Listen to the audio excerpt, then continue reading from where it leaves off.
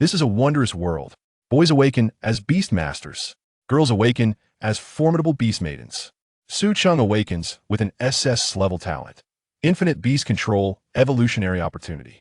He possesses the ability to awaken the bloodline talents of even the most rudimentary Beastmaidens. Catgirl, Doggirl, Dragon Girl. Fox Girl, Ship Girl, Bunny Ear Girl. Sword Maiden, Serpent Maiden, Charm Maiden. Chapter 1. Bamboo Sword, Wooden Sword. Lu Awakening Beastmaiden. Ghost Maiden. Clevel. Next. The warm breeze of early summer, accompanied by the fragrant scent of gardenias, tickles one's face. The playground buzzes with animated chatter. Today marks the day of collective awakening at the Adult Academy. Students stand in orderly formations by class, patiently awaiting the call of their names by the teacher on stage. Upon hearing the mention of a Clevel awakening through the loudspeakers, gasps of astonishment ripple through the crowd. Awakening a Clevel Ghost Maiden? It seems Mushinlaw is set for success. Brain storage area. In the formation, a young boy clutches his stomach, ignoring the hostile glances cast by the surrounding boys, and shakes his phone towards the twin beauties beside him. Ching Ching, Zichin, my stomach hurts, I need to use the restroom. If they call my name later, V me. Before he could turn away, the loudspeaker boomed, announcing his name. Su Cheng. Crap. His face flushed crimson as he shouted back. Here. Su Cheng squeezed through the crowd. His face reddened and made his way to the stage. Look, it's Su Cheng, the top-ranked student of the academy. As one person exclaimed, the whispers of both male and female students ceased, and all eyes turned toward him. Is that Su Cheng? So handsome. The girls covered their mouths, giggling softly. Damn, so this is Su Cheng? What a show-off. Most of the boys cast him unfriendly glances. The supervising teachers at the Awakening platform passed around Su Cheng's evaluation form. Name, Su Cheng. Student ID, 0001. Physical rating, S. Swordsmanship rating, S. Blade technique rating, S. Tactical rating, S. Strength rating, S. Agility rating, S. Intelligence rating, S. Spiritual rating, S. Energy rating, S. Comprehension rating, S. Potential rating, S. Overall rating, S. Awakening talent. Not awakened, awaiting evaluation. It had been a long time since anyone had seen such a delightful evaluation form. The teachers nodded in agreement, all displaying warm smiles towards him. Su Cheng, are you ready? The round-faced chief examiner, Teacher Lu, adjusted his glasses, clearing his throat as he inquired. Teacher, I am ready. Su Cheng took a deep breath, straightened his posture, and offered a smile. Please step into the awakening array. With the chief examiner's command, Su Cheng leaped into the awakening array. A faint glow emanated from the array, and the teachers straightened in anticipation. Su Cheng, awakening talent. Clevel. The loudspeaker's voice echoed across the playground. A moment of silence followed. Then, with the mocking laughter of a boy, the entire group of boys erupted into a cacophony of snickers. So much for being the top of the academy. Is that all? Isn't he just a Clevel? I'm still a B. For ordinary individuals, especially those who seldom exerted themselves, awakening to a Clevel would elicit praise and congratulations. Yet for Su Cheng, the pride of all faculty and students, awakening to a Clevel would only bring pity and derision. The more perfect something is, the more people desire to destroy it. Geniuses are no exception. Teacher Lu removed his glasses, vigorously wiping the lenses with his sleeve, then replaced them, lowering his head to repeatedly compare Su Cheng's evaluation form. With a slight sigh, he quickly scribbled on the evaluation sheet. I heard Su Cheng was also pre-admitted to Yujing Academy. A Clevel. They probably won't accept him. Yujing Academy? You need at least an A to awaken. Look over there. Those teachers who hurried from Yujing to welcome him seem utterly stunned. Ha ha ha. The boys reveled in their schadenfreude, while the girls and teachers sighed in disappointment. Su Cheng's expression remained as calm as still water as he stepped down from the stage and navigated through the crowd. He dashed toward the edge of the playground. To the onlookers, he must have seemed like he had lost his composure. Little did they know, his mindset was perfectly fine. What does talent matter? I possess a system. Just wait until I finish. Successfully collected a substantial amount of mockery for the host. Successfully collected a substantial amount of pity for the host. Congratulations to the host for achieving an accomplishment. It is merely a matter of some adversity. Upon finishing up, pulling up his pants, and washing his hands, he returned to the playground only to discover, on stage, the homeroom teacher was rolling up his sleeves, loudly. arguing with the supervising teachers. Below, Ching and Ziqin squatted at the edge of the playground, their delicate faces buried within their slender, fair arms. Beside them, a graceful girl in a white dress gently caressed their heads, softly comforting them. Su Cheng quickened his pace. Approaching him were two admissions officers from Yujing Academy. Su Cheng, we regret to inform you that your admission qualification might be revoked. You know that our academy, as one of the top 8 in Longhan, has consistently maintained high admission standards. Setting aside other talents, strictly speaking for awakening talents, you must at least be level or higher. And so, Su Cheng raised an eyebrow, smiling. So it's difficult for you, is it? He preferred straightforwardness, disliking evasive language. If it's difficult, then don't bother. He shrugged his shoulders, displaying a nonchalant demeanor. Excuse me. He waved his hand, bypassing the two and walking away. What kind of attitude is that? The discontented tone of the Yujing Academy teachers reached his ears. With that attitude, even if he were a level, we wouldn't accept him. Does he really think we at Yujing Academy accept just anything? Do you understand the weight of the words? Top 8 Beastmaster Academies of Longhan. The opponent's close proximity remarks successfully collected a substantial amount of mockery for the host. Su Cheng couldn't be bothered to argue with them and walked over. To Ching and Ziqin. Wonking, what happened? Did these two girls get bullied? With a smile, Su Cheng squatted down, affectionately ruffling Ching and Ziqin's hair. He lifted his gaze toward the sunlit girl with a radiant smile and exquisite features, dressed simply in a white dress. Her long legs and unadorned yet stunning face could only be described as a celestial beauty. Her name was Lu Yong, recognized as the most beautiful girl in the academy and the dream of all the boys. It's all clever. The C grade is quite satisfactory. With a slightly better Awaken category, one could easily secure a spot in the 211. However, one is a bamboo sword, and the other is a wooden sword. Lu Yong let out a soft sigh, gazing at the twins with a heart full of concern. Bamboo sword? Wooden sword? Su Cheng's mouth slightly agape. Oh, I see. He rested his chin on his hand, lost in contemplation. Essentially, it is nearly rendered useless. Chapter 2. The S-Class Soft-Boned Rabbit Girl.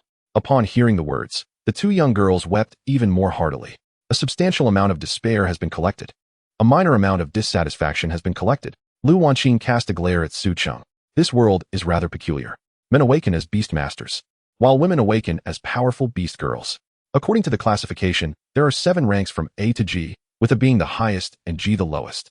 Above A, there exist 3 additional tiers, S, SS, and SSS.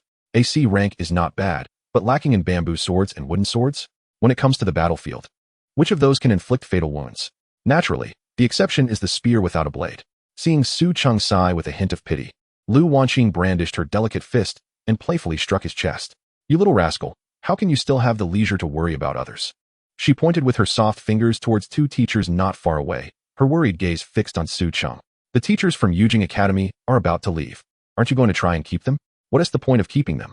Su Cheng replied nonchalantly, his arms crossed behind his head, a carefree smile adorning his face. Those who abandon me cannot linger in yesterday, and those who disturb my heart can only be a burden today. Except for you, Wanqing. He shot a flirtatious wink at Lu Wanqing. Quit your nonsense. Upon hearing Su Cheng's words, Lu Wanqing's cheeks flushed slightly as she extended her small hand to pinch his side. Be gentle, that hurts. Although Lu Wanqing was not applying much force, Su Cheng had grown accustomed to grimacing in response. Let us get serious, she insisted. Your other results are outstanding. Your awakening talent is just a bit lacking. As long as the beast girl you contract possesses sufficient strength, there is still a chance for redemption. Lu Wanqing earnestly advised him. If you give up now, all your efforts over the years will be in vain. Grabbing her jade-like hand, Su Cheng squeezed it playfully, grinning, I'll think about it. Just then, a loudspeaker blared. Lu Wanqing, come here. She extended her fair arm and waved towards the podium, responding with a clear, melodious voice. Blushing, she withdrew her hand from Su Cheng's grasp and said softly, You're quite popular at school. There are many girls who like you. Try to see if there are any talented female classmates willing to contract with you. An A rank would be good, but it would be best if they were above a rank. Believe in yourself. You are the best. Even as she departed, Lu Wanqing turned back to encourage him. A substantial amount of concern has been successfully collected for the host. Wanqing, you're truly wonderful. Just as Su Cheng watched Lu Wanqing's graceful figure leave, an untimely, abrasive voice intruded upon his ears. Yi Zijing, I have liked you for a long time. Would you consider becoming my beast girl? Gazing at the somewhat lecherous chubby boy before him, A glint of coldness flashed in Su Cheng's eyes. Each Beastmaster can contract only one Beast Girl. Similarly, a Beast Girl can only contract with one Beastmaster. Once a contract is established, it cannot be unilaterally dissolved unless both parties agree. Due to the unique nature of the contract, the relationship between the Beastmaster and the Beast Girl tends to become ambiguous. Once contracted, should anything happen, it could be justified. In this new life, how could Su Cheng not understand the intentions of this chubby boy? Beneath his lazy smile, his gaze turned slightly frigid as he uttered a single word. Scram. The chubby boy, like a deflated balloon, quickly turned and left. Sorry for the interruption. Before the chubby boy could exit, another person pressed down on his shoulder. This individual was handsome, sporting a mohawk of golden hair, with a self-assuredly wicked smile. Followed by a group of miscreants clad in eccentric attire. He lifted his chin slightly and arrogantly shouted at the chubby boy, "He is a C-rank Beastmaster. And so are you. What are you afraid of?" With the support of the golden-haired boy, the chubby boy's face flushed crimson as he shouted at Su Cheng. "We are all C-rank Beastmasters. What right do you have to tell me to scram?" A significant amount of ridicule has been successfully collected from the opponent. A minor amount of anger from the host has been successfully collected, right? Su Cheng chuckled lightly as he strode toward the golden-haired boy, in front of everyone. He raised his hand and slapped the golden-haired boy's face. Smack, smack, smack. The three resounding slaps left 5 vivid crimson imprints on the golden-haired boy's face, echoing loudly. In the face of Su Cheng's humiliation, the golden-haired boy could only grit his teeth and clench his fists tightly. For the oppressive force of Su Cheng's S-rank physical skills rendered him utterly incapable of breaking free. A moderate amount of fear has been successfully collected from the opponent. Su Cheng's smile remained languid as he asked, "Do I have that right?" At the sight of his icy glare, the chubby boy fled in terror. "Su Cheng, I have awakened a B-rank talent. Once I find a Beast Girl and complete the contract, I hope you can still be as arrogant as you are now." The golden-haired boy had bitten his back teeth to the point of bleeding. He lowered his head, unable to meet Su Cheng's gaze, lacking the previous arrogance he had displayed. "But you haven't formed a contract yet, have you?" Su Cheng chuckled, his eyes turning cold. "Golden dog, you think awakening a B rank makes you so proud? When you see me, you don't even call me brother? You've forgotten all the lessons I taught you?" His smile turned frigid, and he swung his palm around in a wide arc. Smack! The tremendous sound drew the attention of everyone on the playground. The golden-haired boy trembled all over. His pants soaked.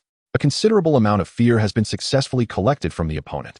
However, he did not fall to the ground in humiliation as he had envisioned. When he opened his eyes again, he found himself in a state even more degrading.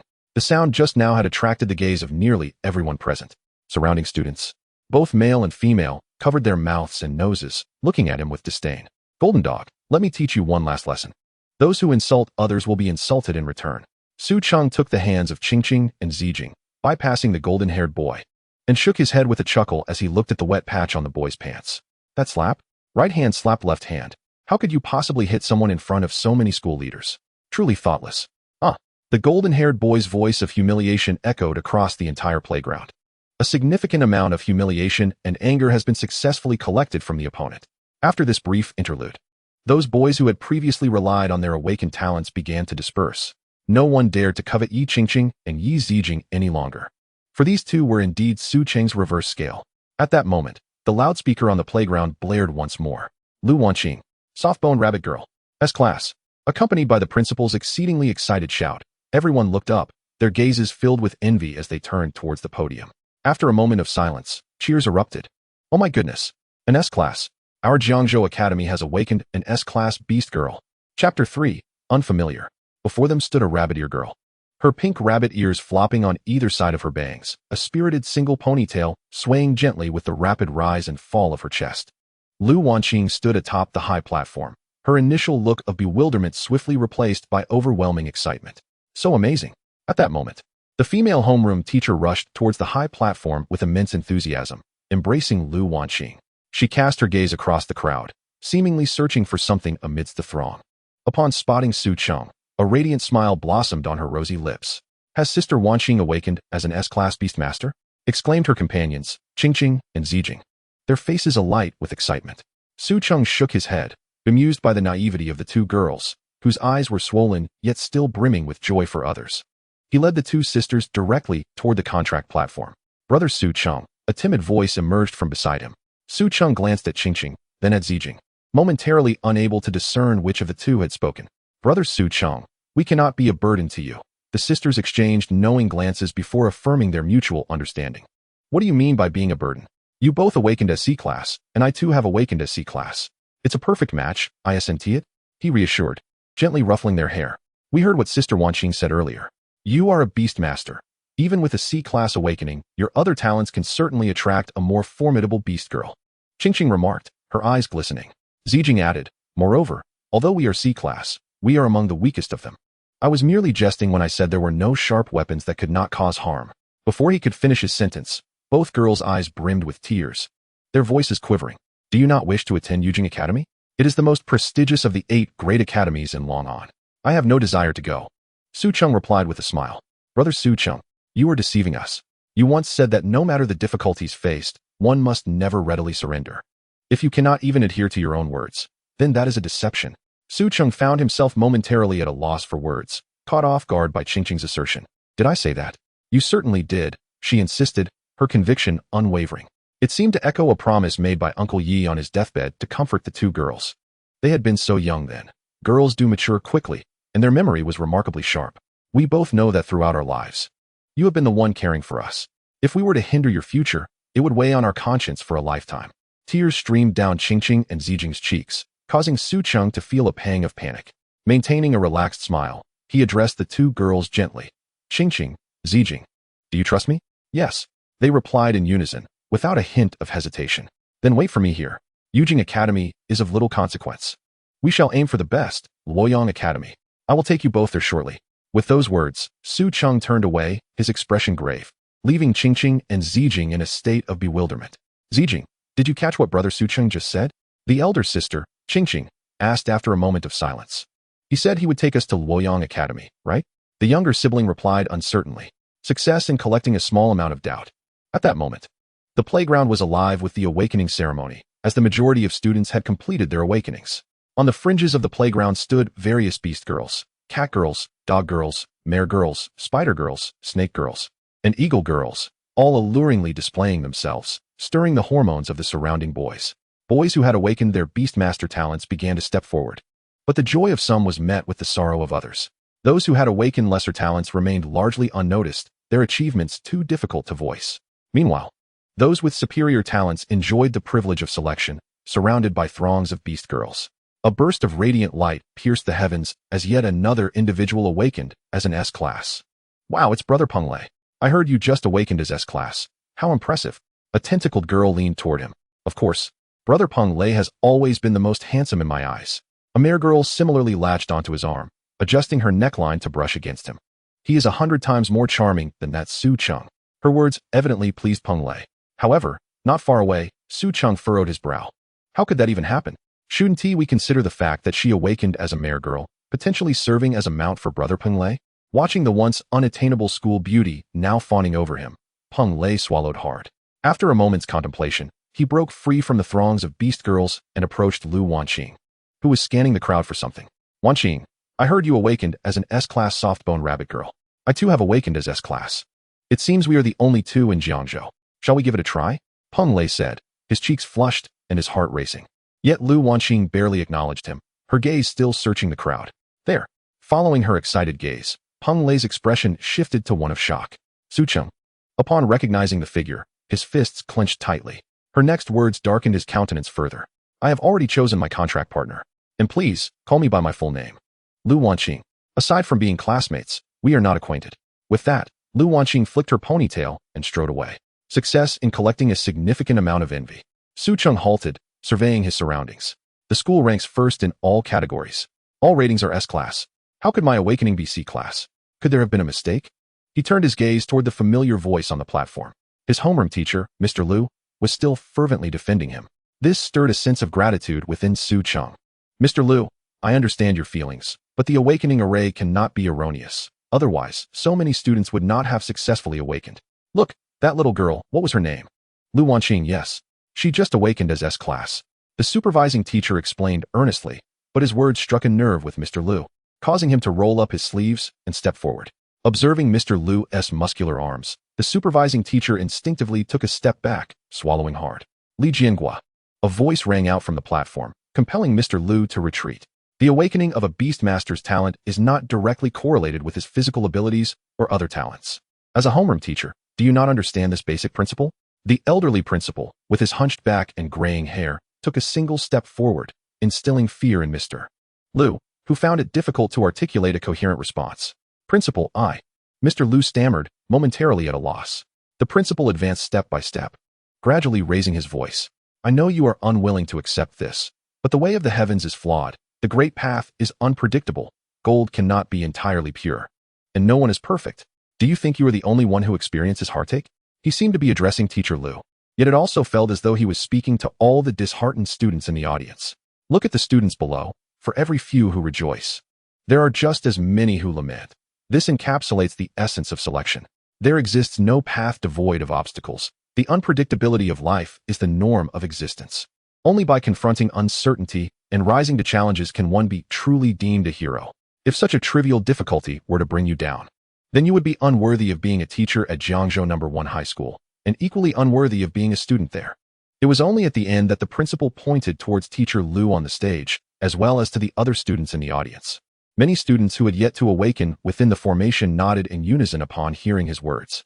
They bowed respectfully to the principal, completing their final lesson at Jiangzhou No.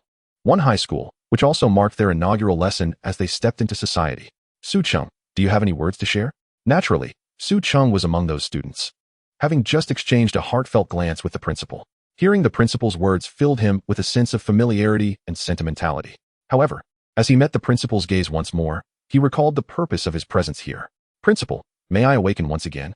He scratched his cheek, feeling somewhat awkward as he spoke.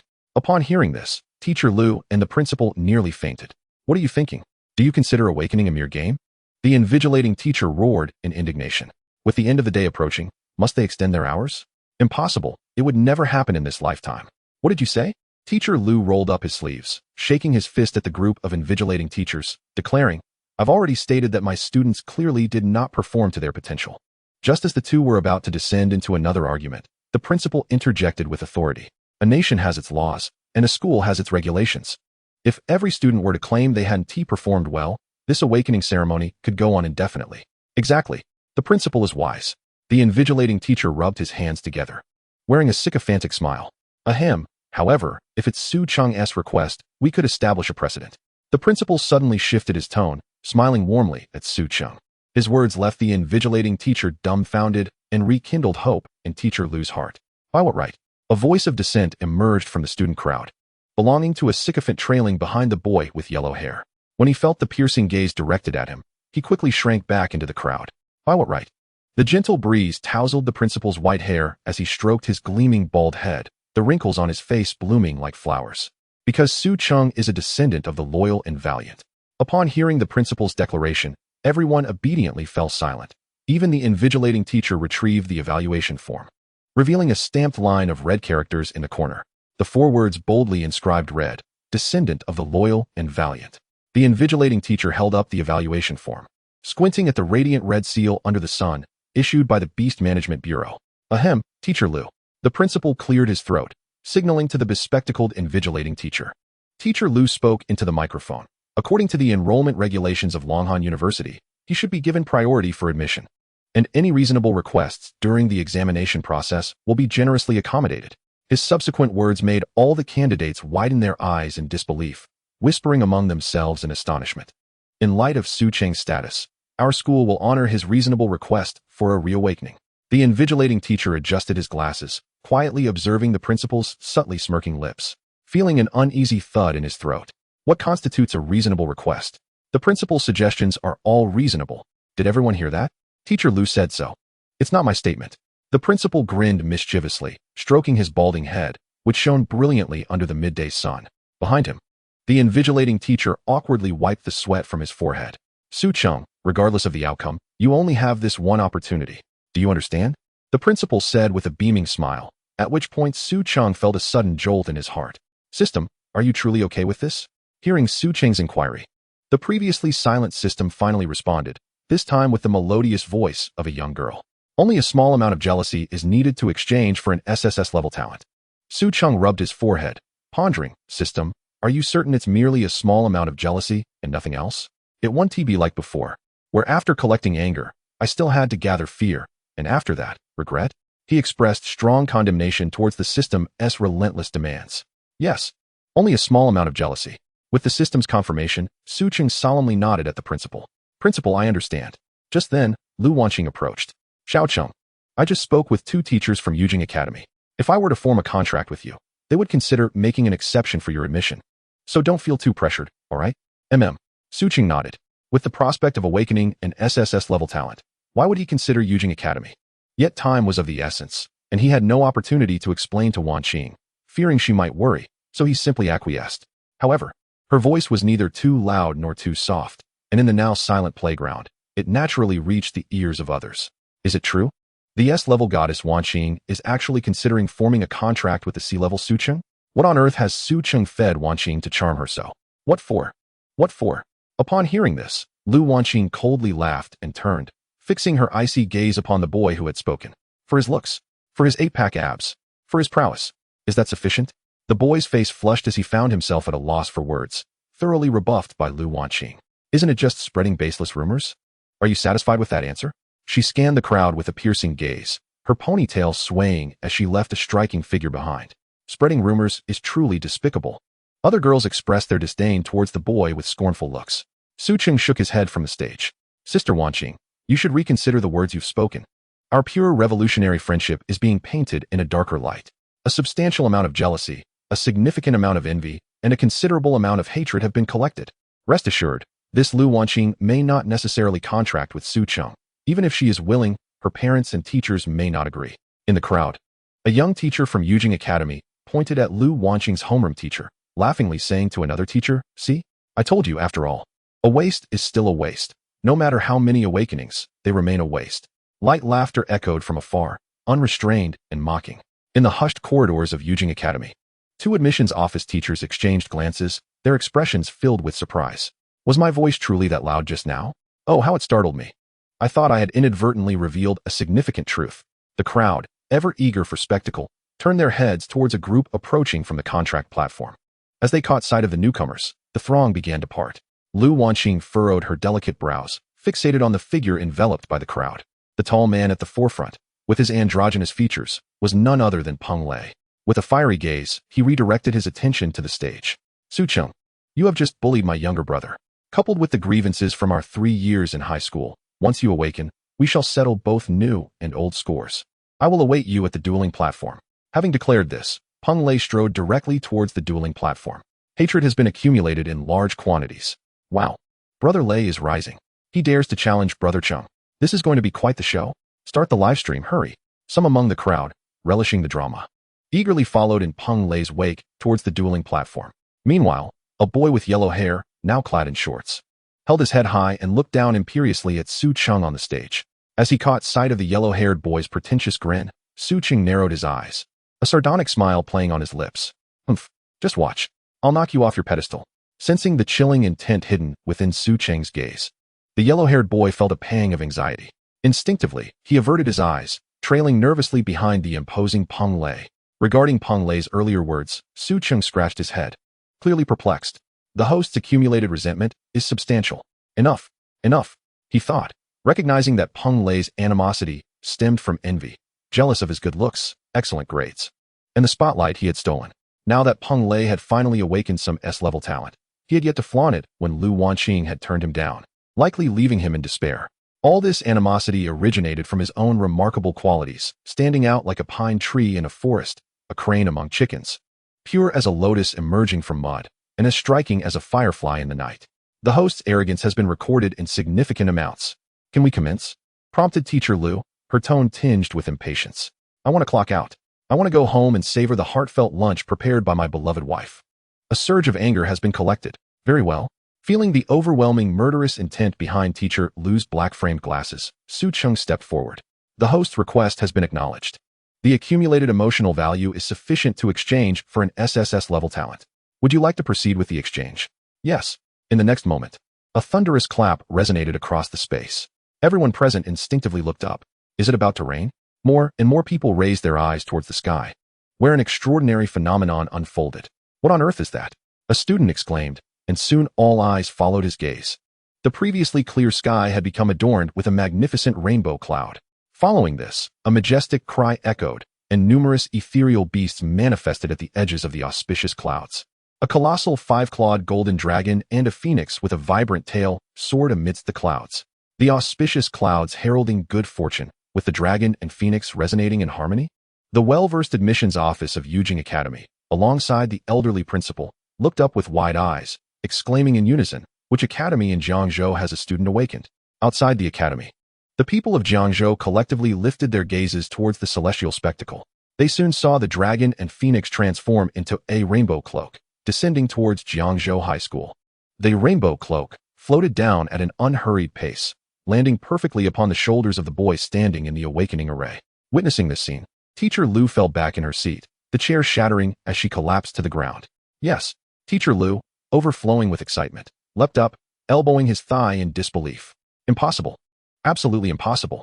Peng Lei turned his head, his face paling as he gazed at Su Cheng, now enveloped in the radiant cloak. Lu Wanqing wiped away tears from her cheeks, her exquisite face brimming with joy. The two sisters, Qingqing and Zijing, also sparkled with delight in their eyes. Yet, amidst the colorful spectacle, Su Cheng's gaze remained devoid of any ripple, even bordering on indifference. He scanned the crowd, observing their astonished, envious, and resentful expressions, and sighed inwardly. He had intended to coexist as an ordinary individual among them, but instead, he found himself distanced. No more pretending. I possess an SSS level talent. I am laying my cards on the table. Boom, boom. The auspicious clouds lingered, and the ethereal beasts remained. A deep, resonant drumbeat echoed, and suddenly, another part of the sky shattered. Billowing black clouds surged forth, akin to armored soldiers intent on conquest, sweeping in from the opposite black horizon. Amidst the lightning and thunder, the wind howled like tormented souls. Observing the ominous black clouds pressing against the rainbow clouds, it was as if the two forces were poised for a clash. Su Cheng's expression shifted dramatically. Chapter 6, SSS Level Dual Talent, the Evolutionary Opportunity. The black clouds loomed ominously, threatening to crush the city, their golden scales glinting in the sunlight. At that moment, the sky manifested this extraordinary scene. Black clouds from the west clashing with the auspicious clouds from the east, intertwining in a fierce struggle, resembling an army clad in black armor opposing celestial warriors in golden armor. Su Cheng looked up, bewildered. He quickly opened his interface to assess his current status. Name, Su Cheng. Age, 18 years. Rank, first stage, 9th tier.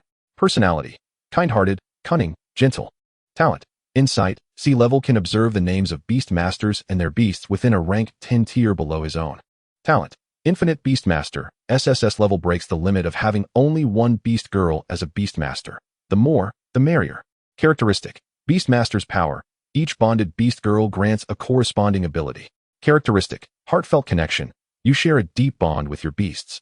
Able to communicate through consciousness without the need for words, unlimited distance, unless the other party actively blocks you or you block them. Characteristic, shared bonds. The beast you contract will trigger corresponding bonds based on their intimacy and respective attributes. Characteristic, shared vision. Requires unlocking skill interpretation after reaching the second stage of Beastmaster. Characteristic, requires reaching the second stage of Beastmaster to unlock skill name. Skill, basic healing, yellow tier, medium quality. Skill, speed enhancement, yellow tier, high quality. Other, beyond my exceptional talents and good looks, there is little else to disclose. S-level and above talents possess corresponding characteristics. SSS level talents start with 3 characteristics, SS level talents with 2, and S-level talents with 1. Remaining characteristics will gradually unlock as the Beastmaster's rank increases. Talents below S-level have no characteristics, only the effects of the talent. Fortunately, he had exchanged for an SSS level talent. It felt as though he had ingested a calming elixir, and Su Cheng patted his chest. He acknowledged that there was an element of gamble involved, for his system could gather the emotional values of those around him to enhance his own strength, rather than merely augmenting attributes like stamina and power.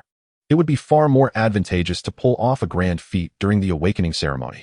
The SSS level talent, Infinite Beast Mastery, was a choice he had pondered over extensively among numerous SSS level talents before finally deciding upon it. He could not abandon Yi Qingqing and Yi Zijing, nor could he betray his promise to Uncle Yi before his passing. Everything seemed to be within his grasp. Yet the ominous clouds reappearing in the sky raised questions. Countless grotesque phantoms of ferocious beasts flickered amidst the lightning above the dark clouds. Ultimately, they coalesced into a shadow that surged towards Su Cheng. To evade?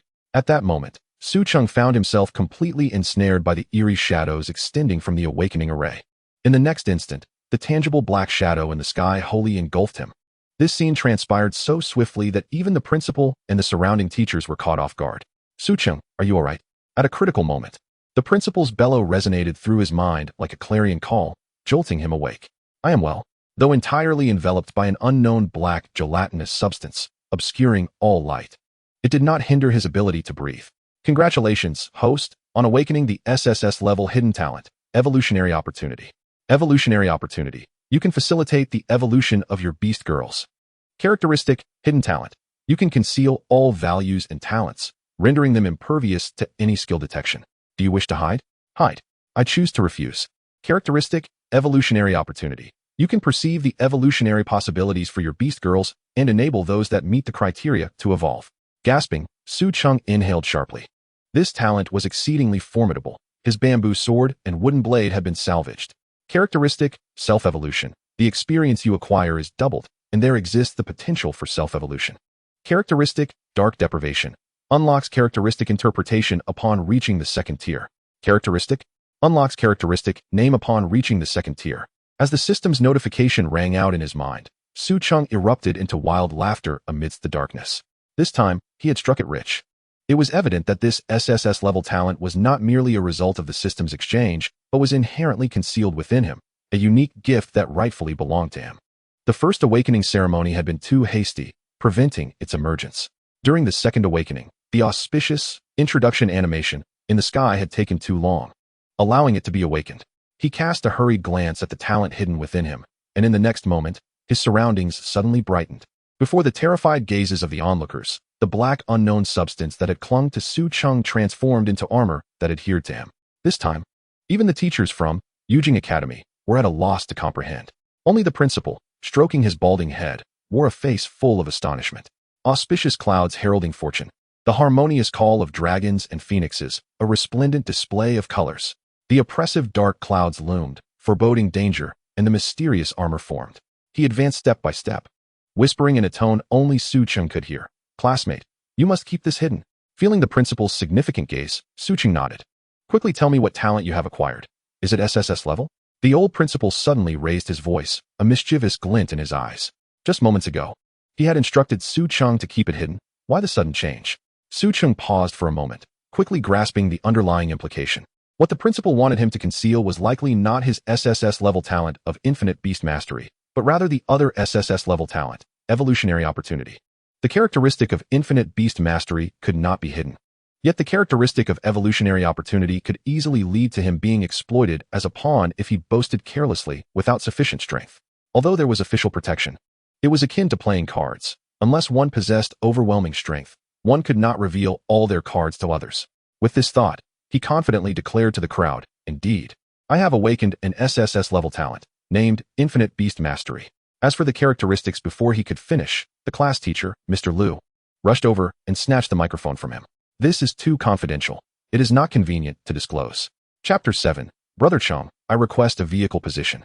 Lu Jingwo shot Su Cheng a fierce glare and then admonished him in a hushed tone. Su Cheng, while you may speak the names of talents above S level, can you casually discuss their characteristics? What if someone with ulterior motives overhears? Moreover, your SSS level talents characteristics are already classified information. Who knows if there are spies lurking nearby?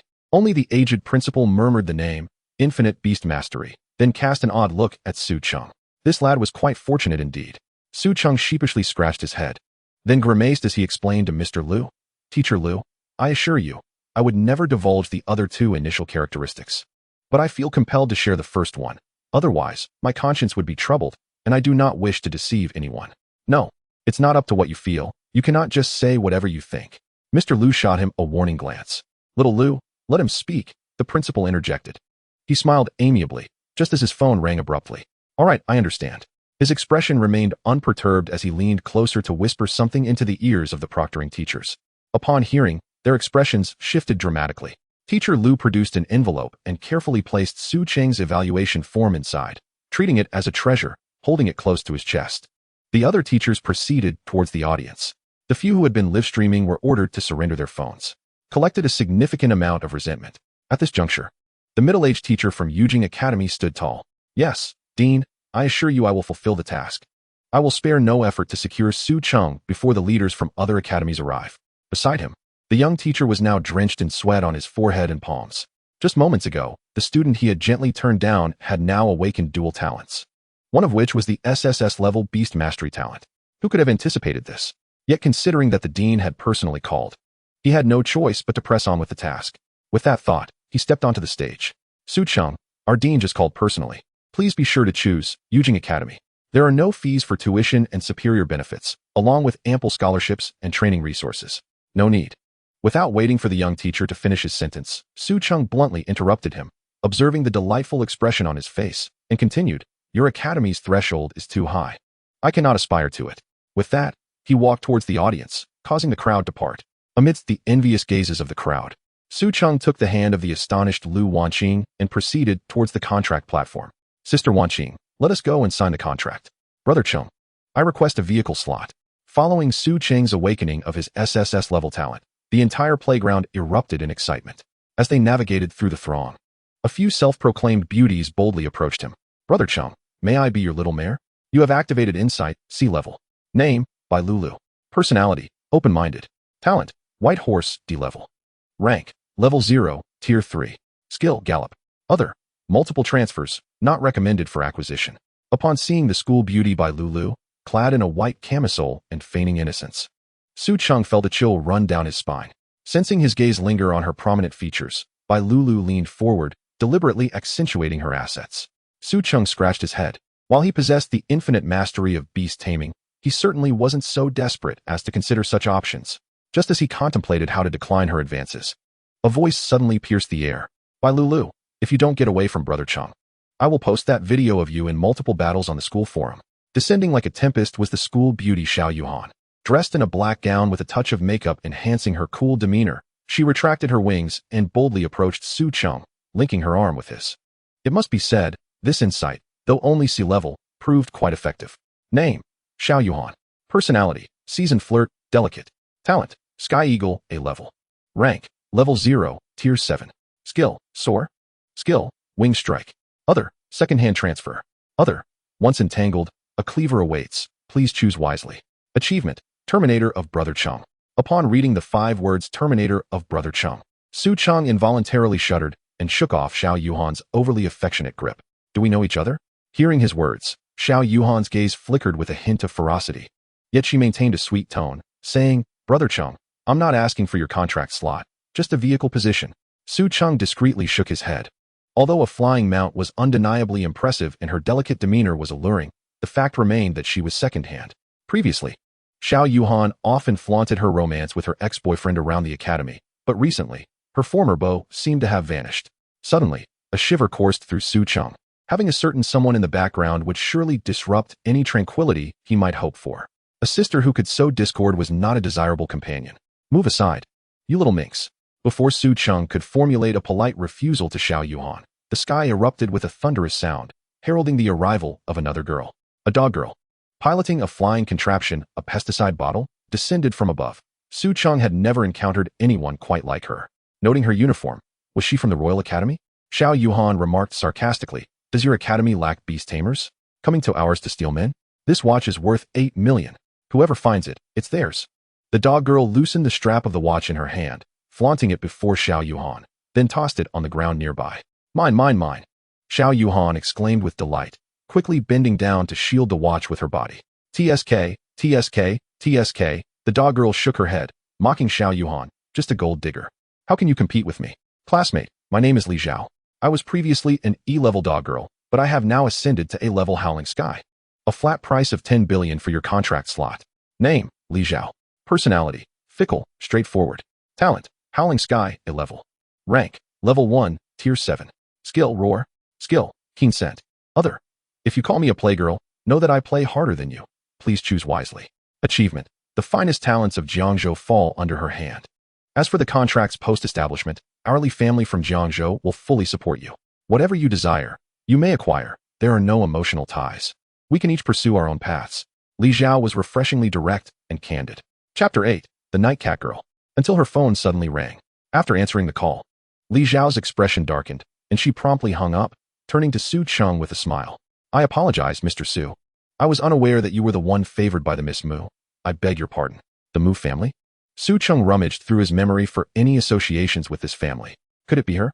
In the next moment, the dog girl mounted her pesticide-propelled device and made her hasty exit. The other girls, upon hearing the Mu family name, turned pale in unison. Don't rush off.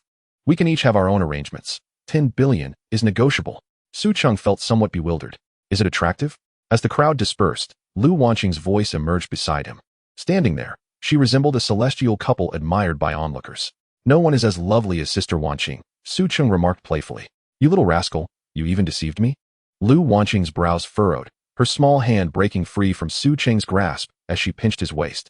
Ouch, ouch, ouch. Sister Wanqing, how could I dare? Feeling the familiar pain and strength, Su Cheng quickly cried out in protest.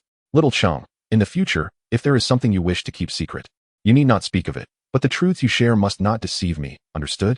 The terrifying intuition that awakened within Lu Wanqing made her feel that Su Cheng was hiding something from her. After all, today's events were far too peculiar. Who would undergo 2 awakenings? Yet, quick-witted as she was, she immediately suspected that this might be linked to his SSS level talent. Thus, she chose to trust and understand him. Indeed, seeing Su Cheng nod earnestly, Lu Wanqing wiped her eyes and sniffed. Sister Wanqing, are you crying? I'm just too happy. Lu Wanqing stepped back a little, forcing a smile as she said, Congratulations, classmate Su Cheng. You are now an SSS level Beastmaster. Although I am also an S level soft-boned rabbit, the gap between S level, SSS level, and even SSSS level Beast Girls is vast. As your rank increases, that difference will only widen, even if I devote my entire life to it. I fear I may never bridge that gap. You are truly exceptional, so much so that others cannot hope to reach your heights. With this thought, she felt an overwhelming sadness, struggling to suppress her sobs as tears streamed down her cheek. This was Lu Wanqing. In Su Cheng's low moments, she stood steadfast by his side. And in his moments of glory, she could only rejoice for him, even silently stepping away to not hinder his future. Sister Wanqing, Yi Qingqing, Yi Zijing, each one a good girl. Only children make choices. I, of course, desire them all. This was also why he had chosen the infinite mastery of beast taming among so many SSS level talents. It was just that he had been interrupted by the homeroom teacher when he attempted to explain the unique traits of his infinite beast taming. Before he could utter a word, a figure interposed itself between him and Lu Wanqing. The one standing before Su Cheng was none other than Peng Lei. Although the recent celestial anomaly had terrified Peng Lei, prompting him to seek forgiveness from Chenggu, he was taken aback by the scene that unfolded before him. Truly, it was a case of losing something in one place and gaining it in another. Wanqing, only an S-class, could only be matched with another of the same caliber. This is an immutable truth throughout the ages. Peng Lei exclaimed in ecstatic disbelief. In response, Su Cheng executed a swift high kick, and to Peng Lei's astonishment, he brought his foot down sharply, planting his head into the earth.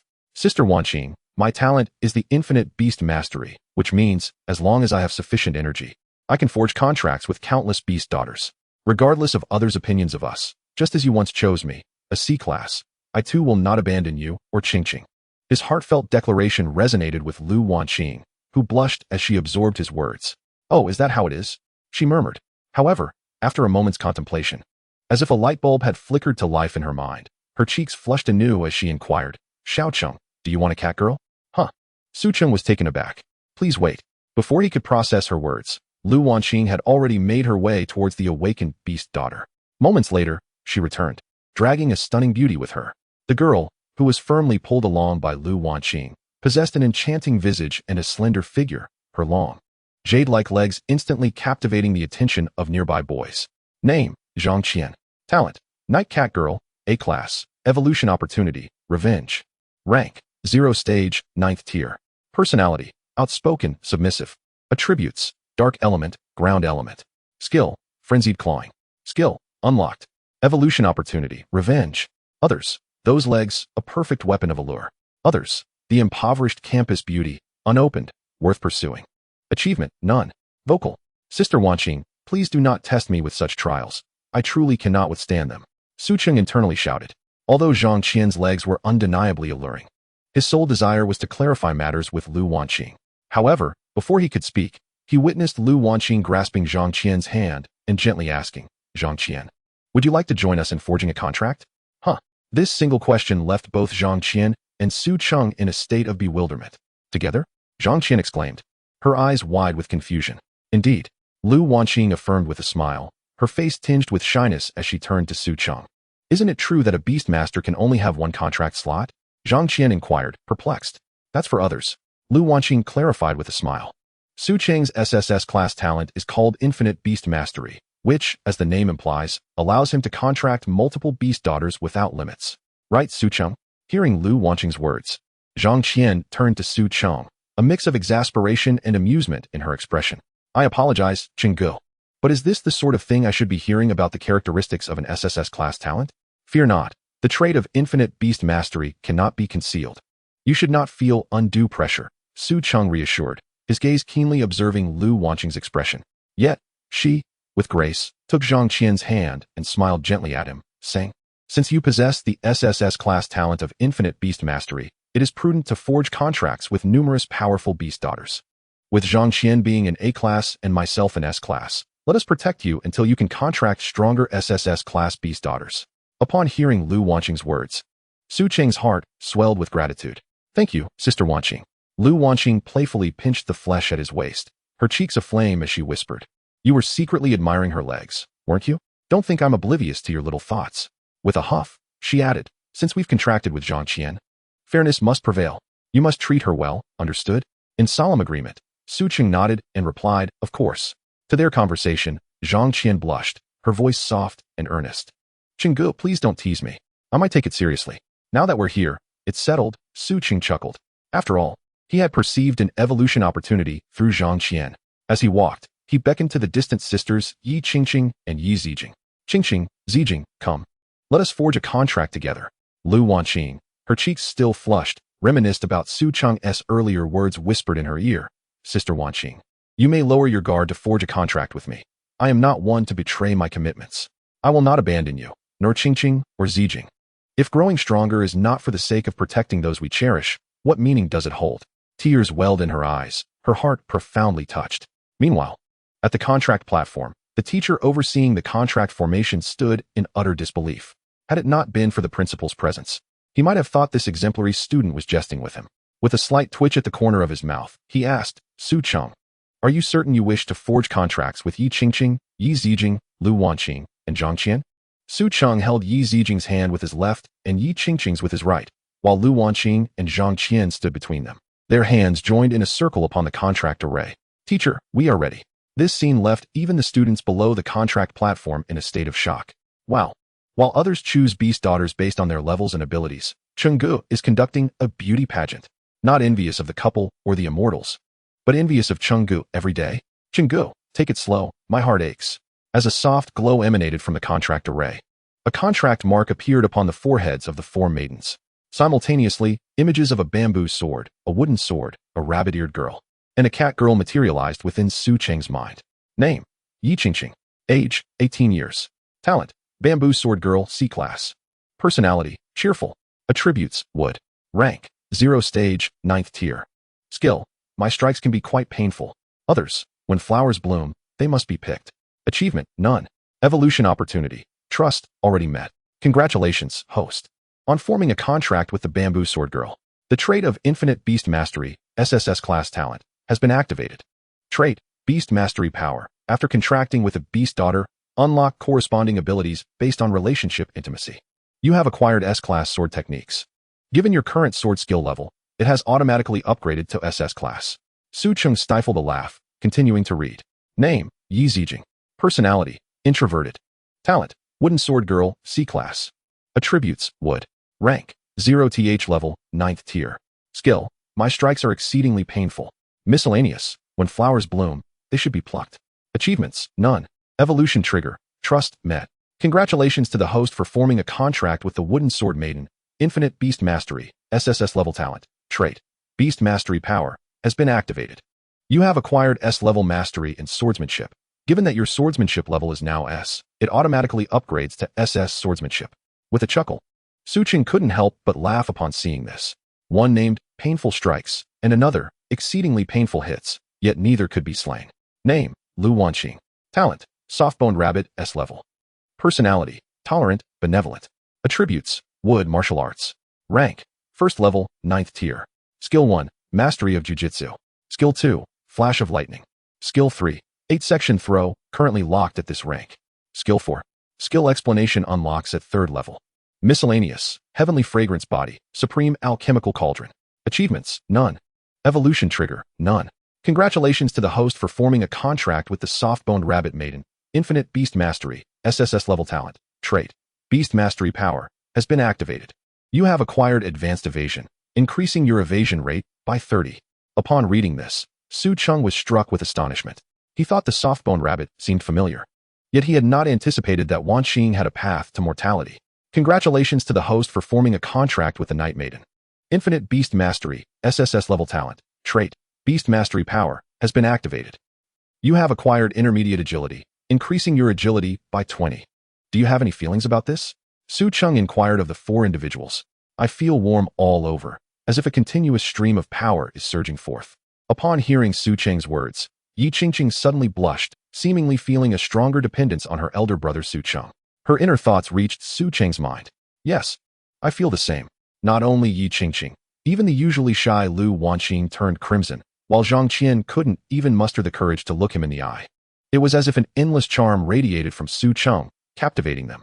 Of course, he was already quite handsome, yet the feelings within seemed to have intensified. Through their mental connection, Su Cheng sensed the emotions of the 4, nodding in acknowledgement. This was not merely a matter of contracts. It perhaps also related to his first trait of mental resonance. Wanqing, Qingqing, Zijing, Zhang Qian, you will hear what I am about to say if you simply blink. As Su Cheng's words resonated, they entered the minds of the 4 without being spoken. They all paused momentarily, then blinked vigorously. This is my second trait, called mental resonance. Through this trait, I can communicate my thoughts without uttering a word. Due to the tactical uniqueness of this trait, please keep it confidential. Now, you may attempt to communicate with me mentally. After saying this, Su Cheng cast an encouraging glance towards Yi Qingqing and Yi Zijing. However, upon exchanging glances, both of them found their minds blank. I have nothing to say. Yi Qingqing and Yi Zijing simultaneously responded in Su Cheng's mind. Their responses were, as always, in perfect harmony. The test concluded. Zhang Qian, do you have anything to say? Brother Cheng, when I get nervous, I just want to go to the restroom. Zhang Qian conveyed with a blush. All right, you may go first. Su Cheng nodded and turned his gaze towards Lu Wanqing. At that moment, Lu Wanqing furrowed her delicate brows, seemingly deep in thought. When she met Su Cheng's gaze, she nodded and communicated, this trait should not be limited to mere sound transmission. Right? Su Cheng nodded in agreement. There should be hidden traits that will unlock later, depending on the affinity with the Beastmaidens. Wanqing, I will only share the next piece of information with you. Please prepare yourself mentally, and try not to show excessive surprise. He pulled Lu Wanqing aside, scanning the surroundings before opening a bottle of mineral water and handing it to her. Lowering his head, he discreetly conveyed, I am not merely a dual talent, but a triple talent. With a crack, as Su Cheng's thoughts echoed, Lu Wanqing's grip on the mineral water bottle caused it to explode. Amidst the gasps from everyone, water splashed all over Su Cheng. Despite Lu Wanqing believing she was prepared, she had overestimated her psychological defenses. It's all right, the sun will dry it off. Seeing the tissues offered by Yi Qingqing and Yi Zijing simultaneously, Su Cheng waved his hand, forcing a sheepish smile. Besides the C-level insight and the SSS level infinite beast mastery, I possess a 3rd talent, the SSS level hidden talent, evolution trigger.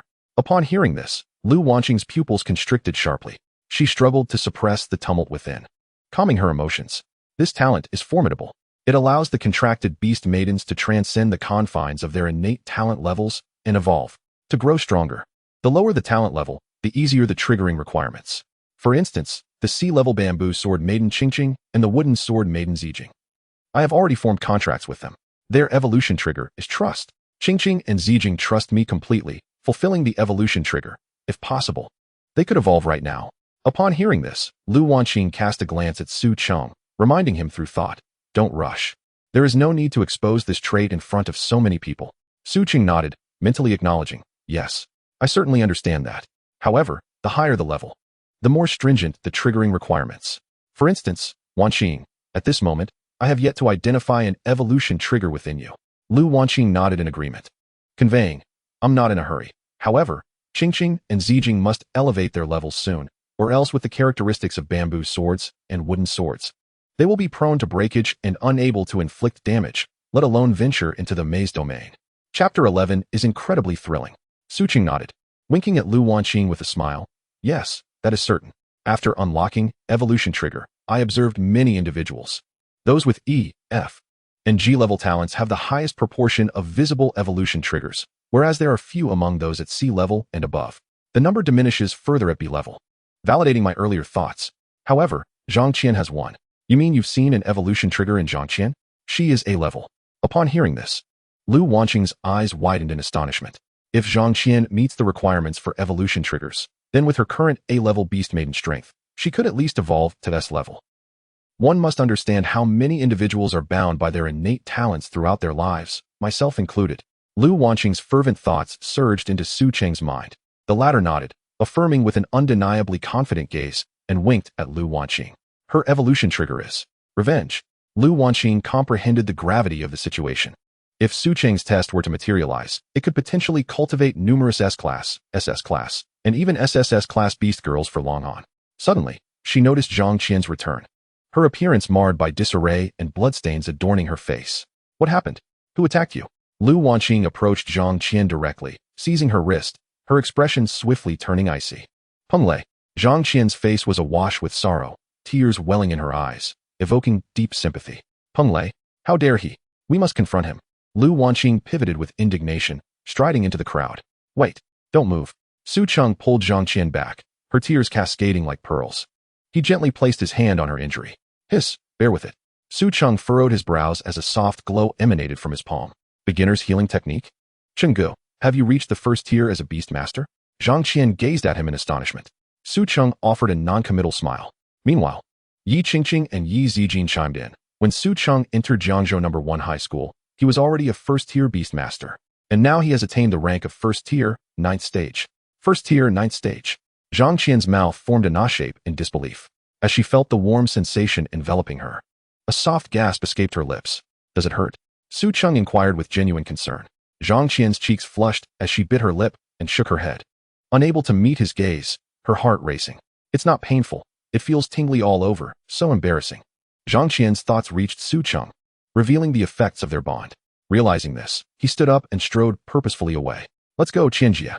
Yi Qingqing and Yi Zijin flanked Zhang Qian, supporting her. We're going to avenge you. Don't underestimate us. We can pack quite a punch. They simultaneously raised their tiny fists, exuding determination. Through telepathic connection, Su Cheng quickly reached out to Lu Wanqing. Sister Wanqing, where are you? At the duel platform. On my way. Before long, a throng of onlookers followed Su Cheng, encircling the duel platform. Lu Wanqing, let go of me. The teacher just said that place has no surveillance, so you can't accuse me of hitting a girl. You wouldn't want to incite a gender conflict, would you? At that moment, Peng Lei explained with a guilty expression. How shameless to strike a girl in school and then refuse to admit it. Aren't you fond of hitting girls? Come on, if you like to fight, face me. Lu Wanqing glared fiercely, dragging Peng Lei toward the duel platform. I won't go. The sight of the rabbit-eared girl with her ears perked and her eyes bloodshot terrified Peng Lei. Witnessing this scene, Zhang Qian felt deeply moved, her eyes glistening with unshed tears. Is this the correct way to reveal the essence of Goddess Wanqing? So impressive. Lu Wanqing, I'm not hitting you. I'm sparing you. With your Beastmaster absent, do you truly believe you can defeat me? Peng Lei shouted at Lu Wanqing. Who said I'm not here? Su Cheng shook his head, rolling his neck with a cracking sound. In the astonished gaze of Peng Lei, he brushed past him, advancing toward the duel platform. Peng Lei, in front of so many people, you dared to challenge me. I accept. Let us settle this. In that moment, as Peng Lei gazed at Su Cheng standing on the duel platform, flanked by Yi Qingqing and Yi Zijin on one side, and Lu Wanqing and Zhang Qian on the other, he felt utterly paralyzed with fear, until a figure hoisted him up. Big brother, save me please. Peng Lei pleaded desperately. Su Cheng cast a glance at the man who lifted Peng Lei, his brow furrowing slightly. Given Peng Lei's cowardly nature, how could he dare to strike Zhang Qian knowing he would have to bond with her? This suggested that the mastermind behind this was his brother. Name: Peng Yan. Age: 19 years. Personality: morose. Level: 2nd tier, 5th stage. Talent: bloodline enhancement, SS class. Traits. Skills: intermediate healing, yellow rank, upper tier. Skills: string binding, mysterious rank, lower tier. Skills: speed enhancement, mysterious rank, lower tier. Other: most fond of possessing others' beast girls. Chapter 12. No need for traits to deal with him. Brother, the academy encourages duels, and the initiator cannot flee mid-battle, you know? Peng Yan, an exemplary senior who graduated from Jiangzhou No. 1 High School, was now surrounded by various younger female students, a cryptic smile adorning his face as he spoke slowly. Behind him, the old principal and a group of teachers approached leisurely. And if I were to flee? The principal mused, stroking his balding head. Glancing at the supervising teacher beside him. It would be recorded in your file. Teacher Lu adjusted her glasses as she replied. Oh. The principal slapped his forehead, feigning anxiety. Being recorded in the file is not good. It will follow us for life. We cannot leave any blemish behind. It is better to lose honorably than to flee. We must face difficulties head-on. Wouldn't you agree, brother? Peng Yan smiled with a soft, feminine demeanor, his gaze brazenly sweeping over the group of beast girls behind Su Cheng. This year's freshmen are quite the eye-catching bunch. He licked his lips, revealing a sinister grin, in response to Peng Yan's and the principal's remarks. Peng Lei ground his teeth in frustration. Brother, you told me to do this. How could? Suddenly, a towering girl beside him grabbed him and lifted him off the ground. Peng Lei, if you're too afraid to fight, let us dissolve our contract. I refuse to team up with a coward. Her icy gaze was enough to make Su Cheng take notice. Activating his insightful eye, he immediately saw the information of the towering girl. Peng Lei's expression turned complex. He knew he could not escape this time, as Su Cheng had no intention of letting him off the hook. Although Zhao Yuzhu was large and imposing, without her, where would he find an A-class beast girl? Suddenly, Peng Yan's gaze locked onto Lu Wanqing and the other beast girls behind Su Cheng. A flicker of astonishment crossing his features. I didn't expect Jiangzhou, a place of exceptional talent, to produce such exquisite beauties. With that thought, he leaned in and whispered a few words into Peng Lei's ear. In the next moment, Peng Lei's eyes lit up. Seeing this unfold, Su Cheng finally grasped the source of all animosity. It lay with Peng Yan. Damn it, if it's a competition, then let us compete. Peng Lei gritted his teeth, rising to his feet, his eyes darting as he shouted at Su Cheng. Since it's a fair duel, we must ensure fairness and justice. What do you mean by fairness and justice? Zhang Qian interjected, causing Peng Lei to reveal a sinister smile. There are 5 of you in total, 1 SSS level Beastmaster accompanied by 4 beast girls, 1 of A level, 1 of B level, and 2 of C level. In contrast, I have only 2 individuals, 1 A-level beast girl and myself, an S-level Beastmaster. Pitting 5 against just the 2 of us is nothing short of bullying the innocent. How do you propose to compare? Su Cheng raised an eyebrow, inquiring. Su Cheng, as an SSS-level Beastmaster, you already possess an advantage over my single S-level. My beast girl is A-level. For a fair duel, you cannot utilize A-level or higher beast girls. Peng Lei revealed a smug smile.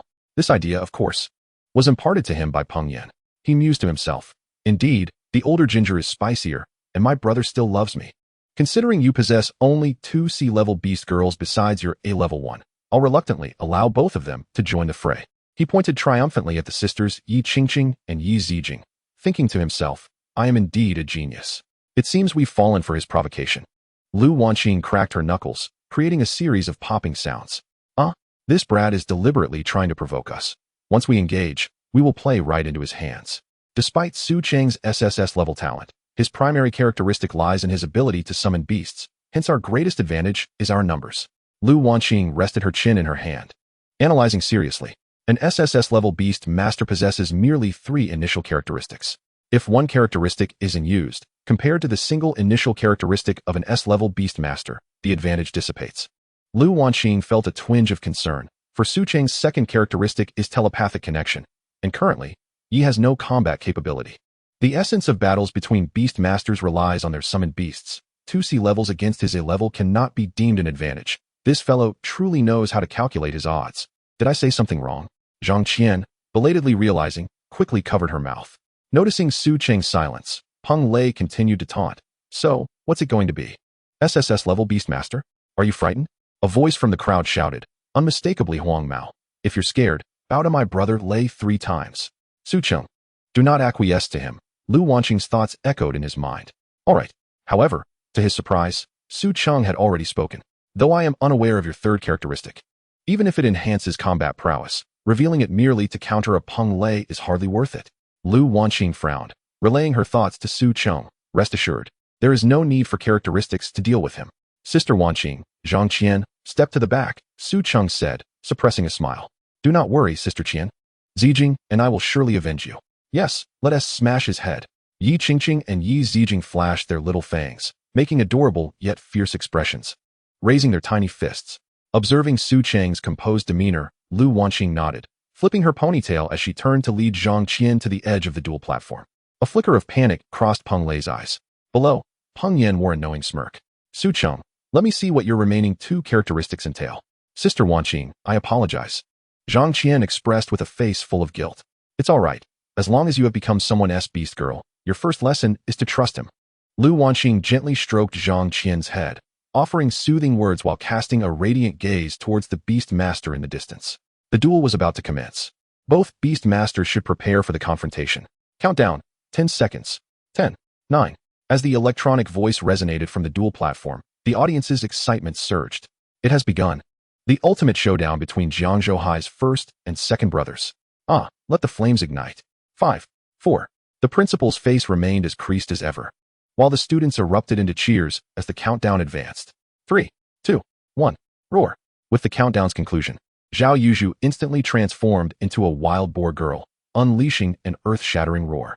Her steel mane and iron teeth, at over 2 meters in height. Her robust nostrils exhaled hot air, and her powerful hooves pawed the ground like a bull, seemingly charging up, silently waiting for her Beastmaster's command. Goodness! This fearsome visage instantly struck terror into the hearts of the onlookers. Is this the intimidation of an A-level beast girl? Truly terrifying. I had thought beast girls were supposed to be petite and adorable, suitable for riding day and night. Now I realize that strength reigns supreme. The thought of facing such adversaries in the future makes me reconsider my aspirations of becoming a Beastmaster. I want to go home. Amidst the crowd's lamentations, Su Cheng remained unfazed. Insight activate. Name, Zhao Yuzhu. Age, 18 years. Rank, first tier, level 3. Personality, direct, fierce. Attribute, earth, ground type. Talent, wild boar girl, A level. Skill 1, charge forward. Skill 2, steel mane spikes. Others, none. Achievements, none. Name, Peng Lei. Age, 18 years. Rank, first tier, level 3. Talent, bloodlust inspiration, S level. Personality, indecisive. Characteristics. Skill, basic healing, yellow grade, mid-tier. Skill, strength enhancement, yellow grade, upper tier. Others, brother complex. A chill ran down Su Cheng's spine. He hadn't anticipated Peng Lei to harbor such peculiar inclinations. Although Insight could only reveal skill names without detailing their specific descriptions and characteristics, for Su Cheng, having names was already sufficient. After all, the student ID number of Jiangzhou High number 0001 was not something one could achieve solely through talent. Qingqing, Zijing. With a thought, Su Cheng summoned Yi Qingqing and Yi Zijing, who transformed into a bamboo sword girl and a wooden sword girl, respectively. The bamboo sword was entirely emerald, while the wooden sword bore a brown blade. You have equipped bamboo sword girl, C level. Given your swordsmanship talent is S level, your current swordsmanship talent is elevated to SS level. You have equipped wooden sword girl, C level. Given your swordsmanship talent is S level, your current swordsmanship talent is elevated to SS level. In an instant, Su Cheng felt as though he had broken through the bottleneck in his swordsmanship and knife techniques, achieving a newfound clarity and an inkling of greater enhancement. Not only that, but the system's sweet, youthful voice chimed once more. You have simultaneously equipped bamboo sword, C level, and wooden sword girl, C level, triggering the second characteristic of unlimited beast summoning. Shared bond. Shared bond. You have acquired dual wielding. Dual wielding. You can wield 2 swords simultaneously. Su Cheng smiled slightly, not rushing to attack, but rather bestowing a boon upon himself. You have cast speed enhancement on yourself. You have gained a speed increase of 10, lasting for 2 hours. You have bestowed a speed enhancement upon the bamboo sword maiden, Yi Qingqing. The bamboo sword maiden, Yi Qingqing, has received a speed increase of 10, lasting for 2 hours. You have conferred a speed enhancement upon the wooden sword maiden, Yi Zijing. The wooden sword maiden, Yi Zijing, has received a speed increase of 10, lasting for 2 hours. Current enhancement status, Yi Qingqing, speed 10, Yi Zijing, speed 10, Su Cheng, speed 10. Total enhancement, speed 30. Observing his enhancement status, Su Cheng could not help but smile. As he had suspected, the enhancements could indeed be stacked. Weapon-type Beastmaidens were not commonly utilized. This fact had not garnered much attention, with Beastmaidens leading the charge, who among beast tamers would willingly engage in battle themselves. If beast tamers truly desired to fight, they might as well equip spirit artifacts. However, spirit artifacts do not provide skill enhancements like weapon-type Beastmaidens do. As an academic prodigy, Su Cheng was well aware of this knowledge. Next, it was time to show Peng Lei what it truly meant for martial prowess to be invincible, with speed as the ultimate advantage. With this thought, Su Cheng grasped a bamboo sword in his left hand and a wooden sword in his right, taking a decisive step forward. For some inexplicable reason, Peng Lei felt a sudden chill, his expression shifting as he instinctively retreated half a step. A flash of yellow light darted from the wild-boar maiden, and the next moment, insight provided its revelation. Peng Lei has bestowed a power enhancement upon the wild-boar maiden, augmenting her strength. Amidst the shrill screams of the girls below, Zhao Yuzhu accelerated unexpectedly during his run, his massive form barreling towards Su Cheng like a freight truck. The wild-boar maiden has unleashed a charge against you. With his eyes wide open to the unfolding insight, Su Cheng maintained a calm smile, lightly tapping the ground as he pivoted and rolled aside. Boom. A tremendous impact reverberated throughout the dueling platform as the wild-boar maiden collided forcefully with the railing behind Su Cheng. Infinite Beast Taming, SSS rank, first trait. Beast Tamer's power has been activated. Advanced Agility, Night Cat Demon A rank. You have gained intermediate agility, increasing your agility by 20. Advanced Evasion, Softboned Rabbit Maiden S rank. You have acquired Advanced Evasion, increasing your evasion rate by 30. Agility influences attack speed, with a 30 evasion rate. Coupled with a 30 speed enhancement, Su Cheng could effortlessly dodge with a momentary burst of acceleration. No questions asked, it was all about body technique. He chuckled softly at Zhao Yuzhu, who was now wedged against the railing. SSS rank Beast Maidens were exceedingly rare, scarcely mentioned in textbooks. Yet, skills of a rank and S rank Beast Maidens were plentiful in literature. For instance, Pig-type Beast Maidens were among the most common. The explanation of skills quickly materialized in Su Cheng's mind. Charge, initiate a powerful impact in a straight line.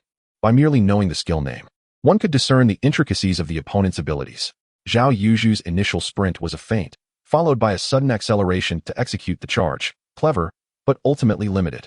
The moment she lowered her head to gather strength, Su Cheng understood she was about to unleash her skill. This tactical insight was known as skill prediction.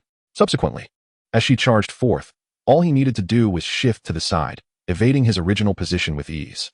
Much like a bullfight, it was effortless and delightful. Chapter 14, Delicate Maneuvers. The railing on the dueling platform, composed of a special material, could withstand Zhao Yuzhu's immense force. Yet, once deformed, the wild-boar maiden's considerable bulk became ensnared within the railing. First an enhancement stack, now skill prediction? This fellow was rather intriguing. Peng Yan chuckled to himself as he rubbed his nose. As Zhao Yuzhu exerted herself to break free from the railing, the specially crafted metal gripped her sharp tusks, preventing her from escaping easily. In her frightened peripheral vision, she spotted Su Cheng's eyes glowing red, wielding the bamboo and wooden swords, leaping towards her side for a strike. Pain. Excruciating pain. How could these bamboo and wooden weapons, which should barely harm a human, inflict such agony upon her, despite her tough exterior? Attribute Restraint. Peng Yan sneered from below. Although the bamboo and wooden swords had low attack power, they were both of the wood element, while the wild-boar maiden belonged to the earth element. Wood counters earth. Thus, damage was doubled. Moreover, with the speed enhancement, Su Cheng's movement speed was significantly heightened. According to the kinetic energy formula, energy is proportional to speed, and thus the strikes were particularly painful. He targeted the wild-boar maiden's soft underbelly, her weakest point. In a moment of desperation, the wild-boar maiden thrashed violently. Noticing Zhao Yuzhu's movements, Su Cheng furrowed his brow. Steel Bristle Barrage, unleashing a hail of steel bristle arrows in all directions, causing area damage, but the drawback was the lengthy casting time, with an attack range of only 30 meters. Utilizing skill prediction, he skillfully dodged her attack range, employing a tactic known as range control. 30 meters in 3 seconds was more than sufficient for Su Cheng, who had a 30 speed enhancement. He began counting down internally and turned to flee. 3, 2, 1. As he reached 1, Su Cheng suddenly pivoted. The bristles surrounding Zhao Yuzhu shot forth like a rain of arrows, indiscriminately raining down around him. Unbeknownst to her, Su Cheng had already evaded to a safe distance. He elegantly turned, only to hear a furious roar from below. Go for it. Peng Yan shouted loudly. Peng Lei, as if receiving a command, smirked wickedly. He raised one hand, and the wild-boar maiden's eyes turned blood red, steel bristles erupting from her body and launching towards Su Cheng like released arrows. Peng Lei has activated the S-rank talent, Bloodthirsty Inspiration, on the wild-boar maiden. Trait, unknown. Originally, the attack range of Steel Bristle Barrage could not exceed 30 meters. Yet, the oncoming barrage showed no signs of diminishing, evidently influenced by the Bloodthirsty Inspiration. Su Cheng narrowed his eyes. His expression remained calm, even amused. He could easily win this battle by directly attacking Peng Lei. However, he wanted to use this opportunity to hone his skills against the two. Gripping the bamboo and wooden swords tightly, he took a deep breath. Second trait, Shared Contract. Dual Wielding. With his mind entirely focused, the steel bristles appeared to slow to a halt before his eyes. In the next moment, rather than retreating. He surged forward toward the wild boar maiden amidst the astonished gazes of the crowd. He swiftly swung his swords, unleashing a flurry of afterimages. Mere moments later, he had cleaved through the barrage of steel bristles raining down upon him. As the steel bristles fell harmlessly to the ground, Zhao Yuzhu gazed at Su Cheng, who was once again brandishing his swords, her heart sinking into despair. In that instant, tears as large as beans rolled down the wild boar maiden's cheeks, and she hurriedly dispelled her transformation. As the transformation wore off, the once stuck fangs vanished, and her size diminished significantly. Before she could savor her newfound freedom, she was met with the sight of two oncoming sticks, accompanied by two barely audible voices. What a joke. Hitting someone is excruciatingly painful, you know, came the fierce voices of Yi Qingqing and Yi Zijing, prompting Zhao Yuzhu to despairingly close her eyes. With a couple of sharp taps, the bamboo sword and wooden blade gently struck Zhao Yuzhu's forehead. When she opened her eyes in confusion, all she could see was a striking silhouette turning away, wielding a bamboo sword and dragging a wooden sword behind. You've lost. It's time to exit. I do not strike girls. The words, imbued with a magnetic charm, made her heart race uncontrollably. In the eyes of the onlookers, Su Cheng executed a flawless sequence from drawing his sword to dashing forward, landing, and pivoting, all in one fluid motion. With his sword slicing through arrows, sparks flew like lightning. The female spectators gasped in admiration. Su God, so handsome, absolutely dashing. I want to bear your children, cried one enthusiastic girl. The boys, on the other hand, gritted their teeth in frustration, feeling utterly defeated. Once again, he has outdone us. A plethora of infatuation collected, a multitude of jealousy and resentment amassed. Yet, Su Cheng paid no heed to their sentiments. Instead, he pointed his wooden sword at Peng Lei, his gaze turning icy as he declared, "It's your turn." A wealth of fear amassed. What a splendid battle it was, showcasing the mastery of techniques such as skill anticipation and range control, proving Su Cheng's solid foundation in martial arts. His ability to wield C-grade talent and perception with such finesse and delicate micromanipulations, coupled with his aesthetically pleasing swordsmanship, was truly commendable. Jiangua, you have nurtured an exceptional student. The old principal turned to pat Lu Jiangua, the head teacher of class 13, on the shoulder, who sheepishly scratched his head and replied, "Teacher, this lad's martial arts and swordplay are my teachings, and since I learned from you, it ultimately reflects your excellent instruction. Su Cheng ought to address you as his grandmaster." Upon hearing Lu Jiangua's words, Teacher Lu's pupils narrowed behind his glasses. Damn it, Lu Jiangua looks stout. Yet he speaks so eloquently. Who knew he was a student of the old principal? I suppose I should befriend him more. Old principal, soon the representatives from various academies will arrive. Perhaps you could introduce us to Su Cheng? At that moment, a teacher from the Yujing Academy wiped the sweat from his forehead. He had never imagined that Su Cheng possessed not only SSS level talent, but also such formidable combat prowess. The thought of being the first to arrive, yet failing to recruit Su Cheng for his institution, sent a chill down his spine. Returning empty-handed would surely subject him to the scorn of the Academy's leadership. I can only facilitate introductions. The outcome is beyond my control, the old principal chuckled, stroking his balding head. After all, aside from your Yujing Academy, the nearest institutions, Yuelu Academy, Jinling Academy, and Modu Academy, are on their way as well. Chapter 15, Admit Defeat. It is said that the deans of Lu Yong Academy, Yingchuan Academy, Yuegang Academy, and Qingbei Academy are personally rushing here by air, and judging by the time, they should be arriving shortly. Look, I was so frightened that my phone shut off. After all, SSS-level Beastmasters are exceedingly rare in this era. One could count them on one hand. As the principal hunched over, he spoke with an air of nonchalance, his half-closed eyes harboring a hint of mockery. Indeed. The recruitment officer from Yujing Academy could only follow behind with a forced smile, nodding fervently in agreement. An abundance of regret collected. Su Cheng, Chenggu, I admit defeat. You are magnanimous. Please spare me this once. As Su Cheng approached, Peng Lei glanced at the bamboo sword in his left hand and the wooden sword in his right. He could only imagine the excruciating pain if he were to be struck by them. Fear gripped Peng Lei.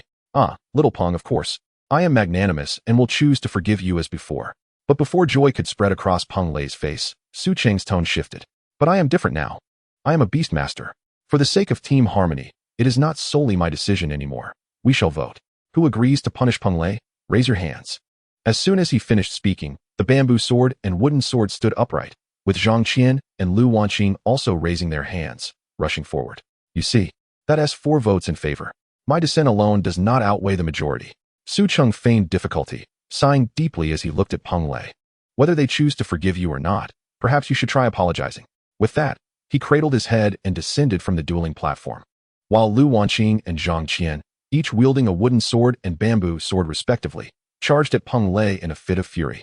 "Ah, don't hit my face," Peng Lei screamed as he shielded his head. At that moment, the advantages of the bamboo sword and wooden sword became glaringly apparent. If they couldn't knock him out, they would certainly beat him senseless. The ensuing scene was far too gruesome for young audiences. You have defeated Peng Lei in battle. You have gained combat experience. The evolution opportunity characteristic, self-evolution, has been triggered. Your experience has doubled. Your level has increased. First stage 9th rank to second stage 0 rank. The bamboo sword maiden Yi Qingqing has gained combat experience. Her level has increased. 0 stage 9th rank to first stage 0 rank. The wooden sword maiden Yi Zijing has gained combat experience. Her level has increased. 0 stage 9th rank to first stage 0 rank. A wealth of animosity amassed. So it turns out that both oneself and the Beastmaidens can gain experience through combat? How delightful. Chenggu, you are so handsome. I also enjoy swordplay. Why not come and teach me tonight? Chenggu, I have awakened as a slime maiden, capable of transforming into whatever you desire. You understand, don't you? As soon as he stepped off the stage, Su Cheng found himself surrounded by countless Beastmaidens, while male spectators shot him envious glares. Basic skills, come on. It's just Peng Lei. Do you really need to make such a fuss? He waved his hand dismissively, flipping his hair, which incited a chorus of jeers from the boys. I really wish I could knock him out. But alas, I can't compete with him. Same here. Just as Su Cheng pondered how to add the Sword Maiden and Slime Maiden on WeChat, a sinister voice suddenly echoed behind him. It's just an S-level waste. And you're making such a commotion. Su Cheng turned around to find none other than Peng Lei's brother, Peng Yan, wearing a mocking smile. Senior brother, if you believe that using underhanded tactics will secure victory, why not step into the ring yourself?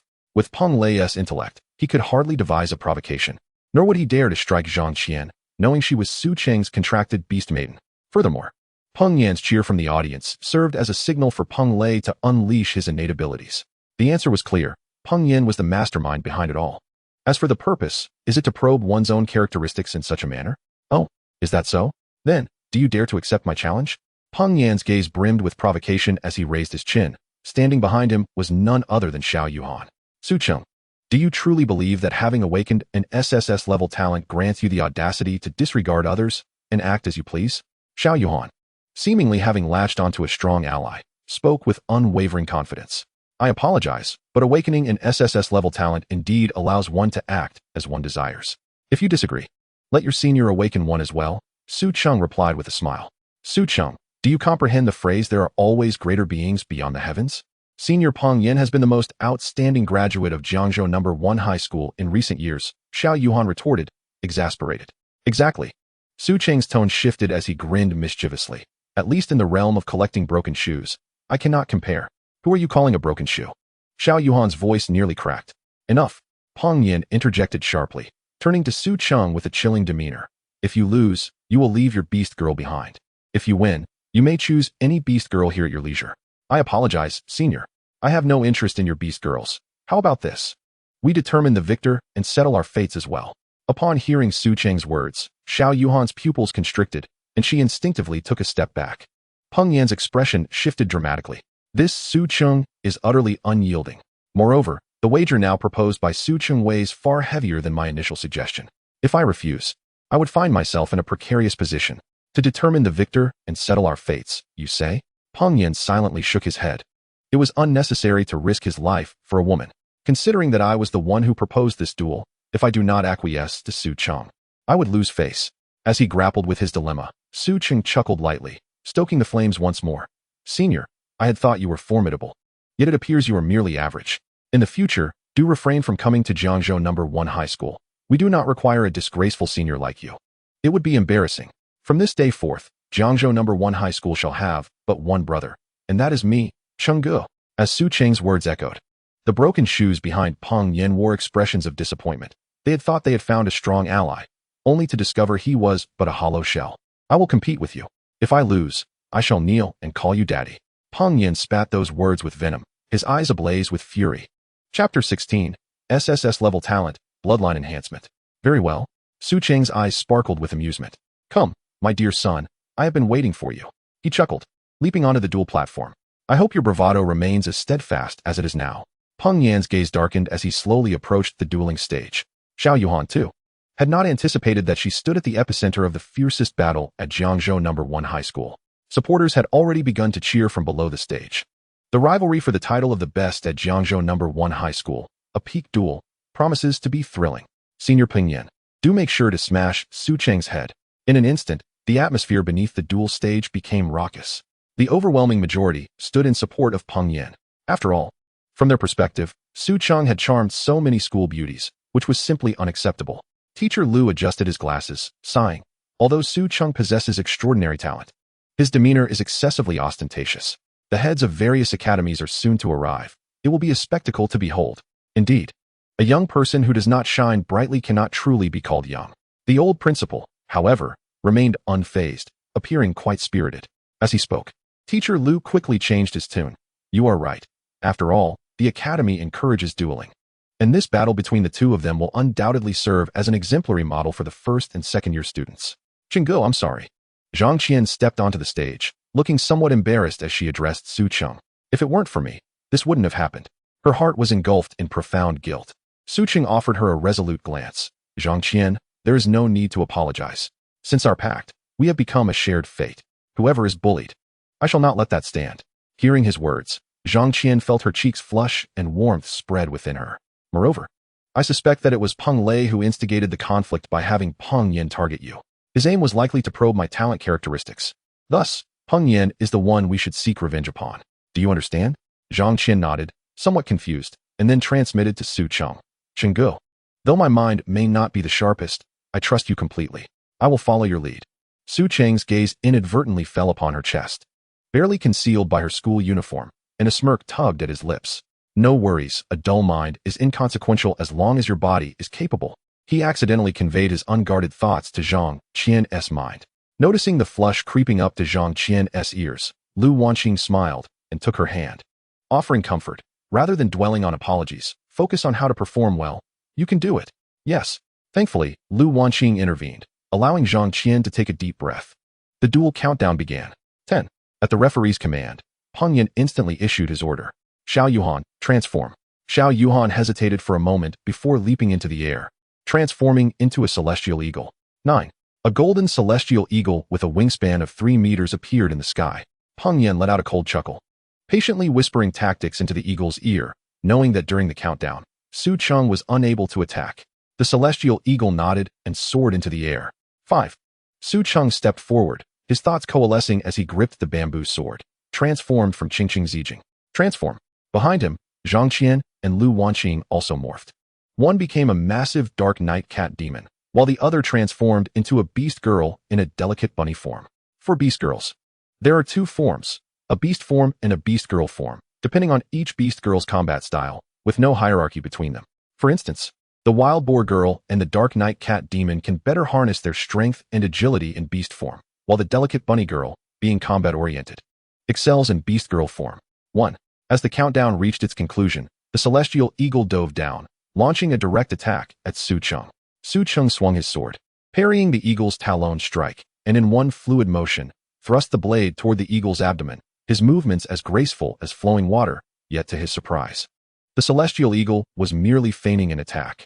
It flitted past him like a dragonfly skimming the surface of water, narrowly avoiding his sword that pierced through the air. You've taken the bait. A sinister grin spread across Peng Yan's face. Starting with a feigned strike from the eagle was intended to throw him off balance, compelling him to act in self-preservation without time to think. As the eagle descended, Peng Yan raised his hands, moving them like a pianist in the air. Su Cheng's brow furrowed, as in his peripheral vision, invisible threads slithered towards him like venomous snakes, targeting his body, the sword in his hand, as well as Lu Wanqing and Zhang Qian behind him. In the next moment, his hands and feet became ensnared by invisible threads. Binding threads, low-level mysterious grade. Effect, restrain surrounding targets for a duration of 30 seconds. Success. Observing the figures of Su Cheng and his companions being controlled by his skill, his eyes instantaneously turned crimson, while the golden celestial eagle bound to him let out a fierce cry. SS grade talent, bloodline enhancement, first trait. Bloodline enhancement. It allows your beast to temporarily transcend bloodline limits and undergo evolution. SS grade talent, bloodline enhancement, second trait. Level enhancement. It enables your beast to temporarily surpass level restrictions and increase its level. SS grade talent, bloodline enhancement, third trait. Skill enhancement. It permits your beast to temporarily break through skill limitations and strengthen its skills. The initial 2 traits of SS grade talent are 1 less than those of SSS grade talent.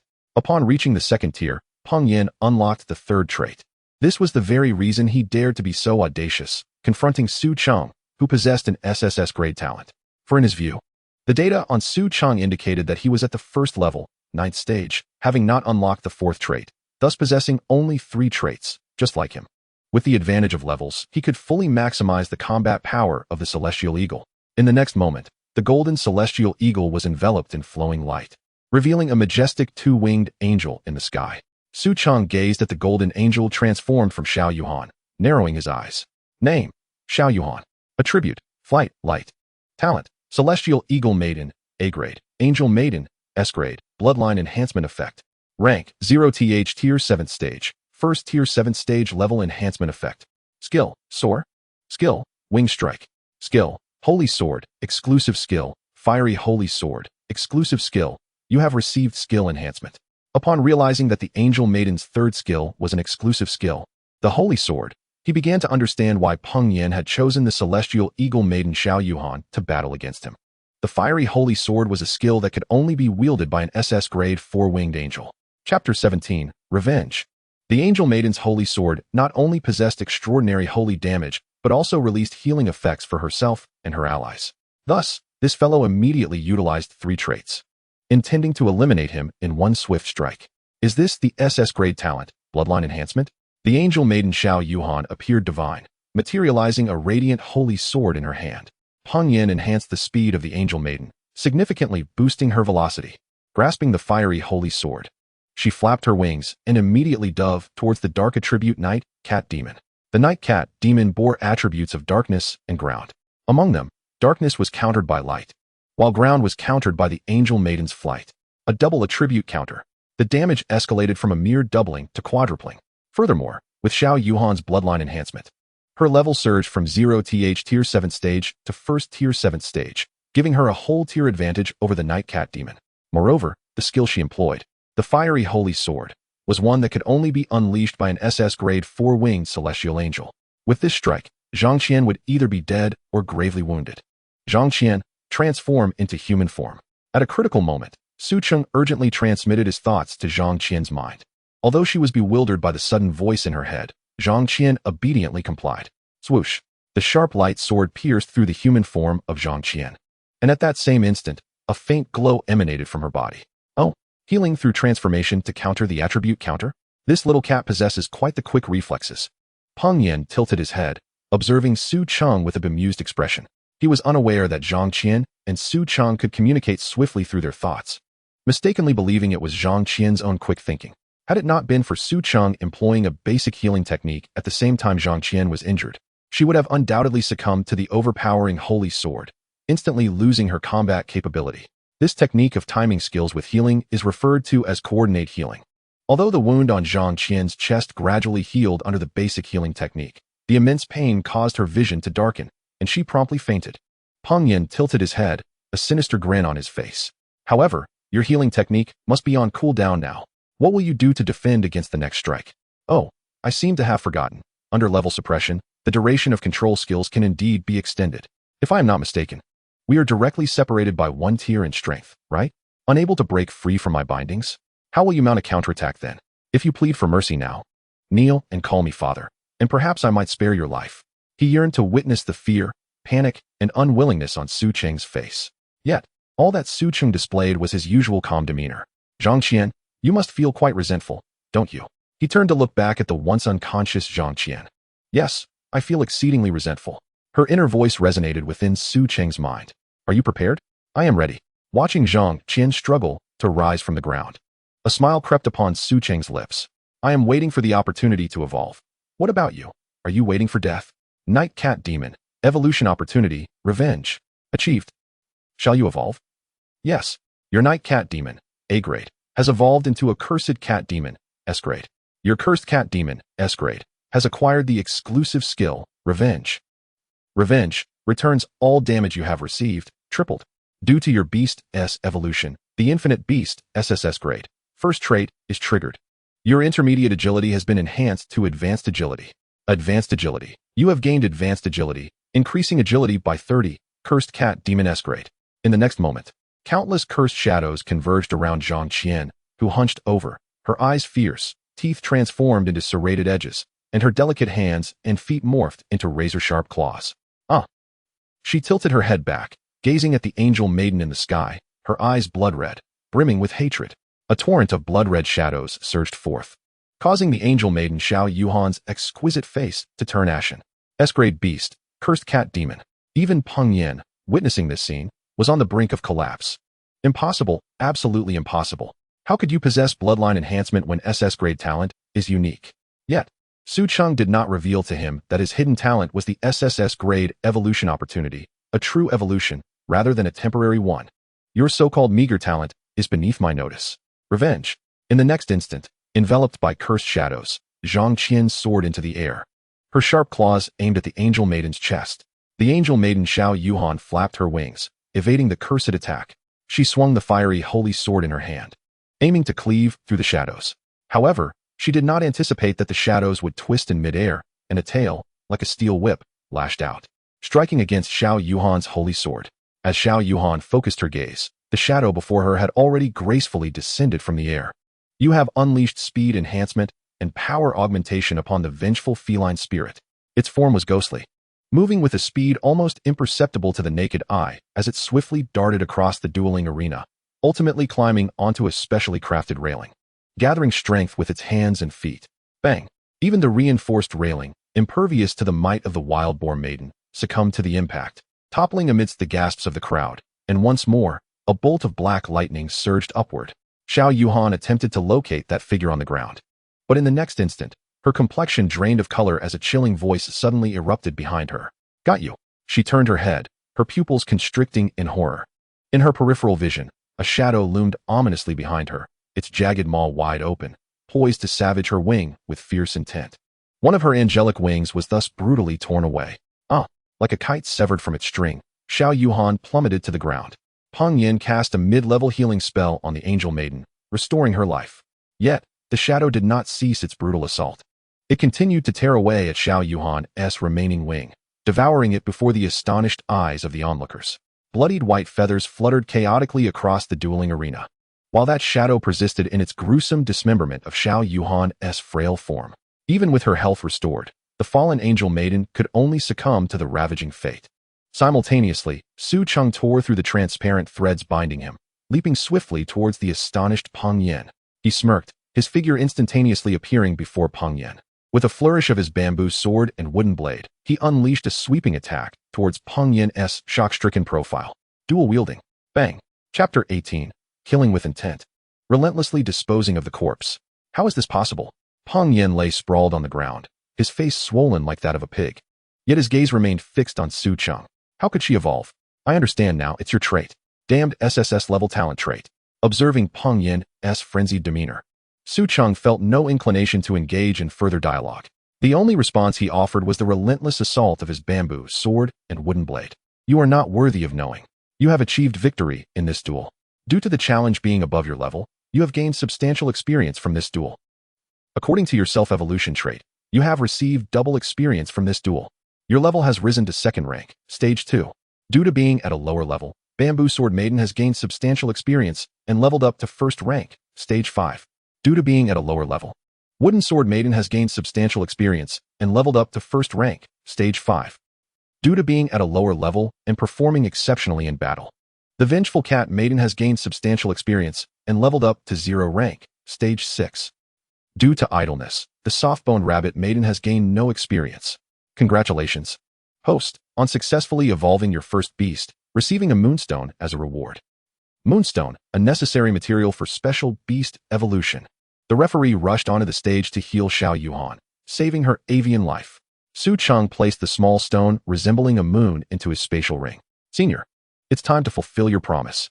Su Cheng's gaze turned icy as he looked at Peng Yin, who knelt before him in reluctant submission. Father. He managed to force the words from his throat. Speak louder, haven't you eaten? Father. Su Cheng delivered a kick to Peng Yin's head, humiliation flooding his eyes as tears streamed down his face. Meanwhile, Xiao Yuhan, disheveled and limping, descended from the stage, leading her defeated companions, all of whom slinked away into the crowd, their heads bowed in shame. What the hell? Witnessing this scene, exclamations of disbelief reverberated throughout. Even Senior Peng Yen has been defeated. Who can possibly stand against Brother Cheng now? At that moment, the boys from Jiangzhou know. One high school gazed at Su Cheng with a reverence akin to that reserved for deities. Su Cheng. A kind voice resonated from behind him. Su Cheng turned to see the hunchbacked old principal and promptly stood at attention. Good day, principal. Good, good, good. After repeating the word thrice with a smile, the old principal inquired, have you decided which academy you wish to apply to? Suddenly confronted by the principal's question. Su Cheng glanced at the two teachers from Yujing Academy, trailing behind the principal, who awkwardly waved at him, momentarily taken aback. Do not worry. I am not here to recruit you, but merely to inquire about your intentions. Given your SSS level talent, you have become quite the sought-after candidate. Soon, aside from the leaders of Yujing Academy, the heads of the other 7 prestigious academies will be arriving in droves. Sensing Su Cheng's gaze, the old principal squinted slightly, a knowing smile gracing his lips, prompting the two teachers from Yujing Academy to wish they could vanish into thin air. You give this old man a heads up. If you genuinely have an inclination towards a particular academy, let me know in advance, so I can decline the others and spare their leaders the wasted trip. With your excellence, you surely must have done your homework. Upon hearing the principal's words, Su Cheng nodded and respectfully replied. You have indeed hit the nail on the head. Among the 8 major academies, Lu Yong Academy is the leader. Yingchuan Academy boasts the longest history. These 2 are the earliest established academies in the 3 auxiliary regions of the capital. Qingbei Academy is located in the north of Ji. Yuegang Academy in the south of Guangdong, and Modu Academy in the metropolis. Each of these 3 possesses unique economic and geographical advantages, flourishing and alluring, indeed. Jinling Academy is the closest to Jiangzhou. As for Yujing Academy, well, it certainly has its merits. Here, Su Cheng paused deliberately, casting a meaningful glance at the 2 instructors from the Yujing admissions office. The latter awaited his evaluation with bated breath, their hearts racing. However, the entry requirements are simply too high. A plethora of regret and a smattering of hatred have been accumulated. Such a young lad, yet with a fiery temper. The old principal chided with a chuckle. After listening to your ramblings for so long, it seems you have not yet made up your mind. Indeed, I have not.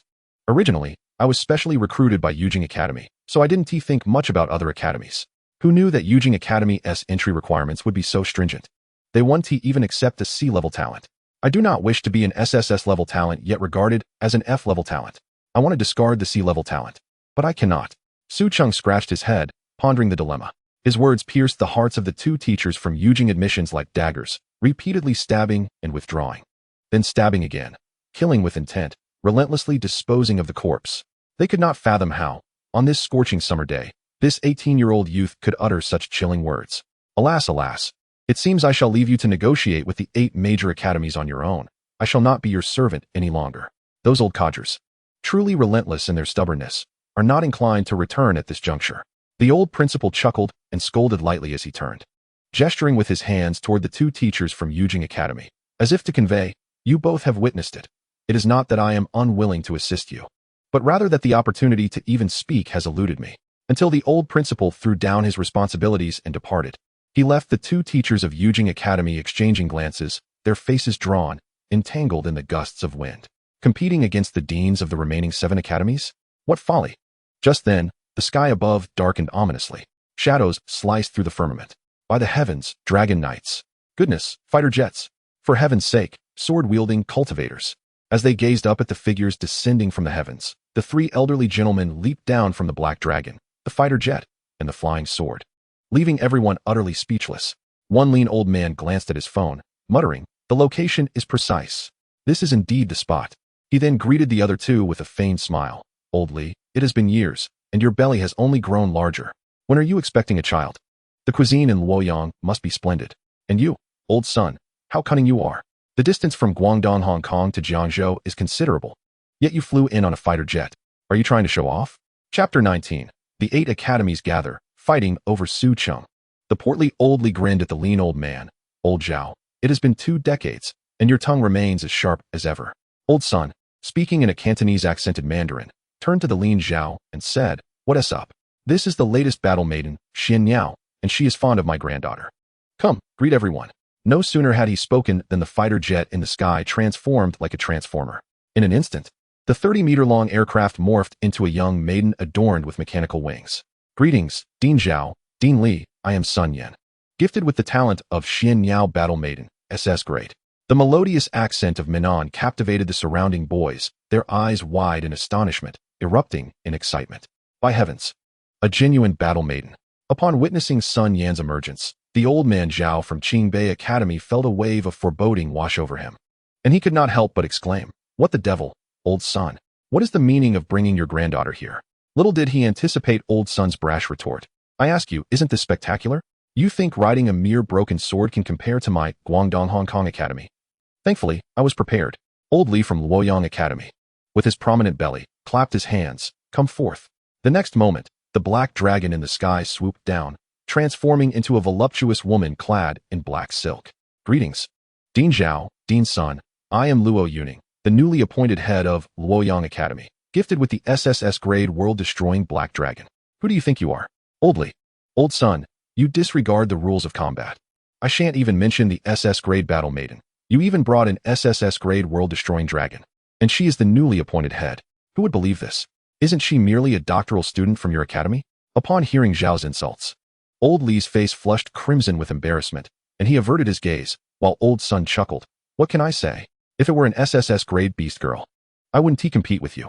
Nowadays, with so many male students, the SSS grade Beastmaster is a rare gem across the entire Dragonhan realm. Since resources are scarce, I kindly ask for your consideration. You think too highly of yourself, believing you can bully me, old Zhao, simply because I have no granddaughter. Why not show me some respect?" Zhao then bellowed, "Who is Su Cheng? If you hear me, speak up." Su Cheng replied, "Here?" Yet before he could finish, the homeroom teacher, Mr. Lu, covered his mouth. "Are you out of your mind? At this moment, do you dare to speak? Do you not fear being torn to shreds by those three old men? Come, follow me to the classroom." As the two prepared to sneak away, the crafty old Zhao caught sight of them. "There you are. Halt." Before the other two old men could react, Zhao dashed forward, seizing one of the escaping students by the neck and soaring into the sky. "Ha ha ha, a fruitless search has borne fruit. Brothers, I'm off. An SSS grade Beastmaster. I shall claim you. Not even Jesus can stop me. I dare you, come and take him from Qingbei Academy." He mounted his flying sword, gleefully squeezing the boy's arm. Laughing, "You little rascal, quite sturdy." As Su Cheng watched Mr. Lu being whisked away by the old hawk-like Zhao, he could not help but silently mourn for him. "Mr. Lu, you were right. These old men are terrifying. Who are you?" After flying over 100 miles, Zhao finally realized, "Greetings, esteemed elder. I am Mr. Lu, Su Cheng's homeroom teacher. You may call me Jiangwo, Lu Jiangwo." Lu Jiangwo glanced at Dean Zhao from Qingbei Academy, then at the 10,000-meter-high sky, swallowing hard and managing a strained smile. "Damn it," Zhao lamented, pounding his chest in despair. He would often wake in the night to slap himself twice. At that moment, I was a mere fraction away from the SSS grade Beastmaster, and I chose wrong. Under the old principal's arrangement, the enrollment ceremony for the 8 academies commenced in the meeting room of the academy. Before Su Cheng stood 8 deans, eagerly rubbing their hands together. Some had even prepared computers and thick stacks of materials. Among these 8 deans were Old Sun from Guangdong Hong Kong Academy, Old Li from Lu Yong Academy, and the grim-faced Dean Zhao from Qingbei Academy. In addition, Dean Xian from Yuelu Academy was a petite elderly lady. Dean Sun from Inchuan Academy was a stern middle-aged man. Dean Wang from Modu Academy was a fashionable older lady with heavy makeup, and Dean Jiang from Jinling Academy wore a Zhongshan suit, exuding kindness. What are you two doing? Being arrogant in your daily lives is one thing, but when it comes to serious matters, you present yourselves with such haughty airs. Who are you trying to impress? You are here to recruit students, not to have students worship at your feet. What in the world does high threshold mean? Tell me. Dean Xie from Yujing Academy was presently at the entrance, vocally berating those in front of him, while the 2 enrollment office teachers bore the brunt of his scolding, their faces drenched in his wrath. Su Cheng sat calmly in the main seat, while the female head of education kindly poured him a cup of water and leaned in to whisper, "Su Cheng, the principal instructed me to remind you. Do not feel anxious. You are the one interviewing them, not the other 8 deans interviewing you." He nodded politely, gratefully accepting the cup of water from the head of education and saying, "Thank you." Anxious. He relished the sound of Dean Xie's scolding outside, his gaze sweeping over the new head of Lu Yong Academy's black silk, then to Sun Yan, the Xian Yao battle maiden, smiling and nodding in acknowledgement. What a thrill. What an absolute thrill. This sensation was akin to having the leaders serve me dishes, open doors, and allow me to speak first. I have never felt so exhilarated in my life. Knock, knock, cough, ahem. Su Cheng tapped the table, cleared his throat, and scanned the assembled deans before speaking. Is everyone present? The 8 deans were collectively taken aback, exchanging glances in disbelief. They had never anticipated that the principal of Jiangzhou One High School would be absent from such a significant occasion, nor that there would be no host, relinquishing all authority to an 18-year-old student standing before them. However, they were soon captivated by the precocious youth, whose eloquence and clarity of thought belied his years. Esteemed deans, I extend my warmest welcome on behalf of all the faculty and students at Jiangzhou No. 1 High School. My name is Su Cheng, and I believe each of you possesses a copy of my dossier, detailing my comprehensive qualifications and ratings. Chapter 20. If someone offers higher than me, I will leave immediately. An SSS level and C level dual talent Beastmaster. My SSS talent grants me the ability to command an infinite number of beasts, while my C level talent is insight. I can disclose the first characteristic of my primary talent, but first, I kindly ask you to sign a confidentiality agreement. Swiftly, the 8 deans signed the pre-prepared confidentiality agreements.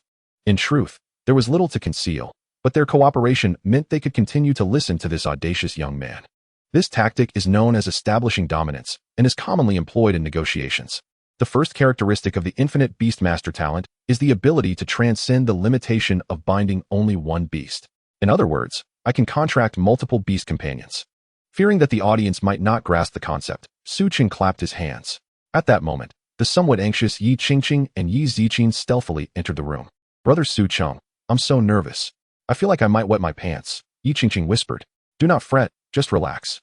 Under Su Cheng's guidance, Yi Qingqing and Yi Ziqing transformed into their respective forms, the bamboo sword maiden and the wooden sword maiden, which he held in his hands.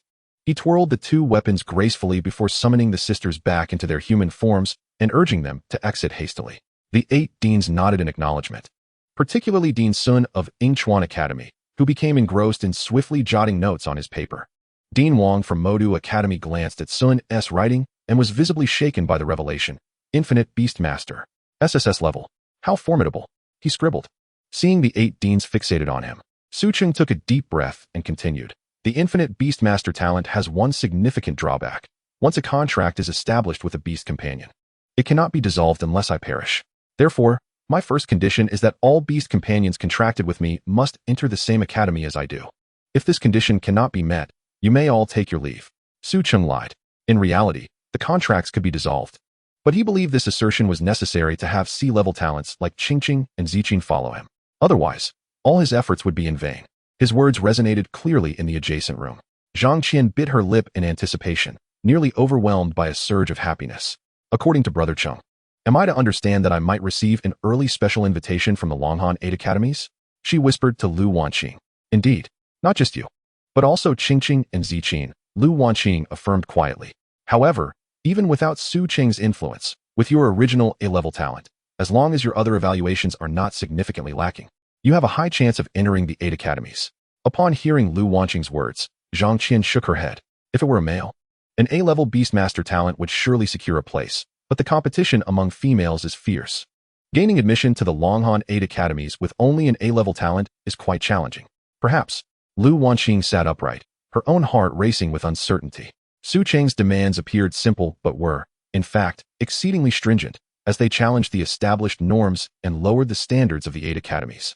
If these obstinate elders remained rigid and insisted upon excluding Qingqing and Ziqing, she truly did not know how to proceed. As seconds ticked away, she breathed a sigh of relief when she realized there were no sounds of chairs shifting from the adjacent room.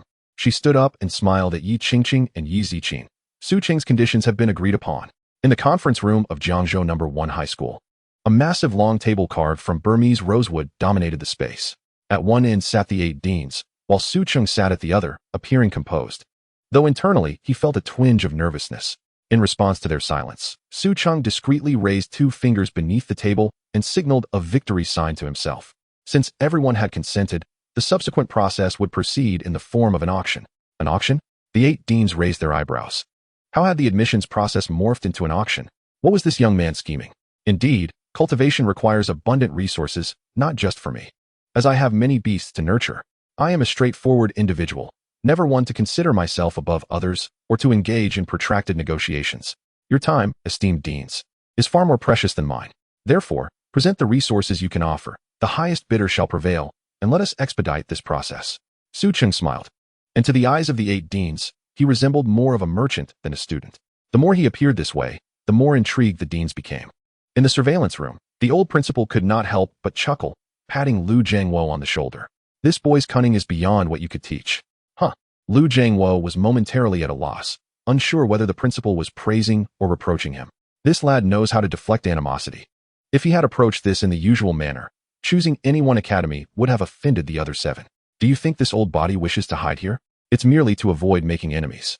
The old principal, in a good mood, took the opportunity to impart some wisdom to his student, who was solely focused on cultivation. Who would have thought this boy would auction himself off, offering himself to the highest bidder? With this approach, any friction among the 8 obstinate deans during the auction would not concern him, and he would stand to gain the maximum benefit. How brilliant!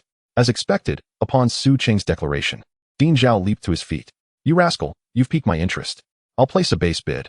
If anyone can outbid me, I'll walk away. Hearing Dean Zhao's declaration, Su Cheng respectfully replied, Greetings, Dean Zhao of Qingbei Academy. You may now present your terms. Stepping onto the rosewood table, Dean Zhao surveyed the assembly before proclaiming loudly, I believe everyone understands what it means to be an SSS-level Beastmaster. Our Qingbei has yet to produce one. So let us cut to the chase. I offer 100 million in scholarships, a dormitory building, and any training resources of your choosing. A dormitory. I'll convert it into a dedicated residence for you and your beast companions. Live as you please. If you have the capability, ensure it's filled to capacity. As for training resources, anything you desire, spiritual artifacts, beast gear, or teachings, if we have it at Qingbei, even if it's already in someone else's possession, just give me a shout, and I'll retrieve it for you. I'll wager my retirement funds today to secure this young man. Someone has offered a higher bid than I, and I will leave immediately. Chapter 21. Su, your grandmother. Upon uttering this statement, old Zhao cast his gaze over the other 7 deans, only to find their expressions seemingly unperturbed. On top of the foundation established by Dean Zhao from Qingbei Academy, an additional scholarship of 1 million was proposed. Dean Wong from Modu Academy spoke in a voice that was neither loud nor quick, but measured. She merely adjusted her glasses and cast a dispassionate glance at old Zhao. To Su Cheng, Dean Wong's look resembled more of a dismissive roll of the eyes. Damn it. Wong Mai, do you enjoy opposing me? Bullying our impoverished Qingbei? Dean Wong Mai lazily flipped her thick eyelashes and continued in her usual monotone. No. How dare I? I never said that. Are you still not leaving? With her words striking like a barrage of 4 consecutive blows, she bid farewell to Dean Zhao of Qingbei Academy. Su Cheng, with utmost respect, extended a handshake, saluted, and bowed, seeing him off. With old Zhao gone, we may proceed. Old Sun from Awaken Academy cleared his throat and remarked, Qingbei Academy is too poor. With old Zhao present, I feel hesitant to express myself, fearing it might provoke him. The 2 Zhaos. Damn it, son, I truly thank you. You are quite amiable. At that moment, the quality of old Zhao resonated from outside the door. It was not until the sound of a sword slicing through the air echoed that Su Cheng dared to cautiously extend 2 fingers and inquire of Dean Sun. What do you mean by 2 Zhaos? Sun Yin smiled and explained to Su Cheng. 2 Zhaos means twice the value of old Zhao. Right, Grandpa? Old Sun nodded, affirming, Yes. Goodness, it's fortunate old Zhao isn't here. Had he known he became a unit of measurement, he might have fainted from rage.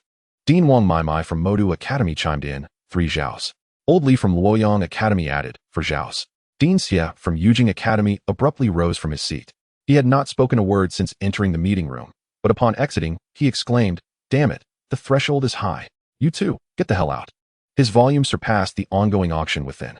Once the outside quieted down, Dean Sun from Yingchuan Academy, who had been taking notes beside Dean Wong Mai, suddenly spoke up. Su Cheng, if it's merely a comparison of money, it lacks meaning. For a student like you, any amount above a small target would be impractical to spend. Building 4 dormitory buildings specifically for you, if left vacant, serves no purpose. Take my advice, let the monetary figures end here. As for the cultivation resources mentioned by Dean Zhao, they are essentially empty promises. Ladies and gentlemen, I propose a starting bid of 4 Zhaos, along with a celestial grade spirit artifact and a celestial grade beast taming set. Feel free to raise the bid. I can serve as a unit of measurement. 1 Sun, 2 Suns, and so forth. Dean Sun's words prompted Su Cheng to nod in agreement. Subsequently, Dean Wong Mai from Modu Academy stood up, taking her bag with her. She returned the mahogany chair to the table, placed her hands on the back of Dean Sun's chair, leaned in, and politely whispered in his ear, Su, your grandmother. Dean Sun's brow twitched slightly, while Dean Wong Mai held her head high, swayed her hips, and clicked her heels as she exited the meeting room. 2 Suns. Old Li from Lu Yong Academy, caressing his belly, raised his hand to increase the bid. As Qingbei Academy, Yujing Academy, and Modu Academy successively departed. Only 5 institutions remained: Lu Yong Academy, Inchuan Academy, Yuelu Academy, Yuegang Academy, and the ever-silent Jinling Academy. When Lu Yong Academy raised the bid to 2 sons, Dean Jiang from Jinling Academy finally spoke up. 3 sons, plus 1 supreme grade, soul nurturing pill, and 1 supreme grade, beast cultivating pill. His voice was soft, his demeanor consistently kind.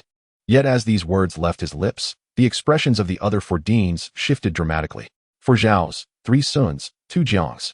Old Li from Lu Yong Academy stared at Dean Jiang for a long moment before wiping the fine beads of sweat from his forehead and speaking calmly. Su Cheng's heart was devoid of the previous excitement, replaced instead with a furrowed brow. As the stakes heightened, the psychological warfare among these titans became increasingly riveting. He widened his eyes, attempting to capture every subtle expression on their faces, lessons not covered in textbooks.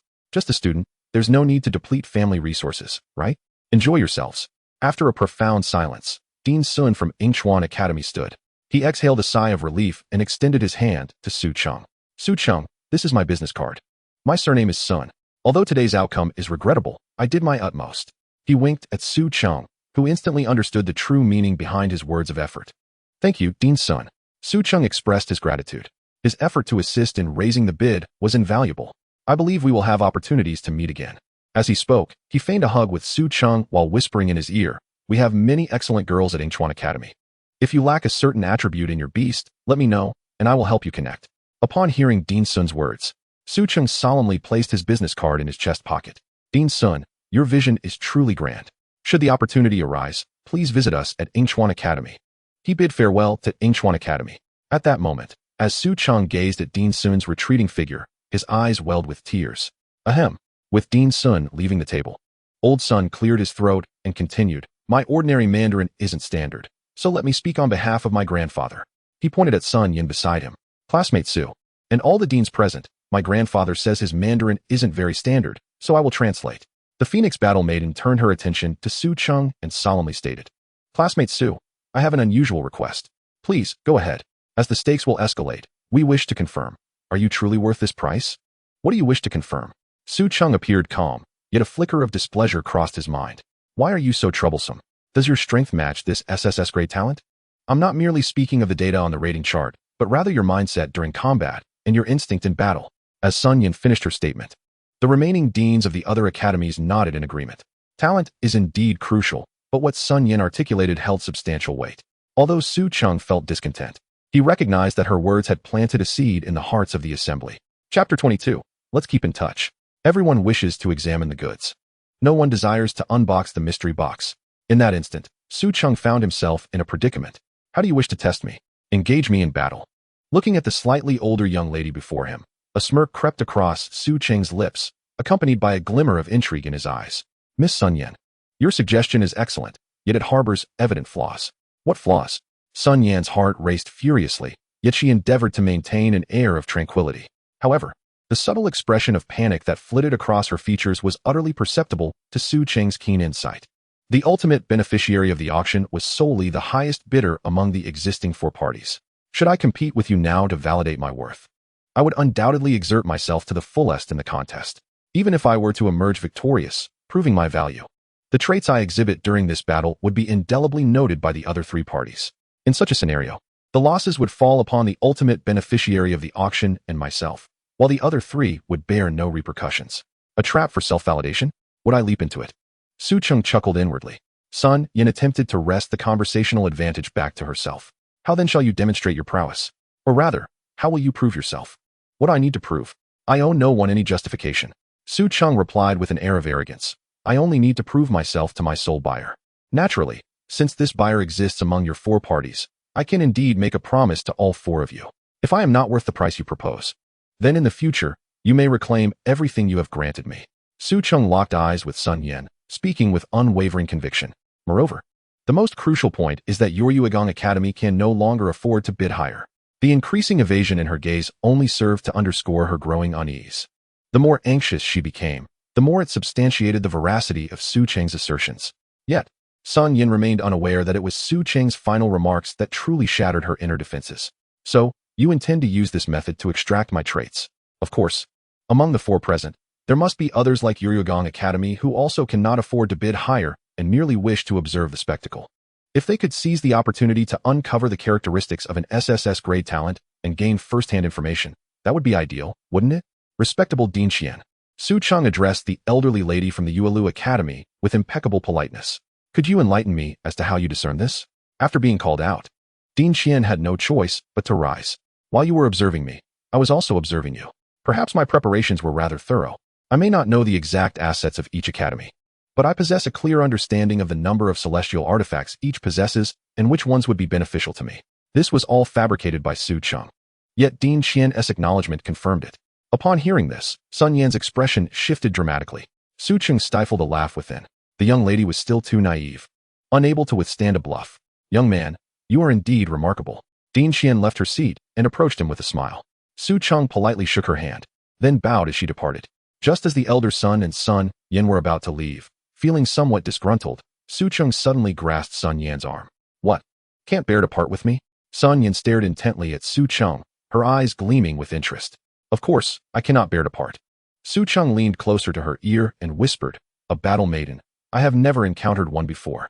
Name, Sun Yan. Age, 21 years. Talent, Xianbird Battle Maiden, SSS grade. Evolution trigger, none. Rank, 3rd stage. 2nd tier, personality, a mature facade with a youthful heart. Attributes, steel type. Flying type skills, supersonic flight, skills, laser cannon skills, zero annihilation cannon, other. Internal membrane of the machine has not been unsealed. Please use with confidence. Achievements, none. You. Sun Yan, incensed, swung her hand at Su Cheng, only for him to effortlessly seize her wrist and release it. After the auction concludes, I can compete with you. But there must be a wager. A bet? Sun Yan raised an eyebrow, perplexed. If you lose, you will become my tamed beast. Su Cheng shook his head, chuckling. And if you lose? Sun Yan smirked, asking playfully. If I lose, I shall accept no compensation and join your Awaken Academy. As for the buyer, whatever price they offer, I will reimburse fully, and I can provide a promissory note. The conditions Su Cheng presented made Sun Yan's heart race with excitement, yet the elder son interjected suddenly. Yin Yin, you cannot outmaneuver him. He wiped the sweat from his brow, a glint of coldness flashing in his eyes. Do not be deceived by his youthful appearance. He harbors a multitude of cunning schemes. If he dares to make such a substantial wager, he must possess ample confidence. He is merely trying to entice you. I do not wish for you to end up empty-handed while sacrificing my granddaughter, even if she is an SSS grade talent.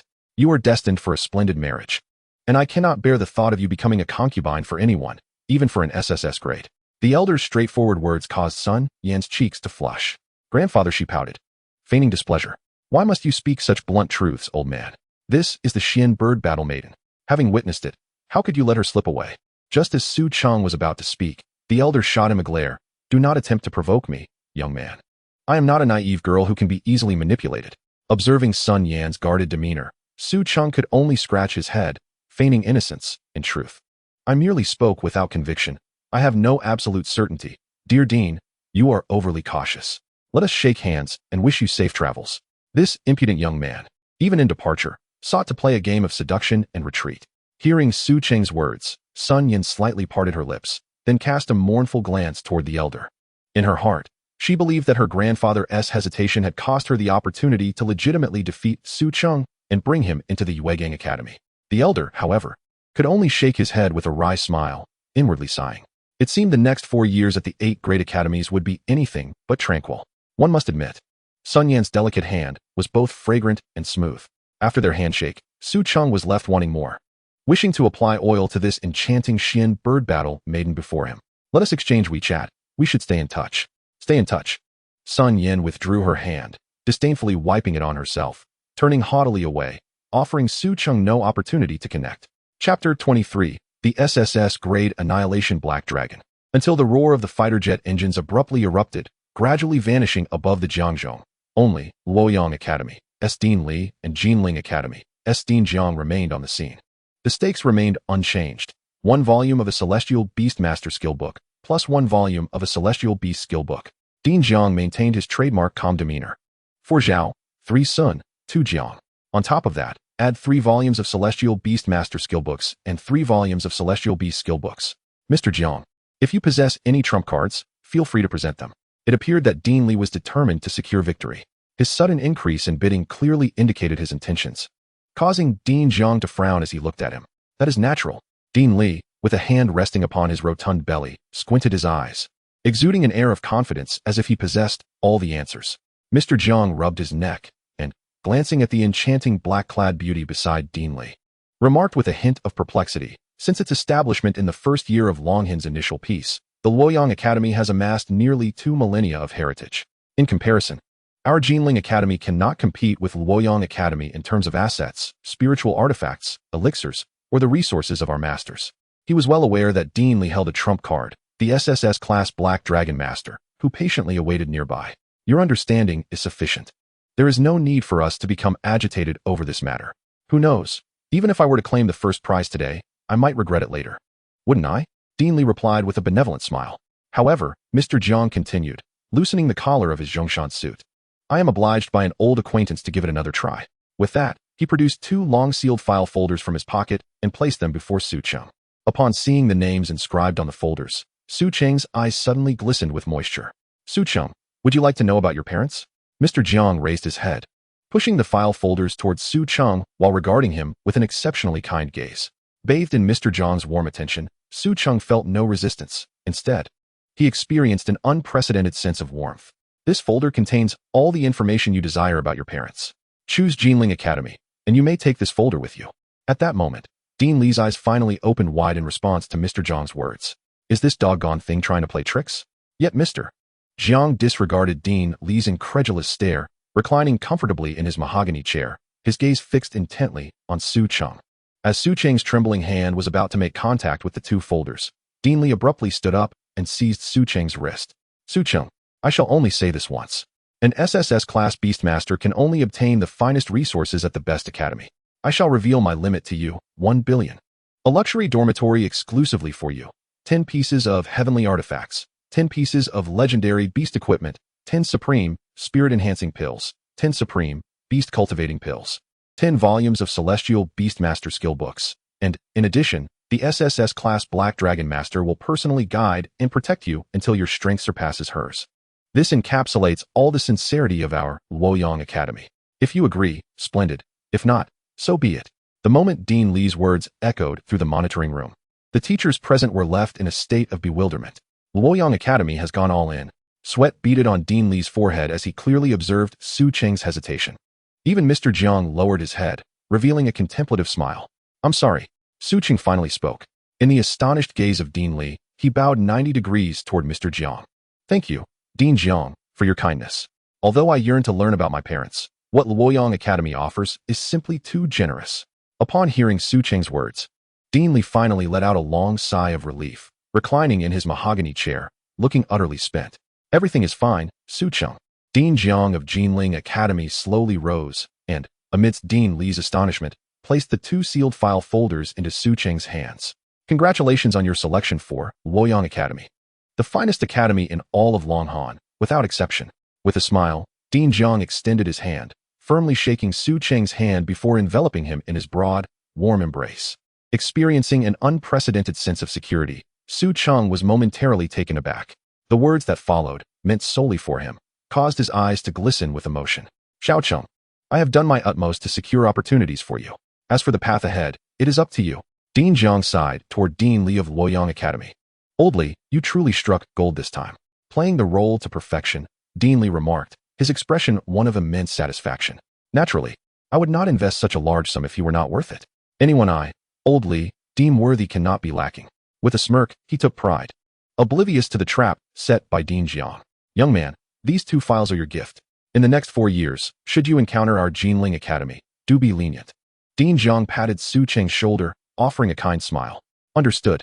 Su Cheng held the folders containing his parents' information close to his chest, then bowed 90 degrees toward the direction in which Dean Jiang departed. At that moment, it dawned on him that this Dean Jiang, who had looked upon him with such affection, was likely the teacher of his deceased parents. It turned out that his late parents had been students of Jinling Academy. Master. Though he had never met this master before, he realized that each subtle increase in the stakes by Dean Jiang had been a means to secure benefits for himself. What a grand gift he had received. Congratulations, young lad, on joining Lu Yong Academy. Old Li chuckled as he patted his round belly. This lady is the newly appointed master of Lu Yong Academy and will be your mentor henceforth. He pointed toward the alluring black-clad figure, who rose gracefully from her mahogany chair. offering a polite smile as she extended her hand towards Su Cheng. Hello, Su Cheng. My name is Lu Yong. Name, Lu Yong. Age, 28 years.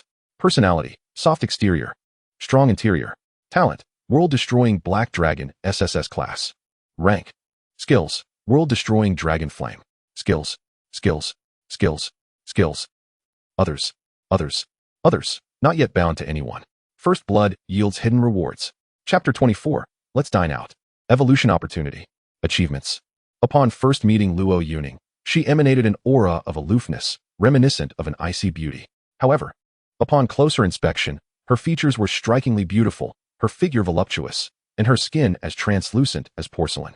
Beneath her black bodycon dress lay a pair of long, shapely legs, accentuated by mysterious black stockings, an appearance that undeniably struck a chord within Su Cheng's heart. Noticing Su Cheng's captivated gaze, Old Li leaned closer to Su Cheng, whispering in a tone audible only to them, "You should understand what I just conveyed. The opportunity is laid before you. The rest depends on you." Personal guidance. Personal protection. Su Cheng recalled Dean Li's earlier words and the imagery they conjured, swallowing hard and nodding with determination. "I understand. Xiao Su, send your bank account number to Yuning, and the 10 small objectives will be credited shortly. As for the artifacts, equipment, elixirs, and techniques, we will provide you with a list later. No rush. Take your time to choose." Dean Li gently kneaded Su Cheng's sturdy arm, reminiscing about the agile mind and meticulous logic that this young man had displayed when he bested the eldest granddaughter of the Sun family. His satisfaction grew with each passing moment. "Create a checklist? Take your time to select?" Upon hearing the dean's words, Su Cheng was left astounded, his mouth slightly agape. Goodness! Is this truly the profound essence of Lu Yong Academy? Remarkable. No wonder my master insisted on finding a way to extract some contributions from Dean Li. Who would have thought this was merely the tip of the iceberg at Lu Yong Academy? Thank you, esteemed Dean. I shall devote myself entirely to the Academy. Undeterred by fire or death. Su Cheng's eyes shone with gratitude as he performed a deep bow, a gesture of respect from ancient traditions. Had it not been considered inauspicious, he would have even offered a full prostration, declaring, "Old Li, I wish to care for you in your twilight years. There's no need for such extremes. I have invested significantly in your training, even providing you with the protection of an SSS-grade world-ending Black Dragon. This is not an invitation for you to throw yourself into peril or to meet a tragic end." Dean Li chided with a smile. "You must live vibrantly and splendidly. Now and in the future. Only by living can you bring honor to Lu Yong Academy and set a commendable example for all our students. This is how you will not disappoint my expectations. Understood?" "Understood," Su Cheng replied emphatically. "Now, you rascal, there's no need for you to delay my meal. I must catch a flight back to the Academy." After a moment's thought, he turned back to Lu Yong, reiterating his instructions. "Lu Yong, this is a precious talent that Lu Yong Academy has invested heavily in. You must ensure his protection." Lu Yong smiled, pressing her lips together. "Rest assured, Dean. I will fulfill my duty." As Dean Li exited the conference room, he was confronted by the old principal and a group of teachers from Jiangzhou High School, blocking his path. "Ah, isn't this old Zhang old enough to show his face now? No need to turn off your phone?" Dean Li feigned anger. "My apologies, Dean Li." Principal Zhang chuckled, affectionately grasping Dean Li's arm. "With all 8 of you esteemed deities in attendance, as a mere high school principal, how could I afford to offend any of you? Then avoid confrontation like an ostrich, right?" Dean Li replied, his mood buoyant enough to tease. "This is not about dodging. It's about allowing Su Cheng to exercise his own initiative." Principal Zhang's wrinkled face beamed with delight as he gave a thumbs up to Dean Li. "See, it's the depth of Lu Yong Academy's heritage that sets us apart. Other institutions pale in comparison. Who could dare to contest with you? Why, old Zhang? Why don't you express such sentiments in front of the other 7 deans? Now you come to flatter me?" Dean Li squinted, rubbing his round belly, chuckling like the Buddha. "But since I've recently acquired a prodigy, I'm in a good mood and won't hold it against you. Should you discover such promising talent again, be sure to inform me immediately, or I shall reckon both new and old accounts." Principal Zhang shook his head with a wry smile. "Do you think my vegetable patch is the life orchard of Jinyuan Daxian? Such outstanding talent is rare. It's not something you can easily find." At this moment, a chorus of invigilators behind Principal Zhang chimed in. "Congratulations to Dean Li for being honored as a Qilin talent." Hearing this, Dean Li finally let Principal Zhang off the hook. "Youngsters don't know better. We wouldn't dare," they exclaimed in unison. "Indeed, Dean Li, you are our esteemed guest. Today, you must indulge in the specialties of Jiangzhou." The homeroom teacher, Ms. Lu, beamed at Dean Li Ding. As the notification sound chimed, Su Cheng picked up his phone, a smile illuminating his face. "Longhan Bank, dear Su Cheng.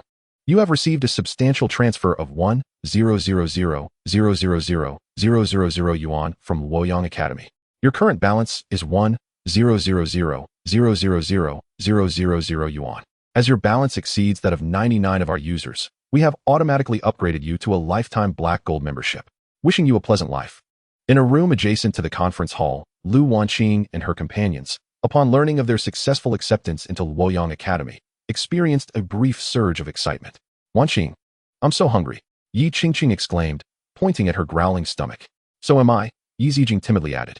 Goodness, this girl looks like she's about to faint from hunger, Zhang Qian lamented, sprawled on the sofa like a wilted flower.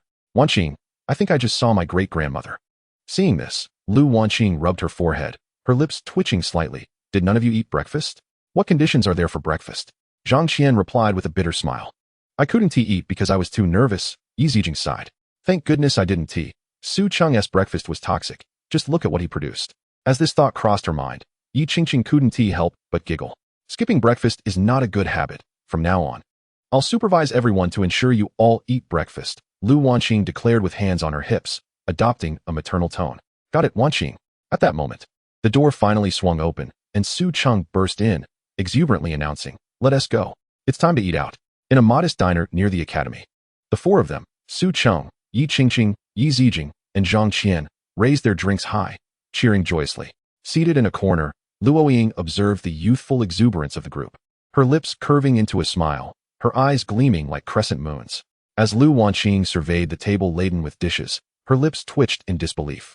She kicked Su Cheng under the table, shooting him a glare. Good grief, where did you get the money to eat out? I left home early today and didn't bring any cash. Upon hearing Lu Wanqing's silent communication, Su Cheng paused for a moment, opened his phone, and typed a message. The phone on the table vibrated slightly, prompting Lu Wanqing to frown and check it.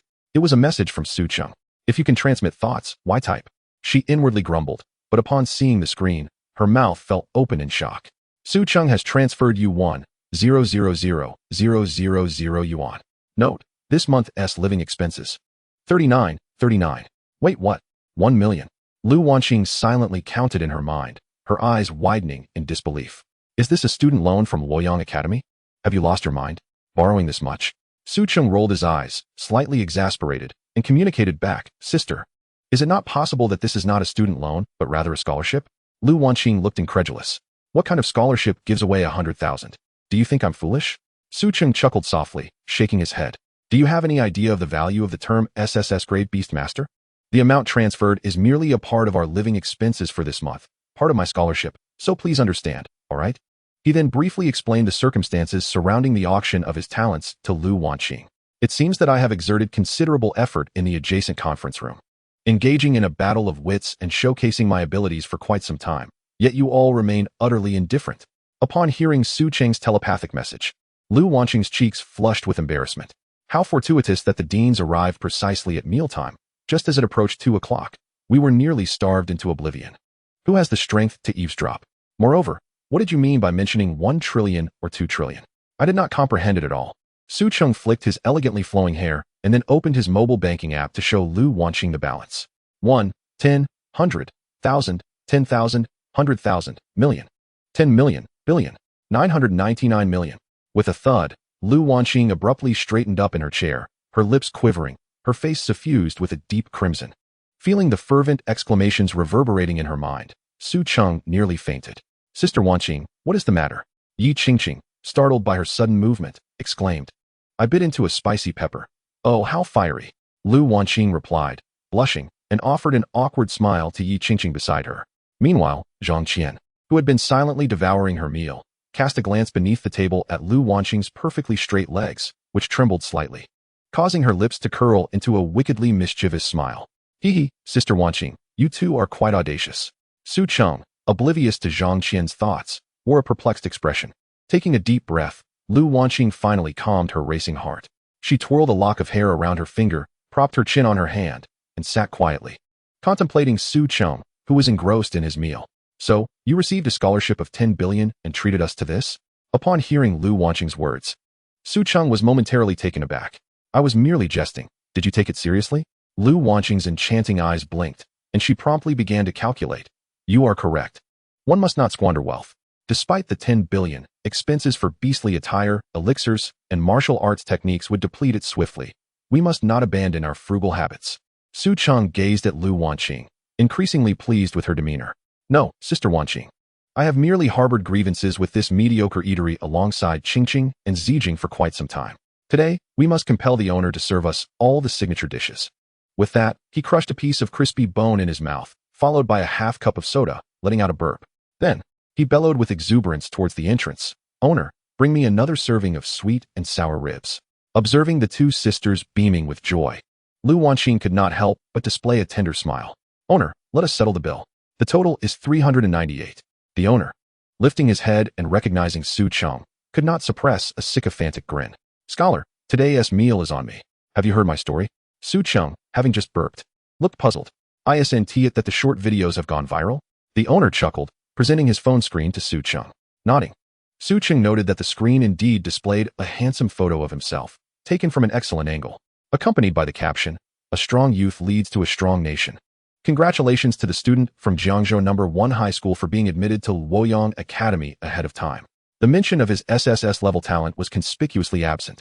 Furthermore, the video capturing the celestial phenomenon during his awakening seemed to have been banned by the platform. Scholar, let us take a picture together. Okay, one must save whenever possible. Thus, I shall comply with this request for a photograph. Su Cheng hooked his arm around the chubby owner and posed playfully for the phone's front camera. Giving a thumbs up, seeing his reflection on the screen, with a gaunt face and exaggeratedly large eyes, he could not help but frown. What a ridiculous sight.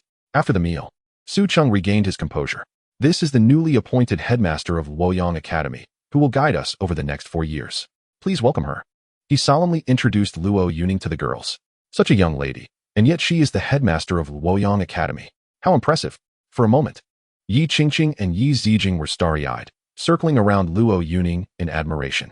Hello, Yi Qingqing, Yi Zijing, Zhang Qian, and Lu Yong. Welcome to Lu Yong Academy. Lu Yong inclined her head slightly, speaking with utmost gentleness. From this moment on, I will be your guide for the next 4 years. During this time, I will oversee your safety, daily life, physical training, and theoretical studies. I hope we can collaborate pleasantly. Is this what they call a personal tutor? Zhang Qian's eyes sparkled, fully integrating into the trio of Qingqing and Zijing. Qian, saying that is quite impolite. We must address her as headmaster, Lu Yong interjected. Rubbing her temples, Su Cheng regarded the schedule set by Lu Yong with a puzzled expression, waking up at 5:30 a.m., engaging in an hour and a half of physical training, breakfast for half an hour, beginning classes at 9 a.m. He could not help but let slip a slight grimace.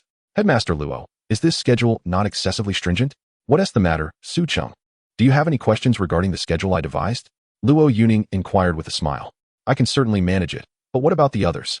Su Cheng scratched his cheek, mumbling, after all, it is still vacation. Is it necessary to be so strict? Just the first point alone. I doubt these two bed dwellers will manage it. I have always believed in fairness and will not favor anyone based on their talent. It is precisely because this is a holiday that I have intentionally relaxed the standards. Lu Yong's tone was gentle. Yet that same unwavering gentleness sent a shiver down Su Cheng's spine. After all, behind this gentleness lurked the legendary SSS-level world-ending Black Dragon. Reflecting on this, Su Cheng sighed despondently, casting a sympathetic glance at Qingqing and Zijing. At that moment, they too turned their curious gazes to the schedule. Young people must not choose to rest on their laurels during an age when they should be acquiring skills. If talent is insufficient, hard work must fill the gap. After all, the clumsy bird must fly first. Dear classmates, you wouldn't want to embarrass your Beastmaster, Su Cheng, when school begins, would you? In that moment, Su Cheng realized the fearsome aura concealed behind the seemingly gentle Luo headmaster. The trio's expressions shifted from curiosity to terror, ultimately becoming hollow, as though drained of color. Understood, headmaster. The three girls murmured, their voices heavy with despair. Seeing their response, Lu Yong smiled with satisfaction before announcing some good news. However, there are distinctions between genders. For you girls, there will be 7 days of vacation each month, even after school officially begins. Headmaster, do I have vacation days? Su Cheng raised his hand to inquire. Do you have your period every month? Lu Yong inquired with a smile. Fine. So I'm the only one left out. Since no one else spoke up, Su Cheng assumed everyone had tacitly agreed. All right then, this evening, let us prepare the supplies for entering the misty domain. Logistics Minister, step forward. Lu Yong was pushed out by Su Cheng, pointing at herself with a bewildered expression. Here is a list of essential supplies required for entering the maze. Please take a moment to review it. Additionally, I would appreciate it if the other girls could register their menstrual cycles with me so that I can arrange everyone's holidays. Su Cheng, if you could kindly step aside. Very well. As Lu Yong exuded an overwhelmingly powerful aura, Su Cheng wore a compliant expression. Meanwhile, Lu Yong's gaze darted to the list that Lu Yong had handed over, and upon seeing the detailed pricing, her lips twitched uncontrollably. By the way, Su Cheng, if you're not too busy, here is a team configuration chart for entering the maze. Please examine it. And it would be best if you could find suitable teammates before nightfall. Certainly. Su Cheng accepted the seemingly conjured team configuration chart from Lu Yong. As he brushed past Lu Yong, he caught a glimpse of the densely packed price list in her hands before making a hasty retreat. Thank you for your hard work, dear logistics officer. He tossed a playful wink at Lu Yong and happily assumed the role of a carefree manager. Upon reaching the playground, Su Cheng found himself surrounded by a throng of beast girls. According to Lu Yong's team configuration chart, a typical maze team requires a minimum of 3 beast tamers and 3 beast girls, totaling 6 members. This includes 1 tank, 1 healer, 3 damage dealers, and 1 support role. The tank is usually a robust and durable shield, like the wild boar girl contracted by Peng Lei. The healer specializes predominantly in restorative skills, capable of managing cooldowns to heal injured comrades. As for damage dealers, the optimal configuration suggests 2 for area damage and 1 for single target burst damage. The last support role is optional. Weaker teams may not need it, while stronger teams have higher standards. A formidable support can absorb lethal damage when the tank is critically weakened and provide healing when the healer is otherwise occupied. In special battles, it is advisable to have crowd control and cleansing capabilities. Crowd control entails skills that inflict negative effects such as stun, sleep, bind, imprison, silence, slow, fear, charm, etc. Cleansing refers to skills that can remove the aforementioned negative effects. If, in addition, the support can provide buffs, such as increasing skill damage, physical and magical vulnerability, or enhancing attributes like strength, agility, and intelligence, so much the better. During concentrated attacks, a decent burst is essential. Naturally, a support capable of fulfilling these 5 requirements is a rarity, typically reserved for elite guild teams. In reality, most supports merely go through the motions, often unsure of their roles when needed, which has become the norm. More often than not, these are charming girls willing to lower themselves and make personal sacrifices. To speak bluntly, they are often the favored companions of certain guild leaders. According to Lu Yong, the current requirements are not too demanding. At the very least, 1 tank, 1 healer, and 3 damage dealers must be assembled. With this in mind, Su Cheng activated his inside eye and scanned the surrounding crowd. Chenggu, I heard you got accepted into Lu Yong Academy. I'm so envious and would love to discuss study experiences with you all night. An octopus girl, boasting her looks, said as she approached Su Cheng. Su Cheng, do you need a bed warmer? I'm really good at licking. Another dog girl chimed in, playfully licking her red lips. Yet, Su Cheng remained unfazed, quickly searching the area with his eyes. The beast girls swarmed around him while the boys retreated to a safe distance, watching Su Cheng with envy and trepidation, prompting him to shake his head with a wry smile. How on earth could he form a team in such circumstances? Chenggu, why are you ignoring me? I've said I'm willing to be whatever you desire. A slime girl, enveloped in blue gel, repeatedly nudged against Su Cheng's boundaries. Oh, if you could just take a look at me, I can't believe your eyes would be empty. Just as the slime girl sighed wistfully and turned to leave, Su Cheng swiftly grasped her wrist. Lingua. Upon hearing her name, the slime girl trembled slightly before hesitantly turning back. It's decided then. At the contract platform, the slime girl looked at Su Cheng with a mixture of apprehension and eagerness. Chenggu, are you serious? Of course. Su Cheng replied with a wicked grin. You did say you'd allow me to mold you into my preferred form, didn't you? I hope you're not merely boasting. Chapter 27, Mu Jiji. In response to Su Cheng's inquiry, the slime girl blushed fiercely and vigorously nodded. The surrounding boys were filled with indignation. Listen to this outrageous proclamation. Chenggu, you can't possibly leave even the school beauty for us. Upon hearing their words, Su Cheng chuckled. Didn't I leave Xiao Yuhan and that other girl for you? You certainly don't mind. This prompted the crowd to fall into contemplation. Su Cheng, Lingua, you may commence the contract now. Teacher, please wait. There's one more person. A notification pinged, and Su Cheng pulled out his phone, revealing a devilish grin. This smile made the slime girl Lingua shiver. How perverse. Longhan Bank. Dear Black Gold VIP user Su Cheng, you have received a substantial transfer from Mu Jiji, amounting to 10,000,000 yuan. Su Cheng looked up to see a strikingly beautiful woman in a JK skirt and a pale yellow t-shirt. her figure undeniably alluring, approaching him with a smile. Wow. It's the Royal Academy, Mu Yong, Mu Jiji. Could it be that Chenggu's reach extends so wide? Doesn't he even spare the school beauty of the Royal Academy? How shocking. While other beast girls are robust and prioritize strength, Chenggu's choices are based on beauty and allure. Infuriating. Ignoring the boy's exclamations, Su Cheng shook his head. What slander? They're maligning me. I clearly take personality and freshness into account. He waved his phone at Mu Jiji, grinning mischievously. The funds have arrived, Sister Jiji. You're truly generous. Little brother. You even thought of this good fortune for your sister. It makes me very happy, Mu Jiji replied, playfully tucking her flowing hair behind her ear. And her following words left Lin Guo in shock. 10 million can secure a spot at Lu Yong Academy. This deal is a steal. I heard someone spend 100 billion without success. Mu Jiji's words made Su Cheng inwardly nod in agreement. The Mu family, Mu Jiji. The dog girl who received the call was indeed intricately connected to Sister Jiji. Of course, I had to think of my sister. Without her support, I wouldn't have grown so much. However, this money doesn't account for the living expenses I borrowed from you. Watching Mu Jiji as she walked towards him, her captivating figure causing him to swallow hard, Su Cheng couldn't help but feel a twinge of excitement. Mu Jiji cast a sultry glance at Su Cheng and remarked, "You're so thoughtful. Just borrowing a few $100 from your sister is quite generous." This time, he directed a smug glance at the many boys below. "Brothers, please convey to the esteemed brethren of the Royal Academy that I have graciously accepted their campus bell. No need to linger on Sister Jiji. Her heart is far too vast and expansive for them to comprehend. I have amassed an overwhelming amount of animosity after harvesting yet another wave of hostile sentiments." Su Cheng successfully forged a contract with Mu Jiji and Lin Guo. Name, Mu Jiji. Age, 18 years. Personality, embracing all, possessing great tolerance. Attributes, gold, steel. Talent, armored maiden, G-class. Rank, 0th tier, 9th stage. Skill, please whip me mercilessly. Evolution trigger, masochism, not yet meeting evolution standards. Other, a brand new Rolls-Royce. Luxurious top-tier edition, worth acquiring. Achievement, the most accommodating in Jiangzhou. Congratulations, host, on forming a contract with Armored Maiden G-Class. Infinite Beast Mastery, SSS Class Talent. Characteristic, Beast Mastery power has been activated. You have gained basic defense. Defense increased by 5. Upon witnessing the skill description of Mu Jiji, Su Cheng could not help but shudder. This Sister Jiji's peculiarities are rather unsettling.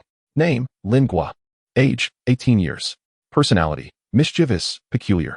Attributes, none. Talent, Slime Maiden G-Class. Rank, 0th tier, 3rd stage. Skill, I can transform into any mold you desire. Evolution trigger, peculiarity, criteria met. Other, unused Slime Maiden, highly flexible, possesses great endurance, worthy of acquisition. Other, divine artifact. Congratulations, host, on forming a contract with Slime Maiden G-Class. Infinite Beast Mastery, SSS Class Talent. Characteristic, Beast Mastery power has been activated. You have gained basic resistance. All resistances increased by 5. When Su Cheng glimpsed Lin Guo's evolution trigger, he could not help but shake his head. I had thought myself invincible, yet in the realm of peculiarity, I remain but a novice. He sighed inwardly. Subsequently, through empathy, he heard Lin Guo's thoughts. She did not inform me. I lack funds. Goodness. 10 million. Selling myself wouldn't suffice. Am I truly to offer my flesh? Oh no. Tonight I might lose my virtue. 55-55. His gaze is so unsettling. I am terrified. 55-55. Upon hearing Lin Guo's inner voice, Su Cheng wished to offer her some comfort. Do not fear. I am not a good person. Offering oneself is unlawful. If I finish without paying, it is not illegal. However, when he beheld Lin Guo's downcast head, her flushed face, and the smoke billowing from her mouth and nose, he realized that she was clearly exhilarated. As Luo Yuning gazed at Su Cheng, leading Lin Guo and Mu Jiji towards him, her smile brimmed with intrigue. So, this is the sister we have newly acquired? Lu Wanqing smirked, lightly laughing. 1, 2, 3, 4, 5, 6. Zhang Qian counted the beauties present with her fingers. Finally pointing to herself, her expression shifting. Oh no, with me, there are exactly 7. 1 week, 7 days, 1 for each day. Shall we take turns? Chenggu, can you handle it? Lin Guo continued Zhang Qian's line of thought, elaborating. Or shall we all come together, giving you a day to rest? Su Cheng, pressing down on Zhang Qian and Lin Guo's heads, bellowed with exaggerated ferocity. They are not lovers. They are teammates. Teammates. At that moment, he pounded his chest in despair, sinking deep into self-reproach. It is due to my lack of peculiarity that I find myself at odds with this bizarre world. Having said that, he pointed at Mu Zhizhi, explaining, "This esteemed individual is our revered creditor, Mu Zhizhi. Her talent is Armored Maiden, and her role is that of a meat shield." Just as Su Cheng finished speaking, Lu Wanqing comprehended his meaning. She then pointed at Zhang Qian, "Your talent is S-Class Cursed Cat Maiden. Your role is single target damage output. Luo Yuning, your talent is S-Class Flexible Rabbit. Your role is single target burst damage output." He pointed at himself, continuing, "My role is that of a healer." With such roles established, even in the absence of group damage output, we could at least form a rudimentary team capable of entering the labyrinth. Chapter 28, Too Peculiar. Hearing Su Cheng's words, Lu Wanqing was the first to react. The murderous intent in her gaze dissipated, and she propped her chin up, analyzing the situation for everyone.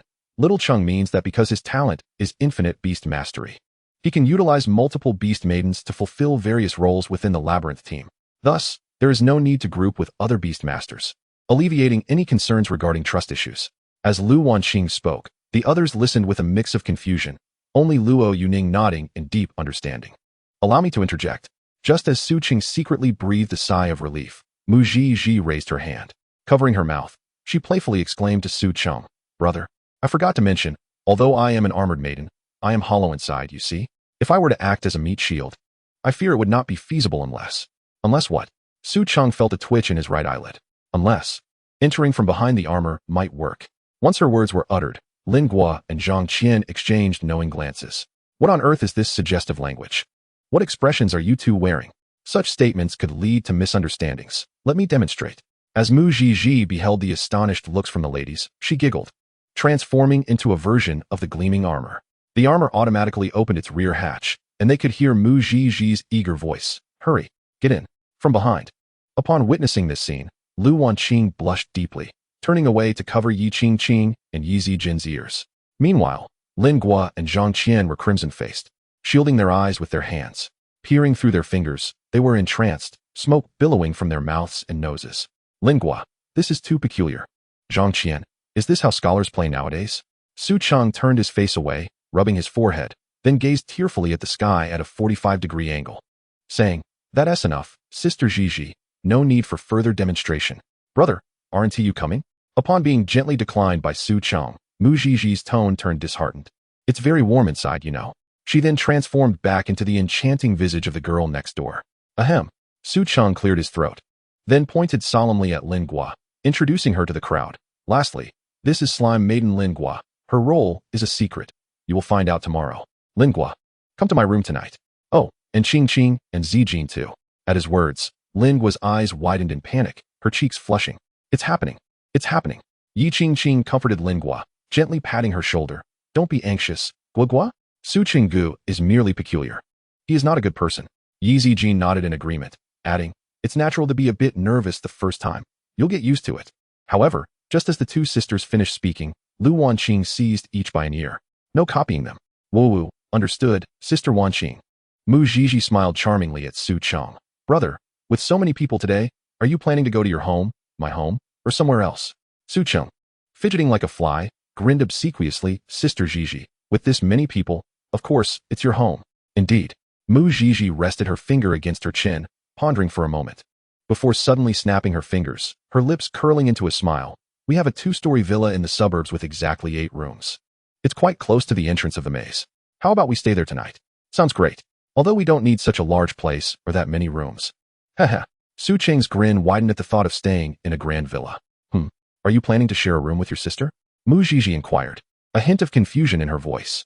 "What I meant is that Qingqing and Zijing only need 1 room." Su Cheng replied awkwardly, though he couldn't deny that Mu Zhizhi's suggestion was also quite appealing. Luo Yugong turned to Su Cheng once more. "Su Cheng, is that all for now?" "Yes, that's all for the moment." "Very well, congratulations to everyone. From this day forth, you shall no longer be high school students, but esteemed scholars of the prestigious Lu Yong Academy." At Luo Yugong's words, all the young ladies turned to Su Cheng, their eyes sparkling with excitement and shyness. "Sister Wanqing, I need to trouble you with one more thing tonight." Lu Wanqing replied, "What is it?" "I need to evolve Qingqing and Zijing tonight, so you won't be able to go shopping for supplies, will you?" "Only someone who knows me well would understand, Sister Wanqing." Su Cheng clasped his hands together in a gesture of gratitude. As a luxurious business vehicle rolled into the underground garage, a myriad of opulent cars came into view. Su Cheng gazed at the impressive collection of luxury vehicles, his breath hitching in disbelief. He had thought Mu Zhizhi was wealthy, but he never anticipated the extent of her affluence. Such understated extravagance. If one of those vehicles costs several thousand units, there must be at least 100 of them here. His bank balance wouldn't even cover a fraction of this floor. Welcome to the Mu Manor, young Master Su.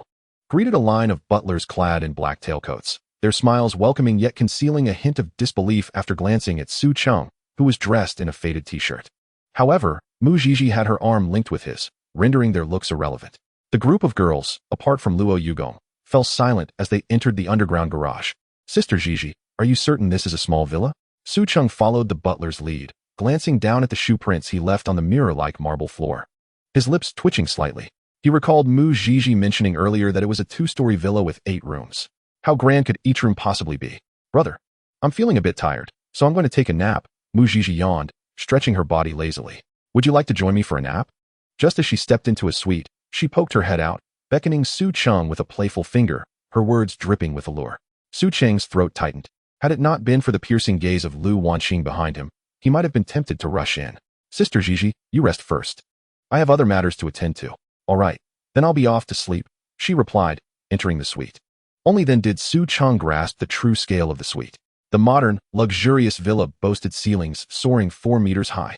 Its design featured a warm gray palette, simple yet grand, devoid of any excessive adornments. The ceiling sported a minimalist lighting design that provided ample illumination without being blinding. While the ground floor's interior space wasn't as extravagant as the underground garage, it did come with a garden, rockeries, pavilions, greenery, and a swimming pool. The suite alone was nearly 400 to 500 square meters, which was indeed quite astonishing. In the room, there was a massive refrigerator, a temperature-controlled wine cabinet, a liquor cabinet, and a snack rack, everything one could desire. A modern desk equipped with the latest computer sat alongside a glass wardrobe filled with pre-prepared clothing, still bearing their tags in Su Cheng's size. Opening the drawers revealed belts, socks, and underwear, all thoughtfully arranged by Mu Zhizhi. No wonder the butler had mentioned that all arrangements had been made for everyone. How considerate. After shedding his shirt, Su Cheng decided to indulge in a hot shower. He then lay back on the soft mattress, his mind wandering wildly. The suite next door was Mu Zhizhi's. Should he go in and greet her? Perhaps say something like, Sister, I no longer wish to strive. Taking a deep breath, he cast those thoughts aside. While the allure of relying on someone else was tempting, self-reliance was paramount. He focused intently on assessing his current state. Name, Su Cheng. Rank, 2nd tier, stage 2. Talent, Insight, C grade allows observation of Beastmasters and their talents within 10 ranks of one's own. Talent, Infinite Beast Mastery, SSS grade allows surpassing the limit of 1 beast for a Beastmaster, enabling limitless beasts. More is always better. Characteristic, Beastmaster's power. Each contract with a beast grants a corresponding ability. Acquired Beastmaster's powers. SS grade Swordsmanship, Sword Maiden C grade.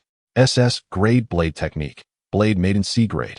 Advanced Agility, Cursed Cat Demon S grade you gain Advanced Agility, increasing agility by 30. Advanced Evasion, Flexible Bunny Maiden S grade you gain Advanced Evasion, increasing evasion rate by 30. Low-level Defense, Armored Maiden G grade you gain low-level defense, increasing defense by 5.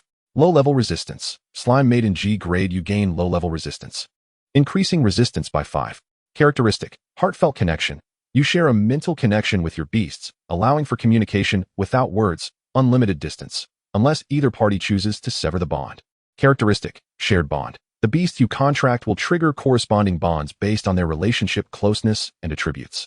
Unlocked Shared Bonds. Dual Wielding. You can wield 2 weapons simultaneously in battle, Blade Maiden and Sword Maiden. Characteristic, Shared Vision. You can share your vision with your contracted beasts. Unrestricted by distance, unless the bond is severed. Characteristic, Spatial Summoning. Requires reaching the 4th tier of Beast Mastery to unlock Skill Interpretation. Characteristic, requires reaching the 4th tier of Beast Mastery to unlock Skill Name. Talent, Evolutionary Opportunity, SSS grade you can facilitate the evolution of your beasts. Characteristic, Hidden Talent. You can conceal your strength, making it undetectable by any skill. Would you like to hide? Characteristic, Evolutionary Opportunity. You can observe the opportunities for your beasts to evolve and facilitate the evolution of those that meet the criteria. Characteristic, Self-Evolution. Your gained experience is doubled, with a possibility of self-evolution. Ability, Dark Deprivation. You possess the ability to seize one trait or skill from a target, rendering that trait or skill sealed during the duration of your subsequent usage of Dark Deprivation. Ability, Betrayal Execution. Unlock the trait interpretation upon reaching the 4th tier. Ability. Unlock the trait name upon reaching the 4th tier. Skill. Basic healing, yellow grade, middle tier. Skill. Speed enhancement, yellow grade, upper tier. Skill. Strength enhancement, yellow grade, upper tier. Skill. None. Unlock the 4th skill slot upon reaching the 3rd tier. Other. Aside from being exceptionally gifted and handsome, there is little else to say. A wicked thought took root in Su Cheng's mind. The corners of his mouth twisted as he activated his 4th ability, Shared Vision. You mentioned Shared Vision to Lu Yong, but she declined. What the hell? Does this thing also come with reminders? How boring. What's wrong? Testing a new ability? Or preparing for mischief? Lu Yong's playful tone echoed in Su Cheng's mind. Of course, it's to test a new ability. Su Cheng's throat felt a bit dry. He dared not entertain any foolish thoughts. Oh, please wait a moment. I'm currently in the bath. Lu Yong's words made Su Cheng instinctively swallow hard. At that moment, Lu Yong resembled a blooming lotus, her cheeks slightly flushed as she admired her exquisite figure in the mirror. Oh, what does one eat to grow this big? She sighed quietly, forgetting that Su Cheng was eagerly waiting to share vision with her, his focus entirely on her. And her inner thoughts were naturally audible to him. Clearly, the presence of Mu Zhizhi instilled a sense of urgency in Lu Yong. Su Cheng dared not respond and could only wait in silence. All right. When Lu Yong's voice finally came through, Su Cheng snapped back to reality. He hesitated for a moment, deciding it was wiser to send Lu Yong a message on V. Are you ready? Indeed, just as the message was sent, he heard Lu Yong's voice in his mind. Thankfully, it seemed he heard her earlier. Su Cheng wiped the cold sweat from his forehead. You mentioned Shared Vision to Lu Yong, and she accepted. The 4th ability is Shared Vision. As Su Cheng communicated with Lu Yong, he observed the scene before him. Once Shared Vision was activated, he beheld a large bed. What can you see? Lu Yong cautiously grasped her towel and settled into a comfortable position. It's your current perspective. Su Cheng replied. He swallowed hard, for when Lu Yong leaned down to sit, her alluring curves and shapely legs flashed before him. Alas, this Shared Vision does not possess a screenshot function. This ability holds significant tactical implications, allowing Beastmasters and Beastgirls to share vision even when positioned in each other's blind spots, greatly diminishing communication barriers between them. After a moment of contemplation, Lu Yong analyzed. Xiao Cheng, are you still there? Not receiving a response, she expressed her confusion. Yongqing Jia, is there something on your leg? Upon hearing Su Cheng's exclamation, Lu Yong immediately looked down to inspect her legs. There's nothing. After a while, Lu Yong finally registered the situation, her cheeks flushing with embarrassment. Chapter 30. All three together? Lu Yong has closed Shared Vision. Is it beautiful? Undoubtedly beautiful. Yongqing Jia is beautiful in every way. Su Cheng swallowed hard. Do you like it? Under normal circumstances, Lu Yong would never have uttered such bold words, but now, due to the telepathic communication, her thoughts could effortlessly reach Su Cheng's mind. At that moment, her mind went blank, utterly overwhelmed, her entire face flushed as red as a boiled lobster. Of course. With Su Cheng's affirmation, Lu Yong's cheeks reddened even more. Enough of this. I need to change my clothes. Hearing Lu Yong's slightly flustered thoughts, Su Cheng couldn't help but smile. Childhood friends, fate has been kind to me. Cheng Gu. Uncertain of how much time had passed, Su Cheng was awakened by a sweet voice. Opening his eyes, he found Lingua timidly sitting on the edge of his bed, wrapped in a towel. What the heck? What do you want? Why are you in my room? Are you trying to harvest my kidneys? Su Cheng jumped out of bed, checking his body for any injuries. Upon seeing this, Lingua looked aggrieved and said, Cheng Gu, didn't you ask me to come find you at night? Su Cheng slapped his forehead, recalling that he indeed had asked her. Where are Luo Zhangjiao and the others? Yongqing Jia said she was unclear about some items on the list, so she took Luo Zhangjiao with her and Zhang Qian. Cheng Gu, you didn't fall asleep and forget everything, did you? As Lingua spoke, her gaze inadvertently wandered to Su Cheng's upper body, and she blushed furiously. What a robust man. Is he really going to make a move on me? Wow, 8-pack abs. How attractive. I love looking at them. Hee. Why isn't he pouncing on me? Is my charm insufficient? I've washed up nicely. Oh no. Cheng Gu is looking at me. I'm going to turn into Cheng Ji's shape. Cheng Gu, be gentle. It's my first time. Her cheeks flushed. She swallowed hard. Just then, Yi Qingqing and Yi Zijing entered, clutching notebooks. Su Cheng Gu, we're coming in. Yi Zijing politely knocked on the half-open door. Meanwhile, Yi Qingqing peeked her head in and caught sight of Su Cheng bare-chested and Lingua wrapped in a towel. Lingua lifted her head, her misty eyes fixed on Su Cheng. There was a mix of sorrow, pleading, and anticipation. Cheng Gu, Yamiadi, it's still my first time. If all three of us are together, I'm afraid I won't be able to let go. If it must be this way, Then let us do it. Hearing Lin Guo's words, Yi Qingqing's face instantly turned crimson. Sorry for the interruption.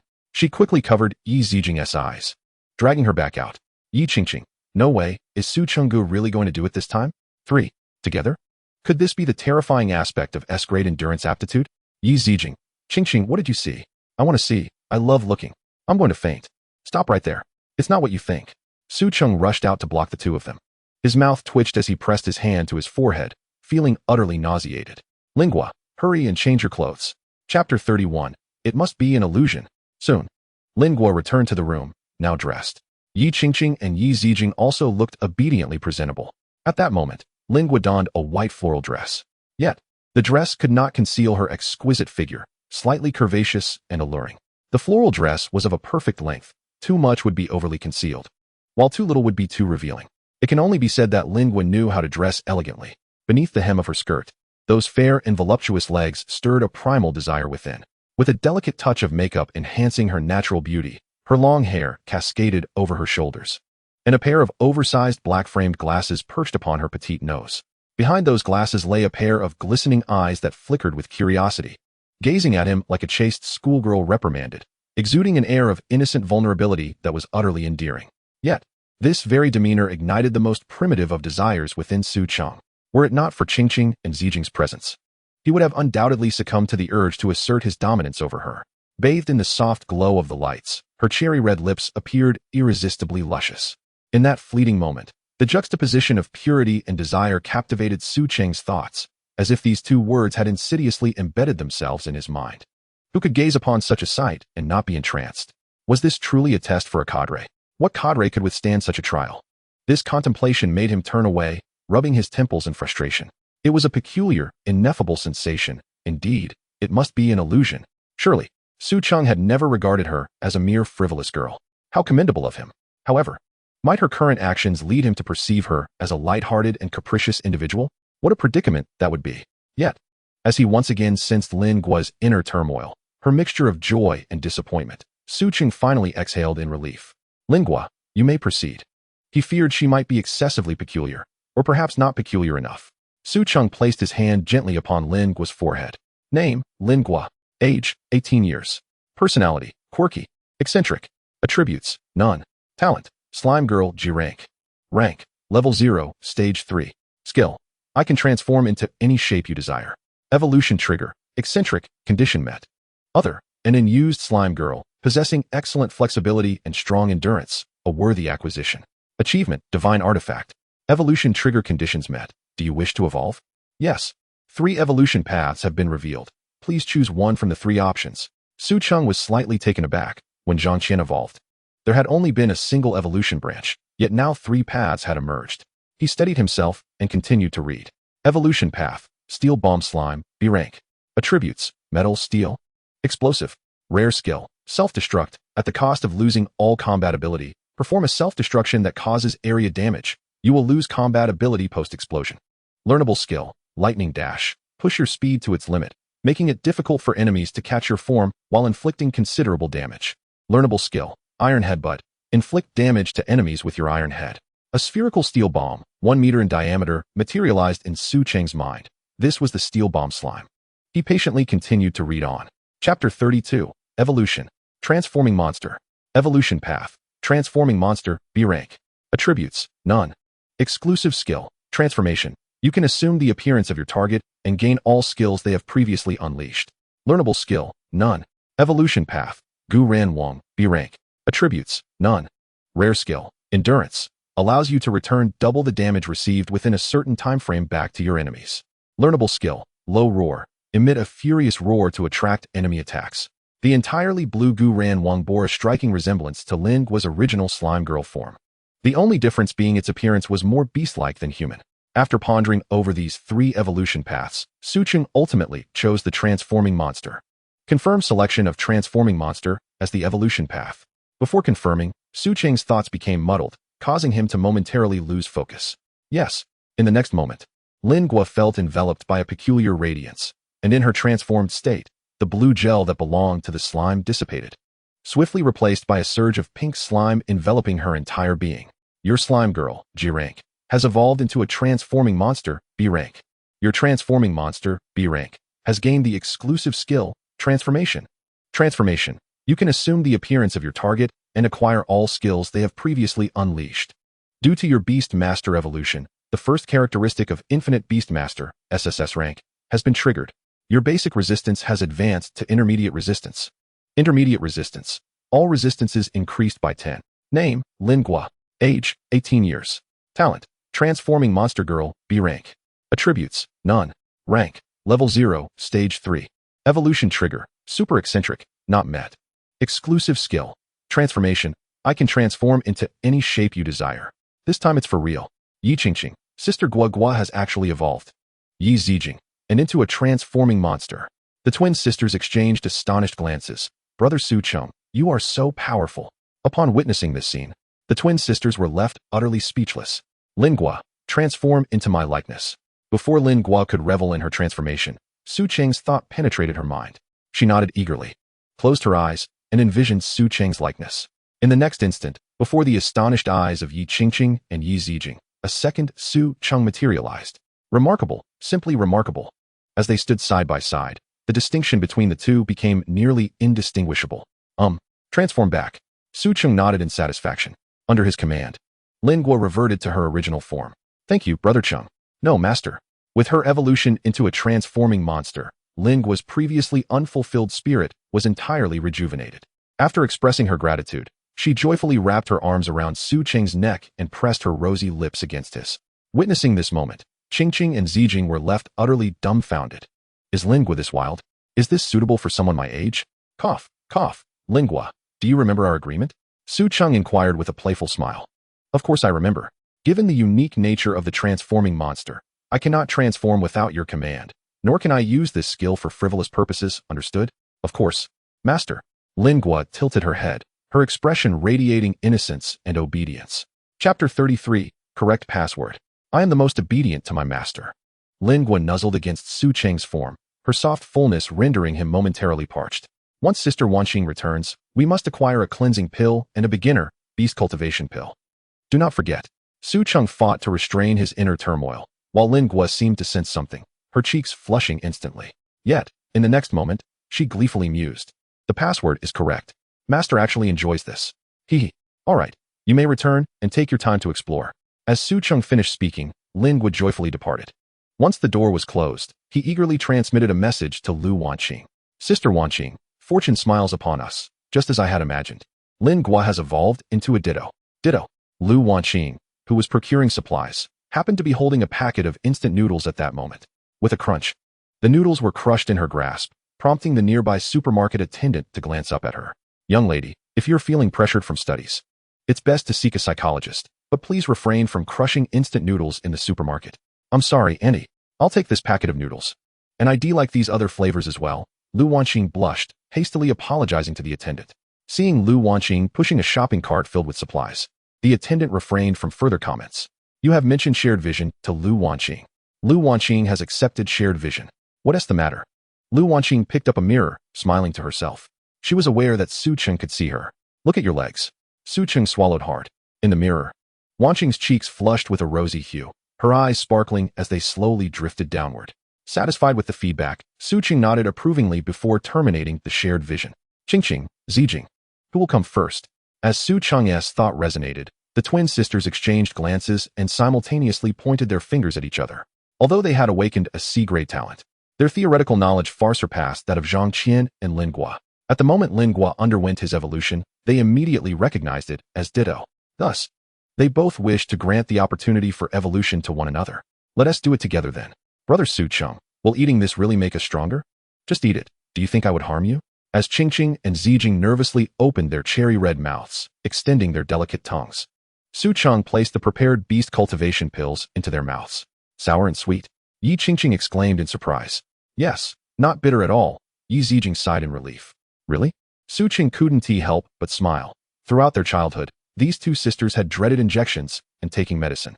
After Lingua's evolution, he had deliberately fed the beast cultivation pills to Qingqing and Zijing, hoping to see if it might increase the chances of rare evolutions. As the effects of the pills took hold, he lovingly placed his hands on the twins' little heads. Name: Yi Qingqing. Talent: Bamboo Sword Maiden, C grade. Evolution trigger, trust, met. The evolution trigger has been met. Do you wish to proceed with evolution? Yes. 3 evolution paths have been opened for you. Please select one from these 3 options. Chapter 34. Ching evolves into Blood Shadow. Evolution path, Mo Dao Maiden, A grade. Attributes, metal, steel. Rare skill, horse slashing, effective against earth-type enemies. Learnable skill, blade aura, can unleash a blade aura depending on the Beastmaster's strength. Learnable skill, never dull. Unlike other equipment, it will not lose durability. A massive double-edged sword materialized in Su Cheng's mind, its sharp blade reflecting a chilling glimmer, causing his pupils to contract sharply. The Mo Dao, a long-lost technique. Wherever it goes, both man and horse are shattered. The Great Tang, Mo Dao. Mentioning the Mo Dao brought to Su Cheng's mind the renowned Battle of Xiangjisai, where the war god Li Siyu wielded the very same. This world, having persisted since the Long Han era, lacks the dynasties of Tang, Song, Yuan, Ming, and Qing, ensuring that many civilizations have not been lost. If the Mo Dao exists, then the long-lost sword should not be far behind. Evolution path, Red Flame, A grade.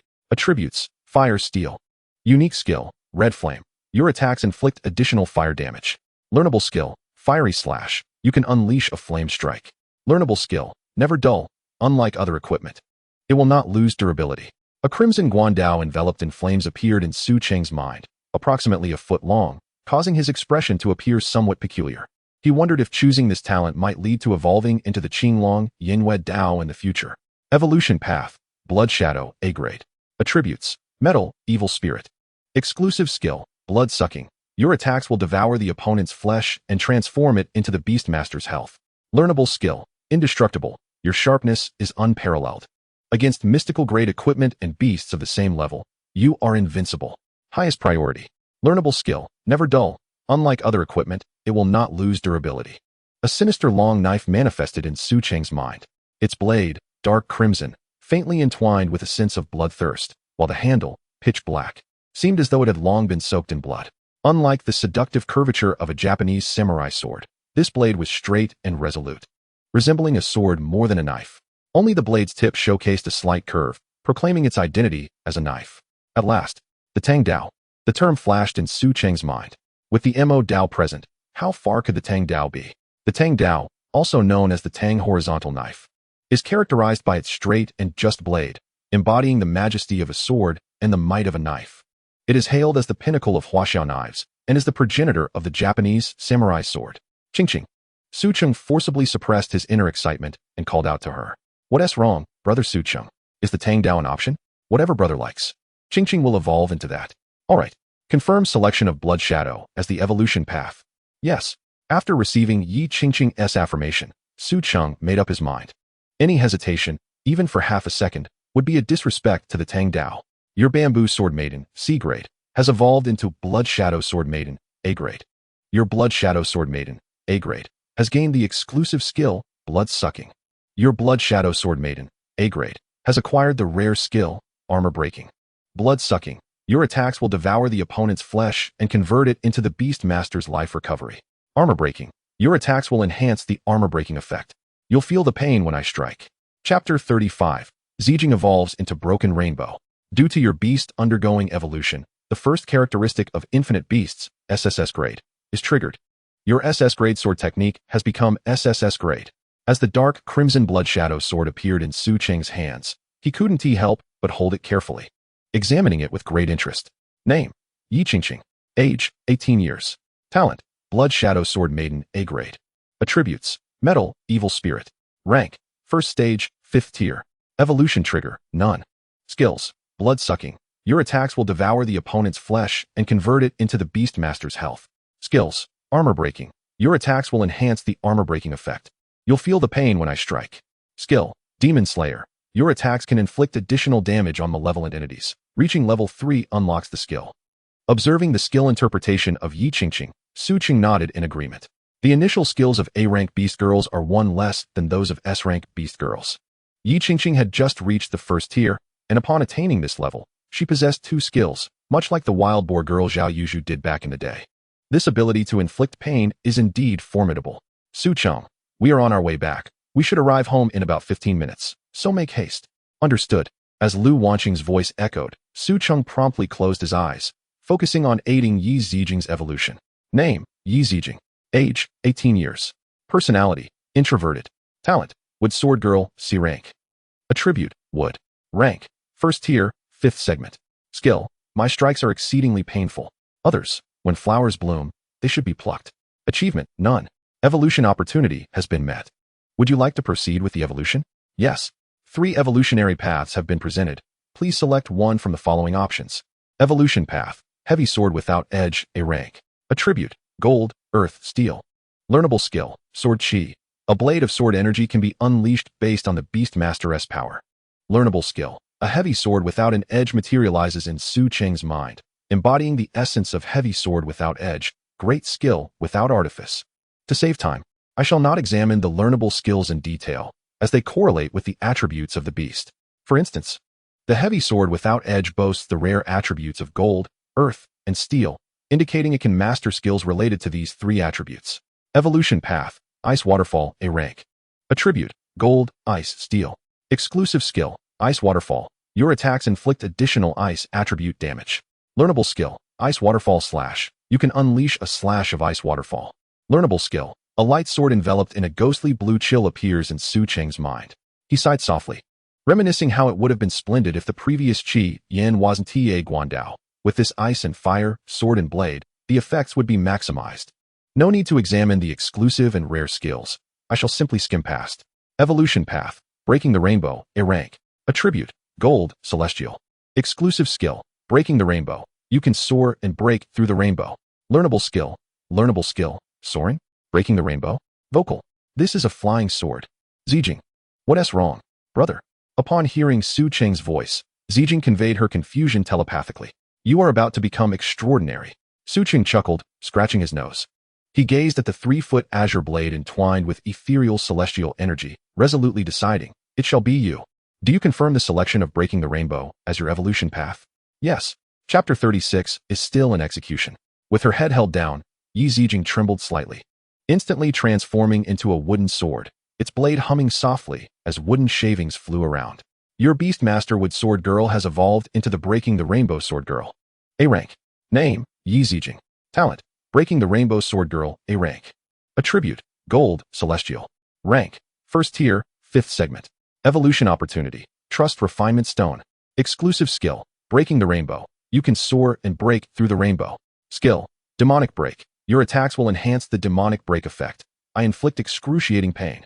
Skill, slaying the immortal. Your attacks can inflict additional damage on celestial beings. Reaching level 3 unlocks the skill. Due to the successful evolution of your beast girl, your swordsmanship has reached S rank, SS rank. Vocal, demonic break effect. Consuming mana. Could this be the ultimate bane of mages? Brother, are Qingqing and Zijing formidable now? Observing the twin sisters' eager expressions directed at him, Su Cheng affectionately ruffled their small heads, smiling. Indeed, the skills Demon Slayer and Slaying the Immortal are impressive. From their names alone, they sound extraordinary. I believe they are also exclusive skills. We'll take a look when we reach level 3. Brother Su Cheng, Yi Zijing, with glistening eyes, gently asked, we are not burdens now, are we? You two are now powerful allies. Upon hearing Su Cheng's words, the 2 girls felt a wave of relief wash over them, secretly exhaling. And in my heart, you have never been burdens.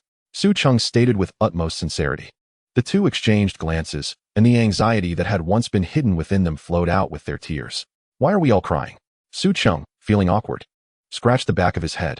He had always dreaded seeing these 2 in tears since childhood. Yi Qingqing pouted, saying, Brother Su Cheng, we are genuinely overjoyed. This is tears of joy. Yi Zijing wiped away her tears, smiling. Yes, we are truly happy to become your strength, Brother Su Cheng. With that, the 2 girls, under Su Cheng's astonished gaze, shyly rose on their toes and pecked him on each cheek. Knock, knock, knock. At that moment, a knock sounded at the door, causing Su Cheng to momentarily pause. Rising to open the door, he found Luo Yuning standing there. Master Luo, he greeted her with a smile. Good day, Master Luo. Noticing the 2 little girls with flushed faces hastily greet him before darting out, he felt a rush of embarrassment. Luo Yuning was momentarily taken aback, then flashed Su Cheng a knowing smile. Su Cheng, you are quite impressive. Hearing her words, Su Cheng felt an overwhelming sense of guilt as he scratched his cheek. He was well aware that Master Luo had acquired some knowledge of their situation when registering Qingqing and Zijing. These twins were nurtured by him since childhood. Ah, Master Luo. Is there something you need at this late hour? He quickly changed the subject, though his gaze inadvertently drifted to Lu Yoning's alluring figure. From her professional OL attire to her form-fitting skirt, and then to her alluring black stockings. This sight stirred something within Su Cheng, causing him to swallow hard. Chapter 37. The three flowers gather at the summit. Sensing the boy's fervent gaze, Lu Yoning couldn't help but smirk slightly. Although she had encountered many outstanding individuals, there was something about him that did not repel her, even though they had yet to formalize their contract. It was only a matter of time according to the dean's attitude. Once that contract was established, the ensuing complications between men and women would be unavoidable. As she pondered this, her mature and beautiful face appeared slightly flushed under the dim corridor lights. Aren't you going to invite me in for a chat? Lu Yoning, with her flowing tassels, exuded a unique intellectual beauty that captivated Su Cheng. Please come in. He welcomed her into the room, where she languidly reclined on the sofa, her exquisite form fully on display. The young boy could not help but swallow hard. This jade tablet was known as the Chenji tablet. With her slender fingers, she extracted a piece of jade and leaned forward, waving it enticingly before Su Cheng. It contained an extensive collection of literature amassed by the Lu Yong Academy over a millennium, which could be likened to a personal library at one's fingertips. Among its treasures was a skill book for Beastmasters at the celestial tier. As Su Cheng gradually approached her, he gazed upon her striking beauty. Within the skill book for celestial Beastmasters, there existed a healing technique named Three Flowers Gather at the Crown, which could be studied upon reaching the second tier, offering prolonged and effective restorative effects. It would be prudent to learn it before entering the miasma realm. However, it was worth noting that both the celestial tier skill book for Beastmasters and the one for celestial tier skills each allowed for 10 uses. As for the others, they could be perused at any time. Do check if Three Flowers Gather at the Crown is among the celestial tier skills. If so, you may choose to study it. Are you listening, Su Cheng? Yes, I am. He replied in a flurry, hastily accepting the jade tablet and turning away, his expression betraying his disarray. Noticing the boy's flustered demeanor, Lu Yoning's lips curled into a satisfied smirk. Following her guidance, Su Cheng activated the Chenji tablet. Three Flowers Gather at the Crown, celestial tier, lower grade. Found it. Celestial tier, lower grade? Su Cheng muttered to himself. Skills above the celestial tier were indeed rare and hard to come by. Enhancement and healing skills were the most coveted. Lu Yoning covered her mouth, chuckling as she explained. Thus, healing skills of the middle and upper celestial grades have long been snatched up. Nodding at her words, Su Cheng input the command with his mind, and before him appeared an ancient, thread-bound book. Would you like to expend one opportunity to study the skill? Three Flowers Gather at the Crown, celestial tier, lower grade. Yes. Select the skill you wish to forget. Basic healing, yellow tier, upper grade. Speed enhancement, yellow tier. Upper grade. Strength enhancement, yellow tier, upper grade. Su Cheng nodded. From 0 tier to 9 tier, each skill column would only unlock one skill per tier increase. Being at the second tier, 7th segment, he had unlocked 3 skill columns. With all 3 filled, he would have to forget one to learn a celestial tier skill. Beside him, Lu Yoning stared in astonishment at the 3 yellow skill rings that floated around Su Cheng. The rating chart indicated he was at the 1st tier, 9th segment. To her surprise, he had now advanced to the 2nd tier, 7th segment. If the rating chart was accurate, what sort of cultivation talent did he possess? Chapter 38. Remarkable Comprehension. You have forgotten basic healing, yellow tier, upper grade, and you have learned Three Flowers Gather at the Crown, celestial tier, lower grade. Su Cheng summoned his internal spiritual energy, a red light flashing from his fingertips as he pointed towards Lu Yoning. In the next moment, 3 blood-red lotuses materialized above her head. The lotuses spun continuously, with each passing second sending a stream of vitality into Lu Yoning's body. 3 flowers gather at the crown. No cooldown period. It can be used continuously. Such is the power of a celestial tier, lower grade skill. Truly terrifying. However, it did consume quite a bit of mana. After releasing several instances, Su Cheng felt his legs weaken, a sign of his mana being depleted. The physical skills he executed consumed stamina, while spell-based skills drained mana. The skills unleashed by his contracted beast consumed energy. Thankfully, with his S-grade intellect rating and S-grade mental power rating, his intellect influenced the mana, MP, cap, while mental power affected its recovery. Otherwise, someone of his current tier might not be able to unleash even a single celestial tier skill. What he failed to notice was that behind him, Lu Yoning's beautiful face was painted with astonishment. Others took multiple attempts to successfully learn skills. Yet this young boy had mastered it with astonishing ease in mere seconds. What kind of terrifying comprehension ability did he possess? After all, this was a celestial tier technique. At that moment, Su Cheng had completely entered a state of learning, rapidly flipping through the techniques within the Chenji tablet with his fingertips. His curiosity piqued as he inquired of Lu Yong, which techniques among these are the most formidable? After a moment of contemplation, Lu Yong replied, for control skills of the magic type, the Celestial Upper Grade Skill Creation Bell's Divine Elegance is the strongest, followed by the Celestial Middle Grade Black Sun Prison, while powerful. Their drawback is excessive mana consumption. With your current mana, you wouldn't be able to unleash even a fraction of their true power, so I wouldn't recommend studying them. As for explosive magic skills, it seems they are all limited to Celestial Lower Grade. As for movement techniques, the foremost is the Demon's 8 Steps, a Celestial Upper Grade skill requiring 5,000 agility points to study. Oh, and there is a swordsmanship skill rated highest among all techniques, called Green Lotus Sword Song, also a Celestial Upper Grade skill, requiring SSS grade swordsmanship and 5,000 agility points to qualify for study. I've seen your swordplay. You might consider pursuing that direction. A subtle smile played upon Lu Yong's lips. As for the Celestial Upper Grade skills you desire, I must say it depends on whether you possess the capability to learn them. Upon hearing her words, Su Cheng felt no anger but instead retorted with a smile. Luo Master, what if I truly manage to learn it? What rewards await me? Observing the glint of mischief and arrogance in the boy's eyes, Lu Yong initially felt a pang of insecurity, but then she straightened her posture, her alluring figure radiating confidence. Then do tell, what kind of reward do you seek? Under the dim light, her sparkling eyes, filled with a hint of playful challenge, fixed intently on the boy. For a moment, he was left speechless. All right, I shan't tease you any longer. Take your time to study. Lu Yong chuckled lightly, gracefully turning to leave, closing the door behind her. Little did she know, the cautious heart that had been sealed away for years was now racing wildly. Chapter 39, Put Me Down. How about a night run? I'll wait for you at the villa entrance. Seeing Lu Yong extend the invitation, Su Cheng naturally could not refuse.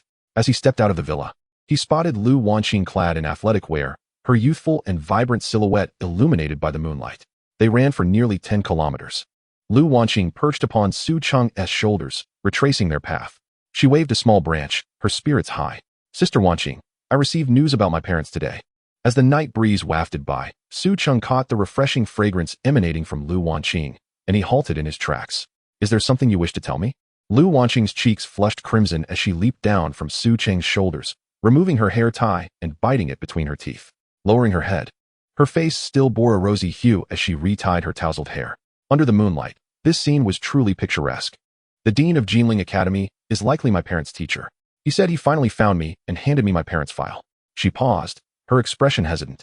Su Cheng gazed at Lu Wanqing, a bitter smile gracing his lips. Jinling Academy? It seems your parents were as remarkable as you in their time.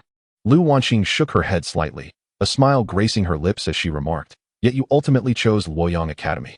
And I suspect it was a deliberate choice by Dean Jiang. Perhaps your personality mirrors that of your parents, prompting him to tailor his approach accordingly. Am I correct in my analysis? Perhaps, he replied. The resemblance in character seemed impossible, for he was a traveler from another world. Yet, the words remained unspoken. His decision against Jinling Academy stemmed solely from the absence of any connection to these parents he had never met. If he were indeed merely an abandoned child, it would have been easier, devoid of any psychological burdens. However, Dean Jiang's unexpected appearance today made him acutely aware that his biological parents in this world were likely not ordinary individuals. After all, he had just reaped the benefits of the title Loyal and Brave today. Why then, had he endured such hardship for so long without a soul to inquire about his well-being? I believe, Xiao Cheng, you need not bear such a heavy psychological burden. I understand your aversion to being indebted to others, but as parents, their role is to give without expecting anything in return from their children, is it not? Of course, I speak of the vast majority of normal individuals, excluding the few who are not quite human. As if struck by a thought, Lu Wanqing's brow furrowed slightly as she added, if your aunt and uncle belong to the former category, that would indeed be a blessing accrued from your past life, and they would naturally not require any repayment from you. If they belong to the latter, then you should feel even less pressure. After all, they never raised you. Did they? Lu Wanqing's gaze sparkled like starlight, illuminating Su Cheng's shadowy heart. He inhaled deeply, then exhaled forcefully. Whatever, we'll take it one step at a time. Upon entering the courtyard, he saw Lu Yong smiling at the entrance. It's time for bed. You should rest early. All right, Su Cheng responded. You two seem to have a rather good relationship, she remarked, her expression revealing an enigmatic smile as she looked at Lu Wanqing perched on Su Cheng's shoulder. Indeed, Su Cheng nodded, only to be reminded of his rumbling stomach, realizing he had forgotten dinner. I'll go grab something to eat. Wanqing, would you like to join me? He offered, glancing up at Lu Wanqing. Put me down, she exclaimed. Chapter 40, A Hasty Retreat. Lu Yong, blushing deeply from embarrassment at being caught by Lu Yong, hurriedly scurried towards her suite. Dinner has been prepared for you and delivered to your room. Eat up and rest early. Got it. Upon returning to her room, the food was still warm. Wow. Su Cheng gasped in astonishment. A whole abalone, Australian lobster, and several dishes he had never encountered before lay before him. As he dug in, he discerned the taste of tofu in one of the dishes. The food leaned towards the sweet side, making it somewhat cloying. He opened the refrigerator, retrieving a bottle of sparkling water. After a satisfying sip, he noticed 2 file folders leaning against the nightstand. One was thick, labeled Su Cheng, while the thinner one bore the name Wu Lian. It seemed his parents in this world were named Su Cheng and Wu Lian, ordinary names, indeed. He opened the thicker folder and extracted several yellow documents. The individual in the photograph looked youthful and bore a striking resemblance to him. Name, Su Cheng. Gender, male. Place of origin, Jiangzhou. Ethnicity, Han. As Su Cheng chewed on a piece of abalone, he skimmed over the details of the Su Cheng dossier. Physical skill rating, F. Swordsmanship rating, F. Tactical rating, A. Strength rating, F. Agility rating, D. Intelligence rating, A. Overall rating, B. Nothing particularly remarkable. The ratings were even lower than his own. Aside from a slightly higher intelligence score, his physical capabilities were utterly lacking. What a little waste, he scoffed, until his gaze fell upon the column detailing the Beast Mastery talent, causing his smile to falter. Beast Mastery talent, Super Evolution, SS rank. What the actual? In that moment, Su Cheng's jaw dropped. Even the folder slipped silently from his grasp onto the bed. A bloodstained black notebook peeked out from the folder. Su Cheng opened the notebook, and on the first page of the diary, a bold inscription caught his eye. To my son, Su Cheng. In the next instant, his vision blurred suddenly. You have acquired a low-grade spiritual artifact, memory glasses. Iris compatibility rate, 9999, binding memory glasses. In the blink of an eye, his sight returned to clarity. Memory glasses, low-grade spiritual artifact, effect. The user can record and flashback any moment in time, retrieving the recorded images at will, soulbound. He rubbed his eyes, discovering no trace of contact lenses. Memory glasses have been soulbound to you, undetectable by others. You cannot remove them unless you perish. With no option to remove them, Su Cheng sighed and turned his attention to the notebook left by Su Cheng. The first page of the notebook bore a grand title, Beginner's Guide to Rapid Domain Exploration and Hidden Level Explanations. As he read line by line, initially holding a critical attitude, he grew increasingly astonished with each passing page. Much of the content reflected the author's genuine experiences. The book mentioned things he had not written, while many critical details not found in the book were elaborately explained here. This included the types of extraordinary beasts appearing in each domain, the weaknesses of beast lords, how to deal high damage, and the optimal positioning of team members, all exceedingly detailed. Chapter 41, Evolution Materials. Thanks to the memory glasses storage function and Su Cheng's solid foundation, he read swiftly, seamlessly integrating the knowledge with his studies. He need not worry about missing anything. Later, he could access any desired information at will through the memory glasses. This notebook encompassed Su Cheng's unique insights and experiences from beginner to intermediate and advanced domains. What astonished Su Cheng even more was the comprehensive explanation of his SS talent, super evolution, and the specific methods for how various contract beasts could evolve. At that moment, Su Cheng gained a profound understanding of his evolution opportunity. It turned out that the environment for evolution, auxiliary tools, and the inherent conditions of the evolver were all crucial factors. For instance, the moonstone he had previously acquired was actually a necessary condition for the evolution of rabbit-type beast girls. This meant that if Wanqing were to evolve, she might require a moonstone. Additionally, as materials for the next advancement of the Duanhong sword, the refining stone was crucial. The final boss in the beginner domain dropped it. Furthermore, some exceedingly rare materials could serve as essential items for transcending evolution, potentially unlocking ultra-rare evolutionary branches. Thus, Su Cheng immersed himself in the black diary until the late hours of the night. Time to get up. A series of knocks echoed from outside the door. Su Cheng stretched, reluctantly opening his eyes. Xiao Cheng, cease your antics. It was not until the gentle murmurs beside him that he was jolted awake in a cold sweat. There were only 2 individuals who could address him in such a manner. Is it Sister Wanqing? No, that could not be the case. The answer was singular. He turned his gradually petrifying head to the right, and indeed, lying beside him was Mu Zhizhi. Sister Zhizhi? He turned his face away and prodded Mu Zhizhi's arm with his finger, whispering a question, wary of any potential intruders. Mu Zhizhi yawned, rubbing her eyes as she sat up, her hands pushing against the covers as her body stretched languidly downward, reminiscent of a lazy cat. Su Cheng fought to suppress the urge to nosebleed and inquired, Sister Zhizhi, what brings you here? Well, I woke up hungry last night. Noticed your room's light was still on, so I came to check if you were asleep. While nibbling, I became utterly exhausted and ended up falling asleep here, she replied. Her eyes still half closed as she stood with only a silk nightgown, one that was rather short. Su Cheng forcibly restrained his youthful stirrings, averting his gaze and massaging his temples. But I locked my door. How did you manage to get in? Your room and mine are connected. Did you not see that cabinet? It serves as a concealed door. After saying this, she purposefully opened the cabinet that appeared to be just that, demonstrating its hidden function to Su Cheng. What's the matter, brother? Why are you shy again? So adorable, she teased, leaning towards him, her porcelain-like arms cradling her chin as she smiled quietly. Hearing her words, Su Cheng could not help but twitch at the corners of his mouth. Faced with such an enchanting, kind-hearted, albeit somewhat naive, older sister, he found it quite challenging to maintain his composure. At that moment, a brisk knock echoed through the air. Su Cheng, even Qing and Ziqin, those habitual late risers, are already up. Aren't you getting out of bed? Lu Yong's voice rang from outside. In that instant, Su Cheng was startled into a cold sweat. I'm up. I'm brushing my teeth. Just a moment. He scrambled out of bed, hastily making his way to the bathroom amidst Mu Ziji's muffled laughter. Half an hour later, everyone except Mu Ziji had gathered in the lobby. Apologies, everyone, for the wait, Su Cheng said, scratching his head as he looked apologetically at Lu Yong and the others. Make sure it doesn't happen again. Lu Yong maintained her usual smile. Yet the underlying implications sent chills down Su Cheng's spine. It was no wonder the headmaster was upset about his tardiness on the first day of class. However, upon observing the lobby, he was taken aback to see an array of black and white silk JK skirts, all alike, except for Lu Yong. Yi Qingqing and Yi Ziqin were slender and the shortest among the group. Although their legs were somewhat shorter, the proportion was perfect for their height. Both adorned in white silk, Zhang Qian possessed a well-proportioned figure, tall and striking. Her long, straight legs were particularly eye-catching.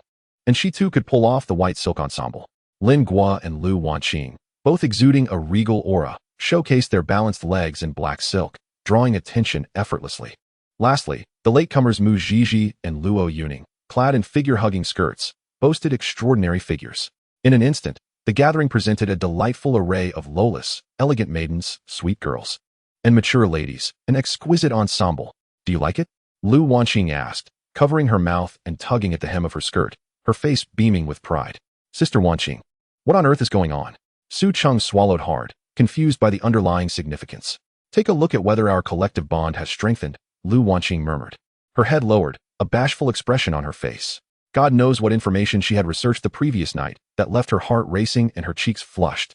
Having everyone wear the same attire is also to enhance team cohesion. I hope this aligns with your wishes. Su Cheng gazed at the pairs of beautiful legs, swallowing hard once more. Vocal. Sister Wanqing truly understands me. This is more than I could have wished for. I adore her. He glanced at the third characteristic, collective bond. Wow, I didn't expect it to actually exist. Collective bond. You have acquired an aura, fostering team cohesion. Team cohesion, LV1. All attributes of team members increase by 10, aura effect. Sister Wanqing, it boosts all attributes. Moreover, it's an aura effect that benefits everyone. His face lit up with excitement as he eagerly shared the good news with Lu Wanqing. Since it's LV1, it implies that there's room for enhancement. Upon hearing Su Cheng's transmission, Lu Wanqing nodded thoughtfully, seemingly contemplating the next steps. Noticing Su Cheng's gaze, the ladies could not help but blush. Ahem, Lu Yong cleared her throat before announcing. Today we shall commence with some stretching exercises. Stretching exercises? Su Cheng's eyes brightened. His first thought was of yoga. How splendid. Yet before he could indulge in further thoughts, he caught Lu Yong casting a glance in his direction. Her arms crossed over her chest. She bore a mysterious smile akin to the Mona Lisa, and said, All right, Su Cheng, have you had your fill of the view? If you're done, go run 10 kilometers and come back. With no choice, Su Cheng turned and dashed toward the door. I will return. He then heard the laughter of the ladies behind him. Upon completing his 10-kilometer run and returning, he witnessed Lu Wanqing and the others practicing the splits. How delightful. This is splendid. He swallowed hard, and in an instant, all his fatigue vanished. Wanqing, your form is impeccable. Continue guiding them. I'll return shortly. As he saw Lu Yong emerging from the room, Su Cheng redirected his attention and asked, Headmaster Luo, I've completed my 10 kilometers. What training should I undertake next? I have a list here. It contains all your morning exercises. Complete them, and you needn't inquire further. Su Cheng took the training list from Lu Yong and gasped audibly. 1,000 push-ups, 1,000 sit-ups, 1,000 squats, 1,000 frog jumps, plus a 10-kilometer swim. Staring at the full page, he felt his mouth twitch involuntarily. Even the legendary teacher Chiyu wouldn't dare to assign such a regimen. And this is merely for the morning. If I continue at this pace, will I have any hair left? Seemingly sensing Su Cheng's bewilderment, Lu Yong chuckled softly. 3 inches of ice isn't formed in a single day. What? Is this minor challenge enough to confound you? Hurry and practice. Perhaps you'll finish early and catch a few more glimpses. As she spoke, she gestured toward the beautiful women performing the splits inside. Su Cheng swallowed hard, taking a deep breath. Thankfully, the system intervened just in time. According to Lu Yong's task, upon completion, the host will receive attribute point rewards and considerable experience.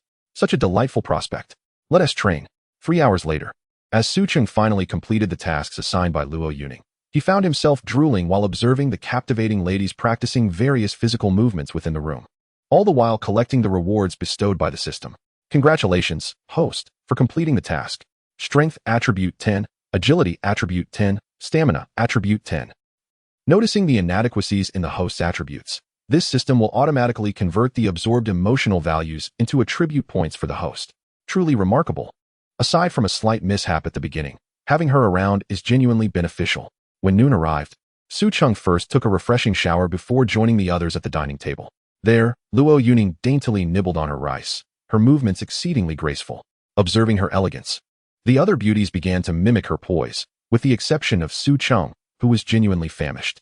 Brother Su Cheng, aside from running this morning, what else did you practice? Yi Qingqing inquired curiously. There was quite a bit. Take a look at the list, he replied, handing over the checklist that Lu Yong had provided him to Yi Qingqing. Upon glancing at it, Qingqing and Zijing could not help but gasp in unison. Did you really finish all of this? Of course. More sweat and training means less bloodshed in battle. I must protect all of you well in the future. There's no room for laziness. With a playful grin, Su Cheng pinched Yi Qingqing's cheek and instinctively picked a grain of rice off her face, popping it into his mouth. This small gesture caused Yi Qingqing's cheeks to flush instantaneously. Oddly enough, Qingqing, I've noticed your face has been particularly prone to blushing lately, Su Cheng teased. His curiosity piqued. Brother Su Cheng is a fool. With that exclamation, Yi Qingqing hastily retreated to her room. Only Yi Zijing, feeling somewhat shy, whispered to Su Cheng. Brother Su Cheng, we have grown up. Please don't treat us like little girls anymore. Chapter 44, Grown Up. These two sisters have indeed matured. Watching the retreating figure of Qingqing Zijing, Su Cheng sighed softly. Once everyone had finished their meal, Lu Wanqing approached with a smile, saying, perhaps it's because Luo Zhangjiao explained the significance of the Beastmaster and Beastgirl contract today that they no longer wish to be seen as little girls. The significance of the contract? What does that entail? Su Cheng asked, perplexed. I want to tell you. Lu Wanqing giggled, covering her mouth, her delicate shoulders trembling with mirth. Meanwhile, Luo Yong, who was seated directly across and had been eating the slowest, couldn't help but roll her eyes at Su Cheng. She then took her plate and, with her petite feet clad in sheer black stockings, elegantly made her way to the kitchen with a rhythmic tap of her heels. Afternoon classes began at 1:30. Thus, Su Cheng perused Su Cheng's notes before indulging in a brief nap. When he arrived in the hall, contemplating whether to venture out again, Luo Yong addressed him. You and Lin Gua have meditation class this afternoon. As a Beastmaster, especially one with infinite mastery, you must be prepared to protect all contracted beast girls. Thus, meditation is the simplest method to enhance and expand your mana and energy limits. So, practice diligently. Su Cheng nodded, watching as Luo Yong led the other girls to the training room on the 3rd floor. He closed his eyes, attempting to calm his mind, but found his thoughts persistently returning to the images of the black and white silk JK uniforms and the splits. Observing Su Cheng's furrowed brow as he struggled to find tranquility, Lingua suddenly burst into laughter. As Su Cheng opened his eyes, Lingua quickly shut hers again, her eyelashes fluttering as she pressed her lips together in an effort to contain her amusement. When she surreptitiously peeked, she found Su Cheng gazing intently at her. That's not fair, master. How can I meditate when you look at me like that? Lingua pouted playfully. Is it a crime to admire beauty? For a moment, the tension within Su Cheng eased. You're such a tease, master. No wonder someone as stunning as Sister Wanqing fell for you. Between me and Sister Wanqing, we are sincere with one another. Do I really need to deceive? Su Cheng smiled. Have you ever been sincere? Lingua blinked her large, curious eyes, inquiring innocently. Goodness. What are you thinking? Focus on your meditation.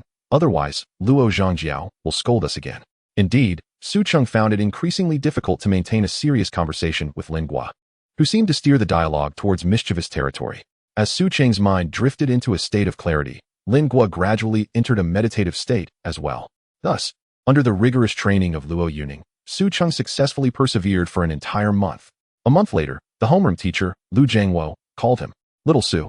Tomorrow our Jiangzhou's 4 great academies will hold an internal competition. A spot has been reserved for you. If you're free, be sure to come back and participate. Lu Yong's voice brimmed with enthusiasm. Sure, Teacher Lu. Please send me the time and address. I will definitely attend. Su Cheng replied, smiling.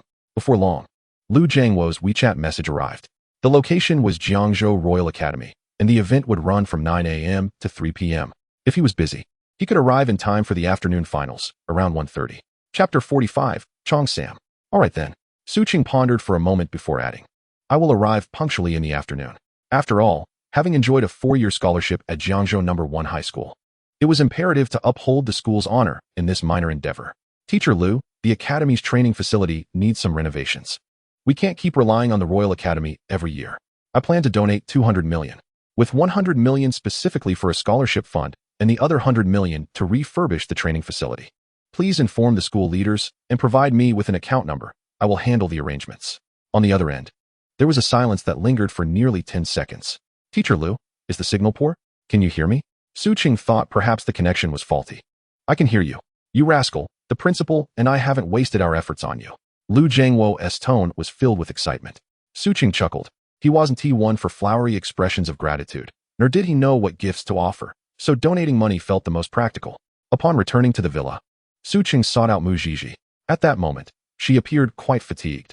Had she not been waiting for Su Cheng, she likely would have succumbed to sleep long ago. Sister Zhizhi, do you have any Lingbai crystals? Ideally, top-tier ones. Lingbai crystals are items used to expand the Beastmasters' space. Initially, he had intended to save some funds. But realizing the importance of being well-prepared for the upcoming competition, he decided it was safer to open up the Beastmaster space. For instance, should any Beast Girls lose their combat abilities during the battle, they could be treated within the Beastmaster space, thus preventing any life-threatening situations. Hearing Su Cheng's request, Mu Zhizhi nodded. She stretched her supple waist and leaned her warm body closer to Su Cheng. Brother, I have quite a few rare quality Lingbai crystals. As for top-tier ones, they likely exist only with my father. Why don't you think about it? Are you ready to meet the parents? Hee. That's not out of the question. After all, it's bound to happen eventually. Having lived 2 lives, Su Cheng realized that with the support of the Mu family, he could avoid many detours. Thus, he fixed his gaze possessively on Mu Zhizhi, who suddenly appeared flustered, until she blushed and lowered her gaze, unable to meet his eyes. Mu Zhizhi felt the man's fervent breath and the intoxicating scent of his hormones enveloping her. She had never anticipated that the usually bashful Su Cheng, akin to a sheep, would today possess a gaze more predatory than that of a carnivore. Could it be that a refined hunter often appears in the guise of prey? Had she misjudged him?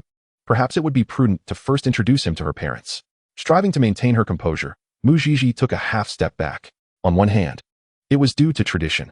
On the other, she was genuinely apprehensive that if she continued to be alone with Su Cheng, this wolf in sheep's clothing might devour her whole. Brother, wait for me a moment. I need to change my outfit. Today, Mu Zhizhi was unexpectedly bashful. With a flushed face, she hid behind the wall, peeking out with a small head, appearing incredibly docile, which greatly pleased Su Cheng. However, by the time she finished changing, more than an hour had elapsed. Thank you for your patience. Mu Zhizhi emerged from the fitting room, her cheeks tinged with crimson. Su Cheng, holding Su Cheng's notes, displayed no signs of impatience. As he beheld Mu Zhizhi adorned in light makeup and a chi pao, his eyes narrowed with delight. She was already stunningly beautiful, and clad in such attire, she exuded an air of classical elegance, her high collar accentuating her delicate, fair neck. The chi pao's daring slits, adorned with intricate floral clasps, reached her shoulders, revealing glimpses of her fair, supple legs. The blossoms at her chest had fully blossomed, showcasing her beauty in all its glory. This chi pao is exquisite, he remarked, a smile playing at the corners of his lips as he swallowed hard. Isn't this slit a tad too high? It reaches your shoulders. Oh, it seems only this style can fit you. With a slight sigh, Mu Zhizhi mused, later, my parents will surely chide me for not behaving properly all day. Not too high, just perfect, she teased, noticing the growing intensity in Su Cheng's gaze. Suddenly, the roar of an engine filled the air as a red convertible sped through the outskirts. Mu Zhizhi sat in the driver's seat, her hair flowing freely in the wind, while Su Cheng, in the passenger seat, rested his chin on his hand, lost in silence. Upon entering the basement, a middle-aged couple awaited them at the door. The man, dressed in a Zhongshan suit with a square face, bore a faint smile, while the elegant woman, resembling Mu Zhizhi, was also clad in a qipao, her demeanor warm and inviting. "Dad, Mom, I'm back," Mu Zhizhi exclaimed as she stepped out of the car, embracing the middle-aged man. "Is this Su Cheng? Come in quickly." To Su Cheng's surprise, they greeted him with radiant smiles and overwhelming warmth. "Uncle, Auntie, it's a pleasure to meet you. I didn't come prepared, but I brought a rare beast-rearing pill and a spirit-concealing pill. I hope you will accept them," he said, retrieving 2 exquisite yellow pearwood boxes from his bag.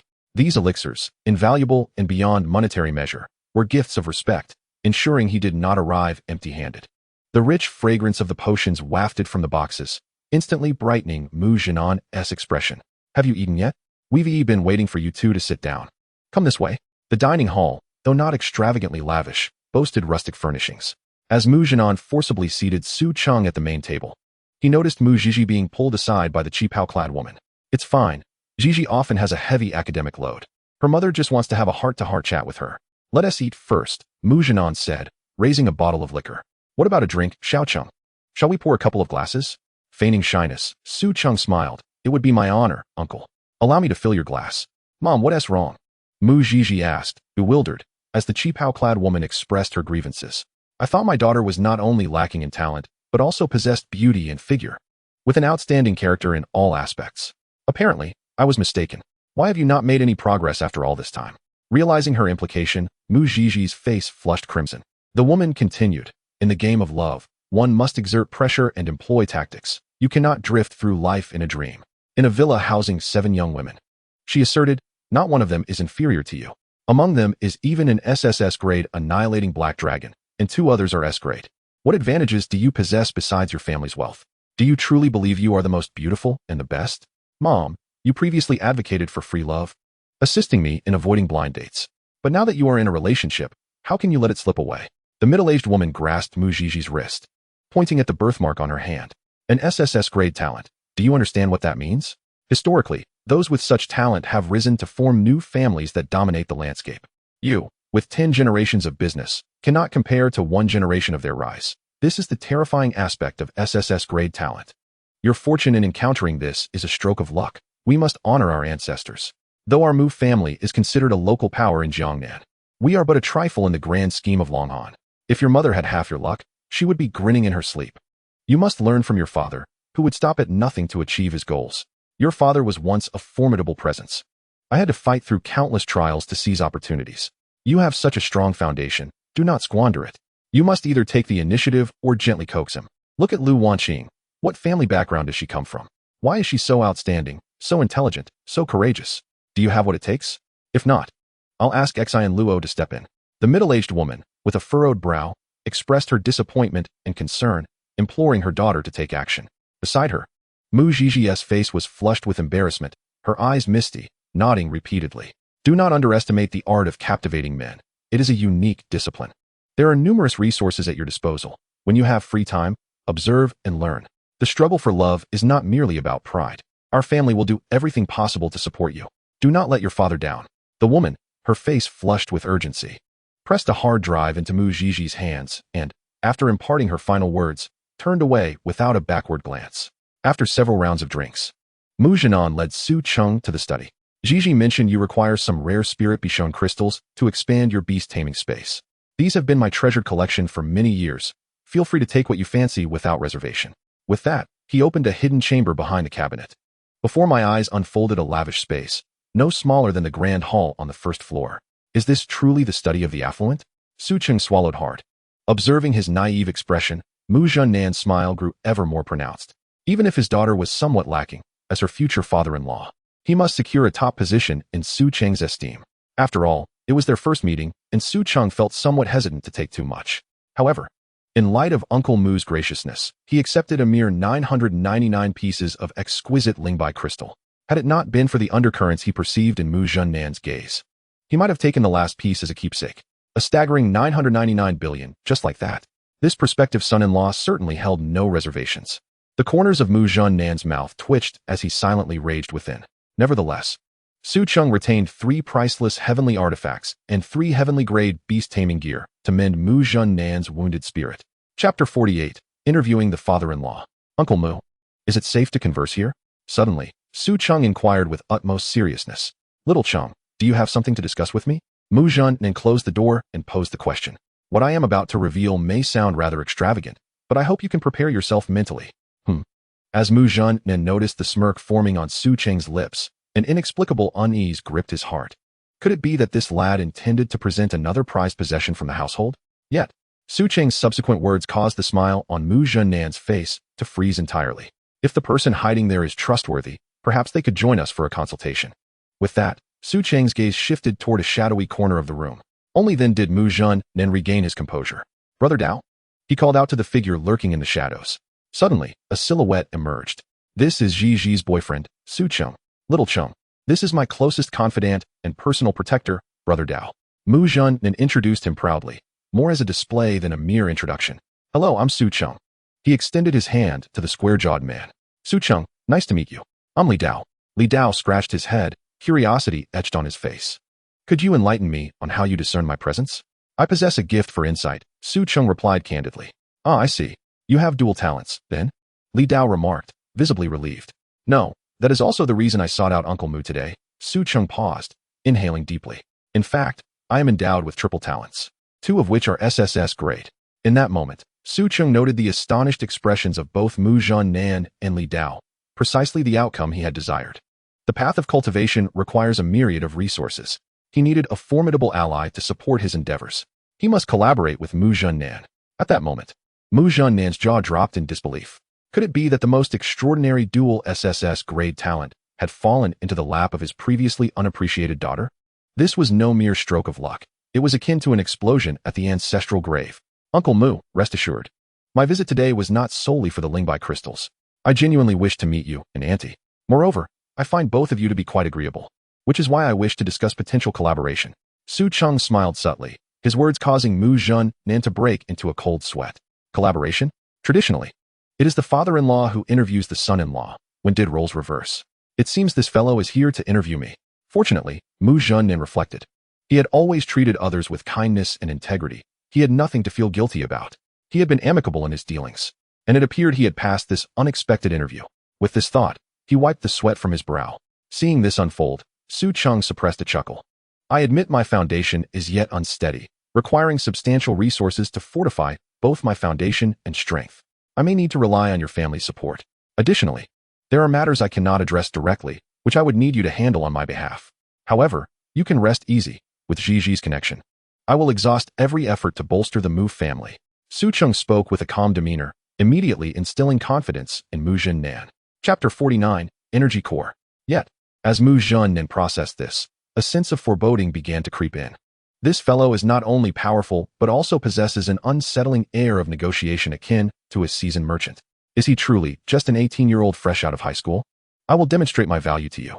With that, Su Cheng communicated telepathically to Mu Zhi downstairs. Sister Zhi, come upstairs to your uncle's study. Confused, Mu Zhi complied, making her way to Mu Zhen's study. However, Mu Zhen remained perplexed, his curiosity piqued. Little Cheng, you've already displayed your prowess. A dual SSS grade talent is indeed formidable. We've learned enough. Li Dao chuckled nervously, fearing that knowing too much might lead to dire consequences. Uncle Mu, please open the door for Sister Zhi, Su Cheng said, a subtle smile on his lips, sending shivers down the spines of both Dao and Mu Zhen. What is it, Little Cheng? When Mu Zhen ushered Mu Zhi into the study, she noticed Li Dao and offered a slight bow, saying, Hello, Uncle Li.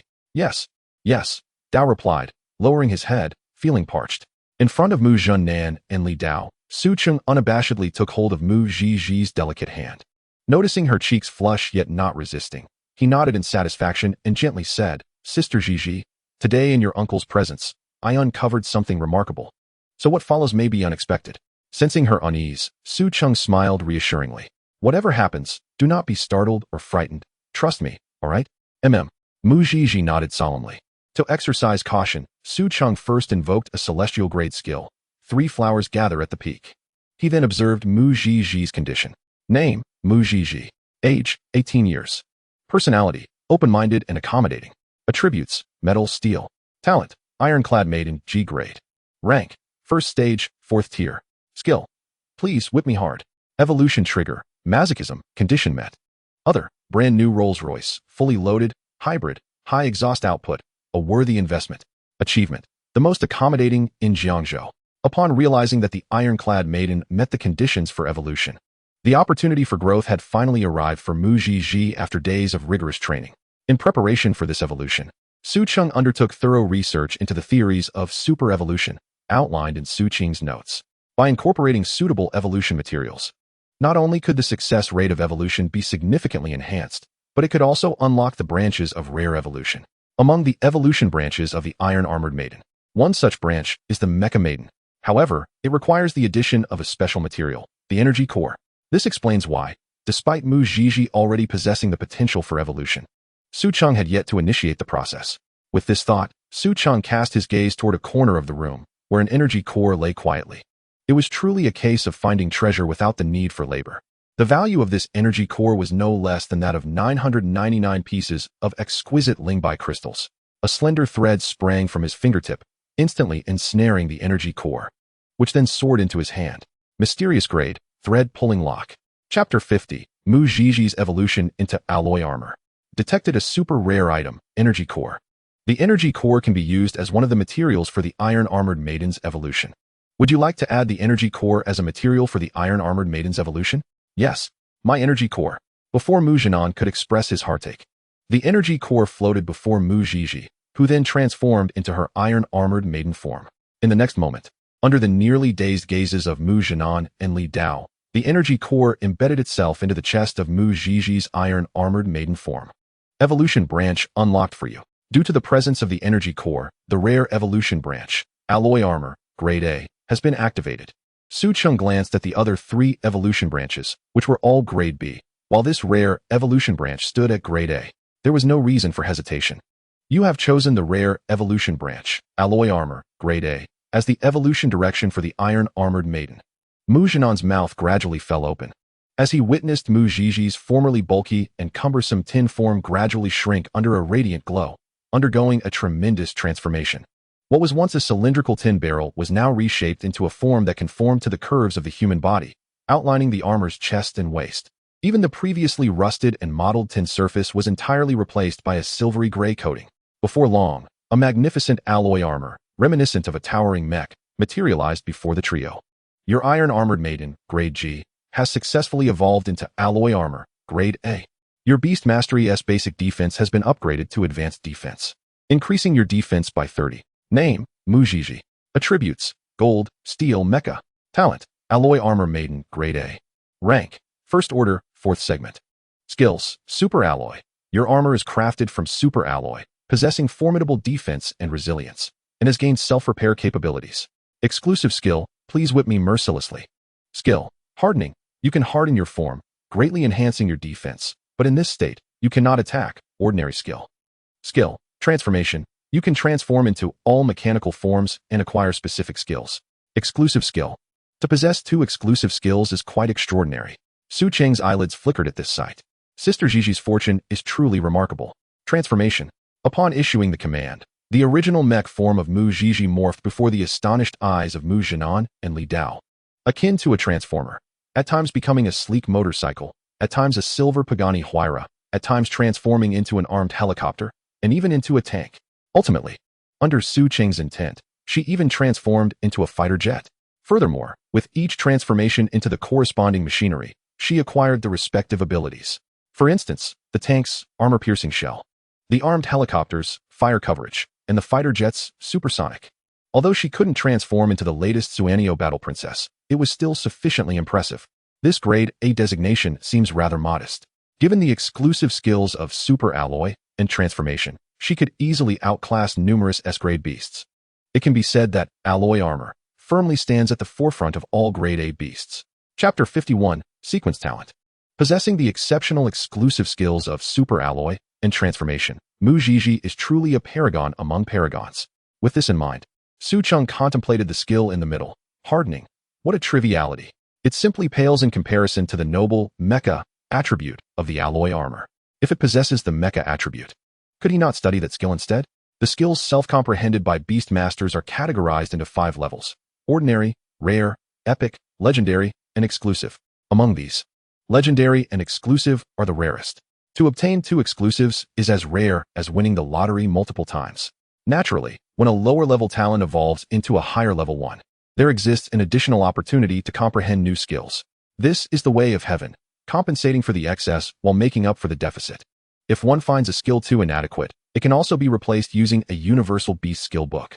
The Universal Beast Skill Book, akin to the techniques of Beastmasters, is divided into 4 grades: Heaven, Earth, Profound, and Yellow, each further categorized into upper, middle, and lower tiers. This ordinary skill is far too trivial, unworthy of Sister Gigi's noble demeanor. Without a second thought, he produced a Heavenly Grade Beast Skill Book. The skill he retrieved was the top-tier Heavenly Grade Beast skill that Sun Yan's Suanio Battle Princess possessed, 0 Annihilation Cannon. Would you like to forget hardening and learn the Heavenly Grade Beast skill, 0 Annihilation Cannon, Mecha exclusive? Yes, your beast has successfully learned 0 Annihilation Cannon, Mecha exclusive. 0 Annihilation Cannon. You can fire an extraordinarily precise laser cannon at your target. Su Cheng nodded, immensely satisfied. At this moment, wouldn't it be a delight to summon a Steel Titan for some excitement? At that instant, Mu Gigi transformed back into her mech form. She was entirely enveloped in a silvery gray special coating, standing nearly 2 meters tall, her once hollow eyes replaced by laser optics, and mechanical horns crowning her head. Truly spectacular. What Lamborghini or Maserati could compare to such a life-sized battle armor? Is this what alloy armor looks like? Astonishingly, she even comprehended the exclusive skill, transformation. Observing the fervent gazes of Mu Jinan and Li Dao, Su Cheng's lips curled into a slight smile as he reverted Mu Gigi from her transformed state. Although he was eager to take her for a spin, she was, after all, his beloved wife, not something to be displayed before others. Have I evolved? Mu Gigi, having reverted from her alloy armor state, looked utterly astonished, while Su Cheng nodded affirmatively in response. He turned to the still awestruck Mu Jinan and Li Dao, clearing his throat before continuing, Uncle Mu, what I just demonstrated is another one of my SSS grade talents. Evolution opportunity. Oh, impressive, impressive. Mu Jinan clearly had yet to recover from his earlier astonishment. Upon hearing Su Cheng's words, he nodded, paused for a few seconds, then suddenly lifted his head. What did you say? Another SSS grade talent? An evolution opportunity. Mu Jinan gazed at the old knife beside him with an expression of bewilderment, fearing he had misheard. Meanwhile, Li Dao wore a mournful countenance as he lamented, Did I misunderstand? Are you implying that another individual possesses an SSS-level talent? A sequence talent that is 1 in a billion? Am I correct in my understanding of the evolution opportunity? Mu Jinan rushed to Su Cheng, squeezing his arm and dramatically inquiring, Is it indeed a sequence talent? Yes, it should be a sequence talent, Su Cheng affirmed. The sequence talent is indicative of the ranking among SSS-level talents. The Infinite Beast Mastery is a newly emerged talent, currently not included in the sequence. As for the evolution opportunity, it ranks among the top 10 in the sequence talents. Let me see what kind of person is capable of awakening such a dual SSS-level talent. At this moment, Mu Jinan was utterly beside himself with excitement. Although he quickly realized his rudeness and took a step back, visibly alarmed. Uncle, please do not be frightened, Su Cheng said with a hint of exasperation. I apologize. Xiao Cheng, I find it difficult to articulate my current emotions, Mu Jinan replied, his eyes brimming with remorse. At this moment, his feelings transcended mere excitement. He regarded Su Cheng as if he were beholding a majestic mountain poised to touch the clouds. The vehicle meandered aimlessly along the road. Despite the navigation system, Mu Gigi had veered off course nearly 10 times within a mere 10 minutes. It was evident that her thoughts were in disarray. After finally arriving at the outskirts, she strayed once more. This time, she resolutely parked the car by the lakeside. Observing her distressed expression, Su Cheng chuckled softly and said, Sister Gigi, everyone has their preferences. In truth, I quite like the way you are. There is no need to concern yourself with what Annie has said. Seeing the enthusiastic demeanor of the Mu family, it was clear they had been informed at once of his SSS-level talent. If that were not the case, the canine lady would not have received that phone call. Thus, observing Mu Gigi's current demeanor, Su Cheng surmised what Annie had conveyed to her. Yet, Mu Gigi remained forlorn, her eyes reddening with distress. What is wrong? Through the bond of thought, Su Cheng could not discern her current musings. He merely sensed her turmoil, a chaotic tempest within her mind. The wind by the lakeshore tousled her hair, and Mu Gigi took a deep breath. Forcing a smile as she addressed Su Cheng, Brother, do you remember our first encounter? Of course, I remember, even though the situation was somewhat cliché and rather embarrassing. Su Cheng replied, scratching his head awkwardly. However, Mu Gigi cleared her mind, tucking her hair behind her ear. Her thoughts drifted back to a seemingly ordinary afternoon, reminiscent of today and yesterday. Once again, Mu Gigi selflessly distributed living expenses to a few classmates from less fortunate backgrounds. Despite her ignorance of the fact that she was being extorted, she remained unfazed by their inability to repay her. She had money, and it mattered little to her whether they returned it or not. Perhaps their inability to repay was due to their own hardships. Until Su Cheng's arrival. Let go of that girl. As Su Cheng's fist struck down, sending several impoverished students from Royal Junior High sprawling to the ground, Mu Zhizhi was taken aback.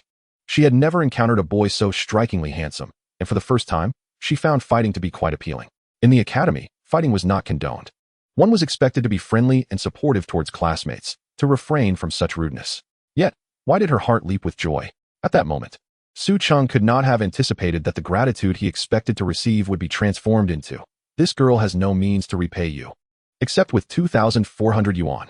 Do you understand the gravity of those 2,400 yuan for a boy who has grown up scavenging for scraps and surviving on leftovers?" Su Cheng rubbed his temples, the memories too painful to revisit. As an adult, he had deceived a young girl under the pretense of borrowing money. Yet, in Mu Zhizhi's eyes, it was merely a loan, with the interest serving as protection money. From today forth, you shall no longer be bullied by anyone. I assure you. The memory of that youthful boy, though naive, still bore a pure smile. I said it was a loan. I will return it to you. As Mu Zhizhi gazed at her phone, her eyes widened at the sight of the boy's transfer. It was the first time in her life she had reclaimed money she had lent out. You are older than I am, so I shall call you Sister Zhizhi. Recollections of the past flooded her mind, and as she reminisced, a smile gradually brightened her face. Upon returning home, Su Cheng retrieved the 999 exquisite Lingbai crystals he had acquired from Mu Zhun Nan to commence the establishment of the Beast Mastery space. Would you like to expend 999 exquisite Lingbai crystals to open the Beast Mastery space? Yes. Congratulations, host. You have successfully established the Beast Mastery space and achieved the accomplishment, wealth beyond measure. Beast Mastery space, a realm for storing beasts. Su Cheng directed his consciousness toward the Beast Mastery space, eager to discern whether this extravagant expenditure was indeed worth its price. When he reopened his eyes, he found himself within the confines of the Beast Mastery space. You have entered the Beast Mastery space. Rich in spiritual energy, the training speed of beasts is increased by 100 within this space. Fountain of life. The self-recovery rate of beasts is enhanced by 100 within this space. Natural forces. The comprehension of skills by beasts is augmented by 100 within this space. Gateway of fortune. The rarity of skill comprehension by beasts is elevated by 100 within this space. In an instant, a sun-drenched world, vibrant with the songs of birds and the fragrance of flowers, unfolded before Su Cheng. In the sky, birds soared, and on the ground, beasts roamed. The mountain stood tall, while water flowed gently behind. It was a breathtaking sight. Su Cheng could not help but marvel. According to his understanding of the Beast Mastery space, it was merely a cold, lifeless description, a simple dimensional space of about 10 square meters. Yet, he had unwittingly created a realm akin to a miniature world. Not only that, the abundant spiritual energy accelerated the cultivation speed of his beast companions, while the fountain of life bolstered their recovery. They could recuperate from injuries within this haven. The natural forces and gateway of fortune further enhanced their skills and the rarity of their abilities. This expenditure was indeed worthwhile. With a mere thought, he found himself levitating in midair. If only there were a small cottage, it would be even better. He gazed down upon this little world, a subtle smile gracing his lips. Would you like to add a thatched cottage? Yes. With a single thought, a thatched cottage suddenly appeared in the spot where his gaze lingered. He seemed to grasp that with a mere flick of his will, this world would transform. However, such transformations required the expenditure of his mental energy and vigor. Thus, he dismissed the thatched cottage on the ground and directed his gaze skyward. Would you like to add a celestial palace in the clouds? Yes. In the next moment, on the summit of the clouds, a magnificent aerial pavilion adorned with glazed tiles and golden bricks suddenly emerged. Su Cheng soared towards the ethereal structure and entered beneath the heavenly gate. Gazing at the blank plaque above the pavilion, a smirk graced his lips. In the next moment, four characters appeared on the plaque: Celestial Palace. How intriguing. Chapter 54, The Celestial Palace. Thus, within the Beast Mastery space, Su Cheng meticulously arranged numerous elements according to his whims. During leisurely moments, he might be found fishing by the lakeside, picnicking amidst the mountains, or reclining atop the clouds to bask in the sun.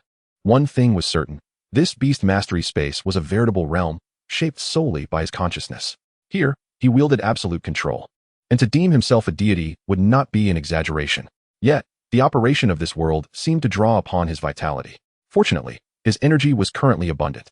The sensation was utterly exhilarating. The investment of 999 exquisite spirit stones was undeniably worthwhile. Countless sunrises and sunsets passed before a faint, ethereal voice resonated from above the clouds. Su Cheng, are you hungry? It was Lu Yong's voice. Sister Yong, I've awakened the Beastmastery space. Would you like to come in for a visit? A smile played on his lips as he drew Lu Yong into the Beastmastery space. How beautiful! Upon entering, Lu Yong astonishingly transformed into a beast girl form. She marveled at the celestial palace, the untainted azure sky, the billowy white clouds, the crystalline lake, and the verdant mountains. She was utterly entranced. Do you sense anything else? Su Cheng inquired with a smile, holding her hand as they leapt among the clouds. The weariness enveloping them gradually dissipated. The two embraced in the cloudscape, witnessing the bloom and wither of flowers, the rise and set of the sun, and the ebb and flow of the clouds. A single day within the Beast Mastery space equated to approximately less than an hour in reality, roughly estimated. One day in reality corresponded to about a month in the Beast Mastery space. The following day, Mr. Su, the car is ready. Since meeting Mu Ziji's family the previous night, the butler and driver had become increasingly amiable. Su Cheng reminisced about the rebellious demeanor of their first encounter. Although the basement housed countless luxury vehicles, they held no significance for Su Cheng. There was nothing in particular he wished to drive. With a mechanical armor companion by his side, what need had he for a bicycle? The same business vehicle set forth, the driver maintaining a steady pace as they headed towards Jiangzhou Royal Academy. At that moment, his phone chimed. It was a WeChat message from his homeroom teacher, Lu Yong. The message contained the public account of Jiangzhou No. 1 High School's Longhan Bank, followed by a voice note. Classmate Su Cheng, the competition starts in 45 minutes. If you're running late, I can speak with the judges to delay the start as much as possible. Su Cheng replied via text. No need to trouble yourself, Teacher Lu. We will arrive shortly. He then opened his mobile banking app and transferred 200 million to Jiangzhou No. 1 High School's public account. Moments later, the bank called. Dear Mr. Su, we noticed a substantial transfer to a public account. The recipient is Jiangzhou No. 1 High Beast Academy. Given the recent surge in telecom fraud, we are calling to confirm if this transaction is indeed authorized by you and if you have verified the recipient's information. The voice on the other end was melodious, delicate, and undoubtedly belonged to a charming young lady. Yes, it was my transfer, intended as a donation to our academy for the scholarship fund and training facility. Su Cheng patiently explained, striving to maintain a calm tone. Chapter 55, swallowed down. The young lady on the line fell silent for a few seconds. Very well, Mr. Su. No issues then. Wishing you a pleasant day. Just then, the vehicle smoothly entered Jiangzhou Royal Academy. Since Mu Ziji was a student here, the car possessed the academy's access permit. The driver skillfully navigated towards the training facility. We've arrived, Mr. Su. Su Cheng nodded, taking Lu Yong's hand as they exited the vehicle. As soon as they stepped out, Yi Qingqing and Yi Zijing waved eagerly at him. Having come early to observe the competition at Lu Yong's request, they were already present. Brother Su Cheng, over here. The cafeteria's food is amazing. I brought you an apple. Su Cheng smiled as he accepted the apple from Yi Zijing's hands. Following the two girls into the training facility, he was met with a sea of people. It seemed that all the students and faculty from the 4 major academies had gathered. Brother Su Cheng, is the apple sweet? Yi Zijing inquired. Her curious face tilted upwards as she watched him quickly consume the apple. Not as sweet as you, he replied with a gentle smile, affectionately ruffling her cheek. After accompanying Qingqing and Zijing for a short distance, he heard a heated argument erupt nearby. Hey, you said you already have a Beastmaster. Why are you still pestering us? Is it that annoying? The voice sounded familiar, causing Su Cheng to furrow his brow slightly. Following the sound, he spotted a girl with hands on her hips and brows furrowed, while a timid girl hid behind her, both encircled by a group of boys at the entrance of the girls' restroom. The two girls were Zhang Qian and Lin Gua, and the boys appeared to be students from Jiangzhou Royal Academy, judging by their uniforms. Two beautiful ladies, don't tease us. If you wish to reject someone, at least offer a better excuse. Claiming your Beastmaster is an SSS level Beastmaster? Such a flimsy excuse, who would believe it? The leading boy laughed arrogantly, while the others wore lewd grins. One of them sneered, to catch the eye of our Donggu is a blessing for you too. Yes, yes. Only the most distinguished young masters of Jiangzhou can enter our Royal Academy. Looking at your plain outfits, why not name a price? How about 50,000 a month? The leading boy chuckled derisively at Zhang Qian and Lin was modest attire. Excuse me. Upon hearing this, Su Cheng's expression turned cold as he advanced towards Zhang Qian and Lin Gua, just as he attempted to push through the crowd. One of the Royal Academy students turned with annoyance, scowling at Su Cheng. What are you pushing for? Slap. Su Cheng delivered a resounding slap to the boy's jaw. In the next moment, amidst the astonished gazes of the crowd, the boy was launched into the air in a graceful arc. following the shrieks of the crowd. He crashed into the audience seating. The boys surrounding Zhang Qian were startled by the commotion and turned, only to be met with Su Cheng's swift retribution. Each one sent flying in turn. "Who the hell are you?" The arrogant leader cursed as he spun around, only to find Su Cheng seizing his head and lifting him off the ground entirely. He attempted to struggle, clawing at Su Cheng's face, but was met with 2 swift strikes to his elbow. His arms hung limply, evidently broken by Su Cheng's force. "Ah!" The anguished screams were about to escape his lips, but with a series of punches, 1, 2, 3, Su Cheng forcefully stifled them back. His fists crashed against the boy's relatively handsome face. After 3 blows, the boy's mouth was utterly ruined, rendering him silent. If he couldn't speak, then let him swallow his teeth. Su Cheng's tone was as frigid as ice as he watched the boy struggle to swallow. Nodding slightly, he released his grip and discarded the lad, who resembled a pile of mud, onto the ground. Turning away, he strode towards the wash basin at the restroom entrance to wash his hands. After cleansing himself, he returned to crouch before the boy sprawled on the floor. Chapter 56. Let us go together. Under the boy's terrified gaze, Su Cheng wiped the blood-stained water from his hands onto the boy's pristine school uniform. "Let us go?" Su Cheng turned his head, the frost in his eyes dissipating like melting snow. "From now on, no one but me can bully you. Chenggu, let us stick together," Zhang Qian and Lin Guo exclaimed, leaping up from behind him. They affectionately linked arms with Su Cheng, then made a face at the boy. "This is our SSS grade Beastmaster. You must have given up by now." Sandwiched between C and D, Su Cheng felt a flush of embarrassment. He turned to Zhang Qian and asked, "You're an S-grade beast girl. How come you still get bullied in situations like this?" Zhang Qian playfully stuck out her tongue and replied, "I just didn't want to trouble you. It's fine. Next time you encounter such a person, don't hold back. No matter what happens, I'll have your back. Do you understand?" "I heard you," Zhang Qian chirped, her face lighting up with joy. Lin Gui's thoughts echoed in Su Cheng's mind as well. "Wow, I really want to be bullied by my master." Su Cheng suppressed a twitch at the corner of his mouth and waved his hand dismissively. Meanwhile, the butler driver of the Mu family nodded and called for security personnel, presenting his identity. "I'll handle this. The aftermath will be taken care of by the Mu family. In Jiangzhou, no matter who you are, compared to the Mu family, you're nothing." This was also why Su Cheng decided to confront Mu Jianan. Before he had fully grown, he needed to leverage his connections, requiring vast resources and a formidable background. Besides having the Lu Yong Academy as his trump card, he also needed to capitalize on the Mu family's influence. "You have accumulated a significant amount of hatred, converted into attribute points." Glancing around nonchalantly, Su Cheng returned to his seat, a smirk playing on his lips. "It's still better in crowded places. Emotional value rises quickly." "What just happened?" Luo Yuning returned to her seat, a puzzled expression on her face. Upon hearing that Zhang Qian and Lin Guo had been harassed, she apologized. "I'm sorry. I was a bit preoccupied and stepped out to take a call."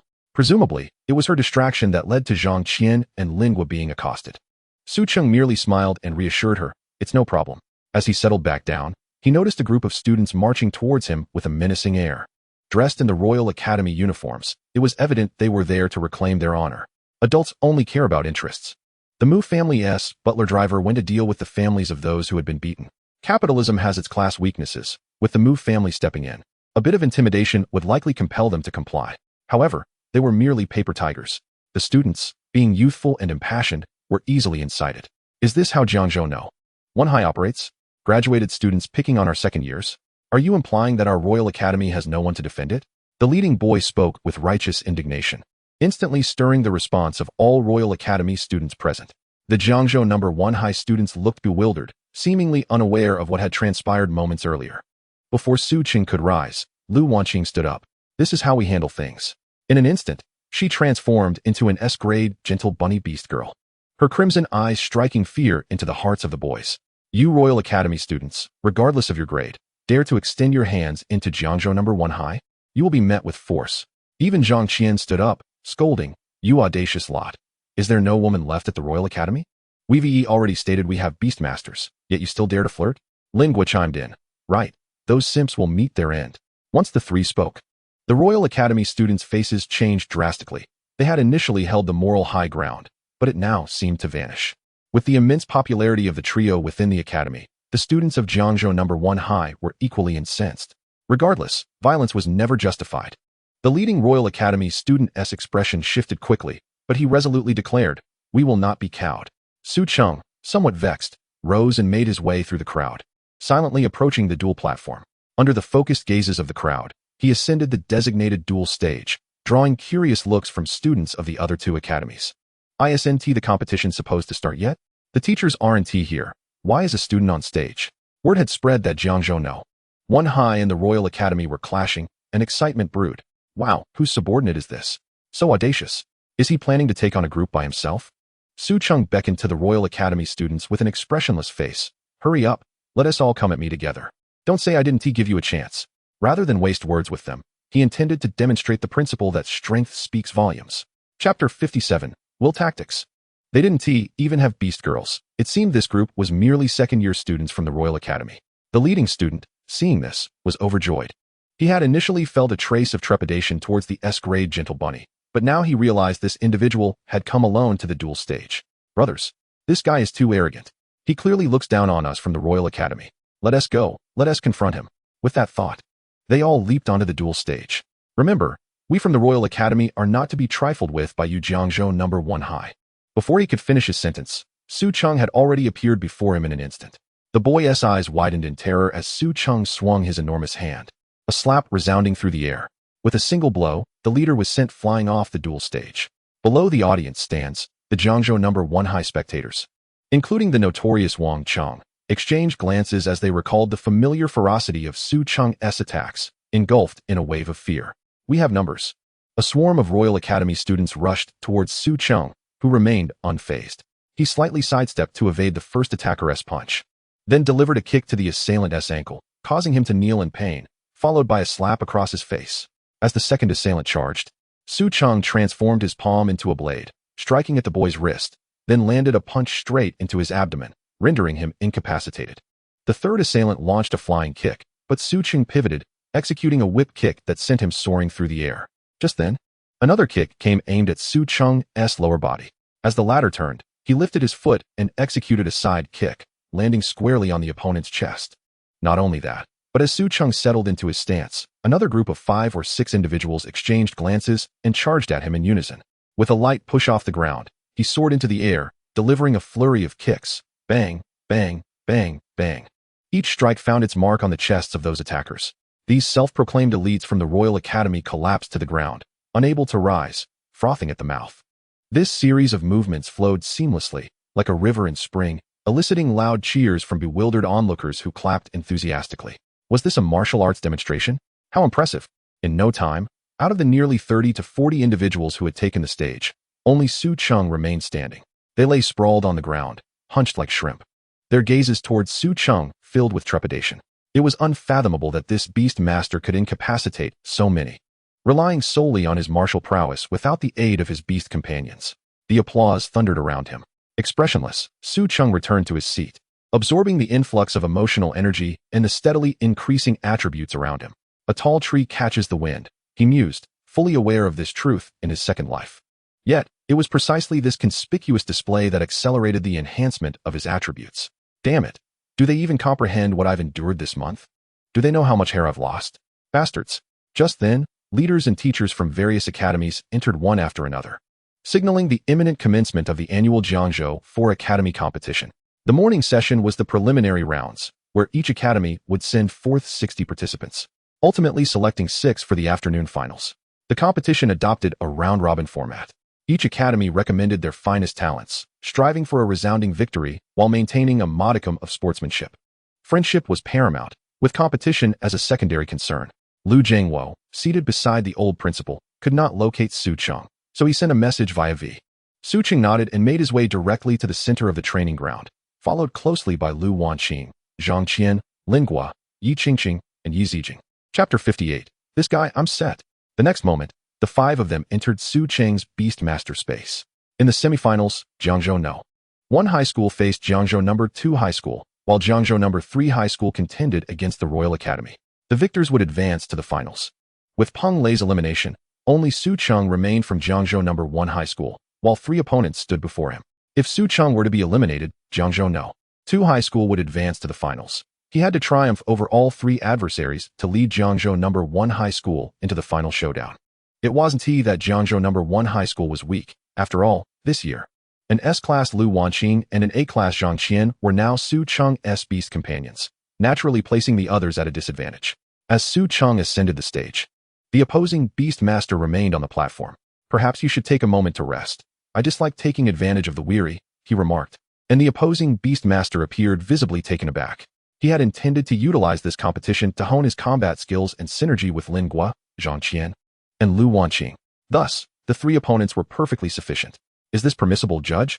The opposing Beastmaster inquired with hopeful eyes. Generally, such a request would be denied. But since the opponent agreed, the judge nodded. You may step down to recuperate and allow another to take your place. Upon receiving the judge's approval, the Jiangzhou No. 2 High School Beastmaster was overjoyed. Su Cheng, why are you so rigid? I've barely managed to wear down his beast. And you're letting him rest to heal? However, before Peng Lei could finish his sentence, he felt the chilling gaze directed at him and promptly fell silent. Brother, thank you for ensuring our advancement to the finals. Another Jiangzhou No. 2 High School Beastmaster entered, casting a scornful look at Su Cheng. Su Cheng averted his gaze and asked the judge, can we begin?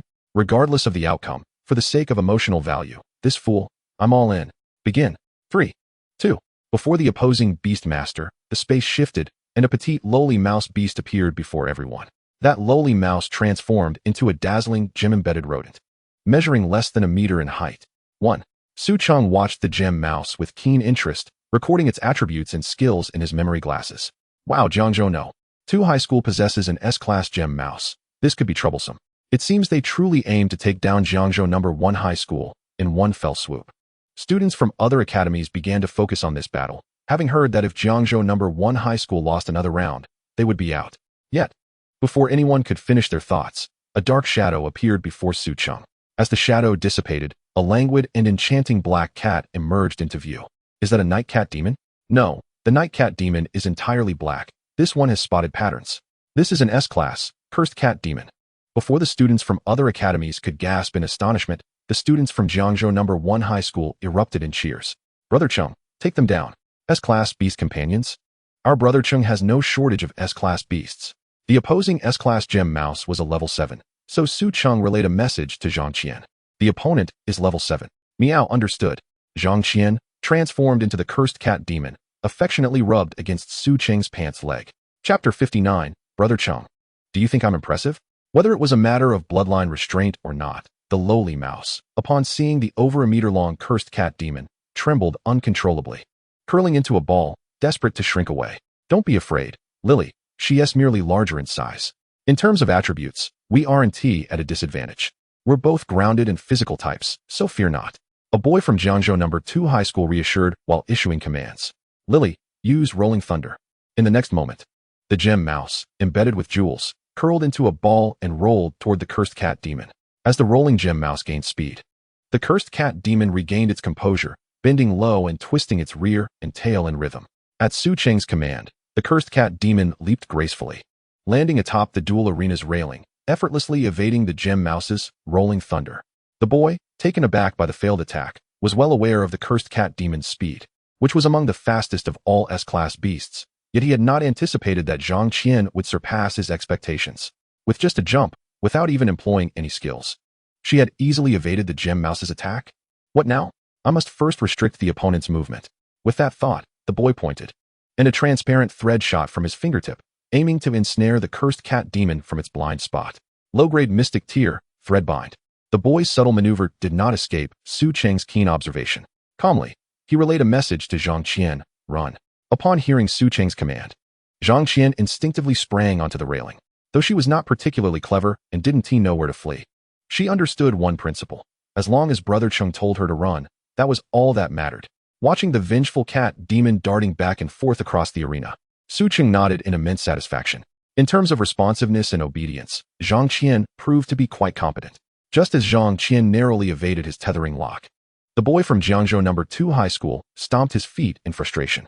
However, before he had the chance to express his anger, he discovered that his gem mouse had been ensnared by transparent threads, exposing its only soft underbelly to the onlookers. A swift strike. The moment Su Cheng's thoughts reached Zhang Qian's mind, the vengeful cat demon lunged toward the gem mouse. It leapt high, having previously maximized its speed during its frenzied darting across the arena, and with a claw glinting like a blade, it struck the vulnerable belly of the gem mouse. In the next instant, the multicolored gem mouse lay bloodied and incapacitated at the center of the arena. Had it not been for Su Cheng instructing Zhang Qian to suppress her strength, and the boy timely casting a healing spell. That claw strike would have surely eviscerated the girl named Lily. How brutal. In an instant, students from other academies couldn't help but cover their eyes. Meanwhile, cheers erupted from Jiangzhou No. 1 High School. Cheng Ge is incredible. Qian Jie is amazing. In response to the surrounding acclaim, Zhang Qian transformed back into her beastly form, bowing gracefully to the crowd and casting a triumphant wink at Su Cheng. Cheng Ge, do you think I'm impressive? Just wait till we review this. Su Cheng cleared his throat, promptly recalling her into the beast space. Chapter 60. What right do you have? He hadn't anticipated such a swift conclusion to the battle. Evidently, the overall strength of No. 2 High School was lacking. When the second competitor from Jiangzhou No. 2 stepped onto the stage, he was a tall, plump boy. During this time, they had deliberated their strategy for nearly the full 10 minutes permitted by the rules. The boy's slightly anxious expression revealed the immense pressure he felt. 3. Before the countdown had even finished, the plump boy discreetly cast a buff upon himself. Speed boost, strength boost. His movements were subtle, yet they did not escape Su Cheng's keen observation. Attempting to stack enhancements before me? Su Cheng scoffed inwardly. 2. 1. The moment the referee's countdown concluded, the tall plump boy charged towards Su Cheng. Manifesting a pair of gauntlets upon his fists, he declared, speed boost, strength boost. With the aid of his stacked enhancements, the boy's speed surged to its peak. He was confident that from this distance, a single powerful punch would send Su Cheng flying. The instructors from Jiangzhou No. 2 watched in thrilled anticipation. This was it. However, in the next moment, a delicate hand suddenly appeared, not only pressing against the boy's face, but also obscuring his vision. To the audience below, the ethereal, gentle-boned rabbit maiden appeared, pressing down on the boy's face, extending her foot to trip him, and swiftly maneuvering under his armpit, culminating in a flawless shoulder throw. Master of Jiu-Jitsu. Bang! From the moment the gentle-boned rabbit maiden appeared to the execution of the shoulder throw, the entire sequence of actions by Lan Qing did not exceed 2 seconds. Yet, the 200-pound boy was effortlessly hurled out of the arena. Sister Qing, you're amazing. That was splendid. After a brief moment of stunned silence, the training hall erupted with thunderous cheers from Jiangzhou No. 1 High School. Meanwhile, the students from Jiangzhou No. 2 experienced a whirlwind of emotions, transitioning from earlier exuberance to stunned silence. No one could have anticipated that such a significant advantage would be leveled within mere minutes. Go. Number 2. Go. Number 2. After a brief silence, the students from No. 2 erupted into fervent cheers led by their cheerleaders. Number 1 is invincible. Cheng Ge is invincible. The students from Jiangzhou No. 1 were equally fervent, despite usually finding Su Cheng bothersome. In this moment, all the boys shouted their support for him. After all, witnessing Cheng Ge dominate the elite students from other academies was quite exhilarating. Feel the pain of being dominated by Cheng Ge. The rowdy students shouted gleefully. The other students from the 2 high schools cast puzzled glances at the arena. Oh, Jiangzhou No. 1 is really going for a comeback. A student from No. 3 exclaimed in astonishment. Why are you yelling so loudly? Don't you realize this isn't their home turf? A student from the Royal Academy retorted in dissatisfaction. Hey, pause for a moment. Why can they use 2 different Beastmaidens? This is unfair. The instructor from Jiangzhou No. 2 rushed to the referee's table, issuing a stern reprimand. Yet, the other teachers at the table merely glanced at him and silently handed him a rating sheet. Chapter 61. Little Brother-in-Law. After the instructor perused the rating sheet featuring Su Cheng's photograph, he quietly returned to his seat. Any further questions? The referee raised an eyebrow, addressing the instructor from No. 2. Nothing more. I merely remarked that it seems No. 1 has produced a prodigy. It turns out to be him. The instructor lamented, shrugging with a wry smile. Brother, could you kindly go easy and let me have a fair chance? The boy who had initially stepped down for a break wore a troubled smile. Sure. I'll stand right here and let you attack me 3 times. Su Cheng grinned. At this, the boy's face lit up with excitement. However, it was short-lived. As he discovered that his big-mouthed bat could unleash 3 skills yet fail to inflict a single scratch on Su Cheng, a pink big-mouthed bat swooped in from behind, sinking its fangs into his carotid artery. The victor is Jiangzhou No. 1. The mere appearance of 2 S-rank Beastmaidens was already intimidating. When Lingua, transformed into a pink big-mouthed bat, reverted to her original form as a ditto, the entire faculty and student body of Jiangzhou No. 2 fell into utter silence. At that moment, in a corner of the stands, a woman in sunglasses observed this scene, her black nails grazing her crimson lips. She stifled her manic excitement and bloodthirsty laughter, saying, since he can evolve a G-rank slime maiden into a B-rank ditto, it stands to reason that the previously A-rank night cat demon evolving into an S-rank vengeful cat demon is no coincidence. He truly possesses dual SSS level talents. Even the masked man behind the sunglasses-clad woman had his eyes ablaze with fervor. Infinite Beast Mastery, Evolution Trigger. It truly is an SSS-level talent from the legendary sequence. You have accumulated a wealth of admiration. You have gathered an abundance of murderous intent. On the other side, as expected, the Royal Academy easily triumphed over Jiangzhou No. 3, securing a smooth victory. After all, this was the Royal Academy's home turf. The training hall was soon filled with deafening cheers. "Teacher Lu, I'll take the lead shortly. Please communicate with the school leadership," Su Cheng said to Lu Yong, the guiding teacher for this grand competition and also his homeroom teacher. "Yes, you can decide as you wish." Lu Yong initially harbored some concerns. Yet upon witnessing Su Cheng's recent maneuver, navigating effortlessly through 3 opponents, he found himself thoroughly satisfied. As the announcement declaring the commencement of the contest between Jiangzhou No. 1 High School and the Royal Academy echoed through the arena, fervent cheers erupted from both sides. Royal Academy, undefeated. Chenggu, invincible. The shouts from Jiangzhou No. 1 High School elicited a slight twitch at the corner of Su Cheng's mouth. "Hey, brother-in-law, greetings. I am Mu Xinghe. Ji is my sister. Please show some mercy later." The handsome opponent clasped his hands together, bowing and performing a courteous gesture towards Su Cheng, inciting a wave of indignation among the Royal Academy students below. "Mu Xinghe, what are you doing? Boosting their morale while diminishing our own? Damn it. I should have gone up instead." Su Cheng smiled and nodded at Mu Xinghe. It must be said, Mu Xinghe bore a resemblance to Mu Ji. Though he favored their father, Mu Zhennan more. Being a brother-in-law, Su Cheng felt an obligation to look out for him. Chapter 62. Let us all join in. With this thought, Su Cheng pointed towards Mu Xinghe's teammates from the Royal Academy and turned to the referee beside him, inquiring, "Teacher, good day. If I agree, may I allow them to join together?" The moment his words left his lips, the entire venue erupted. What? Is this guy really that audacious? Is he contemplating challenging 12 opponents at once? How brazen can one be? Even if you are the top scholar of Jiangzhou, you shouldn't be this arrogant. Our 6 are all prodigies guaranteed spots in the top 8 academies, you know? Mu Shun, take him down. Noticing the referee's momentary astonishment, Su Cheng continued to press. "Teacher? The rules didn't specify, let me confirm." When the referee returned from the judges' table with a nod of approval, the Royal Academy's participants were already itching for action. A vibrant green mantis girl fluttered onto the stage.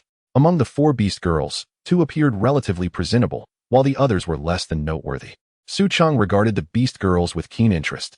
Name: Lu Tsutsue. Age: 18. Personality: fiery. Talent: Greenblade Mantis. S rank. Attributes: Insect type, flight, combat level, 2nd tier. 3rd stage. Dressed in a striking emerald gown, her left arm was encased in a sharp, green exoskeleton resembling a sickle.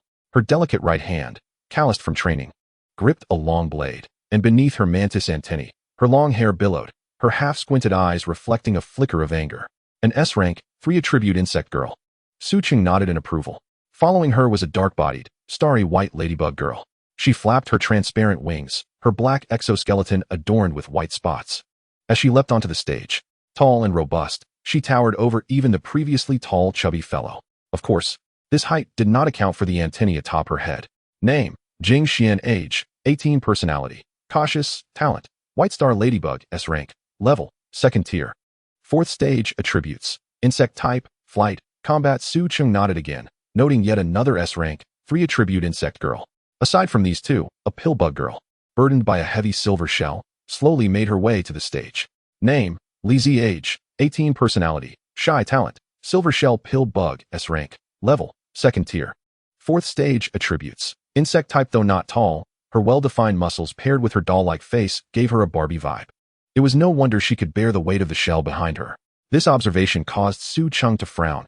It seemed that in reality, the strength of beast girls often inversely correlated with their beauty. The truly stunning and powerful ones, akin to Lu Wanxing and Luo Yuning, were exceedingly rare. Lastly, there was Mu Xinghe's ant girl. Name: Qian Xin. Age: 18. Personality: calm, fastidious. Talent: Chimeric ant. S rank. Level: 2nd tier. 4th stage. Attributes: Insect type, combat. Dark. Upon seeing the name Chimeric ant, Su Cheng's heart skipped a beat. He then used his eye of illusory insight to examine her skills. Devour. Exclusive skill. You can acquire corresponding abilities through devouring and possess the potential for self-evolution. Chapter 63. Engage. Indeed, it was that kind of ant. Su Cheng secretly nodded. With the Devour skill, this chimeric ant could potentially evolve to SS rank. Truly, as expected of the Mu family's young master. Even securing a chimeric ant girl was no small feat, implying considerable expenditure.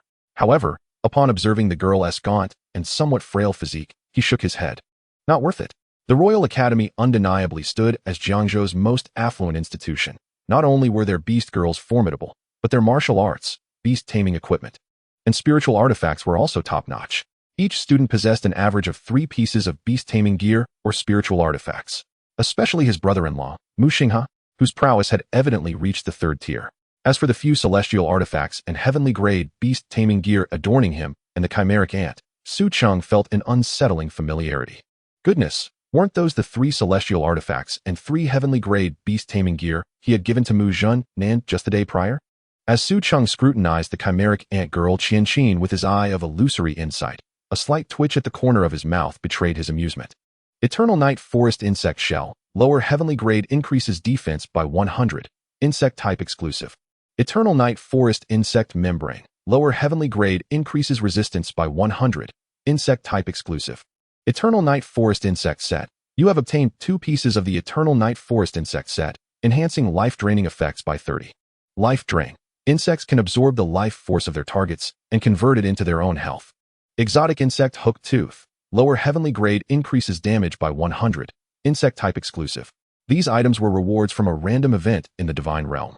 Since his team lacked insect types, he had transferred them to Mu Nan. Who would have thought that he had inadvertently equipped them all? Truly, he had shot himself in the foot. Faced with 4 S-rank and 2 A-rank beast girls, Su Cheng chuckled softly to himself. Since others had invested heavily, he too would not feign poverty. Everyone engage. Equip the heavenly grade beast taming gear. Su Cheng communicated telepathically to the women in the beast taming space. Within the ethereal realm of the heavenly palace, Lu Wanqin, Zhang Qian, and Lin Guan nodded in unison. Promptly retrieving the beast taming gear Su Cheng had previously bestowed upon them from their spatial rings. Lu Wanqin lowered her head and donned a white eye mask over her eyes. Not only that, but white bandages were also wrapped around her legs. Fighter's Eye Mask. Medium heavenly grade increases your overall attack accuracy by 150. Any excess accuracy converts into critical hit rate against weaknesses, combat type. Fighter's Foot Wraps. Medium heavenly grade increases your speed by 150, combat type. The Fighter's Ensemble. You have activated the Fighter's Ensemble too, enhancing combat damage by 30. Is this the attribute effect brought forth by the mid-grade heavenly beast gear? Lu Wanqing's mouth fell slightly agape, a peculiar sensation flooding her heart like never before. She had not anticipated such monumental benefits from her equipment. With a newfound confidence, she proudly adorned her right arm with an enormous gauntlet entwined with molten lava. Lava Fury Claw. Mid-grade heavenly, each punch or claw strike will additionally inflict 50 fire damage.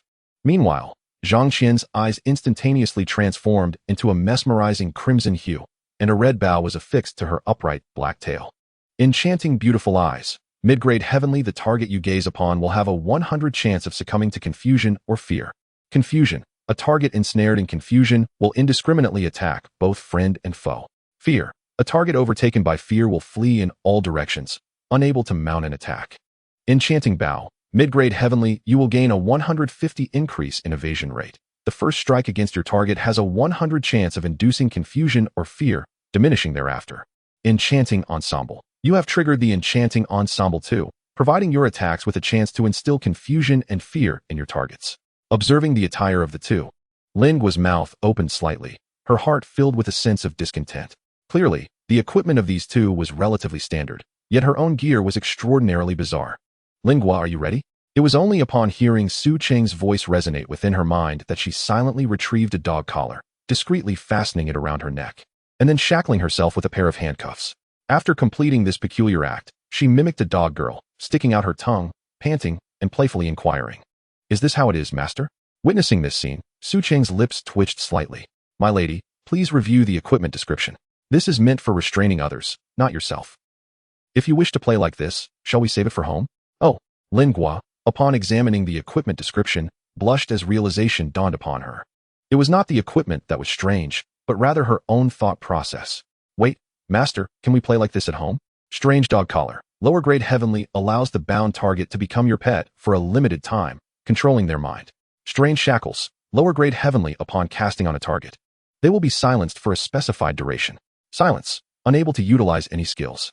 Strange Ensemble. You have activated the Strange Ensemble too, granting you immunity to a variety of peculiar phenomena, increasing resilience by 30. resilience, control, mitigation. Simultaneously, Su Cheng donned the celestial spirit apparatus. With a mere step forward, he was enveloped in a shimmering silver radiance. Each piece of the Sky Warriors ensemble, from the gauntlets to the greaves, from the chest plate to the pauldrons, transformed into silver brilliance. Encircling him, Sky Warrior's helmet, lower grade heavenly all attributes are increased by 50. Sky Warrior's pauldrons, lower grade heavenly intelligence is increased by 100. Sky Warrior's chest plate, lower grade heavenly defense and resistance are increased by 50. Sky Warrior's gauntlets, lower grade heavenly strength is increased by 100. Sky Warrior's greaves, lower grade heavenly agility is increased by 100. Sky Warrior's cloak, lower grade heavenly speed is increased by 100. Sky Warriors Ensemble. You have activated the Sky Warriors Ensemble 2, granting a 30 reduction in damage. Sky Warriors Ensemble. You have activated the Sky Warriors Ensemble 4, granting a 30 increase in evasion. Sky Warriors Ensemble. You have activated the Sky Warriors Ensemble 6, granting a 30 increase in damage. Gazing at his resplendent silver attire, reminiscent of the dazzling armors from anime, all those present could not help but gasp in astonishment. Goodness, are you certain this is a student from Jiangzhou No. 1 high school and not a member of the national team? This is absurdly extravagant. Chapter 65. Effects maximized. With Su Cheng's array of effects-laden equipment, the students from the Royal Academy collectively gasped in disbelief, even their supervising teachers momentarily stunned. Even the students from Jiangzhou No. 1 high school, who had previously fallen silent due to the Royal Academy's luxurious gear, now jeered sarcastically. Competing with spiritual artifacts, are we? Competing with Beastmaster gear? Competing in extravagance, huh? Chenggu, let us show them how it's done. Meanwhile, Mu Xinghe's teammates gaped in astonishment. Look at those effects. This must be a starting point with at least a mid-grade celestial spirit apparatus. It's likely triggered the ensemble attributes, ensuring a minimum of 4-piece set activation. Hearing the remarks from the opposing team, Su Cheng chuckled quietly. You possess discerning eyes. Within the 1,000 mechanism scroll bestowed by Lu Yong Academy, there were indeed 1 or 2 pieces of high-grade heavenly spiritual artifacts, but to assemble a complete set of 6, only the lower-grade Sky Warriors ensemble sufficed.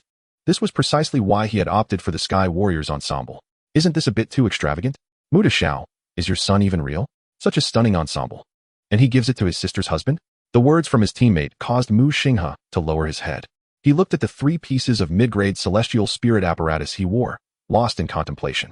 Little did he know, even these 3 were merely exchanged by Mu Jinan for 999 pieces of exquisite spirit jade, along with a daughter. At that moment, in the audience, a woman wearing sunglasses seemed to finally grasp the situation, speaking in a lowered voice. With such spiritual artifacts in play, it's no wonder he can effortlessly challenge higher tiers. With his 3rd-tier strength, he likely stands a chance against a 4th-tier expert. Notify everyone, mobilize all forces. This opportunity is singular. If we cannot extinguish him here, we may never have another chance. Meanwhile, on the other side of the stands, a young man in a white coat and mask gazed at Su Cheng on the stage, his expression equally one of astonishment. Cough, cough. Who would have thought this kid would be so extravagant?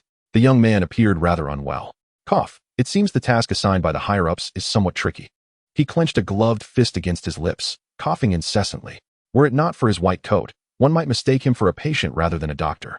The spectators around him shifted uncomfortably away, wary of his incessant coughs. Beside the ailing young man stood a girl clad in a white protective suit. She was petite, barely reaching a height of 1.4 meters, with her hair styled into buns and thick protective goggles perched atop her large eyes. Her suit made her appear more like a plump balloon, as she wobbled her short legs, not touching the ground. Her cherubic face and baby fat chin added to her adorably comical appearance. As she gazed upon Su Cheng's celestial warrior ensemble, her large eyes sparkled with wonder. Oh my! She exclaimed, instantly capturing the attention of those around her. Her voice was vibrant and full of life, resonating with enthusiasm. With a little fist raised and her tiny tiger teeth on display, she declared, I really want to snatch him away.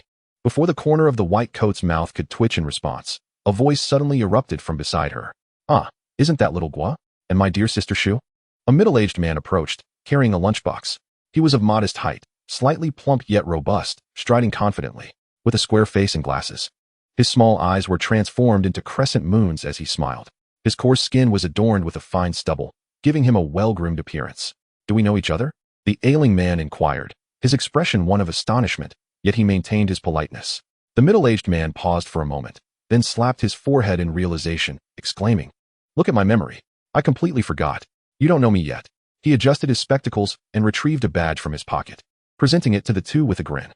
Gatekeeper, Star Officer, codename, Jing Muhan. Upon hearing the middle-aged man's words, the sickly individual sprang from his seat. Star Officer? Goodness. He scanned the surroundings, seemingly unaware that Jing Muhan's announcement had not drawn the attention of the crowd. Even the audience's cheers appeared frozen in time, as if captured in a still frame. He repeatedly compared the badge in his hand with the composed smile of the man before him, his expression growing increasingly grave. Finally, he stood at attention and saluted. Beast Management Bureau, 12 Longevities. Ahem, codename Bing. Greetings, sir. He bowed deeply, returning the badge with both hands, and then produced his own identification from his pocket, offering it to the middle-aged man with utmost reverence. I know, no need for such formalities. The middle-aged man replied with a gentle smile, not accepting Bing's badge. Meanwhile, Su Xiaomei swiftly slid down from her seat, standing at attention as well. Beast Management Bureau, 12 Zodiac. Codename Shu. Greetings, Star Officer. After a brief moment, Su Xiaomei buried her head in her bulging protective suit, frantically searching for her identification. Bing's mouth twitched slightly, while the middle-aged man waved his hand.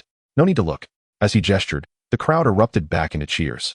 The middle-aged man patted Bing's tense shoulder, chuckling, Comrade Gua. There's no need to be so formal. You can call me Oldly. He waved the soup-splattered lunchbox in front of Shu, noticing her eyes widen as she swallowed hard.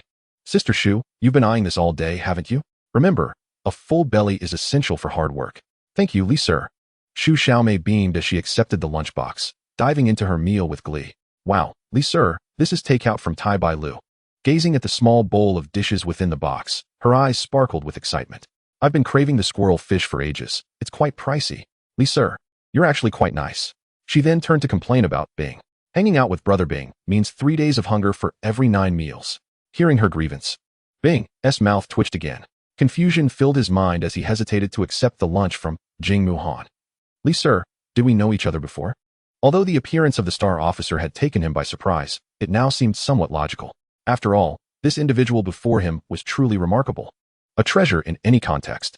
Moreover, both the Star Officer and the Beast Management Bureau bore unique insignias on their credentials, traits that belonged exclusively to a certain powerful entity, making forgery impossible. Furthermore, these credentials were soul-bound, significantly reducing the risk of impersonation. For the gatekeepers, Star Officers, and the Beast Management Bureau were all special task forces in Lonhan, and their identification was always customized, never revealing their true names. Even their work badges only displayed code names. This practice was adopted after significant oversights resulted in tragic losses over 2 decades ago when predecessors used their real names. Thus, Bing found himself puzzled by Old Li's ability to call him by his surname, especially given his earlier statement, "Now you don't know me yet." What could that possibly mean? The middle-aged man, Jing Muhan, squatted nearby, his gaze fixed on Su Cheng, as if struck by an idea. He turned to the ailing man, biting into a chicken leg while gesturing for him to eat. Go on, don't be shy, just a working meal. No need for reimbursement. Let us chat while we eat. Upon hearing Old Li's words, Bing felt his cheeks flush. He tore open the disposable chopsticks. But before he could even open the lunchbox, Su Xiaomei snatched the chicken leg from within, just as he felt his mouth twitch in disbelief. Old Li glanced down at his watch. Closing the now empty lunchbox, he refocused his attention on Su Cheng. I know what you're wondering, he began. Really? Bing raised his gaze slightly at Old Li's words. However, due to your current position, I cannot divulge too much. That would be against regulations. The only thing I can tell you is that from today onward, we shall be very good comrades. Old Li whispered, as if addressing Bing directly, or perhaps shouting to others. The roar of cheers erupted once again, drowning out Old Li's quiet words. Following his gaze, Bing beheld the youthful figure of the Royal Academy's instructor, who had evidently completed their tactical briefing. The elite members of the Royal Academy bowed to the audience, and the applause grew deafening, a testament to their home-ground advantage. Stepping back onto the stage, Mu Xinghe scratched his cheek awkwardly, offering a smile to Su Cheng. Brother-in-law, while you are indeed formidable, facing our team of 12 simultaneously might be a bit presumptuous. After all, we are a cohesive unit. Having honed our synergy in the Misty Domain, our teamwork for this grand contest will far exceed your expectations. Nodding at Mu Xinghe's words, Su Cheng noted the strategic formation of the 12 before him.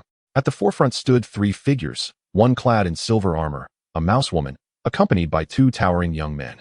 And as for those 2 young men, he held his shield over his shoulder, while his other hand incessantly swayed the curved dagger, his narrow, slit-like eyes fixated on Su Cheng like a venomous serpent. Beside him stood another similarly armored figure, gripping a foreign blade with both hands. The two flanked the rat lady, positioned just half a step behind her. Following closely was a second row consisting of 3 Beastmaidens and a Beastmaster, namely the White Star Beetle, the Chimeric Ant Maiden, and the Jade Blade Mantis Maiden, accompanied by the Beastmaster, a graceful young man wielding a longsword. In the third row, 4 individuals stood in a similar formation, 2 Beastmasters and 2 Beastmaidens.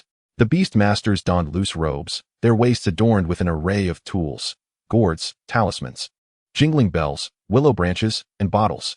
Su Cheng had previously overlooked the 2 A-class beast companions, but observing their rearmost positioning and employing his insight to glance at their skills, he comprehended their roles. One was a non-aggressive bee maiden, possessing a stinger at her rear, while the other was an aphid maiden, her body of vibrant green with a colossal insect-like tail. These 2 were tasked with the team's healing. Mu Xinghe stood at the rear of the team, holding a crossbow. It must be noted that Mu Xinghe's positioning was quite meticulous. This was the standard 3,441 team formation, with the first 3 being the main tank, off-tank, and frontline damage dealer. The second row consisted of the primary damage dealers, while the third row was reserved for healing and ranged control and damage. The final individual was the team commander. Upon witnessing this, Su Cheng curled his lips into a broad, exuberant grin. Everyone need not hold back their strength. What I desire is absolute domination. As the referee in charge of counting concluded his words, the first to charge forward were the main and off-tank of the team, the squinting man holding a blade and shield, and the rat lady. The former initiated a shield charge, while the latter curled into a ball, somewhat reminiscent of the previously seen rainbow gem rat, rolling towards Su Cheng. The wheels rolled on. The rat lady, also known as the watermelon bug, boasted a hard back, making her a commendable meat shield. The 2 advanced side by side, aiming to corner Su Cheng. If they could directly knock him out of the arena, victory would be theirs. However, Su Cheng was no mere beast from the realm. Although it appeared he had yet to summon any beast, his right hand was slightly raised. In the next moment, the training platform and the ground beneath the feet of the rat lady and shield-wielding man suddenly collapsed, transforming into 2 deep pits. Heavenly stage technique, transformative clock of divine wonders. Effect, alteration of terrain. Of course, Su Cheng's current magical prowess allowed him to create merely 2 pits. Nevertheless, the 2 were thrown into a state of panic, emitting 2 cries of utter dismay as they plummeted into the abyss. Fortunately, the underground of the training facility led to an underground parking lot. As the arena restored to its original state, the rat lady and the shield-wielding man, having fallen into the parking lot, awkwardly rubbed their posteriors while exchanging glances. Can this truly be? Having lost 2 meat shields in an instant, Mu Xinghe's pupils constricted sharply. A teacher from the audience discerned the situation. No way, heavenly stage technique. This is the heavenly stage technique, transformative clock of divine wonders.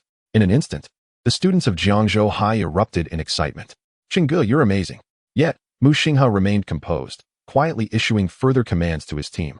The armored man wielding the foreign blade, initially a frontline damage dealer, had deliberately delayed his charge behind the shield-wielding man and rat lady, but never anticipated that these 2 meat shields would be so easily expelled from the arena. With Mu Xinghe's command echoing in his ears, he had no choice but to bravely assume the role of substitute meat shield. This time, he was particularly cautious, keeping a vigilant eye on Su Cheng as well as the ground beneath him. Meanwhile, the 4 damage dealers in the second row, comprising the Jade Blade Mantis Maiden, the Swordsman, the White Star Beetle, and the Chimeric Ant Maiden, pressed forward, cornering Su Cheng until his escape route was entirely sealed. Although these 5 had yet to launch an attack, the foreign blade man positioned his long blade defensively in front of him, while the swordsman was already poised to strike. The other beast maidens were equally ready for battle. Should Su Cheng attempt to break through at any point, they would undoubtedly converge upon him, attacking simultaneously. Moreover, the 2 youthful Beastmasters adorned with talismans and gourds had already begun to form hand seals, their fingers pointed towards Su Cheng, clearly having completed their incantations. 2 magical attacks shot forth like meteors, rapidly hurtling towards Su Cheng. Even Mu Xinghe's crossbow bolt was simultaneously aimed at him. This series of actions unfolded in an instant, all occurring at once. Yet, Su Cheng remained unfazed, not having summoned a single beast even at this juncture. Just as the arrows and magical assaults were about to strike him, he lightly tapped the ground, leaping into the air, and with a pointed finger, a black hole materialized where he had just stood. Heavenly stage technique, Black Sun Prison. Effect, gravitational pull of the black hole. Although the black hole summoned by Su Cheng, given his current strength, was no larger than a peanut, its formidable gravitational force twisted the surrounding space and light entirely. Not only that, But the 5 assailants, along with the arrows and magical attacks aimed at him, were irresistibly drawn towards the black hole. The White Star Beetle and the Jade Blade Mantis Maiden flapped their insect wings desperately, trying to pull their comrades away from its grasp. Holding onto each other, they struggled valiantly, as the black hole's pull failed to draw any of them within its depths. However, as long as this black hole existed for a mere second, its overwhelming control would effectively bind their movements. This was more than sufficient for Su Cheng. No way, another heavenly stage technique. As Su Cheng gracefully descended before Mu Xinghe amidst the astonished gasps of the onlookers, 2 shadows emerged behind him. One was the Beast Maiden in her gentle-boned rabbit form, Lu Yong. The other was the cursed cat maiden, Zhang Qian, making her debut in her cat form. As she transformed into a shadow, glaring fiercely, the 2 youthful Beastmasters, still clutching their various tools, found themselves paralyzed by fear before they could even utilize their items. This was the fear effect of the bewitching beautiful eyes. Frantically clawing at the air, damage amplified. 2 razor-sharp claws swept through the air, sending the 2 flying like kites with severed strings. Their belongings clattered to the ground. Lu Yong's figure flashed like lightning, instantly appearing before the Beastmaiden and Maiden. In a flash of electricity, she unleashed the claws of lava fury upon the 2 healers without reservation. The claws of lava fury dealt an additional 50 fire damage with every attack. The fire damage against insect types was devastatingly effective. With a single strike, the Beastmaiden and Maiden collapsed, rendered powerless and left sobbing on the ground for quite some time. The shadow before them was none other than the enigmatic cursed Catgirl. In a frenzy, she clawed wildly. In the next moment, the 2 beast tamers lay lifeless in a pool of crimson. In the midst of the chaos, Mu Xinghe attempted to raise his crossbow, only to find a chain suddenly encircling his neck. As he turned his head, he beheld the woman wielding the peculiar dog leash, none other than the shapeshifter Lingua. Kneel. Lingua's icy gaze met Mu Xinghe's astonished eyes. With a slight pressure from her delicate fingers, he found himself unable to resist, collapsing to the ground. Extend your hand. As Mu Xinghe obediently reached out, Lingua fixed upon him the strange shackles, a double layer of security. Now you are my dog. Woof woof. Mu Xinghe immediately prostrated himself on all fours, resembling a pet dog. Witnessing this scene, the chimera ant girl's eyes burned with rage. Having just escaped the gravitational pull of the Black Sun prison, she spread her insect wings and charged toward Lingua with haste. In a flash of lightning, however, the bone rabbit girl on the stage would not grant her such an opportunity. She too executed a dazzling leap, soaring high above the training grounds. With a movement speed boosted by fighter's bind foot of 150, Lu Yong clearly outpaced her opponent. The dazzling maneuver could allow one to evade attacks through sheer speed. But now, with the fighter's blindfold augmenting her accuracy by 150, the bone rabbit girl struck with her lava fury claw. The blow connected with the chimera ant girl, dealing an additional 50 fire damage, an impressive surge, augmenting the damage to 100. Even with her bug-themed 3-piece set, the bone rabbit girl's claw struck precisely at the most vulnerable seam of her abdomen's armor. It is worth noting that the critical hit overflow from the bone rabbit girl would translate into a weakness critical. This meant that, as long as she landed sufficient hits, the remaining strikes would easily reveal her opponent's vulnerabilities.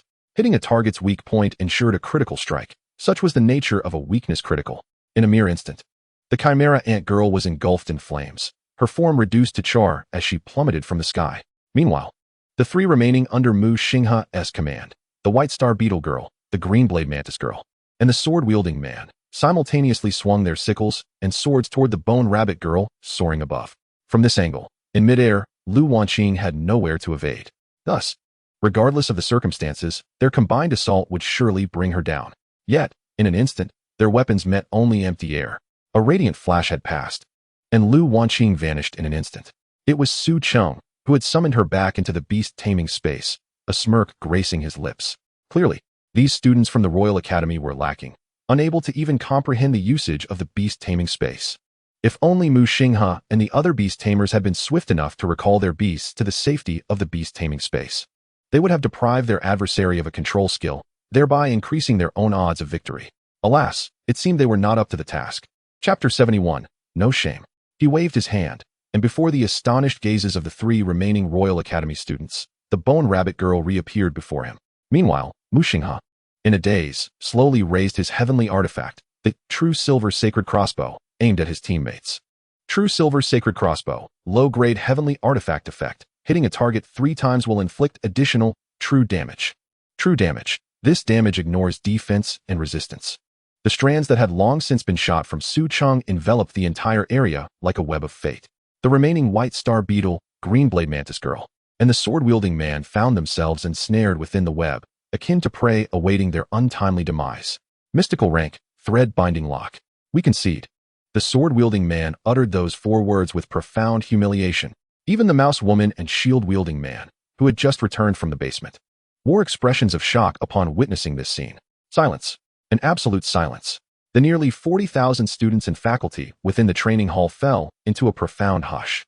At that moment, whether it was Su Cheng's display of heavenly techniques, his luxurious heavenly artifact, the various heavenly beast taming gear, or the formidable prowess of his beasts, coupled with his calm demeanor and tactical brilliance in overcoming numerical disadvantage, struck awe into the hearts of all present. After a silence lasting several seconds, the students of Jiangzhou No. 1 High School erupted into fervent applause. The victor of this year's Jiangzhou 4 Highs competition was none other than Jiangzhou No. 1 High School. Even the referee regained his composure, opening the arena barriers to allow medical personnel to attend to the fallen beasts, while raising Su Cheng's arm high, proclaiming loudly, MVP. Su Cheng, your Bone Rabbit Girl, S rank, performed exceptionally well in this battle, gaining substantial experience. Your Cursed Cat Girl, S rank, performed admirably in this battle, gaining considerable experience. Your Shapeshifter Girl, B rank, performed adequately in this battle, gaining standard experience. Your Blood Shadow Sword Girl, A rank, underperformed in this battle, gaining no experience. Your Broken Rainbow Sword Girl, A rank, underperformed in this battle, gaining no experience. The applause resonated, inspiring other students, mentors, and parents alike. Soon, the entire training hall erupted into a thunderous ovation. Though the students of the Royal Academy were crestfallen, their self-proclaimed etiquette compelled them to offer scattered applause even in their reluctance. As for those from the Royal Academy who had previously held grudges against Su Cheng, they could only console themselves with, so he is the newly crowned champion of Jiangzhou. To be defeated by him is no disgrace. Such was their self-comfort. Yet the thought of it filled them with such embarrassment that they could metaphorically dig out a 3-bedroom apartment with their toes from the ground. How utterly humiliating. Chapter 72. Today, I will cover all expenses. Yet, Su Cheng imparted a lesson to them, what it truly meant for strength to speak. When one can act, they should refrain from needless chatter. However, Su Cheng remained indifferent to such matters. He had merely utilized these individuals to cast himself into the spotlight. Under normal circumstances, he would not have even deigned to step on them. Once Lingua had released the strange shackles and dog leash, Mu Xinghe's eyes regained their clarity. He scratched his head and, with a hint of exasperation, addressed Su Cheng. Brother-in-law, you are just too formidable. Moderate, you are not too shabby yourself. Keep striving. Su Cheng replied with a light chuckle. During the remainder of the award ceremony, Su Cheng chose not to participate, instead leading Lu Wanqing and the others out one after another. For him, the harvest of emotional value was sufficient. The rest held little significance. As the members of the Royal Academy's team gazed at the once coveted MVP position belonging to Su Cheng, now vacant and devoid of occupants, their fists clenched tightly, their molars grinding with suppressed fury. You have garnered a significant amount of animosity. Stepping out of the training facility, Su Cheng led the group into a luxury van. Once seated, the vehicle leisurely exited the campus. Mr. Su, where are we headed? Su Cheng rubbed his neck and replied with a smile. You all performed admirably today. Rewards are in order. We're off to the most extravagant mall in Jiangzhou. At his words, the eyes of the girls sparkled with excitement. After making this announcement, Su Cheng generously bestowed a 1,000,000 yuan red envelope upon each girl present, including the unplayed Luo Yuning, Yi Qingqing, and Yi Zijing. Notifications flooded in. WeChat account, 1 million. Jiji Bao, 1 million. Longhan Bank, 1 million. Thank you, dear benefactor, exclaimed Qian Xiaomiao. Zhang Qian looked at the WeChat transfer, her face alight with exhilaration. Brother Cheng, I adore you the most, moi. Lingua declared, blowing a kiss while gazing affectionately at him. Su Cheng, we can't possibly spend this much money. Yi Qingqing and Yi Zijing exchanged glances, their hearts racing at the unprecedented balance displayed on their phones. No, from now on, you two must learn how to spend. Money shouldn't be hoarded, it should be spent. Only in spending can one derive joy. Those who earn your money will also find happiness, which is what we call a win-win situation. The circulation of consumption is essential for societal development and progress. Su Cheng proclaimed earnestly. Sister Wanqing, please take Qingqing and Zijing to get new phones first. Then, take Master Luo and the other 2 sisters to pick out some bags and clothes. After all, they are my beast girls. They mustn't embarrass me when they go out. With that, he directly transferred 100 million to Lu Wanqing. Upon witnessing the substantial transfer on Lu Wanqing's phone screen, Lin Guo and Zhang Qian's eyes widened in astonishment. Is this the privilege of being a crush? Lin Guo asked. I want that. Zhang Qian replied. Hearing their thoughts, Su Cheng smiled subtly. This was the effect he desired. Appropriate rewards would invigorate the girls' spirits. Only when the girls were happy could they bring joy to him. With this in mind, he continued, Today, all expenses are on me. As long as you can take it home, I will cover it all. Can we use storage rings? Of course. Brother Cheng, I love you. Without hesitation, Zhang Qian and Lin Guo, the two campus beauties, immediately rushed over. After selecting an enormous Huawei Mate 300 for both Qingqing and Zijing, Su Cheng followed the girls towards the luxury goods counter. In Chapter 73, the girls took charge of the selection while Su Cheng handled the payments.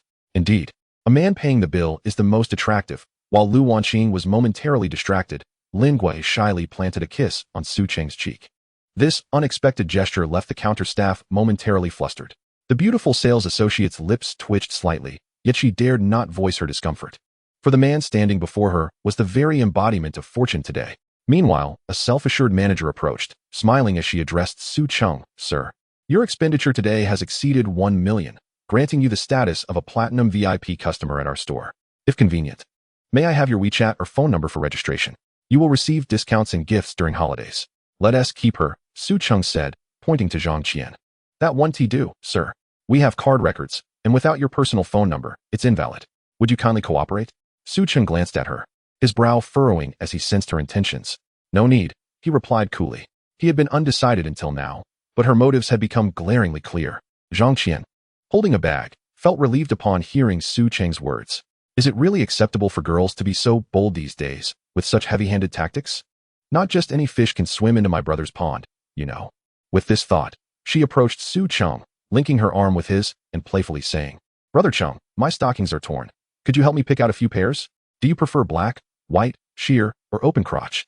Seeing this scene, the beautiful manager's lips twitched slightly. The sales associate pulled her aside and whispered a warning. It dawned on her that not only Lu Wanqing and Lin Guo, but all the girls at the counter were entangled with this handsome benefactor.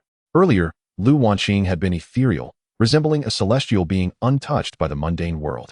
Lin Guo boasted a stunning figure, a youthful face, and an alluring charm. Now, looking at Zhang Qian, her skin, unadorned yet translucent, her long, slender legs, and her curvaceous figure, one could surmise that with a little makeup, she could rival even the most famous stars.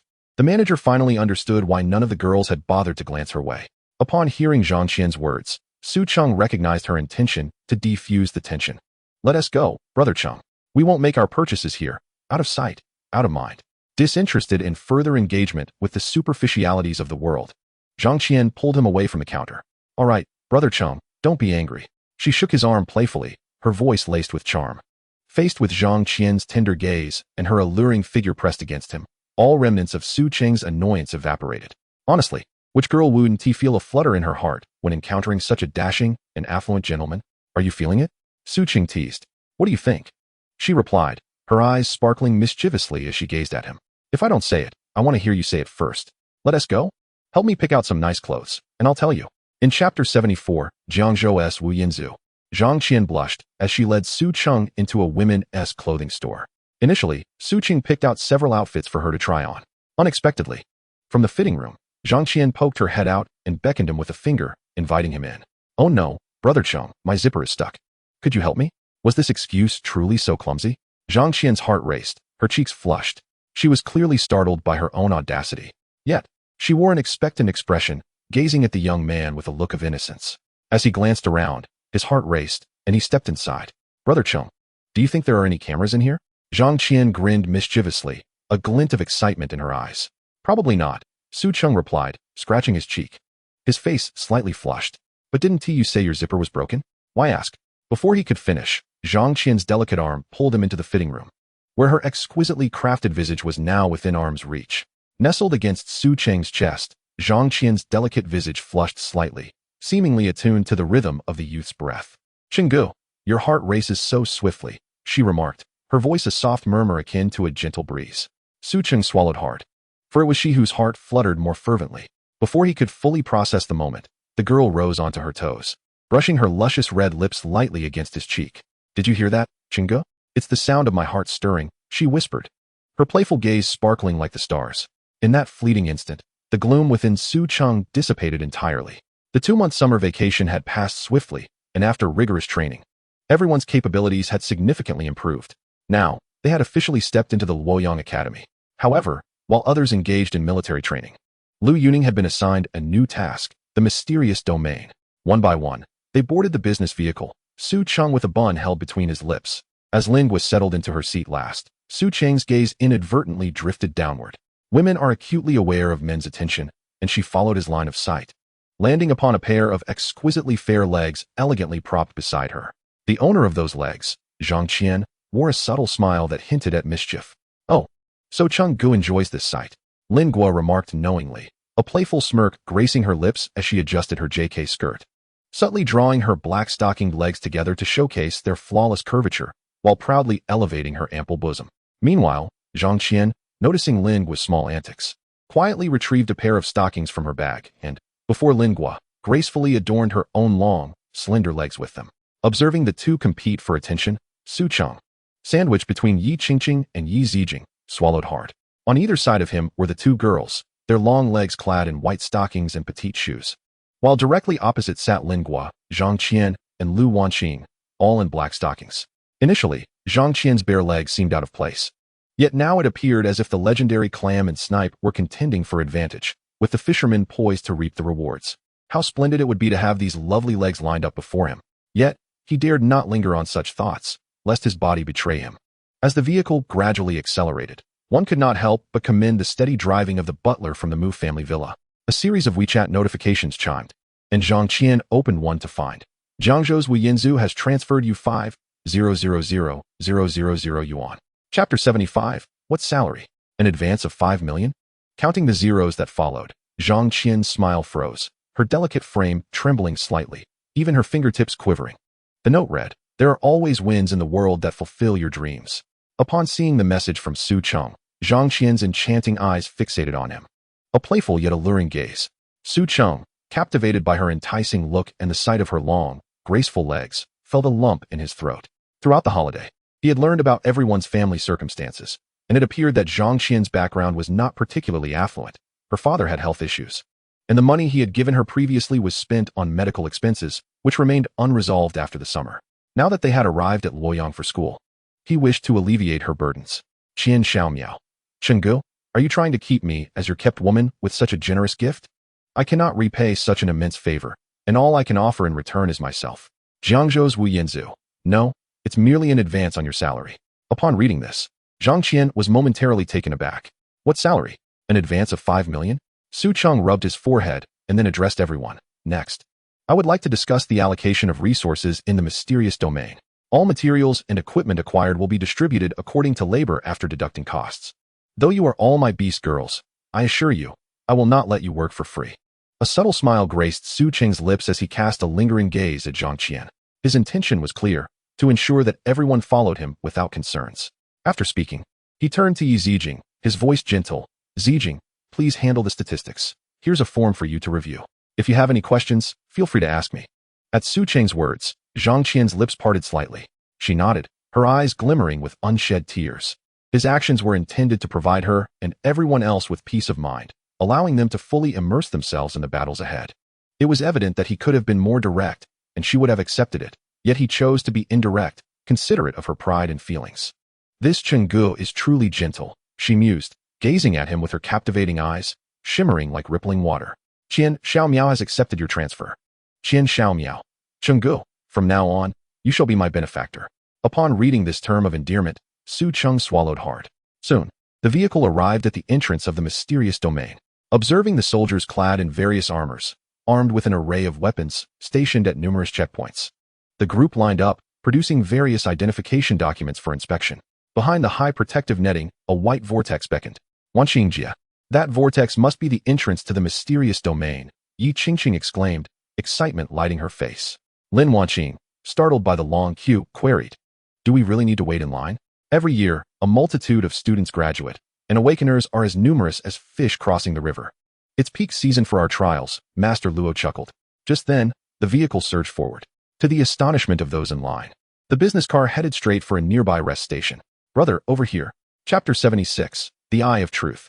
At the entrance of the rest station, Mu Zhizhi, clad in a forest witch top and matching JK skirt paired with black stockings, waved at the business vehicle. Zhizhi Jia, how did you arrive so quickly? Zhang Qian inquired. Curiosity piqued. I flew here, of course it would be faster. Don't we have to wait in line? Su Cheng asked with a smile. Rest assured, everything is arranged. Hand me your ID, I'll handle the registration. As he disembarked, Mu Zhizhi looped her arm through his. The sensation of her touch sent a delightful shiver through Su Cheng. He had to admit, the forest witch top suited her splendidly. Ahem, came a gentle cough from behind. Su Cheng quickly retrieved his ID and handed it to Mu Zhizhi. All right, brother, please hold on for a moment while I register. She took his ID and turned towards the rest station. The other passengers regarded Su Cheng with envious expressions. Isn't she the eldest daughter of the Mu family? This guy is set for life. Before long, Mu Zhizhi emerged from the rest station, following a group of soldiers. You must be Su Cheng? Inquired a middle-aged officer with a square face, holding up an ID card to compare. Su Cheng glanced at the officer's epaulette, noting he was at Su Cheng, a rank that had been inherited since the first year of the Eastern Han Dynasty's initial peace. A Su Cheng commands 5 Tunjian, while a Tunjian oversees 100 men. Nodding, he affirmed, indeed, that is me. The Su Cheng raised an eyebrow, noticing that aside from the driver and Su Cheng, there was only a gaggle of young ladies present. Curiosity piqued, he asked, why is it that you are all girls? Do you have other beast tamers who have yet to arrive? Su Cheng chuckled. My teammates are all right here. The square-faced Su Cheng turned to Mu Zhizhi and remarked, Zhizhi, although he is the top scholar from Jiangzhou, accompanied by so many beast girls, without a beast tamer, their combat efficacy is halved. The mysterious domain is fraught with peril. Are you certain you wish to venture into danger with him? Mu Zhizhi, looping her arm through Su Cheng's, beamed. Who says we lack a beast tamer? Uncle Huangfu, we are all his beast girls. Upon hearing her words, Huangfu Qi's breath hitched, his gaze locking onto Su Cheng, a glint of gold flickering in his eyes. While being scrutinized by Huangfu Qi was uncomfortable for Su Cheng, he too employed his insight ability to discern the attributes of this square-faced Su Cheng. Name, Huangfu Qi. Age, 43 years. Personality, open-hearted. Straightforward. Talent, Eye of Truth, A-level. Rank, 3rd stage, 8th tier. Skills. Other, none. Achievements, Beast Slayer. The Eye of Truth indeed. A slight smile crept across Su Cheng's lips as he searched his mind for the characteristics of this talent. It appeared to be an enhanced version of his C-level talent, Insight. The discomfort stemmed from the fact that under the Eye of Truth, aside from his talent characteristics, all his other skills, including rank, were laid bare before Huangfu Qi. In other words, everything Su Cheng could see, Huangfu Qi could see as well. What Su Cheng could not perceive, Huangfu Qi could. Name, Su Cheng. Age, 18 years. Personality, talent, Eye of Insight. C-level. Talent, Infinite Beast Taming. SSS level. Rank, 2nd stage, 9th tier. Characteristics. Chapter 77. All is well. Such a young 2nd stage, 9th tier. Huangfu Qi gasped. Good gracious. When I was his age, I had yet to break through to the 2nd stage. Gazing at the skills displayed by Su Cheng, along with the question marks in the personality section, Huangfu Qi rubbed his eyes vigorously. Astonishingly, even his Eye of Truth could not pierce through. It was evident that this young man possessed hidden strength. You, young man, are impressive. To possess such abilities at such a tender age. The youth are formidable. Huangfu Qi patted Su Cheng on the shoulder, smiling as he inquired. Su Cheng responded with a courteous smile in return. With the characteristic of hidden talent, what Huangfu Qi could see was naturally the part Su Cheng wished to reveal. The fact that this Su Cheng refrained from declaring limitless potential, instead opting for the youth are formidable, validated the accuracy of the previous analysis. Uncle Huangfu, are you reassured now? Mu Zhizhi coaxed, shaking Huangfu Qi's arm playfully. Yes, little Su, lead them inside. As Su Cheng and his companions approached the rest station, they discovered a passage that circumvented the high-voltage electric fence. Su Cheng, given the exceptional dangers within the mysterious domain, can that lad truly protect the young lady of the Mu family all on his own? A nearby officer queried. Only then did he notice the silent Huangfu Qi, beads of cold sweat forming on his brow. Have you ever encountered an 18-year-old 2nd stage, 9th tier beast tamer with dual talents, one of which is an SSS level talent? Upon Huangfu Qi's words, all surrounding officers fell into an abrupt silence. 2nd stage, 9th tier, dual talents, one of which is SSS level talent. Each word struck like a blade, piercing the hearts of the officers present. Damn it, what does it mean when it said that some are born to die while others are born to shine? At 18, I was still vying for attention among the girls at the academy, while this fellow's 18 years are nothing short of extraordinary. Of course, relying solely on that young beast tamer would not suffice. Huang Fuqi stroked his sparse stubble, speaking slowly. Indeed, a beast tamer, no matter how powerful, requires capable beast girls to collaborate. The officers nodded, somewhat abashed. Including Miss Mu, among the other young ladies, 2 were S-level, 3 were A-level, and the lowest was B-level. The B-level one was a freaking chameleon. Huang Fuqi sighed deeply, murmuring, goodness. The officers, who had not yet finished their thoughts, suddenly lost their composure. With such a lineup, they could achieve a complete clearance. Huang Fuqi nodded wryly. Yes, as long as they do not seek a quick completion, but instead progress steadily, raising everyone's levels. It will likely be merely a matter of time before they conquer the entire initial stage mysterious domain. Wiping the cold sweat from his brow as he faced the astonished expressions of everyone, Huang Fuqi gazed pensively at the silhouette of Lu Yong. He had merely caught a fleeting glimpse of the more mature-looking young lady, yet his heart stirred. It was not solely her breathtaking beauty that astonished Huang Fuqi. Rather, beyond her name, all her attributes appeared as question marks within his eye of truth. When he attempted to delve deeper, the only response was the enormous shadow of a black dragon hovering behind her. Without hesitation, Huang Fuqi pulled out his phone, searching for the name Lu Yong. As shock registered on his face, he hastily gestured to the nearby soldiers. All is well, go about your duties. With the newly appointed headmaster of Lu Yong Academy and an SSS-level world-ending black dragon accompanying them, what could possibly go wrong? Chapter 78, NPC. Meanwhile, on Su Cheng's side, they followed several soldiers, circumventing the barbed wire, arriving before a white vortex. Damn it, why do we have to wait in line while they don't? It's unfair. Until they beheld the throng of JK-clad beauties behind Su Cheng, they collectively fell silent. The sight was akin to Garen unleashing his infinity edge, a quiet yet devastating strike. The soldiers informed Su Cheng, entering the vortex means entering the mysterious domain. Thank you. Su Cheng saluted the soldiers and stepped into the vortex first, followed closely by the others. The scenery around them shifted incessantly, a powerful wave of dizziness nearly causing him to retch. It was not until the images stabilized that he took a deep breath and exhaled forcefully. Explorer number 891. You have stepped into the initial level mysterious domain, the forest of illusions. As the notification echoed in his mind, a line of text materialized before him. Having sensed your uniqueness, you have captured the interest of the goddess of night. A friendly reminder from the goddess of night, eliminating the aberrant beasts within the mysterious domain, completing various storyline tasks, conquering different lords, and exploring hidden levels will enhance your merit points. The quantity of merit points will influence your ranking within the mysterious domain, as well as the rewards you receive. A cacophony of voices echoed in Su Cheng's mind, prompting him to pause for a moment. Furrowing his brow, he surveyed his surroundings.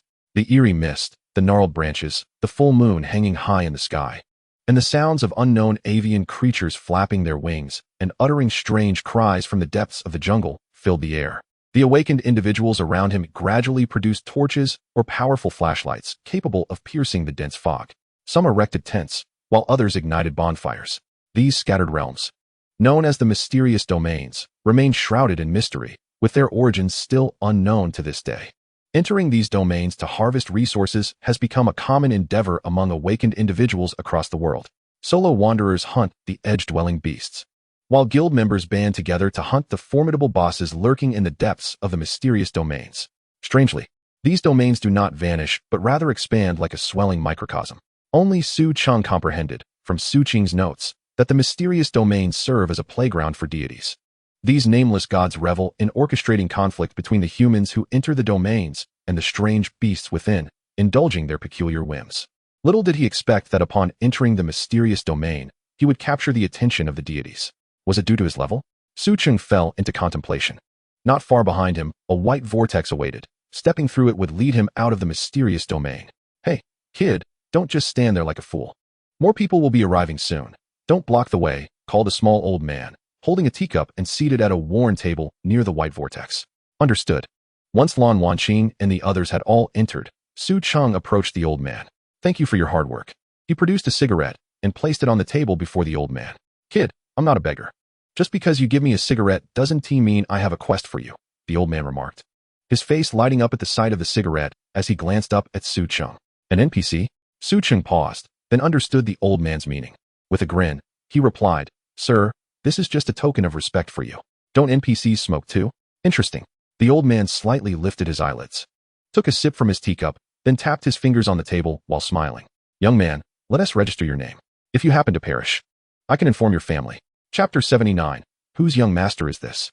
Su Cheng inscribed his name on the old man's registration sheet, and then said, Sir, it doesn't really matter if I register or not. My family is right here. He gestured towards Lan Wanqing and the others. I don't have any other family. After uttering this, he turned to leave. Upon hearing Su Cheng's words, the old man was momentarily taken aback, then glanced at the name on the registration sheet. His eyelids twitching slightly. He was merely a gatekeeper. There was no need to curry favor. Seeing Su Cheng's generosity, even passing dogs seemed to exude a sense of lavishness. A bystander kindly warned, if anything happens, that old codger will run faster than anyone. Exactly. The awakened individuals around him stared at Su Cheng as though he were a fool.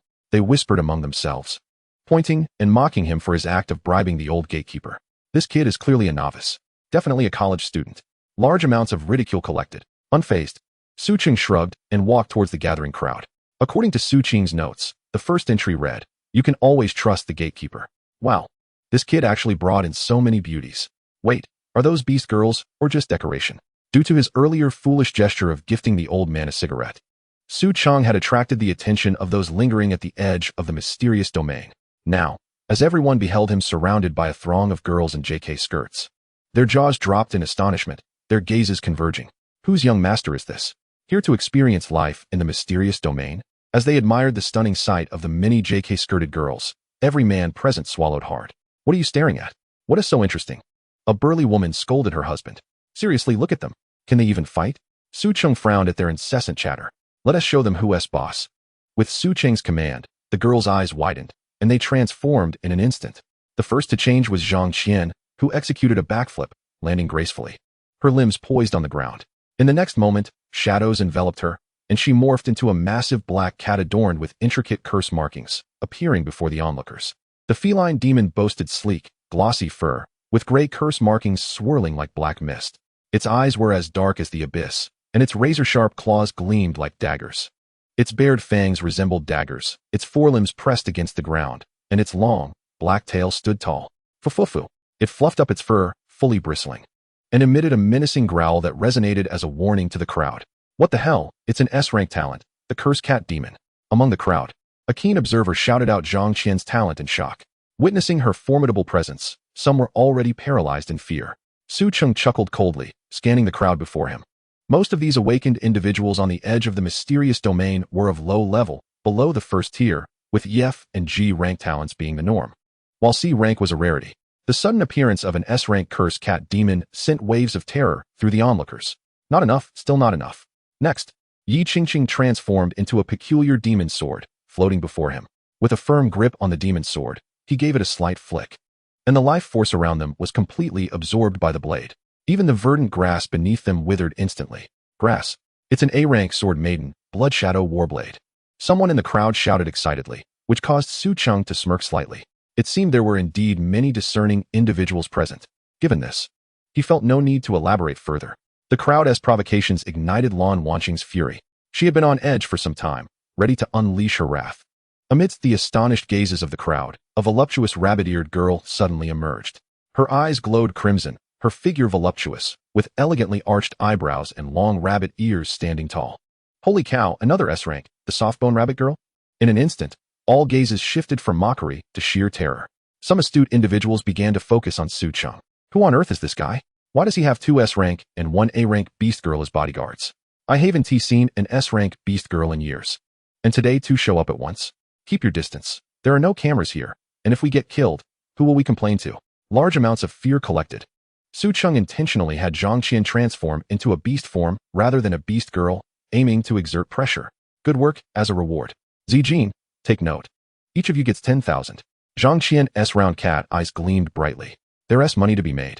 She nuzzled against Su Cheng's leg with her large head. Submissively, Su Cheng reveled in the fearful gazes of the crowd, cradling his head and offering a subtle smile. The awe he inspired was not mere ostentation. It served to make abundantly clear the vast disparity in power between him and others, thereby sparing him from unnecessary dialogues. The goddess of the night exhibits profound interest in your party. A deity observes you in secret. An unnamed divine being covets your beast girl. A cascade of messages flickered before Su Cheng. Unbeknownst to him, amidst the throng, there were eyes fixated on him with uncontainable envy. Su Cheng, indeed you are here. A small amount of hatred has been collected.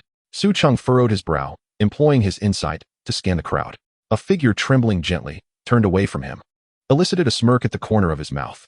Peng Yan, is he also here? Is he, like me, here to conquer the maze domain? However, at this moment, Peng Yan posed no threat to him. What piqued his interest were the masked individuals accompanying him. Allies, perhaps? He swept his insight across them. Names comprising for characters? Su Cheng narrowed his eyes, a wicked grin spreading across his lips. Your wicked smile has successfully piqued the interest of the mother of evil dragons. A deity observes you in secret. Let us proceed. Su Cheng and his companions ventured into the illusory night forest. Though the moon hung round and full in the sky, within the dense woods, its light was scattered and feeble, hardly illuminating their path. The group switched on their powerful flashlights, navigating slowly through the shadowy underbrush. According to the strategy provided by Su Cheng squinted. The entrance was a safe zone. While they stood at the hunting area's periphery, here, the aberrant beasts were all below the first tier. Clearly, he held no interest in these low-tier creatures. They followed a path discernible to the naked eye, one forged by years of adventurer's passage. Though narrow, the surrounding beasts had mostly been cleared away. Chapter 81. The Rules of the Maze Domain. Beware of the snakes hanging from the trees. If poisoned, the remedy can be quite troublesome. Su Cheng cautioned the nearby women. Let me clarify, unless absolutely necessary, I will refrain from taking action. Lu Yong's voice drifted from behind. Upon turning, Su Cheng beheld her captivating visage, nodding with a smile. Luo Sect Leader, I understand. According to the rules of the maze domain, considering your level and strength, should you intervene in the primary maze, while you could effortlessly dominate, all rewards would be significantly diminished. This includes experience, equipment drop rates, and merit points. Immediately, Lu Wanqing chimed in. The fundamental purpose of our expedition into the maze domain is not solely to level up. More importantly, it is to enhance our adaptability in combat and cultivate our mentality against various foes. If we simply laid down from the outset, any level gains would be utterly meaningless. Indeed, it is most fortunate that you grasp these principles. Luo Yong beamed at their understanding. Such perceptive students save one much concern. Who would not appreciate that? Sister Wanqing, you shall follow behind. Very well. Transforming into a gentle-boned rabbit girl, Lu Wanqing stepped back. Treading carefully along the treacherous, muddy path, everyone moved with utmost caution. All held their breath, their footsteps light, fearful of attracting the surrounding beasts. Zhangqian, you lead the way. Meow, Brother Cheng, understood. This path was barely wide enough for two, and Su Cheng had Zhangqian, who had transformed into a cursed cat demon, take the lead. On one hand, the dim forest favored the cat demon's night vision, while on the other, should danger arise, a cat's reflexes would allow for swift evasion. Given Zhangqian's current strength, she could easily counterattack. Brother, it's so dark and frightening here. Fear not, Sister Gigi, I am here. Su Cheng handed his flashlight to Mu Gigi. Qing Qing. Zijin. With a flick of his thought, Yi Qing Qing and Yi Zijin transformed into a blood shadow battle blade and a flying sword, respectively. Su Cheng positioned Mu Gigi safely in the center. In such circumstances, the fewer people to protect, the greater the safety. Master, it's so dark. I'm so scared. As Lingua mimicked Mu Gigi, tears brimming in her eyes as she clung to him, seeking comfort, Su Cheng's mouth twitched slightly. 1G and 1D. Good heavens, he found himself sandwiched in the middle, becoming a filling for a cookie. Lingua could only hear her heart pounding. Closely trailing Su Cheng, terrified of being left behind. Rustle. The eerie sound suddenly echoed, causing Su Cheng to furrow his brow. Stop, he whispered, firmly holding Lingua and Mu Gigi beside him, transmitting his thoughts to Lu Wanqing and Zhangqian. Sister Wanqing, Zhangqian, have you heard or seen anything? Su Cheng mentally communicated to Lu Wanqing. The sounds here are too jumbled, but my instincts tell me danger is approaching. Lu Wanqing alerted Su Cheng. I see nothing unusual. Meow.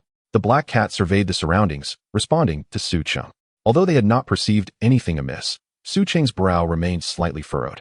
He held his breath, gripping his sword tightly, and slowed his pace. Chapter 82. The Spotted Giant Python. Rustle. Indeed, Su Cheng heard that exceedingly eerie sound again, not from the ground, but from above. Thud. A long shadow descended from the branches, and Lingua, like a startled bird, tightly shut her eyes, hiding behind Su Cheng. It's a spotted giant python. Everyone stay still. A surge of tension gripped Su Cheng's heart as he conveyed to the others. When he shone his flashlight on the shadow, everyone gasped in shock. It was a spotted anaconda, stretching dozens of meters long, coiled atop a massive tree. Its head as large as a grinding stone. At that moment, it hung its head low, flicking its forked tongue, slowly slithering toward Lingua. Its scales scraping against the bark with a rustling sound. Illuminated by the flashlight's beam, Su Cheng could finally discern the snake, its vibrant patterns sending chills down his spine. The black cat, laden with curse marks, watched the anaconda warily, its fur bristling, yet it dared not strike due to the snake's proximity to Lin Gua. Su Cheng slightly turned, holding his breath while enhancing his state, keeping his insight keenly focused on the spotted giant python. Name: The Warning of Hindsight. Level: Lord Class, extremely rare. Rank: Tier 3, Stage 5. Skill: Frenzied Constriction. Skill: Venomous Fangs. Skill: Chimera. Lu Yong, positioned at the rear, gasped sharply. Their group's luck was astonishing, encountering a Lord Class boss, and an exceptionally rare one at that, in the first hunting area. What shall we do? Lu Yong inquired telepathically to Su Cheng. However, Su Cheng seemed as though struck by lightning, standing there in a daze, offering no response to Lu Yong. At that moment, his heart was tumultuous. If his memory served him correctly, then this domain of retrospective warning was indeed the very domain spoken of by Su Cheng. Could it be that fortune favored him so greatly? As Lu Yong's voice reached him, Su Cheng stole a glance at Lin Gua, who was closely positioned behind him. At that moment, Lin Gua had her eyes tightly shut, her long eyelashes trembling slightly. The proximity of Su Cheng's breath filled her with an overwhelming sense of security. The unexpected silence around her piqued Lin Gua's curiosity, prompting her to attempt to quietly open her eyes. Lin Gua, hold your breath, do not open your eyes. Su Cheng's heart raced. If Lin Gua were to open her eyes now, she would undoubtedly be seized by terror. Should she provoke the floral-patterned anaconda, it might launch a direct attack. Given Lin Gua's abilities, even if she were not instantly obliterated, there was a significant chance she would succumb to poison. Realizing this, he swiftly conveyed a message to Lu Yong, Zhang Qian, Mu Zhizhi, and Lin Gua. Zhang Qian, Sister Yong. The third skill of that snake is Chimera. It must possess 2 heads. I cannot see from my vantage point, so once you locate the second head, inform me of its position. Sister Zhizhi, Lin Gua. When I begin counting, the moment I reach 3, you both must run backward together. Do not transform. Just run. Head towards Sister Yong and follow the path. Absolutely do not run in the wrong direction. Only transform after I notify you. Zhang Qian, Sister Yong, have you found it? We found it. Lu Yong's voice echoed within him, filled with dread. The location of the other head is right behind you, directly facing Mu Zhizhi. Su Cheng inhaled sharply. If that were the case, they were truly in trouble. Chapter 83. The darkness strips away the beasts within the domain possessed a certain level of intelligence, particularly those of the Lord-level boss variety, who prioritized the extermination of the weaker. Subsequently, they would summon surrounding beasts to hunt the strong. Upon hearing Su Cheng's message, Lin Gua, with her eyes still shut, appeared to realize that the anaconda was right before her, even catching the foul stench emanating from its mouth. An overwhelming sense of fear surged from deep within her, causing her delicate frame to tremble, which only piqued the interest of the floral-patterned giant python further. As the retrospective warning drew ever closer to Lin Gua's head, Su Cheng understood that he could wait no longer. He slowly tightened his grip on his sword, beginning an internal countdown. Zhang Qian, when I count to 3, attack the head behind me. Merely divert its attention, do not linger. Sister Yong, protect Lin Gua and Sister Zhizhi. Understood. As their thoughts resonated within Su Cheng's mind, he commenced the countdown. 3, 2, 1. With Su Cheng's thoughts penetrating the minds of all, Mu Zhizhi seized Lin Gua's hand and turned to flee. Run! He shouted internally while thrusting the Duanhong sword upward into the snake's chin. Hiss! The 2 enormous heads of the double-headed giant python opened their gaping maws simultaneously. Zhang Qian leaped high, clawing at the other head of the double-headed anaconda in a frenzy. Meanwhile, Lu Yong, executing a flash of lightning, positioned herself swiftly before Lin Gua and Mu Zhizhi, her pupils dilating in shock as the true form of the double-headed serpent descended entirely from the great tree. It was a colossal serpent, its length stretching 20 to 30 meters, with Su Cheng and Zhang Qian locked in fierce combat with one of its heads. He swung his sword, entangled in a fierce struggle, while Zhang Qian desperately dodged, retreating with each passing moment. Sister Yong, go assist Zhang Qian. Zhang Qian, watch out behind you. Lu Yong cried out anxiously, just as a vividly colored tail coiled around Zhang Qian's body from behind. She was caught off guard, ensnared by the python's tail, in a frenzied twist. Effect, binding. Upon witnessing this, Su Cheng aimed to retrieve Zhang Qian into the Beastmaster space, but found the target of the binding utterly irretrievable. An overwhelming sense of suffocation surged within Zhang Qian. She was forced to revert from her beast form to her human shape. The more she struggled, the more the oxygen in her lungs was depleted, until at last, she spat out a mouthful of blood, her vision fading to black, a sign of extreme oxygen deprivation. Sister Gigi, transform and protect Zhang Qian. Received. As the giant maw loomed toward Zhang Qian's head, Lu Yong's flash of lightning, still in its not yet fully cooled state, surged forth. In the next moment, Mu Gigi transformed into alloy armor, shielding Zhang Qian's vulnerable areas. Simultaneously, Su Cheng climbed atop the massive scales of the giant python, deftly evading the biting attack of the entangled head while hurling his long sword. Duanhong, he bellowed in fury, directing the flying sword toward the other head that was about to sink its fangs into Zhang Qian, striking it with precision, wedging the sword within the giant creature's maw. Not only that, under the moonlight, Su Cheng's eyes were as dark as an abyss. Translucent threads erupted from his being, ensnaring the entire body of the double-headed giant python. Qian Si Lock. Effect, binding. Su Cheng wielded the Blood Shadow Battle Blade toward Zhang Qian's direction. Blood Shadow Battle Blade. Armor break. A dark shadow emerged from within him, a massive black figure intertwined with countless threads, enveloping the double-headed python. Characteristic, dark stripping. Seizing. Venomous fangs.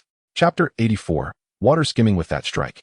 He pierced through the robust scales of the double-headed giant python, carving a gash upon its body. Blood oozed from the shattered scales. Due to the level disparity, the binding effect of the Qian Si lock lasted only a few seconds. The double-headed giant python let out a pained roar, loosening its tail, as Su Cheng caught Zhang Qian in his arms, plummeting to safety. Yet, the other head lunged at Su Cheng, snapping its jaws. Sister Wanqing, in midair. Su Cheng had nowhere to evade, his thoughts racing. I am here. She transformed into a bolt of lightning in the pitch blackness. Leaping high to kick at the anaconda's jaw, the python swayed its head, opening its massive mouth, emitting a silent roar, while its other head had already discarded the Zijing sword and was swiftly lunging at the airborne Lu Yong. Zhang Qian. Su Cheng hurled Zhang Qian toward the direction of the snake's head, and she soared through the air like an unshackled arrow, enveloped in shadows, then silently opened her eyes. Revenge. Within the shadows, Zhang Qian's beast form fused seamlessly with Mu Gigi's alloy armor, transforming into a catgirl clad in alloy armor. Her claws morphing into jet-black blades, striking at the two heads of the double-headed python. Clash, clash. The intersecting X-shaped claws struck the anaconda's dual heads. Gazing at the wounds he had inflicted earlier, from which dark blood gushed forth, a smile crept across Su Cheng's lips as he raised his hand, summoning the Duanhong sword back into his grasp. Evidently, the effects of the potent poison were gradually manifesting. In the next moment, the double-headed python trembled violently, first paralyzed, then gradually stiffening. With sword in hand, Su Cheng, alongside Zhang Qian and Lu Yong, charged forth. Frantic onslaught. Mastery in dual wielding. In the trembling awe of the gods. You have slain the retrospective warning. The dark goddess cheers for you. You have obtained the key to the magic box. Due to a level-up challenge, you have gained a substantial amount of experience from this duel. Thanks to your self-evolution trait, you have earned double experience in this duel. Your level has increased. Now at 2nd tier, 9th stage and 3rd tier, 1st stage. Your 5th trait, spatial summoning, has unlocked the skill interpretation. Spatial summoning. You can teleport your beast companion to your side, regardless of her location, unlocked at 4th tier. Your beast girl has received double experience and leveled up. Your shapeshifter has idled, gaining no experience. Master, I've been idling, Lingua said bashfully. No worries, save your skills for another purpose. Su Cheng reassured with a smile. You have attracted the attention of numerous deities. Key to the magic box, quest item. Gazing at the key in his hand, Su Cheng swallowed hard. He had just accessed Su Cheng's notes through his memory glasses. Indeed, his memory did not betray him. This two-headed giant snake, known as the Warning of Foresight, was accompanied by its sole dropped item, the key to the magic box.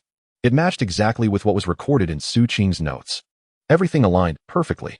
If that is the case, then that object should also be here. Su Cheng took a deep breath, suppressing his restless heart, and inquired of everyone. When you passed by earlier, did you see a gigantic statue? Upon hearing Su Cheng's words, all the maidens spread their hands and shrugged. Chapter 85, The Statue. In the maze, directions were indistinguishable.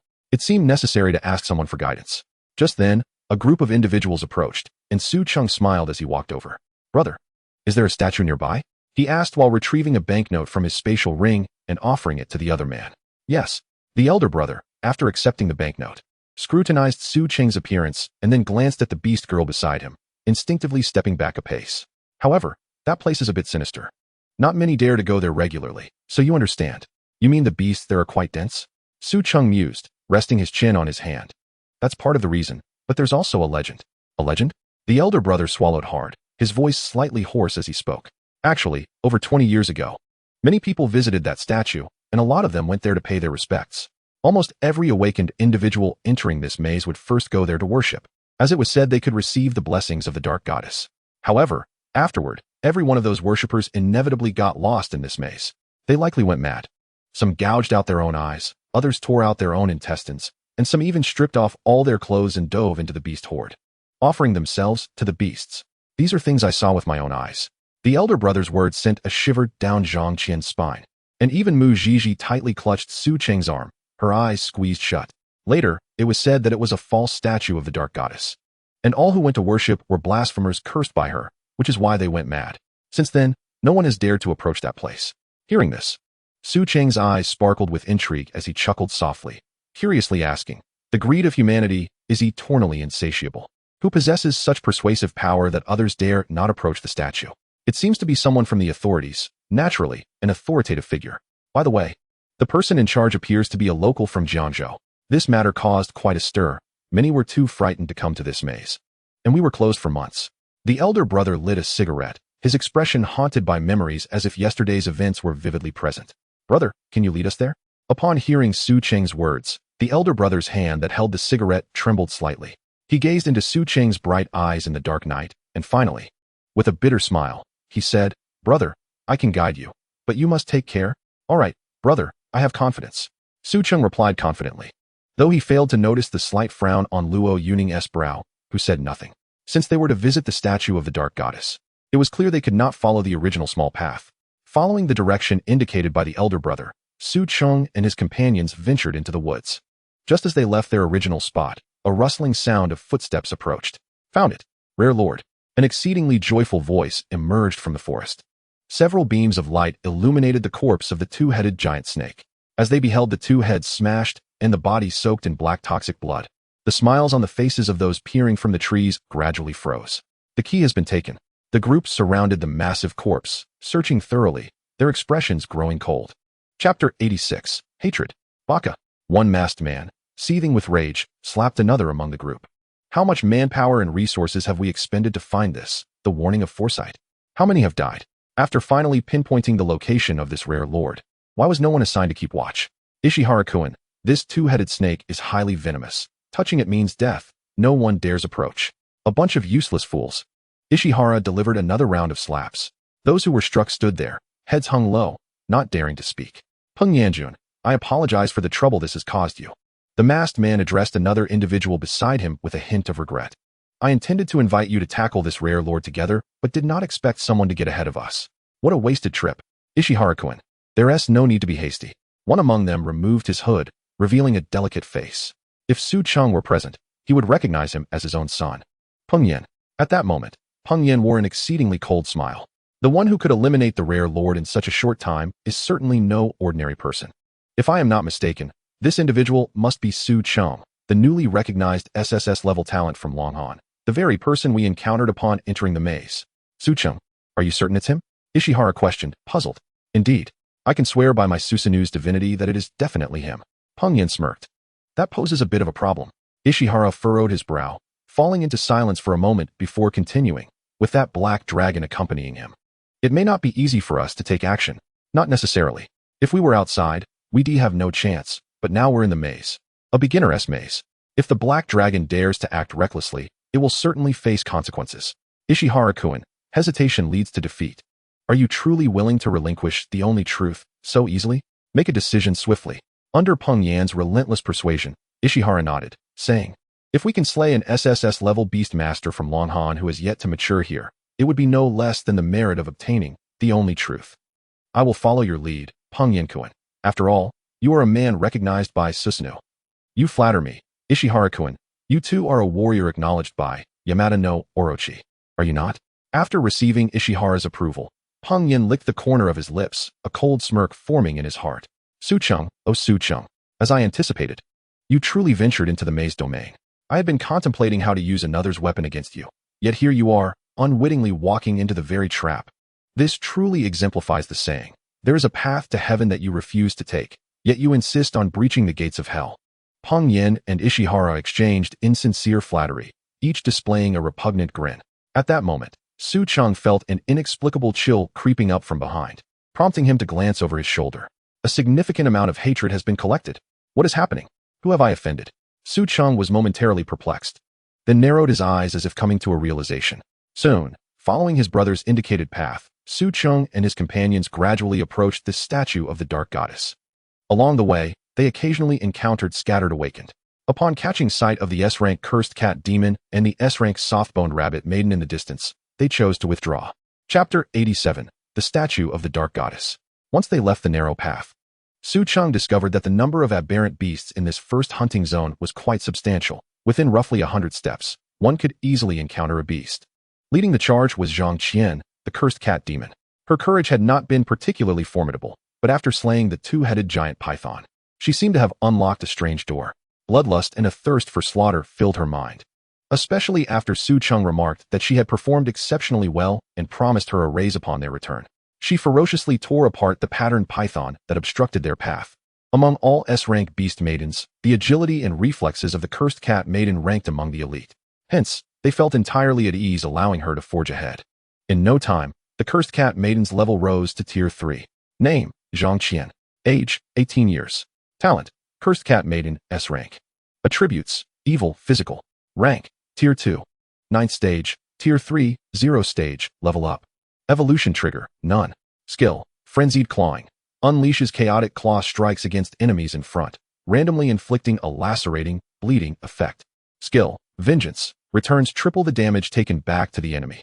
Skill, lacerating strike. Inflicts a laceration on the enemy's wound, stacking the bleeding effect. Skill, corrupted bite. Bites at the enemy's weakness, adding 3 layers of bleeding effect unlocked. Who? Su Cheng suddenly halted, gazing towards a figure in the distance. At his shout, the surrounding girls stiffened, coming to a halt in unison. He raised a powerful flashlight, illuminating the shadow, and breathed a sigh of relief. Xiao Cheng, this seems to be the statue you were searching for, Lu Yong murmured, eyeing the statue. The statue of the Night Goddess? Su Cheng furrowed his brow slightly. Looking at the statue that turned its back to him, he couldn't shake off an eerie sensation. You have found the statue of the Night Goddess. The Night Goddess is watching you. This uncanny feeling arose from the sensation that, regardless of how he moved, it felt as though someone was observing him. You all wait here, do not approach, Su Cheng instructed, parting the overgrown path with his sword, slowly advancing towards the statue that faced away from him. The statue of the Night Goddess cannot be attacked. Upon reaching the statue, Su Cheng lifted his gaze to behold the figure under the moonlight. The statue depicted a stunning beauty, exquisitely crafted and lifelike. The beauty's eyes were cast down, a smile gracing her lips that seemed both inviting and enigmatic. Her pupil-less eyes appeared to be locked in a gaze with Su Cheng. The Night Goddess is watching you. Su Cheng shifted his position, moving from the left side of the statue to the right.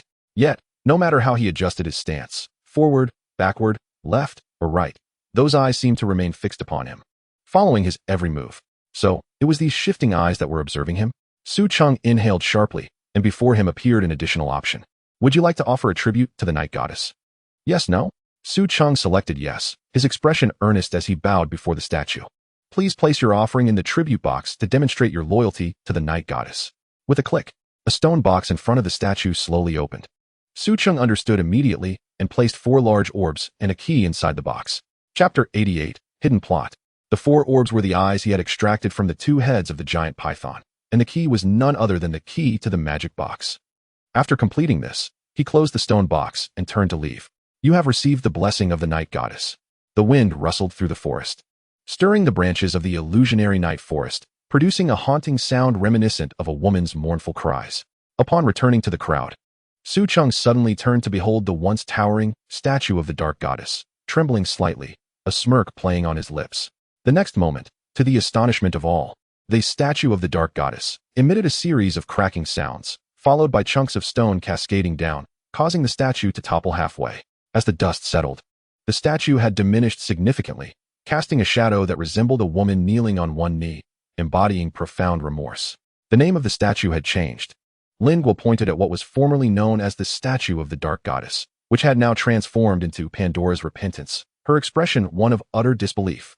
Even Luo Yuning was taken aback, her mouth agape at this spectacle. Would you like to accept the hidden plot, Pandora's Repentance? Yes, hidden plot. In that moment, every member of Su Cheng's team was filled with excitement. They had not anticipated that their first entry into the maze domain would unlock a hidden plot. However, Su Cheng placed a finger to his lips, signaling for silence among them. From this moment onward, they would communicate through thought. Lingua, incredible. Zhang Qian, brother Cheng. You are amazing. Mu Zhizhi, little brother, truly impressive. Lu Wanqing's eyes sparkled as she inquired, Xiao Cheng, was this a lucky mistake? Su Cheng smiled benignly at her. No. I merely stand upon the shoulders of giants. It's a long story. I will explain it to you later. Yet, the subsequent question from them left Su Cheng momentarily speechless. Zhang Qian, Pandora, who is she? Su Cheng, slightly exasperated, replied, You don't know who Pandora is? The one with the magic box from Greek mythology. However, as he spoke, he noticed Zhang Qian looking at him with an utterly bewildered expression. It wasn't just her. Even Lu Wanqing and Lingua regarded Su Cheng with puzzled eyes. At that moment, Su Cheng finally realized he was standing beside Pandora's statue. Watching tears cascade from the statue's hollow eye sockets, lost in contemplation. All the myths of this world have vanished. It was only natural that Lu Wanqing and the others were unaware of the Pandora from Greek mythology. If that is indeed the case, then the father of this world, Su Cheng, is truly remarkable. Yet conversely, one cannot help but wonder if the Su Cheng of Greek mythology has any shortcomings in his strategies. Su Cheng gently stroked the bridge of his nose, and a peculiar hypothesis suddenly emerged in his mind as he contemplated Su Cheng's notes. Xiao Cheng. The introduction to this hidden quest consists of just 4 words. Seek hope. I find myself utterly at a loss. Observing Su Cheng's silence, Lu Wanqing hesitated for a moment before inquiring, Do you have any thoughts? What should we do next? Let us venture to the second hunting area. Su Cheng replied while rummaging through his mind for tales of Pandora's box. Chapter 89, Blood Flow. Ahead lies the second hunting area. He pointed towards the vast expanse of grassland that reached eye level, explaining, In the depths of the first hunting area, one may encounter beasts of around the second tier. However, the second hunting area conceals creatures of nearly third-tier strength. Due to its remoteness, the density of beasts in the second hunting area is significantly higher. Sister Wanqing, shall we have a contest? Su Cheng inquired, a playful smirk tugging at his lips. Witnessing the excitement in his expression as he gripped his weapon, Lu Wanqing's eyes sparkled with determination. That sounds splendid. Su Cheng grinned and boldly traversed the thicket towards the moonlit grassland. Under the astonished gazes of numerous onlookers, he hurled his powerful flashlight into the distance. The flashlight spun rapidly in midair, drawing forth countless hidden creatures from the grassland, their eyes reflecting an eerie glimmer. Gazing at the swarm of predatory glints, Zhang Qian and Lingua felt a shiver run down their spines. In the next moment, Lu Wanqing lightly touched the ground and surged forward into the oncoming tide of beasts. This was her skill, lightning flash.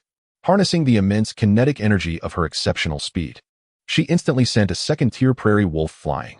However, her innate talent was that of the fragile bone rabbit, not the infamous land battle car known as the wild boar. Though lightning flash was not equivalent to berserker charge, after colliding with several beasts, Lu Wanqing swiftly altered her tactics. She darted through the throng of creatures like a silver lightning bolt, weaving in and out with serpentine grace. Leaping high, her delicate form soared above the beasts, occasionally using her fingers as blades to pierce through their eyes, leaving a trail of crimson in her wake. At times, she would ensnare the necks of the towering beasts with her limbs, exerting a forceful twist, causing them to collapse and be trampled into the ground by the advancing horde. Beside her, Lingua gaped in awe, while Luo Yuning nodded in quiet approval. This was the S-rank skill of the fragile bone rabbit, master of jujitsu. In stark contrast, Zhang Qian, having transformed into a cursed cat, found herself unfazed in the face of numerous second-tier beasts. Having previously slain a multitude of speckled pythons in the first area and relishing the experience gained, she had successfully elevated her strength to the third tier. The defenses and healing capabilities of second-tier beasts were markedly superior to those of first-tier ones. While Zhang Qian could inflict damage on these creatures, she could not eliminate them as swiftly as Lu Wanqing. Fortunately, as an S-rank cursed cat, her agility allowed her to navigate the battlefield with ease. The skill, Frenzied Scratching, inflicted area damage upon enemies within her field of vision. After each application of Frenzied Scratching, Zhang Qian would inflict a bleeding status on several of the beasts. The bleeding effect caused her foes to bleed profusely, and this effect could stack. As the layers of bleeding accumulated, the subsequent physical damage, including that from the bleeding, would also escalate. Those second-tier beasts possessed greater defenses and healing. As long as Zhang Qian could apply Lacerating Strike before their wounds healed, she could increase the layers of bleeding on her adversaries. This was the essence of blood flow. Chapter 90, Monetary Reward. Zhang Qian retreated while engaging in combat. If she continued this way, the beast suffering from accumulated bleeding would eventually succumb to her relentless assault. Witnessing this, Su Cheng nodded, casting a look of approval towards Zhang Qian. He exerted his energy to encourage both of them, proclaiming, "Sister Wanqing, you are truly remarkable. Zhang Qian, keep it up, you are the best." Upon hearing Su Cheng's voice, the fragile bone rabbit shot him a disdainful glance from a distance. Meanwhile, the cursed cat Zhang Qian stumbled slightly, nearly losing her balance. "Meow," she lamented, casting an indignant look over her shoulder. Su Cheng furrowed his brow. From her meow, it seemed she was not particularly fond of his encouragement. Realizing this, he quickly adjusted his approach, calling out, "For every second-tier beast you kill, a reward of 10,000 awaits." Lu Wanqing. Zhang Qian woohoo. Whether it was due to the various enhancements or the motivation from Su Cheng's words, Zhang Qian, who had been retreating, now raised her tail high and unleashed a series of gleaming strikes with her claws, forcing the group of second-tier beasts back with sheer ferocity. In that instant, Su Cheng understood. There was no encouragement more effective than a monetary reward. The tide of beasts surged forth, threatening to engulf Lu Wanqing and Zhang Qian. After all, facing such a multitude of second-tier creatures, both Zhang Qian and Lu Wanqing, being single-target damage dealers, found themselves at a disadvantage. With this thought, Su Cheng prepared to initiate his own actions. "Sister Zhizhi." Upon uttering these words, Mu Zhizhi instantly transformed into a suit of alloy armor. "Brother, hurry inside." The armor leaned forward as the rear hatch opened. Su Cheng leaped inside, and the hatch closed. The interior of the armor was not the cold, hard sensation of steel. Rather, it felt like an incredibly soft and warm cocoon. The comforting embrace nearly made Su Cheng exclaim in delight. "Brother, is it pleasant inside? Is it warm?" Mu Zhizhi's playful laughter resonated in Su Cheng's mind, causing his cheeks to flush. Absolutely. The silver coating of the alloy armor glimmered with a cold sheen. As Su Cheng suddenly opened his eyes, his laser-like gaze sparkled in tandem. Transformed into an armored warrior, Su Cheng wielded a sword in his right hand and a dagger in his left, clad in alloy armor. Amidst the astonished gazes of Luo Yuning and Lin Gua, he cried out, "Alloy armor! Charge!" He swiftly swung his weapons, completely disregarding the tide of beasts surging towards him. Launching an unrelenting assault, he was like a meat grinder, plowing through the wave of creatures. Strike after strike, strike after strike, strike after strike. You have been attacked by the Beast Bull. The Blood Shadow Blade has absorbed the flesh and blood of the beast, converting the damage into your health. The Blood Shadow Blade Maiden has gained experience, and her level has increased. The Alloy Armor Maiden has gained experience, and her level has increased. You have been attacked by the Beast Mantis. 3 flowers gather at the summit. An endless surge of vitality flows into you, instantly restoring your health. You have consecutively slain 10 beasts. A deity on the altar has turned its gaze upon you. You have consecutively slain 20 aberrant beasts. The serpent that envelopes the world expresses utter astonishment. You have consecutively slain 30 aberrant beasts. The Mother of Dragons acknowledges your frenzied slaughter. Chapter 91. Aberrant Beast Lord, the Mantis. The Sword Maiden of the Broken Rainbow has gained experience and leveled up. You have consecutively slain 100 aberrant beasts. The God of Flame and Forging exhibits immense interest in your weaponry. Upon hearing the system's prompt, Su Cheng's lips curled into a smirk. Indeed, the only way to capture the attention of the divine is through carnage. An aberrant beast, the Mantis, concealed within the tide of beasts, leapt high, with its razor-sharp claws. It tore through the iron armor on Su Cheng's chest. It even plunged its other sharp claw deep into Su Cheng's body. Aberrant beast, Shadow Mantis. Level, Lord level. Rank, 3rd tier, Stage 1.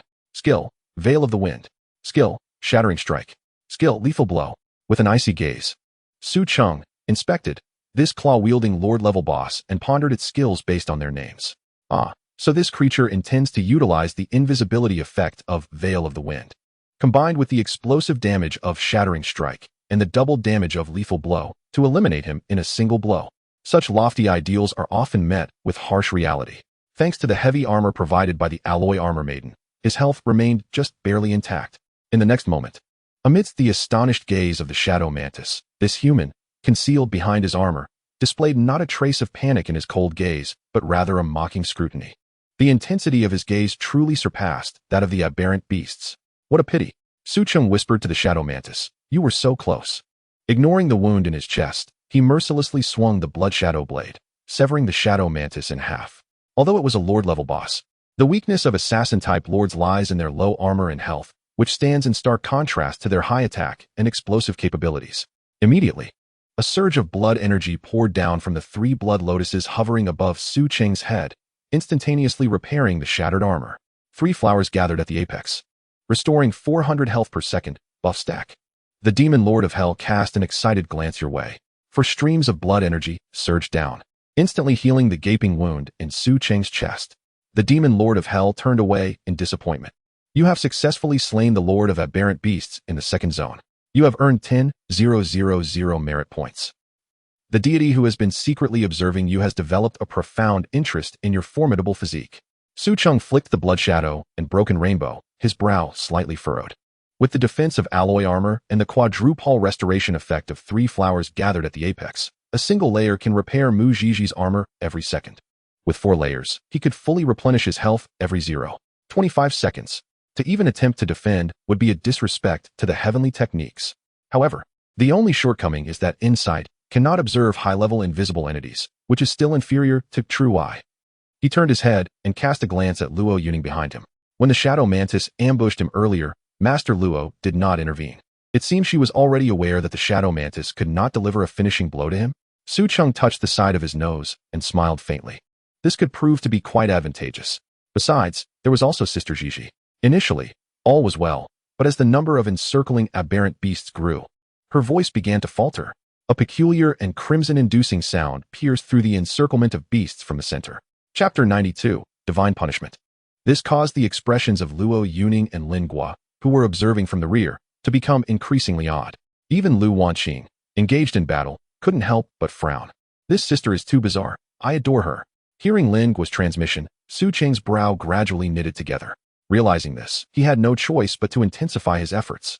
Through slaughter, he sought to incite the howls of the aberrant beasts to mask Mu Jiji's voice. You have consecutively slain 200 aberrant beasts. The deity who had been surreptitiously observing you is revealed to be the goddess of love, who has made her intentions known and extended an olive branch. You have consecutively slain 300 aberrant beasts. All aberrant beasts in the current area have been eradicated, and you have earned 30,000 merit points. Your current merit points have reached the pinnacle of the personal rankings in the current maze. Do you wish to reveal your name, allowing others to witness your heroic reputation? No.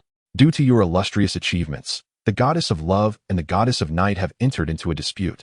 The goddess of love is preparing to confess her feelings to you. Will you accept the goddess of love's confession and become one of her favored? Su Cheng paused, for before him appeared the options of yes and a no. He stared in astonishment, hovering his fingertip above yes, only to see a line of small text. You can only become a favorite of one deity, and based on the deity's level of infatuation with you, you will gain a portion of that deity's divinity. Should you become the favorite of the goddess of love, you will acquire a part of her divinity. The corners of Su Cheng's mouth curled upwards, and resolutely, he chose a no. For within his father Su Cheng's notes, the second entry in the maze strategy was explicitly stated: never trust any foreign deity, unless it is a mutually beneficial exchange. Thus, Su Cheng would not become the favorite of any deity. The goddess of love expresses her fury at your rejection of her confession and is poised to unleash divine punishment. However, your actions have garnered the favor and admiration of the goddess of night and the god of flame and forging. You have received the blessing of the goddess of night. You have gained night sensation, passive, and while in the darkness, all your stats are increased by 10, passive. You have garnered the favor of the god of flame and forging. You have acquired the flame cloak. Flame cloak. It inflicts fire damage upon all hostile beings that come into contact with you. The war god upon the altar no longer regards you. The serpent that envelopes the world displays immense interest in the impending divine punishment from the goddess of love. The mother of dragons has extended an olive branch to you. Observing the series of prompts, Su Cheng's lips curled into a smirk. You see, by rejecting one, he has been rewarded with 2. How shameless these foreign deities are. Su Cheng's eyes sparkled brightly in the darkness. Even without relying on insight, he could clearly discern everything in the night. He donned the flame cloak, and his entire armor appeared to blaze with an inferno. Mu Jiji exclaimed, "Ah, so hot. I love it." Anonymous number 891 has cleared the aberrant beasts in the second zone. Anonymous number 891 has rejected the deity's solicitation. Anonymous number 891 has triggered divine punishment. The current maze will descend divine punishment in 10 minutes. Please, awakeners who do not wish to accept the divine punishment task, exit the maze in advance. A series of voices echoed in the minds of all awakeners, including those peacefully sleeping in the safety zone. They roused their teammates from deep slumber. Some quietly packed up their tents and belongings. Chapter 93. It must be him. In that moment, all the awakened fell into silence. Number 891. The Adam's apple of one awakened individual bobbed as an image involuntarily surfaced in his mind. He thought of that left curse, the vengeful cat demon, the right bone soft rabbit maiden, and the figure cradling the sword maiden, shivering involuntarily. Damn it, this anonymous figure must be him. It could only be him. Countless curses erupted from the safety zone. The old gatekeeper gazed at those who were cursing, yet still sincerely watched the awakened approaching the white vortex, the wrinkles on his face trembling with schadenfreude. It had been a long time since such a commotion had occurred. Looking towards the depths of the labyrinth, the old man mused. It's been roughly 20 years. Hasn't he it? Just as he was about to step forward and join the awakened in exiting the maze, his gaze fell upon a cigarette on the table. Staring at his fingers, he muttered, "Serves you right for being so greedy. Serves you right." The old man sighed with a bitter smile and then murmured, well, I, being soft-hearted, shall guard the door for you this once. Perhaps this young lad might even break a record." As he spoke, he tucked the cigarette under his arm and, unsteadily, made his way deeper into the labyrinth. "Lingua, it's time to collect the spoils." With Su Cheng's call, Lingua swiftly ran over from behind a large tree, her excitement palpable at the prospect of collecting corpses. "Zijin, it's time to keep the accounts." Su Cheng gently caressed the sword, and Yi Zijin transformed from sword form into human form. "Sister Wan Qing, you've slain 36, earning 360,000 yuan." He cheerfully announced. "Zhang Qian has slain 17, earning 170,000 yuan. Between me, Qing, Zijin, and Sister Jiji, we collectively killed 247, earning a total of 470,000 yuan, which averages to 617,500 yuan each. Am I mistaken, Master Luo?" Upon hearing Su Cheng's words, Lingua, who was bent over picking up items, looked up in utter astonishment. She had thought that facing such a multitude of aberrant beasts and managing to slay them was already a monumental challenge. Little did she expect this fellow still had the energy to tally the beasts slain by Lu Wanqing and Zhang Qian. She had merely been standing by, forgetting to keep count. What kind of brain does this Chenggu possess, anyway? Luo Yuning smiled gently and nodded at Su Cheng. Lu Wanqing couldn't help but roll her eyes at Su Cheng. So smug. Zhang Qian had also transformed into human form, found a clean patch of ground, crossed her arms, and lay flat as if on a board. 170,000. 170,000. Despite her fatigue, a blissful smile radiated from her face. "Brother, my level is the lowest, and I contributed the least." Mu Zhiji chimed in playfully. "I'm already very satisfied with an entire tier of strength gained. As for the money, you all can split it." Yi Qing and Yi Zijin exchanged knowing glances and spoke in unison to Su Cheng. "Brother Cheng, we really didn't exert much effort, and we've leveled up several tiers, so you don't need to give us so much. That simply won't do. You two are grown up now. It's time you learn to spend your own money." Su Cheng affectionately ruffled Qing and Zijin's hair, grinning mischievously. Just as the two were bickering, Lingua's voice rang out with joy. "Chenggu, we found some equipment." "Oh, what rank?" Su Cheng asked nonchalantly. Lingua replied. "Mid-tier Xian. Is it the one you all used?" Su Cheng inquired further. Lingua finally understood, saying, "It's the beast taming gear." "Oh, remember. For spirit artifacts below heavenly tier, sell them directly to the warehouse. Keep the heavenly tier and above spirit artifacts, and as for beast taming gear, distribute it on site. Just check the attributes and assign it directly."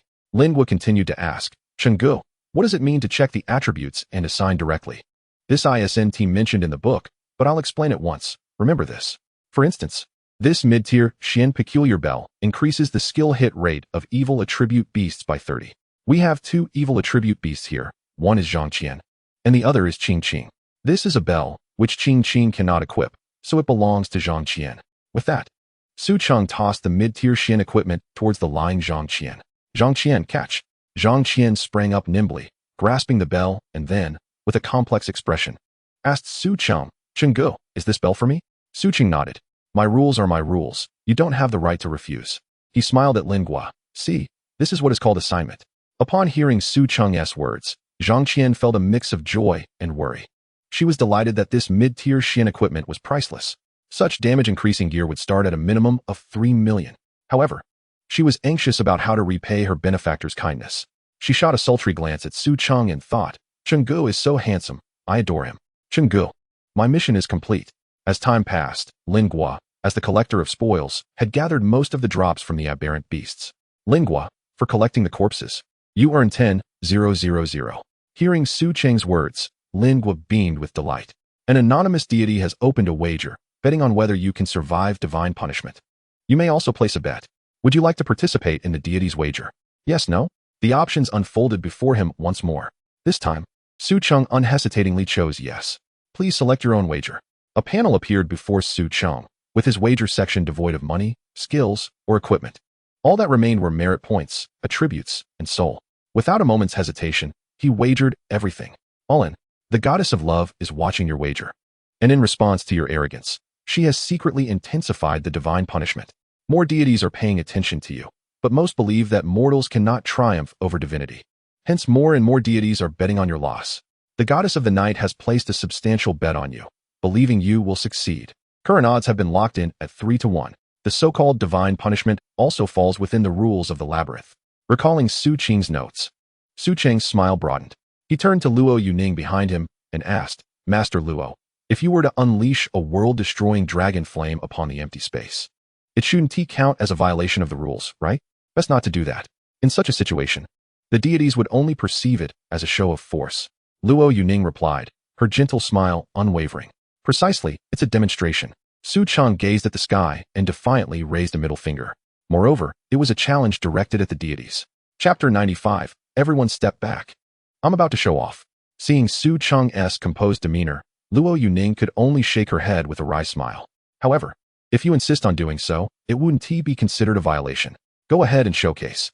In response to Su Cheng's invitation, Lu Yong lightly tapped the ground and leaped into the air. A colossal black dragon unfurled its wings. At that moment, everyone widened their eyes, gazing skyward. The searing annihilation dragon flame erupted from the dragon's maw, setting the entire grassland of the 2nd District ablaze. The once lush green expanse was now scorched to a withered yellow and charred black. The appearance of the world-destroying black dragon shocked the gods. In light of the world-destroying black dragon's emergence, the goddess of love resolved to cheat during divine punishment. The divine punishment commences. Observing the lines of text, Su Cheng's smile grew more audacious. Seeing your composed demeanor, the serpent that encircles the world eagerly anticipates your next plan. The ruler of the underworld gazes at you with renewed hope. In the next instant, the very ground of the maze realm trembled violently, and even in the air, Lu Yong's expression turned serious, for she beheld a tide of all the exotic beasts from the 3rd and 4th districts converging towards Su Cheng and his companions. The challenge he was about to face comprised the entirety of the exotic beasts from both the 3rd and 4th districts. If the exotic beasts of the 2nd district were this densely packed, the 3rd and 4th districts, which remained untouched, would be even more formidable. Moreover, the creatures within these two realms possess strengths ranging from Tier 3 to Tier 4. Were he in Su Cheng's position, he could hardly conceive of any chance for victory. Noticing that Lu Yong landed before him rather than behind, Su Cheng began to grasp the true magnitude of this divine punishment. Yet, he remained unperturbed, producing the 1,000 machine tablet and wearing a wild, exuberant grin.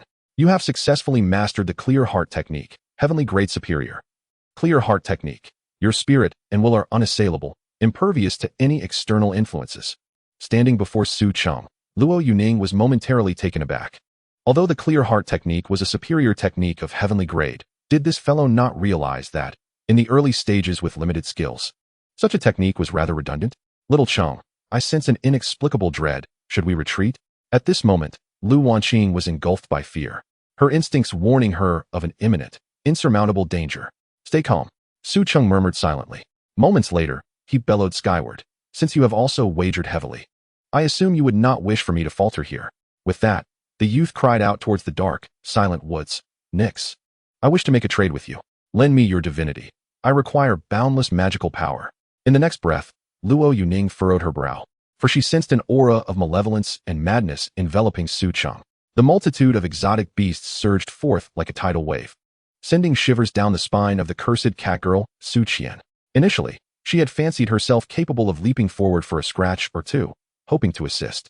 Yet, in the current predicament, every beast she beheld bore a skull above their heads. This signified that these creatures were at least a whole tier stronger than herself. The beasts were all Tier 3 or above, with some reaching Tier 4. Meow. Her tail drooped to the ground, emitting a shrill roar as she shrank back in fear. But out of the corner of her eye, she saw Su Cheng charging forward. Everyone fall back. I'm about to show off. Chapter 96. Lingua. It's time for your performance. Su Cheng roared, enveloped by the endless black night. Upon witnessing the dark shroud enveloping him, Luo Yuning finally comprehended the source of that peculiar dissonance. It was divinity. Nix's divinity. Lingua, it's your time to shine. Su Cheng bellowed, shrouded in darkness. And in the next instant, the ground trembled violently. But this tremor was not a consequence of the beast tides pounding. It was a genuine earthquake. As countless shadows surged into his body, Su Cheng felt his blood congeal, even his organs roiling, as if the icy chill brought by the shadows was freezing his very brain. Such a vast influx of divinity was unbearable for a mortal form. His vitality plummeted, as if his life were draining away, teetering on the brink of collapse.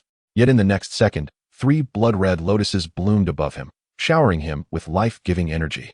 Nix's divinity, endless magical power of the night. With the night in place, Nix was present. The unbearable agony elicited a roar from Su Cheng that rivaled that of the exotic beasts. Before the astonished gazes of all, an invisible hand heaved the ground upwards, as if rolling up a carpet, ensnaring the frenzied tide of beasts within. It mattered not if they were tier 3 or 4, whether they were lords, elites, or mere minions. All were swept up. Heavenly grade superior, the clock of creation. The uprooted ground resembled a colossal mass of noodles, manipulated by an unseen hand, kneaded together, and ultimately hurled high into the air. Feel the pain. He howled at the enormous clump of earth suspended above. Now's the time, Lingua, as Su Cheng's voice echoed. Lingua transformed in an instant. She was first enveloped in pink gel, then morphed into a plump, shape-shifting creature. Finally, to the astonishment of all, she transformed into a dragon. Roar.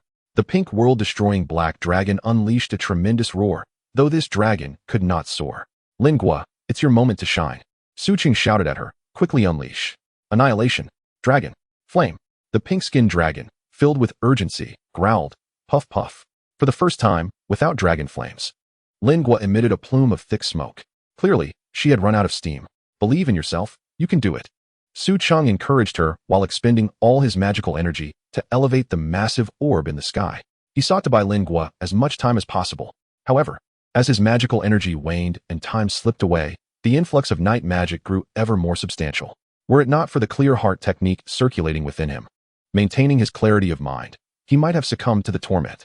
While he had altered the terrain using the clock of creation, it merely controlled the landscape. It could not bring about the demise of these exotic beasts, for he had only transformed the land, rather than employing gravity. If he hoped to rely on gravitational force to crush the ensnared beasts, it was practically impossible. After all, lifting that clump of earth to 10 stories high was already his limit. This was not Nix's limit, but rather the threshold of the initial maze realm and Su Cheng. Yet, this minimal kinetic energy was akin to a mere tickle for tier 3 and 4 beasts.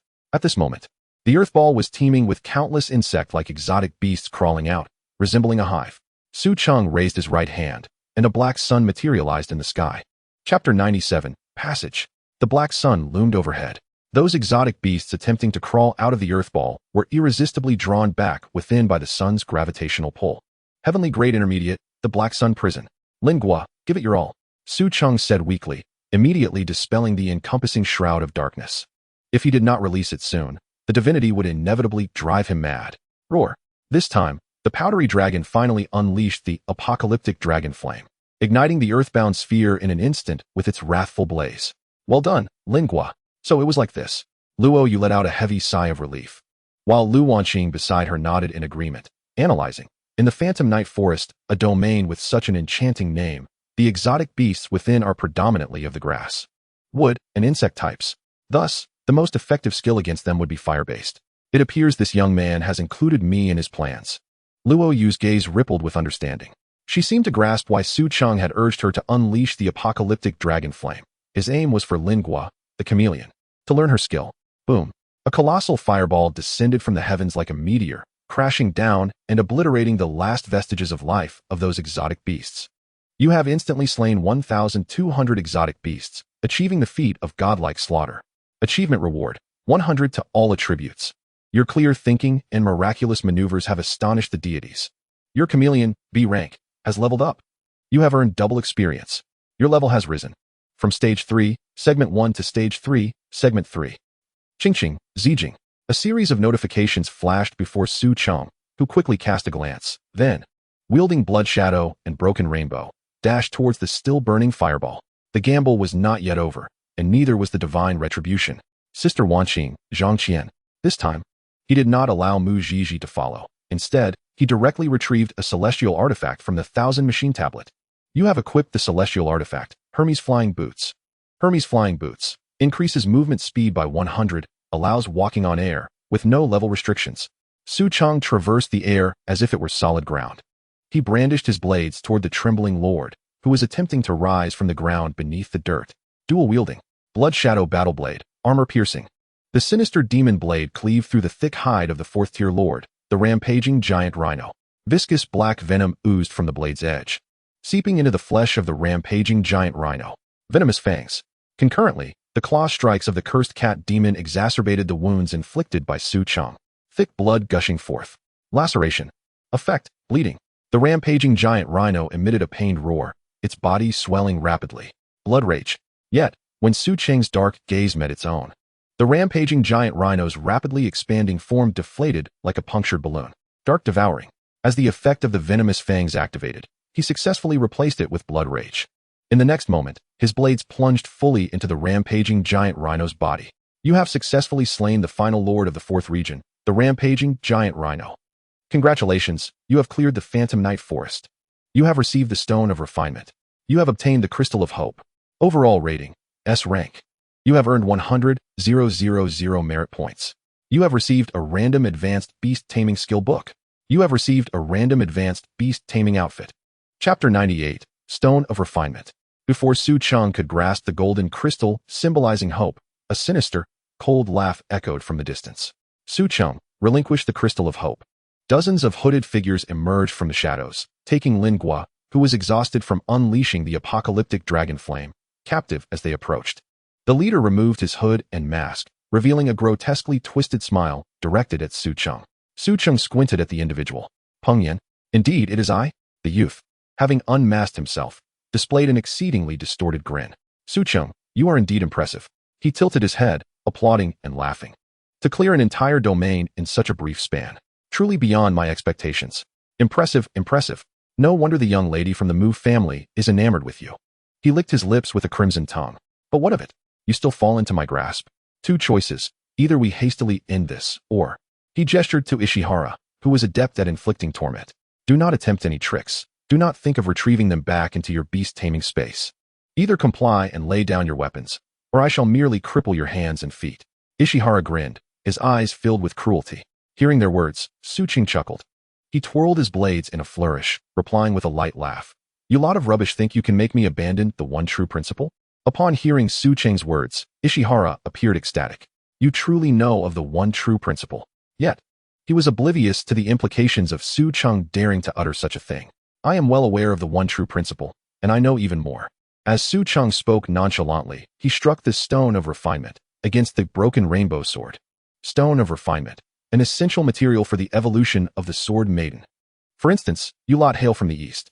For instance, not long from now, you will turn on one another until only one remains. Su Cheng's gaze was as dark as a deep abyss, his smile growing colder. Su Cheng, currently I am the butcher, and you are the meat. Please recognize the situation. At this moment, Peng Yan was internally vexed, for he did not perceive the expression he desired on Su Cheng's face. Is that so? Su Cheng raised an eyebrow. While striking the Stone of Refinement upon the broken rainbow sword, he sneered coldly at Peng Yan. Peng Yan, what have these Easterners given you that you forsake your humanity to become their dog? Divine nature? If it is divine nature, then, what do you think of the divine nature of the goddess of night? Upon hearing Su Cheng's words, Peng Yan swallowed hard. The divine nature of the goddess of night ranks among the highest in the divine hierarchy, undoubtedly surpassing that of Susanoo. However, he quickly regained his composure, retorting with a cold laugh. Su Cheng, do not attempt to sow discord. Peng Yan's heart swelled with pride. As long as you are dead, everything you possess, all of it shall belong to me. Yet, Su Cheng merely regarded Peng Yan as if he were a fool, shaking his head. Is there a possibility that I have long been aware of your movements? I merely feigned a flaw for you to exploit. How could you presume that such underhanded tactics could threaten me? Upon hearing Su Cheng's words, the Easterners exchanged glances. Chapter 99, The Evolution of Broken Rainbow Sword into the Extermination Sword. Upon entering, Su Cheng had spotted the sneaky Peng Yan and those four-letter named Easterners. Shortly after departing from the corpse of the two-headed giant python, his mother had collected the hatred for him again. The source of the hatred was clearly the direction of the two-headed python's death. And among the entirety of the domain, apart from Peng Yin, there was no one else with whom he harbored such deep-seated enmity. Thus, those who harbor animosity towards themselves, such as Peng Yin and his associates, are also in pursuit of the singular truth. Su Cheng chuckled lightly, continuing to buy time. Peng Yin, you have been tracking me ever since you discovered that I had slain the rare lord, have you not? Your expressions are quite honest. It seems I have hit the nail on the head. How cowardly of you, to let such a prime opportunity slip by without launching a surprise attack, waiting instead for me to vanquish the final boss. He laughed softly, his eyes glimmering with amusement. Yet, upon reflection, it seems you did not anticipate that I would so effortlessly defeat the boss, did you? Do you feel that if you do not act soon, your chances will dwindle? The Duanhong sword has been refined with the refinement stone, unlocking a special evolution branch, and the evolution is successful. You have obtained the S-Class Su Cheng Sword Maiden. Name, Yi Zijing. Talent, Su Cheng Sword Maiden S-Class. Attributes, Gold, Celestial. Rank, Tier 3, Stage 1. Evolution Catalyst. Relies on Intermediate Refinement Stone, X10. Exclusive skill, Duanhong. You can ascend to the heavens and sever the rainbow. Skills, Seal Demon, Break Demon. Your attacks will enhance the effects of Seal Demon and Break Demon. I inflict excruciating pain. Seal Demon, target struck cannot use skills. Break Demon, target struck will have their mana consumed. Exclusive skill, Su Cheng. Your attacks can inflict additional damage to celestial beings. Exclusive skill, Shadowless Sword. Your attacks can conceal your aura and presence. Skill, 5th tier unlocked. Due to the successful evolution of your Beastmaiden, your SS swordsmanship has reached SSS level. Your dual-wielding sword technique, Yujin Wujizan, is unlocked. Gazing at the successfully evolved Su Cheng sword, Su Cheng's smile was chilling. It is truly a pity that you squandered your opportunity. He waved his sleeve, and the flying sword behind him vanished into the shadows, instantly transforming into an incorporeal blade. Exclusive skill, Shadowless Sword. The black-clad figure holding Lingua felt a slight breeze brush against his face, only to have his pupils dilate in shock, before collapsing to the ground. His forehead was instantaneously pierced, leading to immediate death, leaving no room for any further action. Lingua stared in astonishment at the black-clad man who had seized her, as he fell like a lump of clay, and before she could scream, Su Cheng pulled her back into the beast's space. Do you recall what I just said? I mentioned that you would turn on each other, did I not? Why would I say such a thing? Because I have always kept my word. Su Cheng sneered. Slowly approaching the dazed Peng Yin, a small black hole appeared before Peng Yin, a powerful gravitational force rendering him immobile. Celestial level technique, Black Sun Prison. With but a single hand, he grasped Peng Yin by the chin. Amidst the astonished gazes of the onlookers, an endless shadow poured into Peng Yin's mouth. It was the divine essence of Nyx residing within Su Cheng. At this moment, Peng Yin possessed no capacity for resistance. Ah, Ishihara-kun, save me, he wailed, his features contorting in agony. Yet the next moment, his corporeal form was gruesomely ruptured by Nyx's shadowy magic. Behold, I told you I would grant him the divine essence of the goddess of night. I do not renege on my promises. He discarded the remnants of Peng Yin's jaw onto the ground, pointing at the scattered flesh with an expression devoid of emotion. Thus, among the 10 of you, I shall permit only one to survive. I trust one have made myself sufficiently clear. Chapter 100, The Cheating Love Goddess. Why should we heed your words? An enraged individual from the east questioned vehemently. However, scarcely had he finished speaking when the shadowless flying sword pierced through his mouth. Su Cheng summoned Lingua, gently patting her back and softly reassuring her, "It's all right, Guogua." Then, turning towards the East Asian individuals, his gaze grew colder, a smirk gracing his lips as he remarked, "If you do not wish to be slaughtered by the world-destroying Black Dragon, then let us commence." Upon hearing this, the East Asian individuals glanced at the smirking Luo Yuning nearby, their bodies trembling uncontrollably. They exchanged looks until one person finally raised his katana and slashed at a companion beside him. The slaughter began, as the East Asians fought amongst themselves. Only a man and a woman remained. "Damn it," Ishihara lamented, apologizing as he plunged a dagger into the chest of his contracted beast maiden without the slightest hesitation. In her incredulous gaze, he pressed the blade deeper, twisting it. "Forgive me, Michiko, I must survive. Such a spectacle is truly rare. For the sake of survival, you are willing to do anything." Su Cheng shook his head, slowly advancing towards Ishihara. "You promised you would not go back on your word." "Indeed, I did say that. However, I only promised to let you live." Su Cheng chuckled lightly, his thoughts commanding the flying sword, which swiftly sliced through the air, severing Ishihara's hands and feet. "Ah, filthy pig from China, I will fight you." Ishihara howled, having lost his limbs. Su Cheng responded with a cold laugh, delivering a swift strike. This blow carved a V shape in the air, not only severing Ishihara's tongue, but also cleaving his eyeballs in twain. A human pig, yet in the next moment, two snake heads emerged from the wounds of Ishihara's limbs, the eight-headed serpent feasting on his remains, rending his entrails in a gruesomely horrific display. Yamada no Orochi? Su Cheng narrowed his eyes slightly. Ishihara had sacrificed his own remaining consciousness, using his mangled body as a blood offering to the eight-headed serpent. Such a repugnant divine essence. Observing the eight heads vying for Ishihara's organs, Su Cheng brandished the Bloodshadow Battle Blade, striking at the serpent's heads.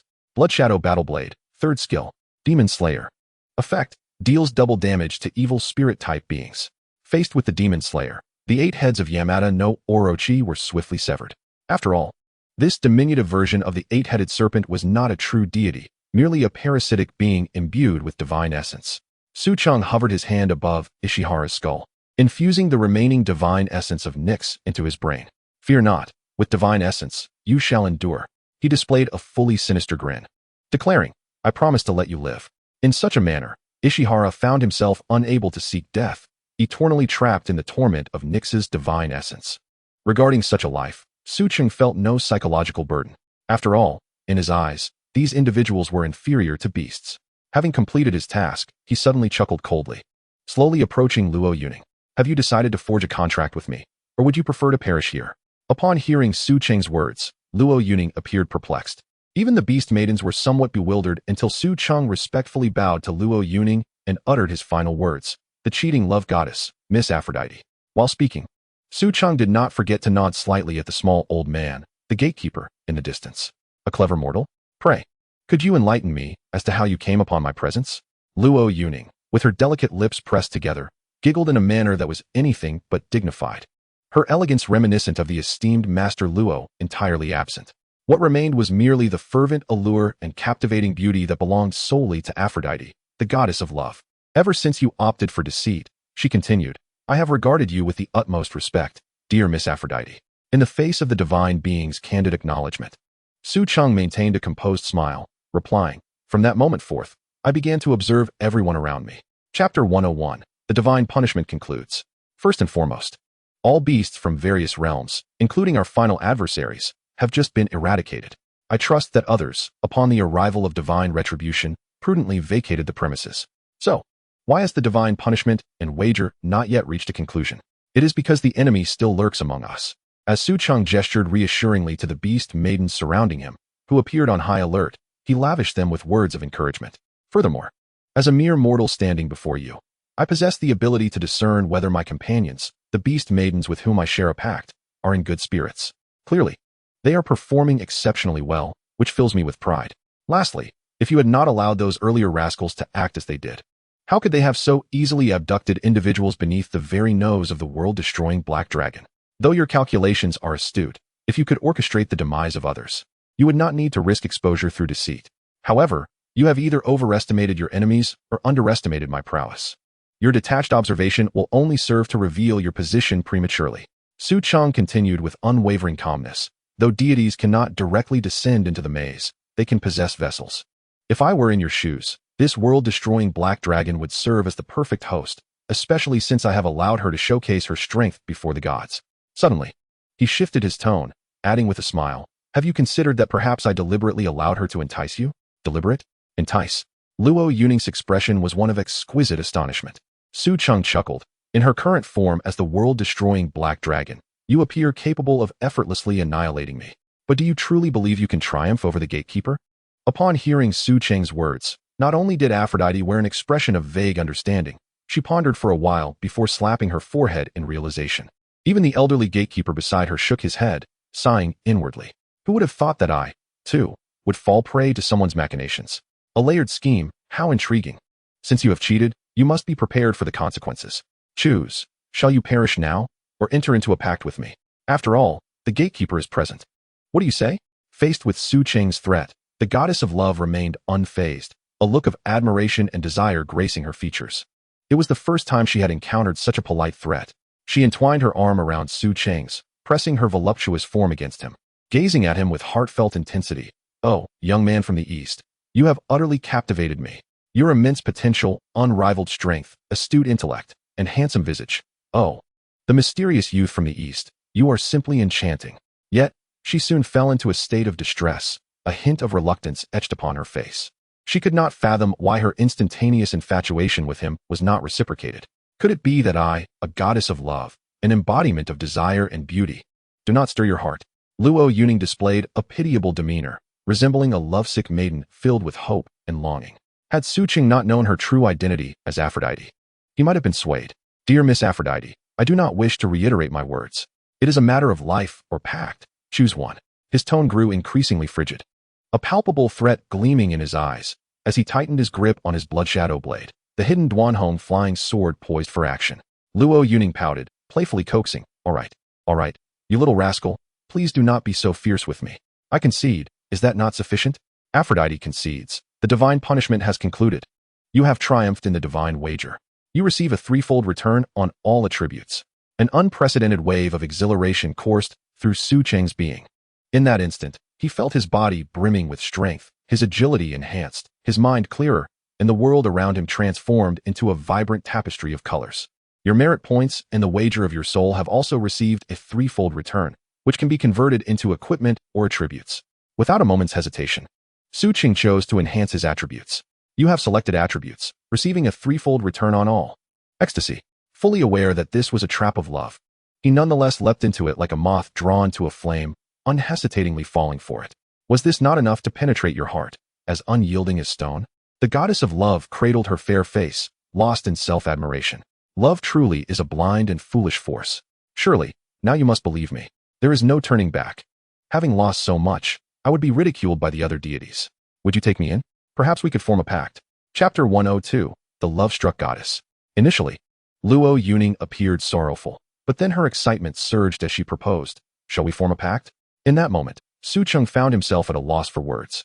His lips twitched in disbelief as he stared into Lu Yong's eyes. Can a goddess of love truly be so love-struck? He rubbed his brow, recalling Su Cheng's strategy. First, one must capture the attention of the deity, then reject their gifts to incite divine punishment, using special means to tempt them into cheating. Finally, the crucial step involves leveraging the order-maintaining gatekeeper to threaten the cheating deity, compelling them to use their divine power to purify the false hope. Aside from the final step, Su Cheng had executed all others flawlessly. His plan was to deliberately allow Lu Yong to exhibit overwhelming strength, thereby coercing the heavily invested goddess of love into cheating. According to the rules, the goddess could only rely on the existing conditions within the maze to fulfill her divine punishment, while she could bestow divinity. The most formidable final boss within the maze was merely a Tier 4 entity. Even if they all converged, they could not hope to rival Lu Yong, the world-destroying Black Dragon. Thus, under these known circumstances, the goddess had no choice but to resort to cheating to secure victory. Yet the formidable might of the world-destroying Black Dragon could not be swayed by mere divine corruption unless the goddess herself possessed her. Therefore, the only means of cheating available to the goddess was to inhabit Lu Yong. Every aspect of this scheme lay firmly within Su Cheng's grasp. Even the hope crystal dropped by the final boss was now in his possession. With the insight of his perceptive eye, discerning that the hope crystal before him was false hope was sufficient evidence that Su Cheng's strategy was indeed correct. Only the final step remained, to complete the hidden task of Pandora's confession, ultimately obtaining true hope.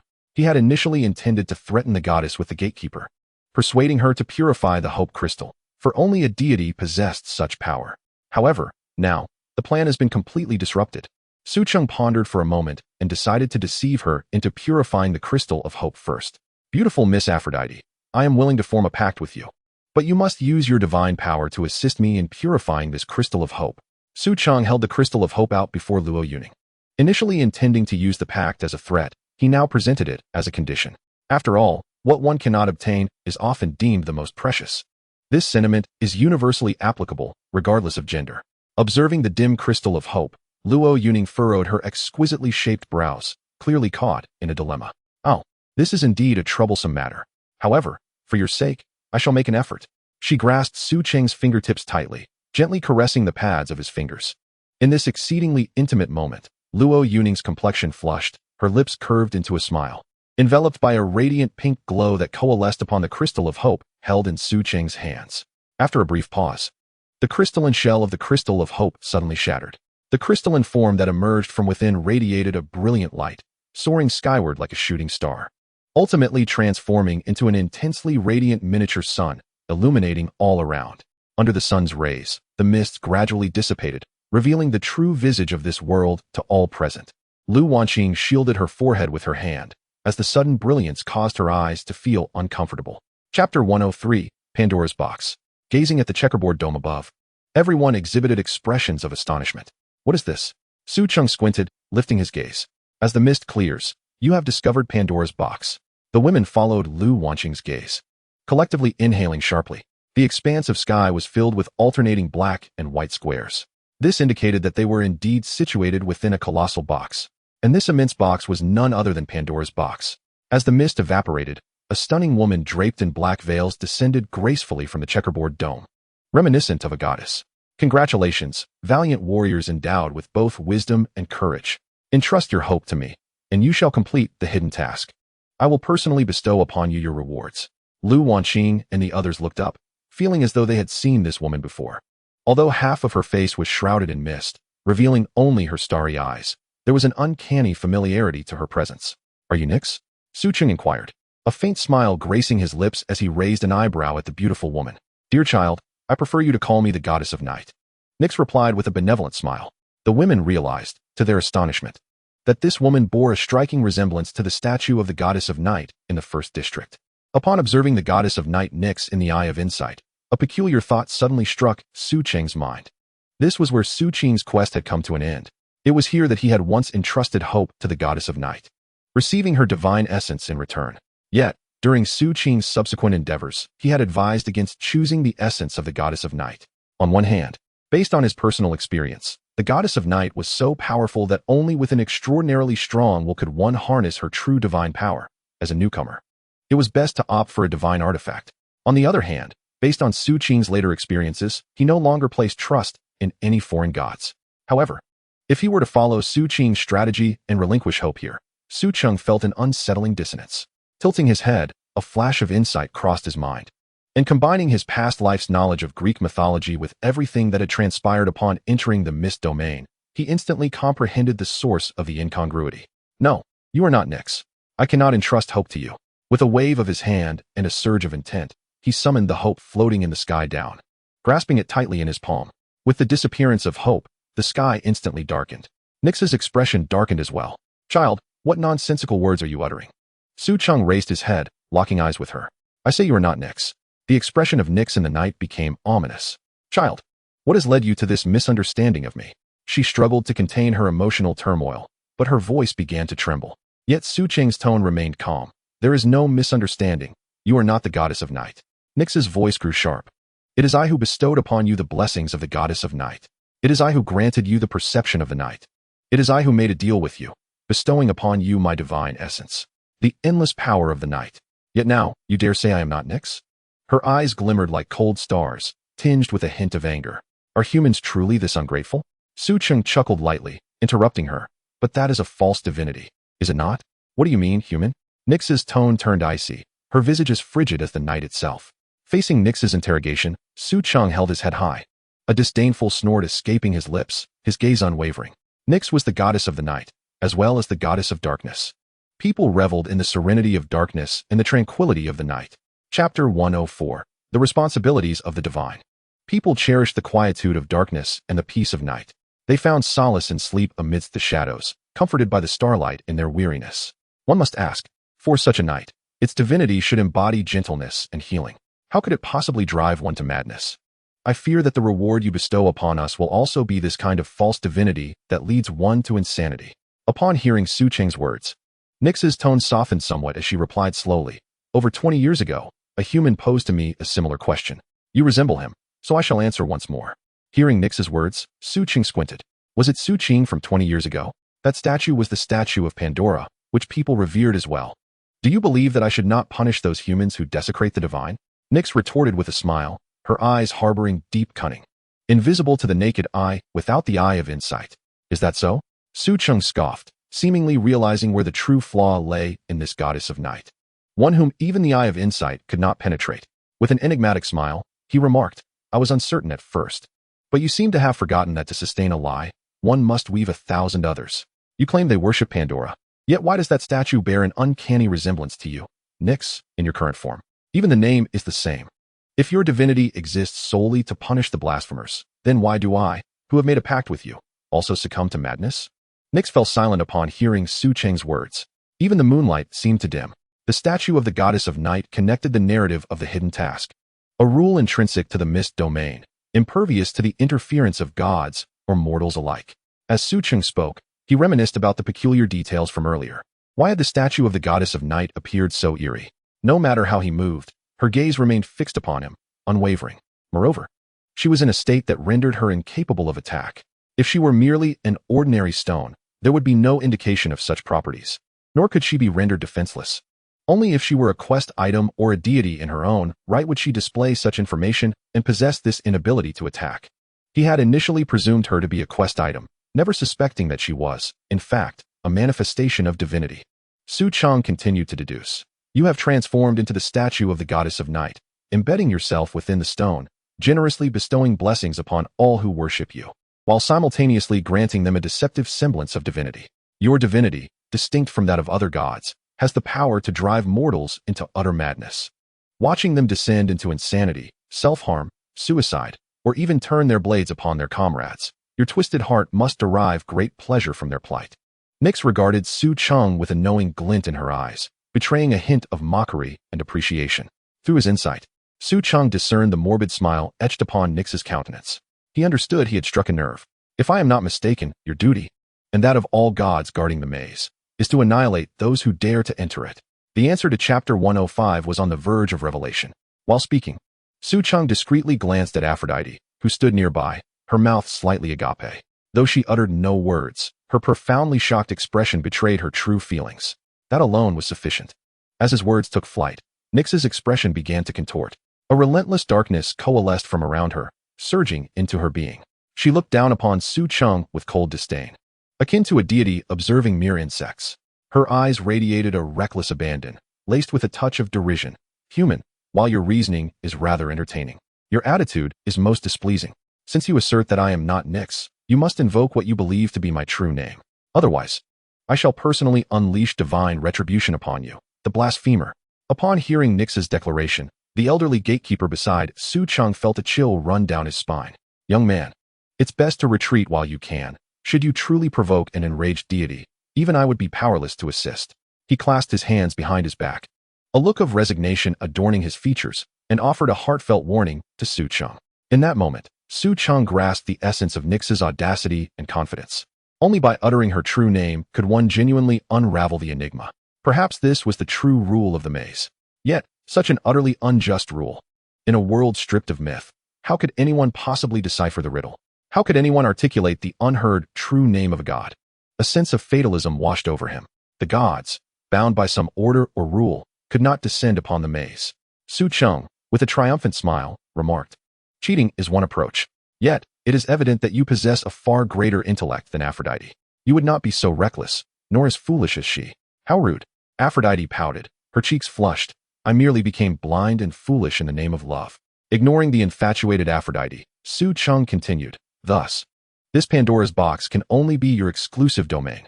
Nyx cannot possibly exist within Pandora's box. As Su Cheng spoke, Nyx's visage began to fracture. Fragments of the night sky peeled away from her face like shattered glass. Only those closest to Nyx knew her true appearance. Only those she cherished most dared to shamelessly assume her form. Most critically, only deception could drive one to madness. Do you recall my words? The entire night sky darkened. The answer was imminent. Su Cheng pointed towards Nyx, exclaiming, daughter of Nyx, the god of deceit, one of the malevolent spirits concealed within Pandora's box. With each proclamation, shadows deepened upon her face, and the surrounding darkness fragmented further. Until he invoked her true name, all shadows would cascade down like shattered glass. Apate. Su Cheng called out triumphantly. His declaration left all present, including the deities, in a state of shock. In that instant, the heavens darkened ominously, as if even the light of hope dimmed slightly.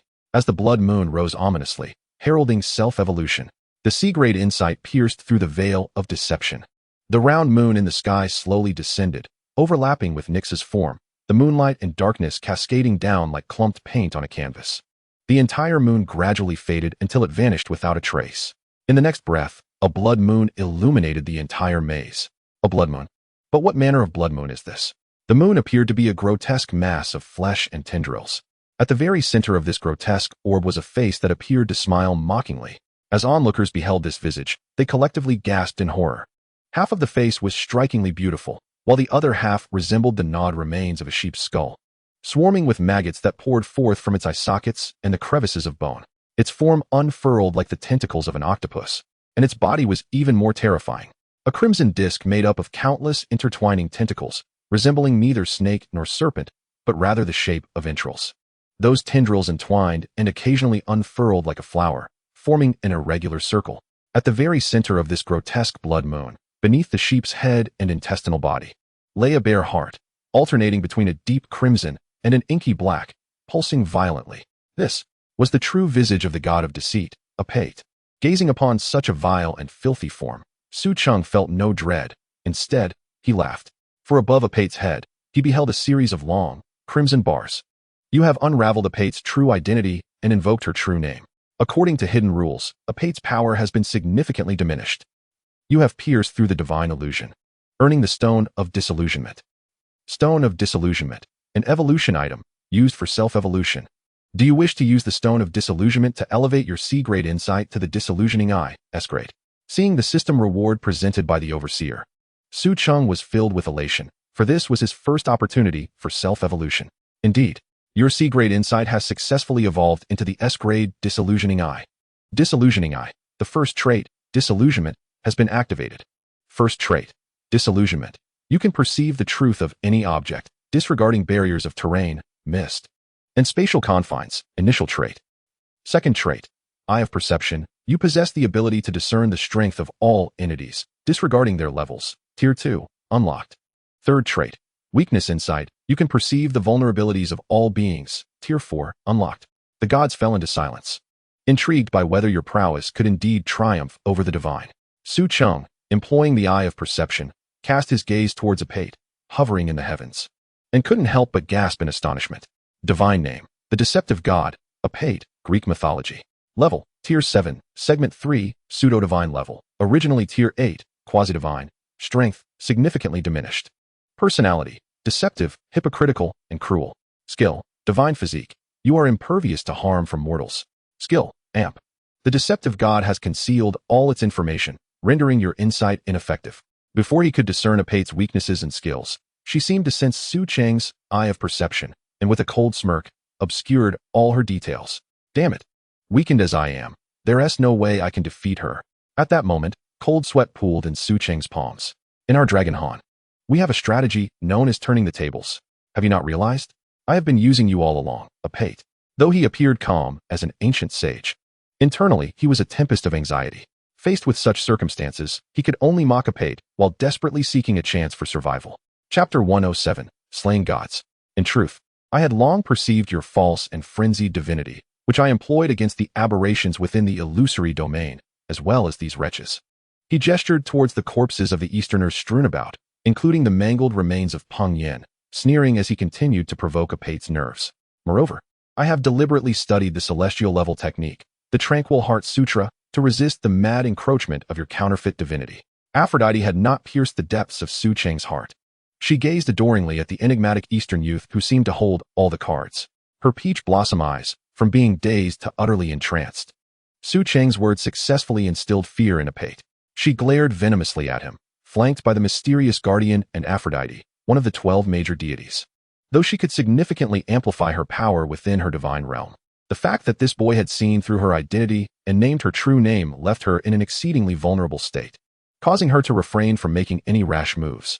Su Cheng quickly seized upon this critical information. His wildly beating heart gradually settled. He bowed slightly to the guardian beside him, smiling as he said, "Elder, have you ever encountered such a situation? Hey, you little rascal. You've hit the nail on the head." The guardian squinted, gazing with amusement at Apate above. "Elder, since you are human, you must understand the peculiarities that arise from the illusory domain. I have a bold idea to discuss with you, but first, I need you to handle this monstrous deity above. You little brat, don't think you can manipulate me. The deity in the sky is one you angered yourself. Guardians typically do not interfere unless a god cheats." The old man shook his head repeatedly, declining. "However, since you've piqued my interest today, I can stand guard for a while. Rest assured, if you choose to flee now, you should still make it. The guardian's eyes narrowed with a smile. It seemed Apate had also heard his words.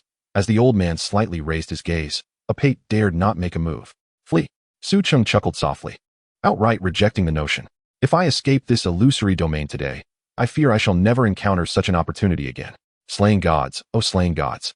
Do you not feel tempted, elder? Su Cheng continued to entice. Observing the faint tremor of the old man's white hair, he felt a surge of excitement. There is hope. With this, he ceased further conversation and turned directly to Lu Yong, who was possessed by Aphrodite, to execute his next move. Aphrodite, make your choice. Will you forge a pact with me now, or face the guardian? The youth lifted his gaze, wearing an enigmatic smile as he regarded Lu Yong. Upon hearing Su Cheng's words, the old man's body quivered slightly, inwardly cursing. You little brat, just one smoke break for you to guard is already quite generous. You don't expect me to deal with two gods at once, do you? Yet, his reaction did not escape Su Cheng's notice. He understood that this guardian, who even the eye of perception could not decipher, could likely handle either Apate or Aphrodite, but not both simultaneously. Thus, Aphrodite's decision became paramount. Chapter 108. Gratitude for the God's Rewards. The current situation is exceedingly delicate. With the ambiguity of the circumstances, even with two gods present and a guardian of unpredictable strength, none dared to act first. Therefore, Aphrodite's stance is crucial. Should she choose neutrality, the possibility of betrayal looms, and in such a case, I would have no choice but to surrender her to the guardian and consider my own escape. However, if she aligns with my faction, then we may have the opportunity to confront Apate, and even if it requires sacrificing a semblance of allure, it would not be in vain. Hearing this, Aphrodite feigned a pout and remarked, at this juncture, you still harbor doubts about me? With that, to the astonishment of those present, she wrapped her delicate, pale arms around Su Cheng's neck and kissed him directly. A rosy divine power enveloped the two, forming a contract formation. A world-destroying black dragon and a breathtaking Western goddess simultaneously manifested within Su Cheng's mind. Lu Yong and Aphrodite. You have contracted the world-destroying black dragon, SSS level, triggering the first trait of infinite beast mastery. You have acquired ultimate power, with a power amplification of 100. Congratulations, host, on signing your first SSS level beast girl. The system grants an additional endurance amplification of 100. You have contracted Aphrodite, divine lord level, triggering the first trait of infinite beast mastery. You have acquired a divine lord level beast girl, with an energy amplification of 100,000. Congratulations, host, on signing your first divine lord level beast. The system grants an additional mana amplification of 100,000. Young man, as a mortal, your vitality is quite impressive, Aphrodite said, moistening her lips with a seductive smile. Without the luxury of examining the attributes of the two, he fixed his gaze with a wicked intensity and, with rough hands, gripped Lu Yong's waist forcefully. Call me master. Lu Yong's eyes instantly glazed over, entirely consumed by desire, her delicate form becoming utterly pliant. Aphrodite, from this moment on, you shall submit to me. Strive to please me. His expression turned icy as he released his grip, but soon his face exhibited a peculiar expression, for he realized an unprecedented feeling of complete subjugation had arisen within Aphrodite's heart. Following his gaze, vocal, Lu Yong's complexion flushed with a delicate crimson. Her fingertips entwined with her tongue, while her tender body quivered slightly. You have acquired the ire of the god of flame and forging. You have incurred the wrath of the god of war. You have drawn the hatred of a certain divine monarch. A colossal amount of enmity has been amassed for you. You have converted a substantial number of attribute points. Ah, truly worthy of a deity. With such a formidable temper, I find it rather appealing. I am grateful for the divine generosity. Heretic, perish. The voice of Apate shattered like glass, disjointed and fragmented. She began to comprehend. If Aphrodite were to side with that human, then facing the gatekeeper alongside her would render her chances utterly hopeless. A terrifying pressure descended from the night, overwhelming all the surrounding girls, causing blood to seep from their eyes, ears, mouths, and noses. Merely meeting his gaze was taxing enough. How could one possibly engage in battle? Su Cheng, however, felt no fear, enveloped as he was by Aphrodite's pink divinity. This was not bestowal, but rather symbiosis. A divine essence granted through a pact with Aphrodite. Chapter 109. Master, you lack a heart. He spread the pink mist, drawing all the girls back into the beast-taming space. With a startled exclamation from Lu Yong, he lifted her and hurled her towards Apate. Aphrodite remarked, Master, you lack a heart. It's rather unfair. If you desire a reward, demonstrate your loyalty to me. Lu Yong's eyes were filled with melancholy, and then a surge of pink mist erupted from her, striking Apate down from the sky with a single blow. Aphrodite, as one of the 12 divine lords, why do you assist a mere human? Are you not afraid of the divine monarch's retribution? Oh dear, but I am now this human's contracted beast, compelled by circumstances beyond my control, Aphrodite replied, a playful glint in her eyes as she tapped her forehead. Apate, my dear sister, just die for a moment. I am eagerly awaiting my reward from the master. Immediately, the pink mist enveloped the entirety of Pandora's box. With such a veil, they would be unable to see. Aphrodite's pink mist obscures the vision of the gods. Old man, look, such an opportunity lost is rare indeed. This is god-slaying. If my assumptions are correct, today we might find the answer to breaking the maze. Su Cheng grinned, continuing to entice the gatekeeper. Observing the fierce clash between the two deities within the mist, the gatekeeper shook his head with a wry smile and said, You little rascal, you've truly managed to sway the gods. Very well, I shall also loosen my old bones today. With that, his eyes gleamed with intensity, his frail figure slightly bending. Then, akin to a silver-white flash of lightning, he soared into the air. As Apate's pupils suddenly constricted, unable to evade, he swiftly wrenched her heart from her chest. Crack! Apate's heart was clenched in the old man's hand. With a slight pressure from his fingers, the so-called goddess emitted a cry of anguish. Snap! The heart was crushed, and all of Apate's tendrils drooped like soggy clay. Yet, in the next moment, she began to cough violently, and astonishingly, her exposed heart regrew amidst the sound of her glass shard-like coughs. You old fool. Even if you could confine me in the maze for countless years, what of it? You seem to have forgotten that mere mortals cannot slay deities. Even if you were to destroy me 100 times, 1,000 times, 1,000,000 times, so what? I can be reborn infinitely. In my divine realm, I am invincible. In Apate's singular eye, a mocking glint appeared, her smile twisting grotesquely. The gatekeeper, hands clasped behind his back, bore a serene smile, seemingly unfazed by Apate's presence. Then let you die 1,000 times. He scoffed, charging at Apate once more, his fingers converging at a speed imperceptible to the naked eye, unleashing a flurry of sword chi that severed all of Apate's tendrils and her head. Yet, Apate's assertion held truth, though she trembled before the gatekeeper's might. Regardless of how he shattered her tendrils, twisted her head, or crushed her heart, she would always rise anew. Witnessing this scene, Su Cheng inhaled sharply, beginning to grasp the meaning behind the notion that mortals could not kill deities. According to Apate's first skill, the divine body, mortals cannot harm deities. Chapter 110, Power surged forth. The gatekeeper, despite his strength, was still mortal. It seemed that to contend with Apate, only one path remained. In that moment, Su Cheng's gaze hardened, as if he had made a resolute decision. I leave this to you. I shall withdraw. Aphrodite, watching Su Cheng disappear into the pink mist, smiled alluringly. Very well, master. Even in retreat, he was so dashing. Truly, it was mesmerizing. As he donned the Sky Warrior set with Hermes' flying boots and tossed 3 exquisite spirit-replenishing pills into his mouth, he held nothing back.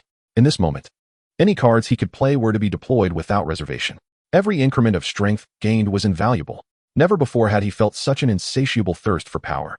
The rich aroma of the pills filled his nostrils, the potent energy coursing through him like a fine thread, surging down his throat and impacting his meridians, causing his grip on the device to tremble, not from fear, but from exhilaration.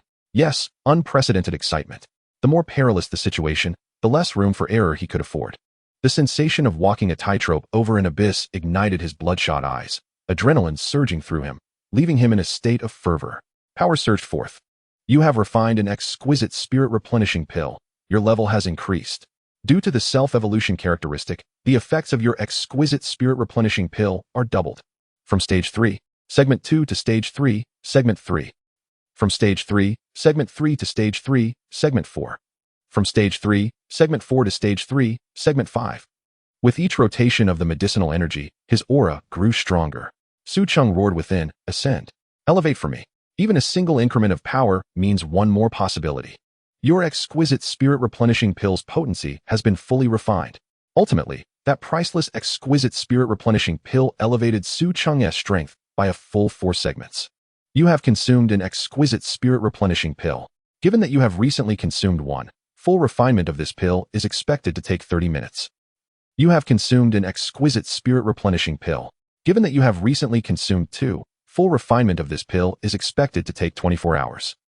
Warning, you have consumed a large quantity of enhancement pills in a short period. Your current state prohibits further consumption of similar pills. Otherwise, you will face fatal consequences. Too slow. Su Cheng clenched his fists. Ching, let us depart.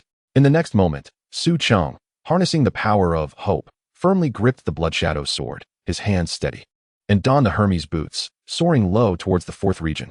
As he traversed the jungles of the 3rd hunting area, he soon beheld a series of hills. Utilizing the Hermes boots, he descended from the sky. This cave, once the lair of the ferocious giant lizard, had previously been abandoned due to Aphrodite's divine punishment, causing all the aberrant beasts to flee towards the 2nd hunting area, where Su Cheng had eradicated them completely.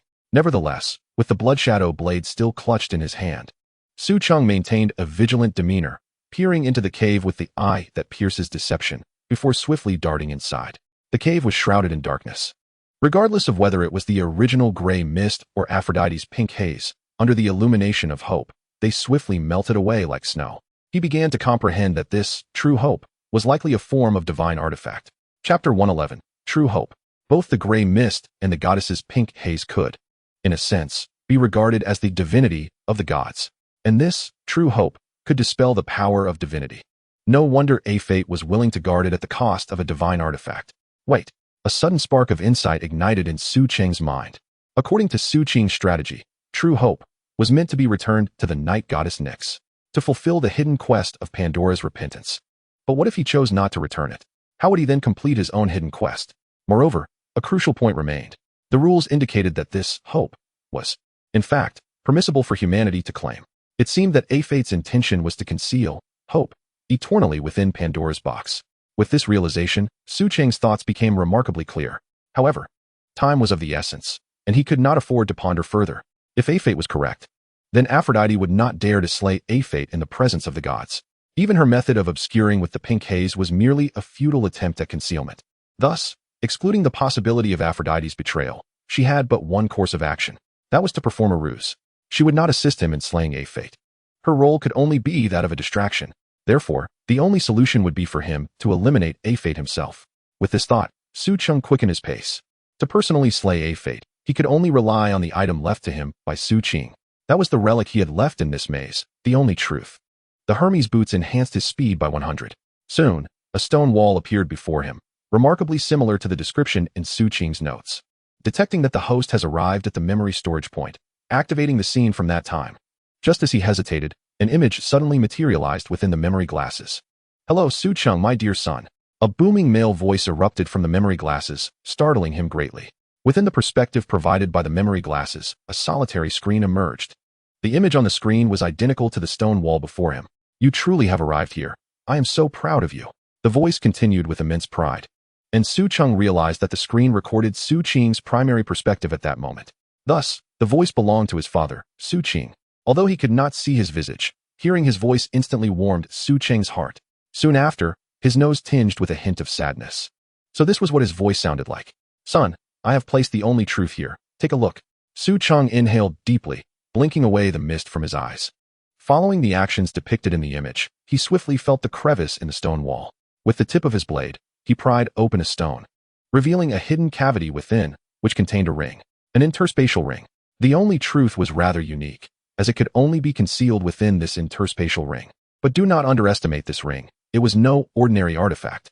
It was capable of eluding the notice of the gods. What lay within was the entirety of his father and mother's possessions. Chapter 112, The Ring of the Apothecary King. I wonder if you have obediently heeded your father's words and chosen the artifact of Nyx. If you have rebelliously opted for divinity. This interspatial ring also contains a cultivation method to help you resist the agonies brought by divinity. You have no idea how much effort your uncles expended to find this method. Enough rambling. Accompanied by a voice tinged with mild reproach, Su Cheng awkwardly chuckled.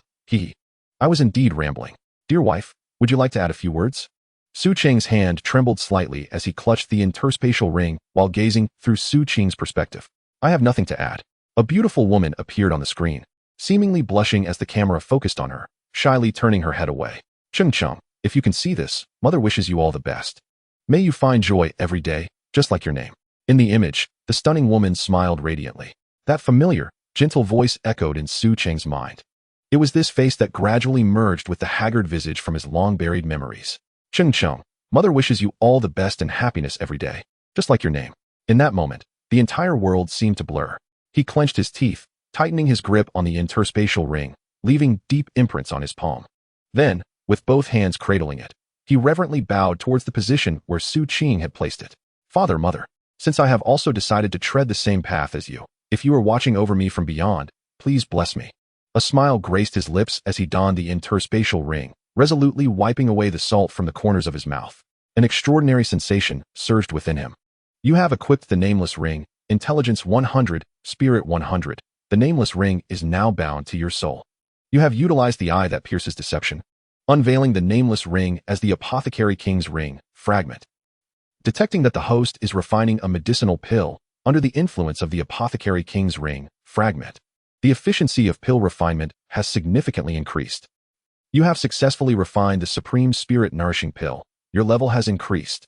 Due to the self-evolution characteristic, the potency of your Supreme Spirit Nourishing Pill has doubled. Third stage, 5th segment. Third stage, 6th segment. Third stage, 9th segment. Fourth stage, 0 segment. The Supreme Spirit Nourishing Pill within you has been completely refined. The remaining refinement time for the Supreme Spirit Nourishing Pill is 11 hours and 45 minutes. This time, he had directly ascended to the 5th segment. Your SSS level talent, Infinite Beast Mastery, has unlocked the 5th trait, Spatial Summoning. Spatial Summoning allows you to summon your Beast Girls to your side or transport yourself to their location. Your SSS level talent, Evolutionary Opportunity, has unlocked the 5th trait, Betrayal Execution. Treason Execution. You may execute any contract betrayer, regardless of their strength, and acquire all their powers. It is imperative to understand that with each incremental advancement in rank, the requisite experience and medicinal potency increase in direct proportion. It appears that this Ring of the Apothecary King enhances the efficiency of refinement, not merely by shortening the duration, but also by amplifying the absorption efficacy. You can open the internal space of the Ring of the Apothecary King. Su Cheng infused his consciousness into the ring's interior, revealing a space of less than 10 square meters, wherein resided a radiant orb of intense heat. Chapter 113, The Singular Truth, Godslayer. He extracted the orb from the nameless ring's internal chamber. You have acquired the Singular Truth, Godslayer. Is this the Singular Truth, Godslayer? Feeling the infinite power contained within the searing orb cradled in his palm, Su Cheng's body trembled violently. Merging with it will invoke the fear and disdain of the gods. And you shall be unable to attain divinity. Do you wish to merge? Yes. Immediately. Without hesitation, Su Cheng forcefully quelled his excitement. In an instant, the fiery orb, akin to snow melt beneath the warming rays of early spring, gradually seeped into the lines of Su Cheng's palm. You have merged with the Singular Truth, Godslayer. The divinity cohabiting within you with the goddess of love has vanished. The residual divinity of the deceiver within you has disappeared. You have gained the fear and disdain of the gods. You have acquired the power to slay gods. Singular Truth, Godslayer, with the body of a mortal. Defy the divine. This effect is only applicable to deities. At this very moment, although Apate appeared quite disheveled, akin to the tentacles of an octopus severed countless times, the smile upon her face remained wild and unrestrained. In the sky, as the pink mist dissipated, the figure of Lu Yong transformed back from that of a colossal pink dragon to her human form, wiping the blood from the corner of her mouth. Her gaze upon the deceiver, Apate, gradually turned icy. Aphrodite, as one of the 12 Olympians, your strength is surprisingly feeble. Apate's tentacles wielded various weapons, her half-smiling face exuding a sinister and eerie aura, with the remaining eye filled with contempt. Or perhaps your only talent lies in pleasing men. Surely you haven't forgotten what true combat entails. Apate's voice, akin to shards of glass grinding against one another, was sharp and grating, sending chills down the spine. To think you could win against me in my divine domain, relying solely on this black dragon of yours, is quite ludicrous. In response to Apate's derision, Aphrodite displayed a faint smile. She chuckled softly, seamlessly continuing Apate's taunt. Ah, indeed. After all, over these millennia, there have been those who pursued me. Unlike certain hideous creatures who merely mimic their mothers, women are drawn to men, to the strong. It is their nature. At least I am of normal inclination.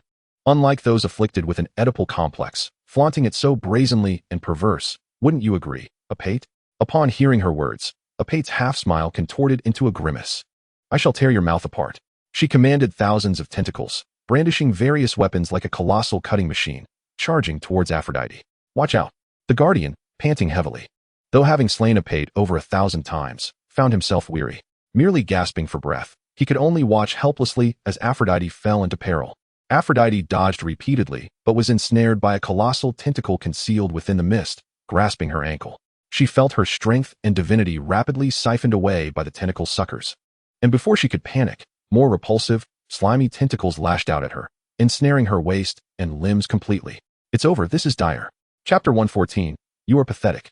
Witnessing her pale visage, Apate reveled in excitement, brandishing an array of knives, axes, swords, and saws, displaying them before Aphrodite, her mouth curling into a cruel, sadistic smile. Aphrodite, I know you are accustomed to the pleasures of the flesh. Today, I shall make you taste the agony of dismemberment. In the night, Apate sneered coldly, wielding her tentacles like axes towards Aphrodite. Yet, in the next instant, a searing light suddenly appeared, blinding her vision. It was the radiant illumination of hope, not only dazzling Apate's eyes, but also instantaneously sweeping away the myriad mists within Pandora's box, redirecting the gaze of the gods back to this region.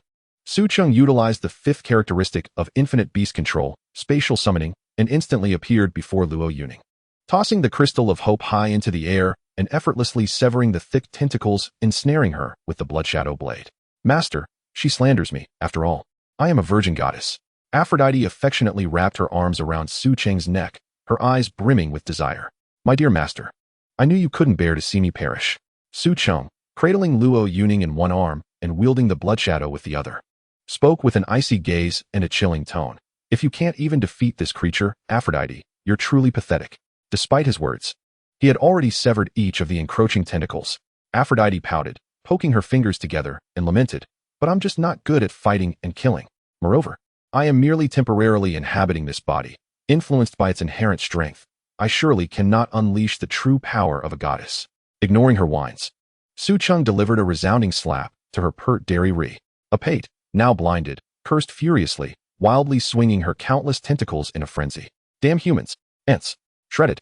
Yet she seemed to forget how a mere mortal like Su Cheng could sever the tentacles of a deity. Take a moment to rest, elder. The next part is up to me. Su Cheng slightly bowed to the guardian, expressing utmost respect. He waved his hand, and 3 blood lotuses bloomed above the guardian's head. Heavenly tier technique. 3 flowers gathered at the crown.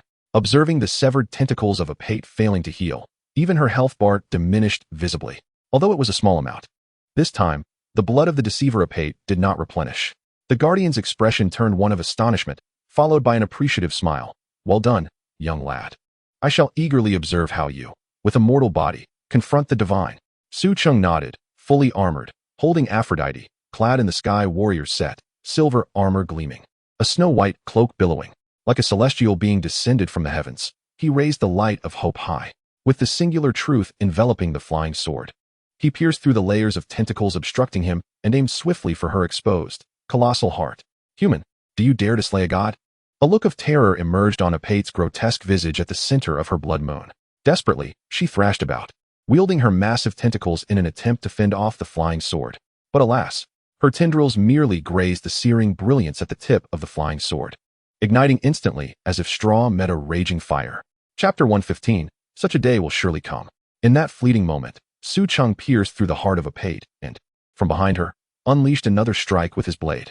His thunderous roar reverberated throughout the vast heavens. Dual wielding, swordsmanship, boundless blade control, slash. He frantically swung his weapons.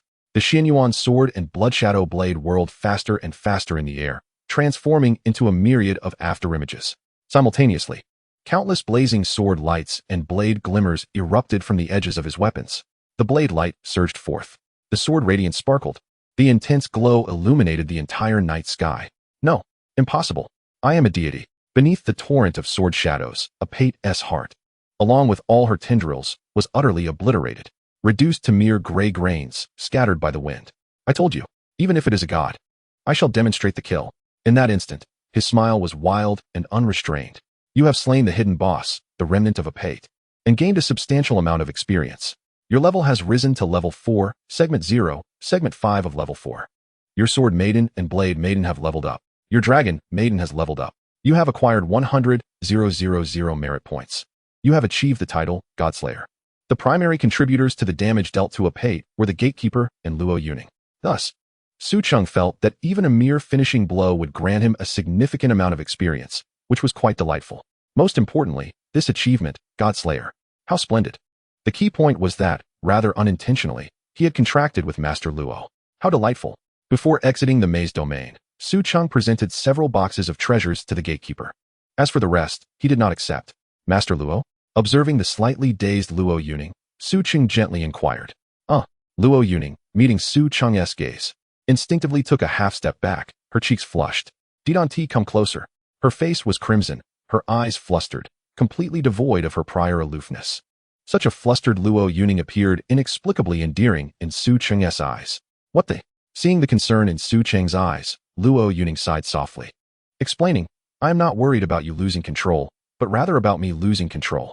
If that deity emerges again, I fear I might struggle to maintain composure. Hearing her words, Su Cheng replied earnestly, Master Luo, you need not worry. We are all adults here, and I will take responsibility for my actions. As he spoke, he took a step closer to Luo Yuning. Since I have formed a contract with you, I will certainly uphold my responsibilities. However, dissolving the contract might pose some complications. Upon hearing Su Cheng's words, Luo Yuning sighed softly. Su Cheng, you need not feel guilty for entering into a contract with me. I believe you have handled this matter exceedingly well. Moreover, her ears flushed again, her voice and tone softening. Since the Dean has appointed me as your master, I anticipated that a day like this would eventually come. I just didn't expect it to arrive so swiftly. Observing Luo Yuning with her head bowed, her delicate face slightly flushed, Su Cheng found himself momentarily captivated.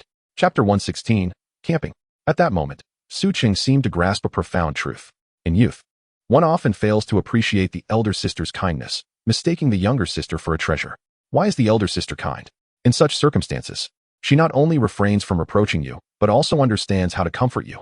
In the ensuing 2 weeks, while other university students were engaged in military training, Su Cheng and his companions, under Luo Yuning's guidance, continued to navigate the initial maze domain.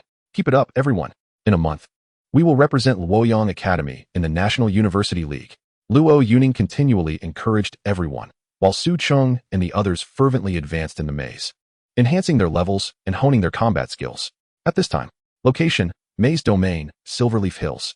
Master Luo, since everyone is working so diligently, I propose we camp in the maze tonight to save time on back-and-forth travel, suggested the gentle-boned rabbit maiden, Lu Wanqing, after slaying the last werewolf. Sounds good. The mention of camping invigorated Catgirl Zhang Qian and the shapeshifter Lingua, who reverted to their human forms with enthusiasm.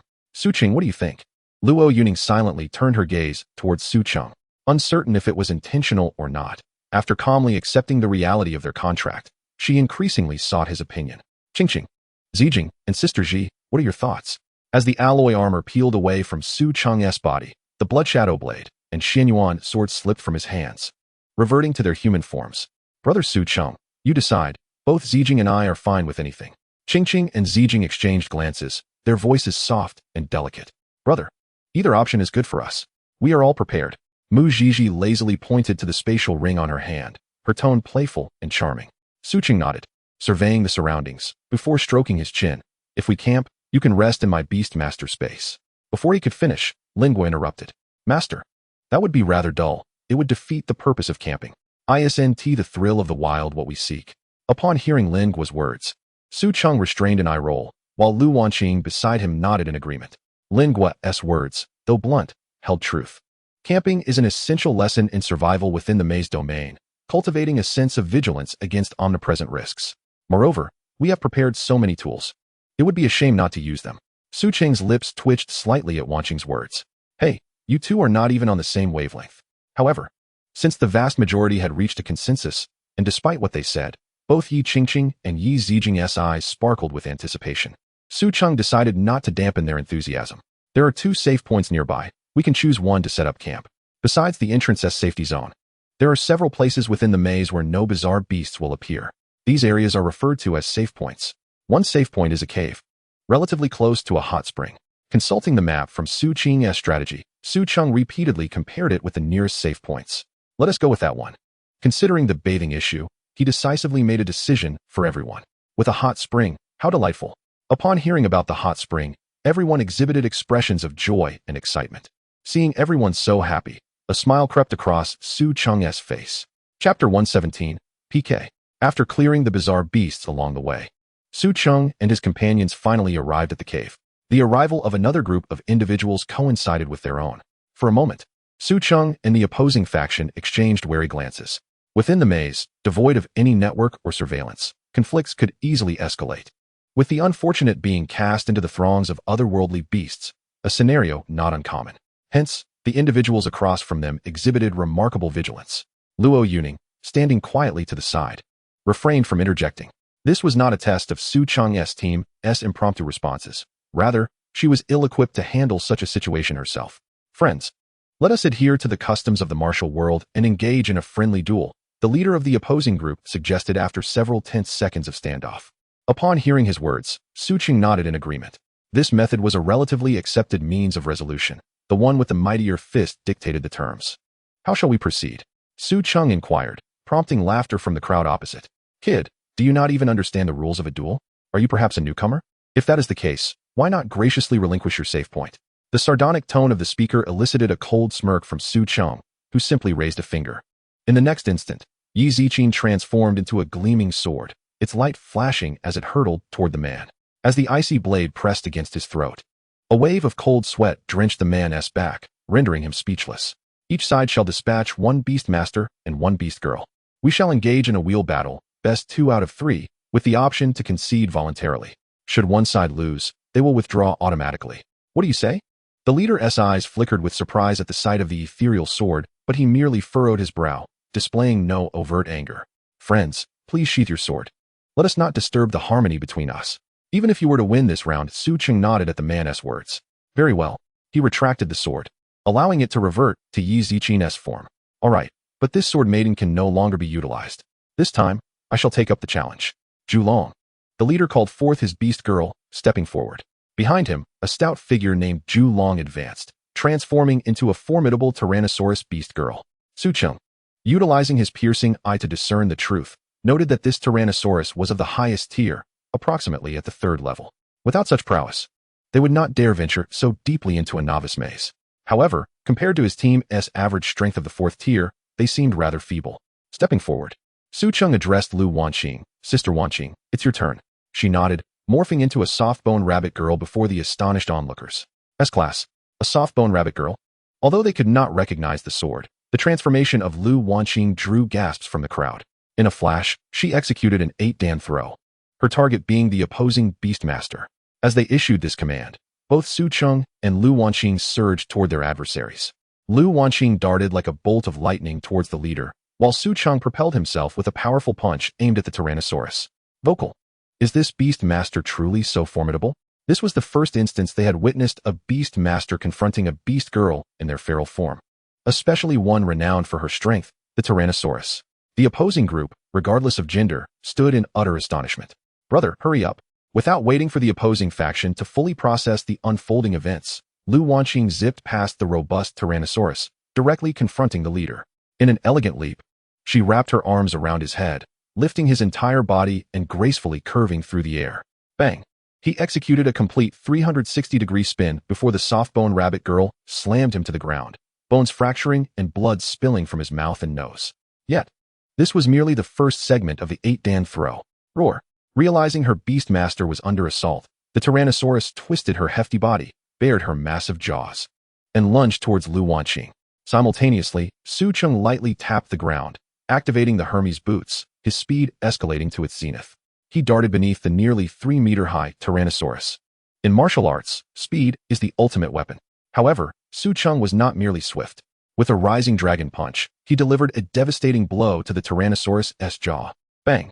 The beast's jaw shattered upon impact. It is worth noting that Su Cheng possessed enhanced attributes due to the emotional value conversion from his mother, making him inherently superior, coupled with the 100 strength increase from his bond with Lu Yong. This punch sent the Tyrannosaurus' massive form soaring over 10 meters into the air. Of course, he had shown restraint. Otherwise, the creature might have perished instantly. As the Tyrannosaurus crashed to the ground, reverting to her human form, she lay there, gasping for breath. I concede. The leader, having endured only the initial 3 segments of the 8-dan throw, surrendered. We accept defeat, let us depart. With 2 consecutive losses, the opposing group felt compelled to leave, even leaving a stack of money behind. Su Cheng noted that the pile was approximately 10,000. This money was presumably part of the so-called martial customs. Intriguing. As the group departed with heads bowed in defeat, Su Cheng began to retrieve supplies from his spatial ring to set up camp.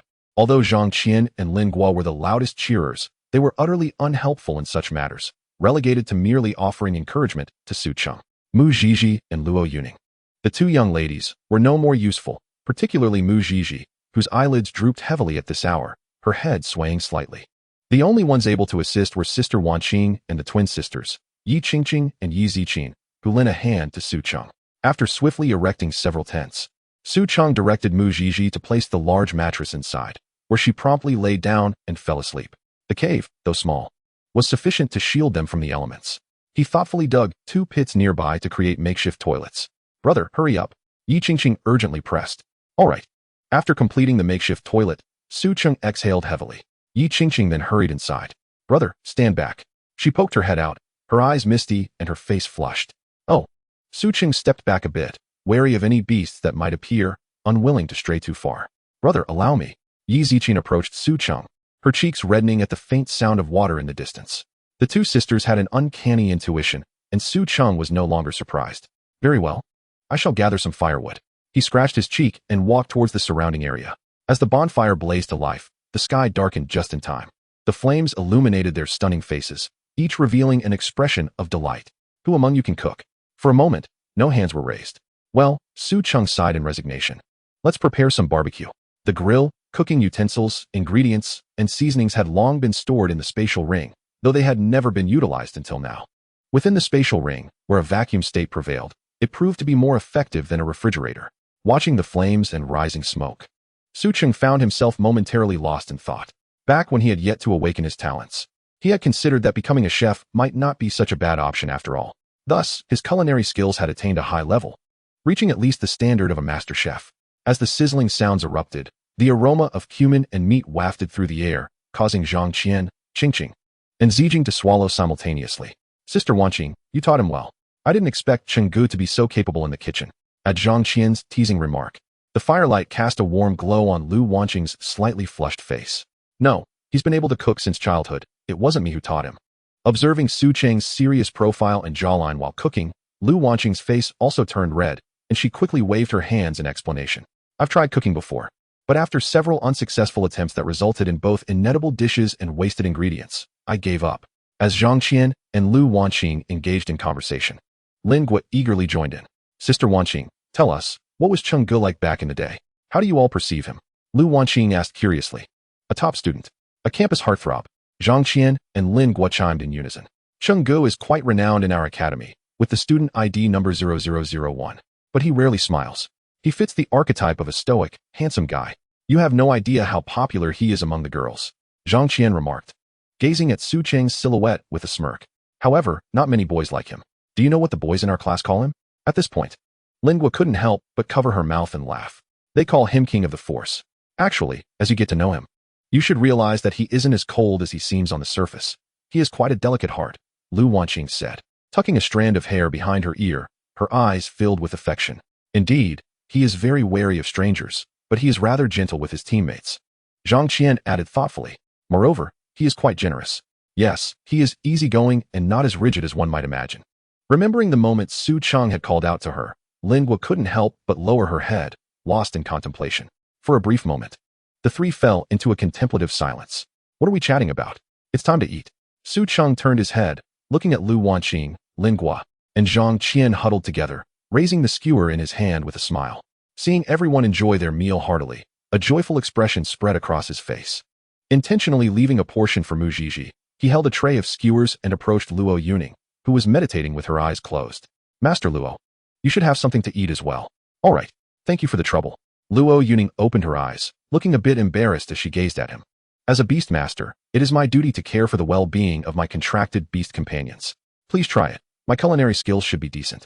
Once Lu Yong took a small bite, her eyes widened in astonishment. "Not just decent, this is absolutely delicious. What level of cooking are you at now?" Receiving Lu Yong's praise, Su Cheng slightly curled his lips into a smile. "I had an evaluation 3 summers ago, and I was rated as a master chef.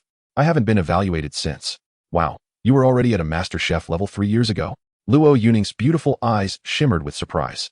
She nodded and praised him. "Su Cheng, I must say, you truly are a treasure of a young man." Hearing Lu Yong's words, Su Cheng merely smiled noncommittally. Once everyone had finished their meal, Lu Yong suggested with a smile, "Today marks the end of the military training at the academy. There is usually a party to celebrate. So why don't we have a simple gathering around the campfire? If anyone has a performance, please feel free to showcase it. At that moment, the girls exchanged glances, each hesitant to be the first to perform. Just then, Lu Yong nudged Su Cheng. You should set an example for everyone. Don't let Master Luo feel awkward. With only a few of them gathered around the campfire, sitting closely together, Lu Yong's suggestion was heard by all. That's right, Chenggu. You performed as the freshman representative before. Have you forgotten? I was the one who gave you flowers back then. As if recalling something, Zhang Qian blushed and teased. Indeed. You became famous in one performance, turning into the moonlight of the entire school. Lingua bit her lip, thinking, I wonder if Chenggu remembers that I even sent him a love letter. It's been ages since we heard Su Cheng sing. The usually reticent Yi Zijing also joined in the teasing. Faced with such enthusiastic requests, Su Cheng had no choice but to humbly sing a rendition of Lanting Su. Of course, in this world, there was no J or any of his songs. If Su Cheng wished, he could easily astound them in this regard. As I pen this, the flowing script resembles clouds and water. Beneath the moonlit gate, I tread lightly, mindful of your delicate steps. Though I sing this softly, the melodious tune and profound lyrics flowed forth, causing even Luo Yong to gasp in awe. However, as he continued singing, her astonishment deepened, and she became increasingly captivated. Qingqing and Zijing, despite having heard it numerous times, still felt the same sense of wonder as if it were the first time. The preceding melody, though steeped in ancient charm, still left an indelible impression on the score. Unconcerned with worldly affairs, I await your return. With pen poised, I craft an ode. As the waves lap against the shore, how do I decipher the meaning of love? No matter how I pen it, it feels wrong, and I alone lack your understanding. As Su Cheng sang these lines, Lingua and Zhang Qian gazed at him, their eyes sparkling with admiration. When he repeated the chorus in the style of a Peking opera dan, everyone felt goosebumps rising on their skin. Once he finished singing, all were enveloped in a profound silence, lost in a state of rapture. What are you all waiting for? Applaud. Luo Yong called out loudly. And all the girls stood up in unison, applauding for Su Cheng. Just then, Mu Zhizhi awoke from the sound of applause. She poked her head out of the tent, her eyes still heavy with sleep, asking, what did I miss? Chapter 121. The new villa provided by Luo Yong Academy. Su Cheng, did you compose this song yourself? Upon hearing Luo Yong's question, Su Cheng smiled and replied, of course not. It was created by a master named Zhou, of whom I am also a fan. A master named Zhou? Is he a deity? Lingua inquired curiously. Indeed, he is a deity. Su Cheng heard it in a dream and thought it was beautiful. So he learned to sing it. Yi Qingqing explained, laughing. Hearing Yi Qingqing's words, Zhang Qian and Luo Yong wore expressions of astonishment. However, they felt that the explanation of a dream deity was somewhat far-fetched. Perhaps this was merely Su Cheng's modesty. With Su Cheng's initial performance as a precursor, the young ladies began to showcase their talents. Qingqing and Zijing harmonized beautifully to the song Sunny Day, which Su Cheng had taught them. Lu Yong and Zhang Qian each presented a captivating dance. Lingua, blushing, took Lu Yong's hand, and together they sang Sevenly Fragrance, a piece that Su Cheng had performed at the opening ceremony. Mu Zhizhi and Luo Yong became the most enthusiastic audience members, applauding for everyone. Following this joyous interlude, the group joined hands, singing merrily as they made their way to the hot springs. Naturally, their journey was not without encounters with strange beasts. They swiftly dealt with those challenges. The night sky over the Silverleaf Hills was breathtaking, and Su Cheng kept watch over the girls. After they had enjoyed a soak in the ethereal outdoor hot springs, he indulged himself for a brief while. Post-relaxation, Luo Yong led the girls back to the cave, while Lu Yong lingered alone under the stars, keeping Su Cheng company. The following day, when Su Cheng awoke, he found a line formed at the cave's restroom. Xiao Cheng, if you're not in a hurry, please wait, Lu Yong said, her cheeks flushed. With no other option, he retreated back under the covers for a bit longer. Once they departed the maze and boarded the vehicle, Luo Yong suddenly chimed in cheerfully. All right, the villa promised by the academy is completed. We're heading to Luoyang now. Upon hearing her words, Su Cheng realized that the true reason for the delay in allowing them to visit the academy was the unfinished state of his villa. Is it safe to move in so early? What about formaldehyde? He inquired with concern. You need not worry. The principal has dispatched expert cleaners, and everything has been tested. Otherwise, we wouldn't be allowed to move in, Luo Yong reassured him, prompting a sigh of relief from Su Cheng. Upon boarding the private jet arranged by the Mu family, Yi Qingqing and Yi Zijing could hardly contain their excitement. Zhang Qian's eyes appeared slightly red, prompting Su Cheng to ask, what's wrong? Before boarding, I called home, and my father's health has improved, thanks to the medical resources arranged by Sister Zhizhi, she said, bowing in gratitude towards Mu Zhizhi. With a knowing glance at Su Cheng, Mu Zhizhi smiled, We're all sisters. It was a small favor. Thank you, Zhang Qian replied. At that moment, Lu Yong approached and whispered something in Su Cheng's ear, causing him to twitch his lips in response.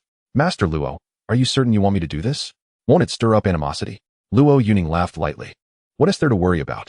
Only by doing so can we earn the respect of the other students in the academy, don't you think? All right, I understand. Su Cheng nodded, pulling out his laptop to post according to Lu Yong's instructions.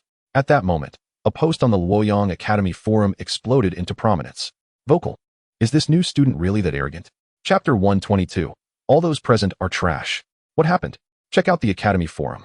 Which post? The one titled Lu Yong Academy. Who holds the power?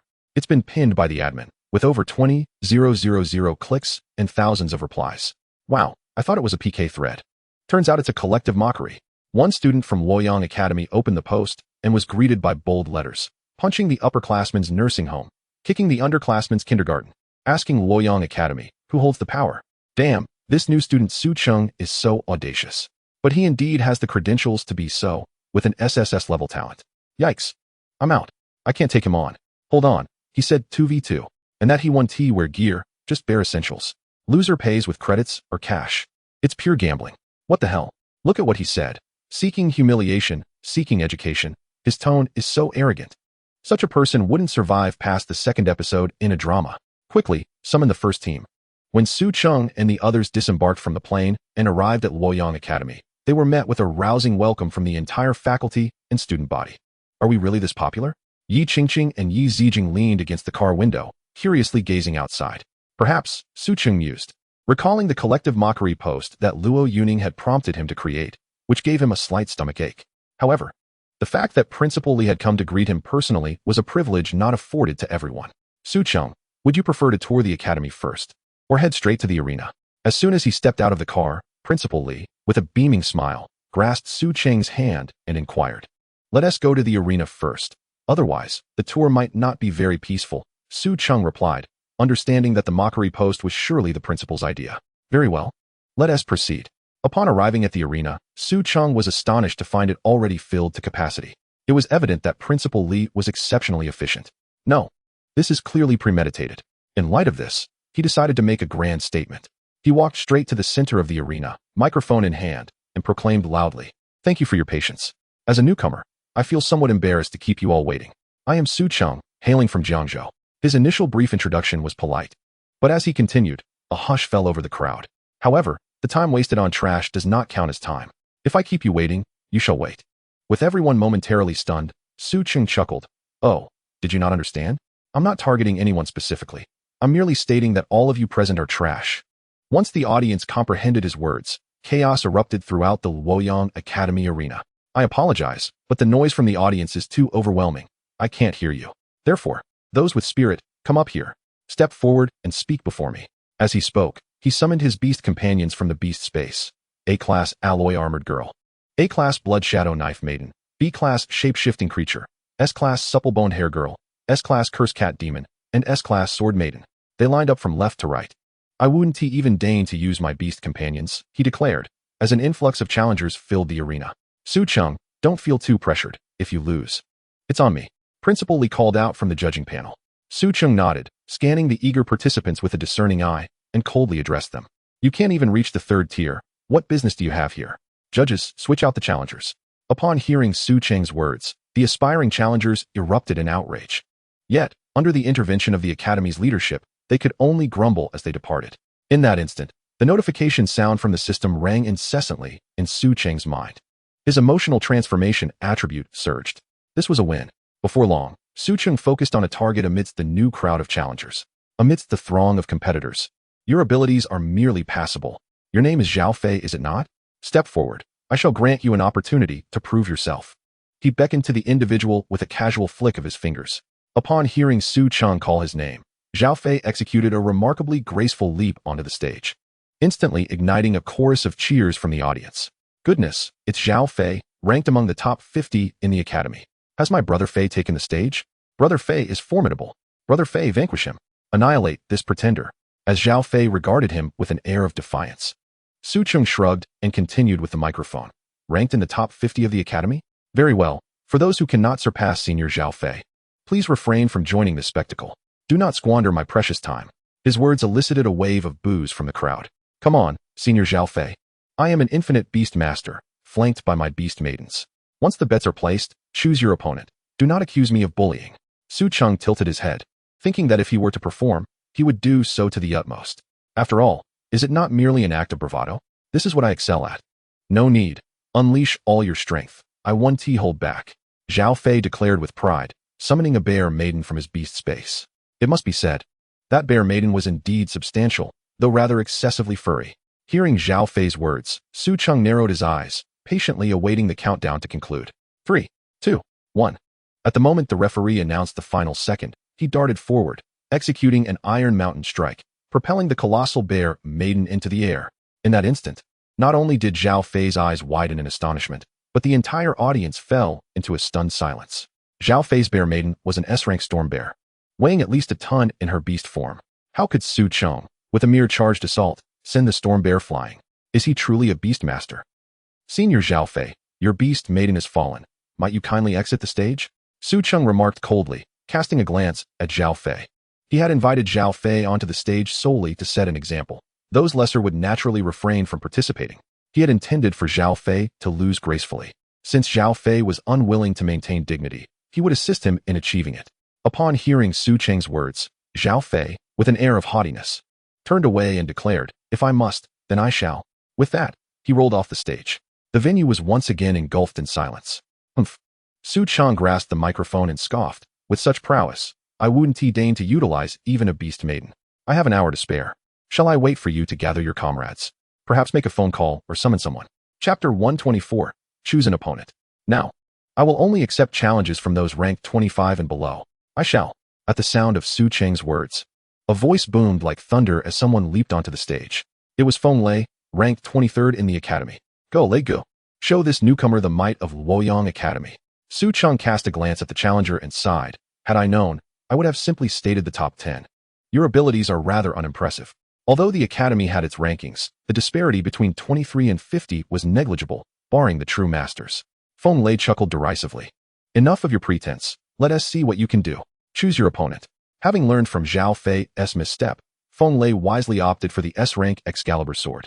To him, weapon-type Beastmaidens did not hold a significant advantage. Even if he lost, it would not be shameful. His thoughts were rather optimistic, but he had misjudged his opponent. Once he placed his bet, Su Cheng set down the microphone, signaling the referee to commence the countdown. As the countdown began, Feng Lei summoned his beast maiden, an S-rank electric sheep. It appeared quite unremarkable, both in appearance and stature. When the countdown concluded, the electric sheep crackled with electricity, generating an electrostatic field around itself. Clearly, Feng Lei did not intend to take the offensive, but rather employed this strategy for defense. However, just as her electrostatic field formed, the Excalibur sword was already poised at Feng Lei's throat. This is a flying sword. Feng Lei gasped, his mouth agape in disbelief. Senior, your studies are lacking. Do return and train earnestly. Su Cheng remarked with a hint of boredom. Understood. Don't underestimate me. It's merely a matter of rolling off.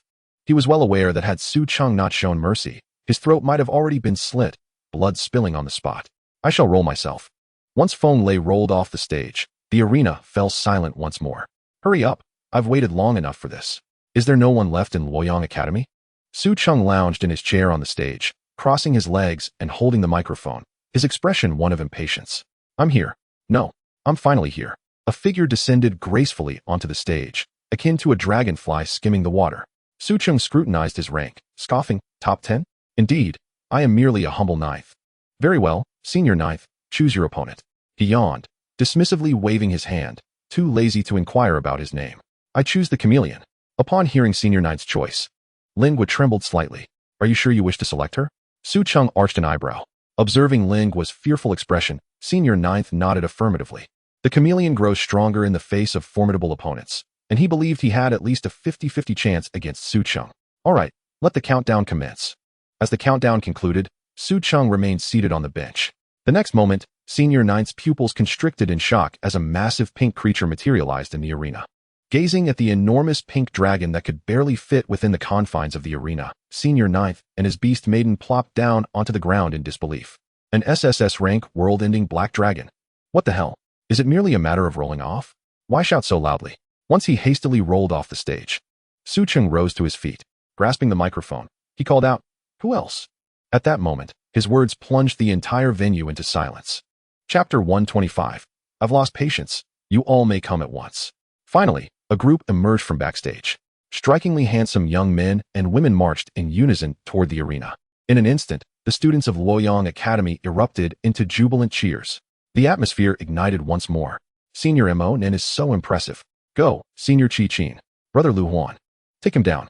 Observing the approaching team, all of whom displayed a uniform fourth-tier standard, Su Cheng narrowed his eyes slightly. Turning his head, he glanced at the elderly behind him, who was also squinting at him. It was then that Su Cheng understood. Everything prior was merely an appetizer, or perhaps just for show. Now, the true contest was about to begin. Is it shameful to lose? Originally, losing bore no disgrace. As a freshman, even if one were to face defeat against the Academy's strongest warriors, it would merely be a loss, devoid of shame, and indeed, others might consider it quite reasonable. However, having issued a public taunt, particularly on behalf of Lu Yong, or rather, at the behest of Old Li, the stakes were higher. A defeat would render him nothing short of a jester. Therefore, losing was not an option, not even once. Otherwise, he would find it impossible to hold his head high within the Academy henceforth. For Old Li, this strategic maneuver meant that if he triumphed, it would validate his investment.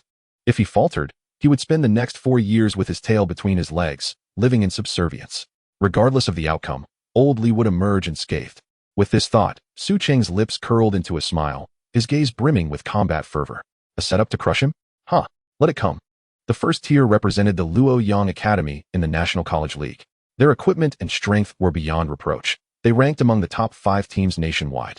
Consequently, their lowest members were at the 4th rank, 3rd tier, while the highest reached the 4th rank, 7th tier, even surpassing Su Cheng. So, Junior, is this a team PK or an individual contest? The leading youth smiled amiably, yet the hidden implications behind his demeanor sent shivers down the spine. Feel free to come at me all at once. I'm pressed for time. Su Cheng replied with a light chuckle, his eyes betraying no hint of trepidation. Upon hearing his words, not only did the members of the first tier display their dissatisfaction, but even Old Li in the stands gasped in shock. Su Cheng, as a newcomer, don't be too arrogant. One figure stepped forward, only to be restrained by the leading youth. I'm in a good mood. Su Cheng was indeed a bit incensed. The sensation of being manipulated was quite unpleasant. Yet, since Old Li wished to gauge his strength, he would ensure it was an impressive display. Only then could he prove his worth to the fullest extent. This slap must echo the loudest. You alone. Plus 6 Beast Girls, making 7 in total. We will have 3 Beastmasters and 4 Beast Girls on our side. What do you think? The leading youth maintained his graceful demeanor, chuckling lightly. No need. I'm losing patience. You all can come at me together, 10 at once. Su Cheng waved his hand and stepped forward. In the next moment, Mu Zhizhi transformed into alloy armor, enveloping him, while Qingqing and Zijing morphed into the Zhu Xian sword and blood shadow blade, respectively, firmly gripped in his hands. Simultaneously, Zhang Qian became a vengeful catgirl, and Lu Wanqing morphed into a soft-boned rabbit girl, standing resolutely at his sides. Without his command, Lin Guo remained in standby mode, positioned at the rear. Seeing Su Cheng take the lead into battle, the leading youth furrowed his brow slightly, but chose not to speak further. Chapter 126, Absolute Domination. Everyone witnessed the previous battle, right? Be wary of that flying sword. Its speed is astonishing. Even the chameleon must be monitored closely. The leading youth, Lu Huan, was fervently discussing tactics with his teammates. Meanwhile, Su Cheng cast a nonchalant glance over them with his eye of illusions, saying nothing. Below, Old Li turned to the approaching Lu Yong and inquired with a gentle smile. Yong, how do you perceive this battle? Lu Yong glanced at Su Cheng, then smiled at Old Li. Su Cheng will prevail. Do you possess such confidence in your student?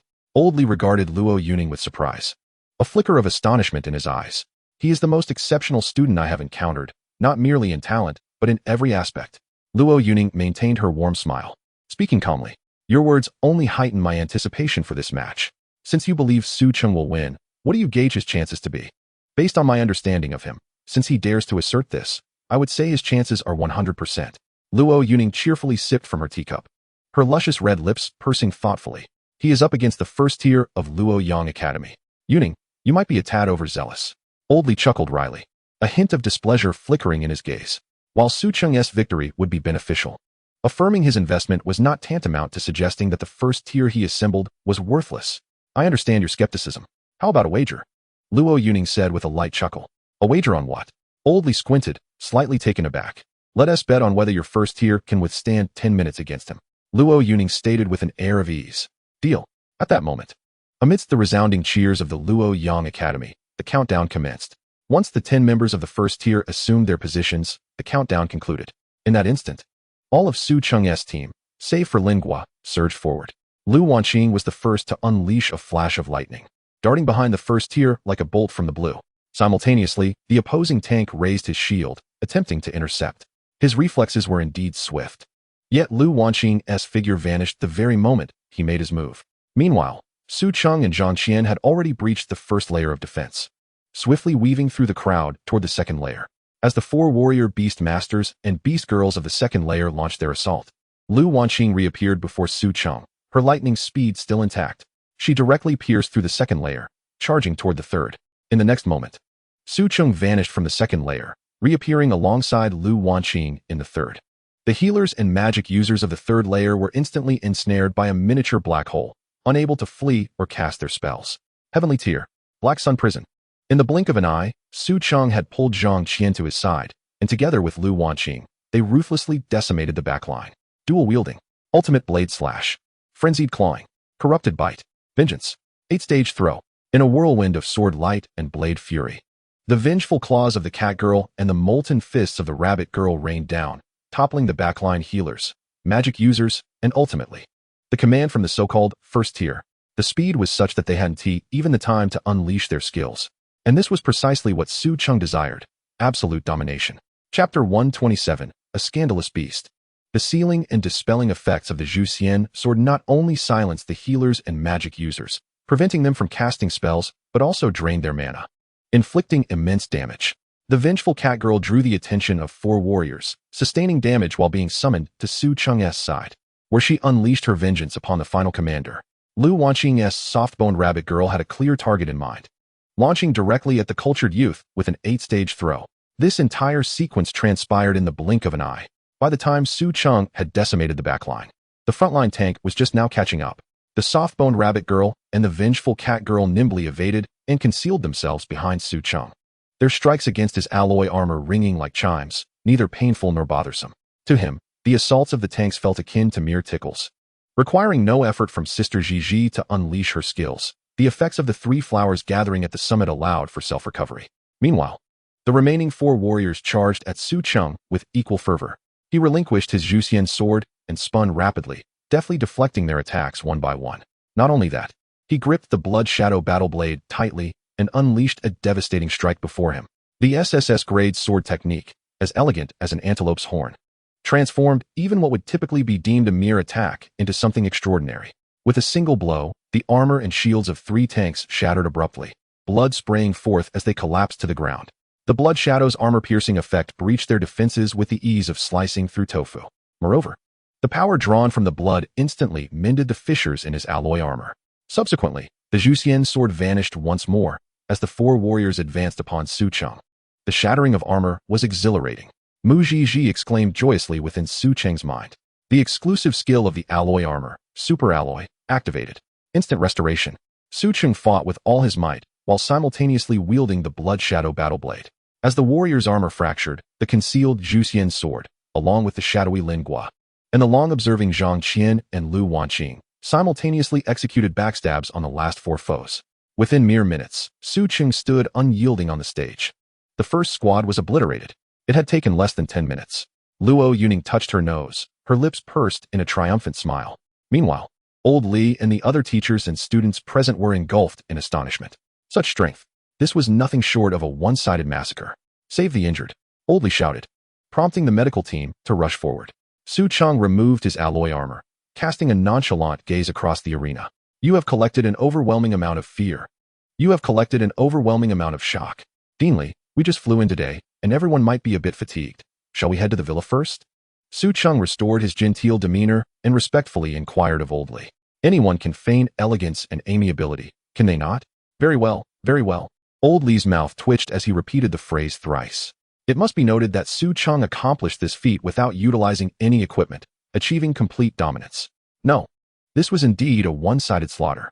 Old Li felt a mixture of shock and joy, while Su Cheng's heart felt somewhat apathetic. Had the opponents been more flexible in their formation and less rigid in their approach to utilizing the Beastmaster space, perhaps the outcome would have been different. Chapter 128, The Calculating Businessman. Of course, they were not weaklings in the first squad.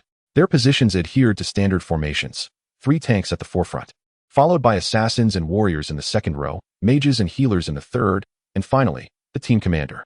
However, the speed of Su Cheng's side was simply too overwhelming. Both the Cursed Cat Demon and the Gentle Bunny Maiden were among the fastest of the S-grade Beast Girls. Utilizing the cleverness of the Beastmaster space and his innate spatial summoning abilities, he surged through and dismantled the enemy formation like ancient cavalry, reaching the back line for decisive strikes. This method of combat was entirely unexpected for the first squad, just as they had never anticipated Su Cheng's audacity to engage in a 7v10 scenario. Originally, Oldley had set a modest expectation for the first squad, hoping they could win at least one match, yet the members had scoffed at the notion. He.S. just a newcomer. Even with an SSS grade talent, his rank is what it is. Now, Su Cheng's audacious 7v10 had left the first squad with bruised egos. Meanwhile, the students from the first squad lay in their hospital beds, repeatedly watching their defeat on video, silently clenching their fists. In contrast, Su Cheng was in remarkably high spirits. Although Oldley had pulled a fast one on him, the villa situated within the academy was indeed magnificent. It was an almost perfect replica of Mu Ziji's villa, albeit upgraded. The second floor housed an underground parking garage. The first floor featured a training room and a grand hall, while the second floor contained bedrooms. And the third floor boasted a women's training room complete with a swimming pool. Each morning, an attendant came to tidy the rooms, and at mealtime, a chef prepared meals. Not to mention, the staff were at least of a high-level skill set. The treatment was simply splendid. In the living room, Lu Yong sat comfortably sunk into the sofa, savoring her tea in small sips. Only when Su Cheng descended did she glance up and smile. "Have you put everything away?" He nodded with a smile. "Yes, I don't have much, unlike them. In the days leading up to the National University League, I will still have the first squad assist you with individual combat training." "Oh." Su Cheng nodded, a tinge of awkwardness in his smile. "Will they still be willing to join us for special training, given the deep-seated grudges?" Lu Yong chuckled. "It's all scripted. A method for Dean Lee to motivate the students. Many students become complacent once they reach university, especially at a top-tier academy. With your little interlude, it can successfully ignite the youthful spirit they should possess. They will understand, and I hope you can too." Lu Yong's crimson lips curled slightly. Su Cheng touched his nose and smiled. Dean Lee does indeed care for the students. He is also quite the calculating businessman. Lu Yong added with a smile. He would never engage in a losing venture, so be mentally prepared. Su Cheng nodded, a slight twitch at the corner of his mouth. "It's clear that from the moment I entered the academy, my value has been utilized to its fullest. It seems my university life will be quite arduous." The next day, as Su Cheng and his companions entered the hall, the seniors from the first squad had already lined up in formation. Although a few were still clearly bandaged, including the suave leader, who bore a neck brace. It was evident he had suffered quite a blow from Lu Wanqing's 8th section throw the day prior. Chapter 129, Lu Huan, Qi Qin, and Mo Nan. Upon seeing Su Cheng and the others descend, the leader approached him with a smile. "Hello, Su Cheng. I am Lu Huan. As a defeated opponent, I'm here to serve as your sparring partner. I hope you won't think poorly of me." Despite his immobile neck, a warm smile adorned his face. "Hello, Senior Lu Huan. In truth, yesterday was merely for show. It was entirely orchestrated by the Academy's administration and not my intention. I sincerely apologize for that." Su Cheng nodded sincerely to Lu Huan and the first squad behind him, his demeanor earnest, completely devoid of the arrogance he had displayed the day before. Hearing Su Cheng's words and meeting his genuine, clear gaze, Lu Huan was momentarily taken aback. "I understand the situation you described. I will clarify this matter on the Academy forum." "Thank you, Senior Lu Huan. Shall we commence training?" Su Cheng smiled and nodded. He certainly would not take the blame for this. He intended to pass it on to Oldley. Moreover, he would be staying at the Academy for 4 years. And one could never be too sure about potential friction with a certain beautiful senior. If one continues to maintain such an arrogant persona towards the outside world, it would likely be quite challenging to alter others' perceptions. The world is not solely about conflict and violence. It also encompasses human emotions and social intricacies. Indeed, after Su Cheng's apology, the gazes of the senior students towards him softened, especially the beautiful senior sisters, who now regarded Su Cheng with curiosity rather than hostility. Su Cheng led Lu Huan and the other seniors to the basement, while Lu Wanqing guided the senior sisters to the 3rd floor. "Junior, shall we begin? You pick one," Lu Huan suggested, observing Su Cheng's persistent smile and silence. After a moment of hesitation, he added, "Shall we all go together?" "Well, That's the thing, Senior Lu. Since I have a sword maiden, a blade maiden, and an armor maiden, I need to control them to fight. So counting myself, that makes 4. If you all come as 4, 5 would be even better. I wouldn't want you to be at a disadvantage. Upon hearing Su Cheng's patient explanation, Lu Huan nodded, saying, that makes sense, let us go together then. As Su Cheng engaged in vigorous training with the 5 seniors, Lu Wanqing was also discussing training methods with the beautiful senior sisters. Hello, senior sisters, I am Lu Wanqing. This is Zhang Qian, and she is Lin Gua. Hello. Wanqing Jr., I am Qi Qin, and this is Senior Mo Nan. You are truly beautiful. Not just you, but both Zhang Qian and Lin Gua are as well. TSK. TSK, the junior is indeed fortunate, Qi Qin remarked. Upon her words, Lu Wanqing, Zhang Qian, and Lin Gua all blushed.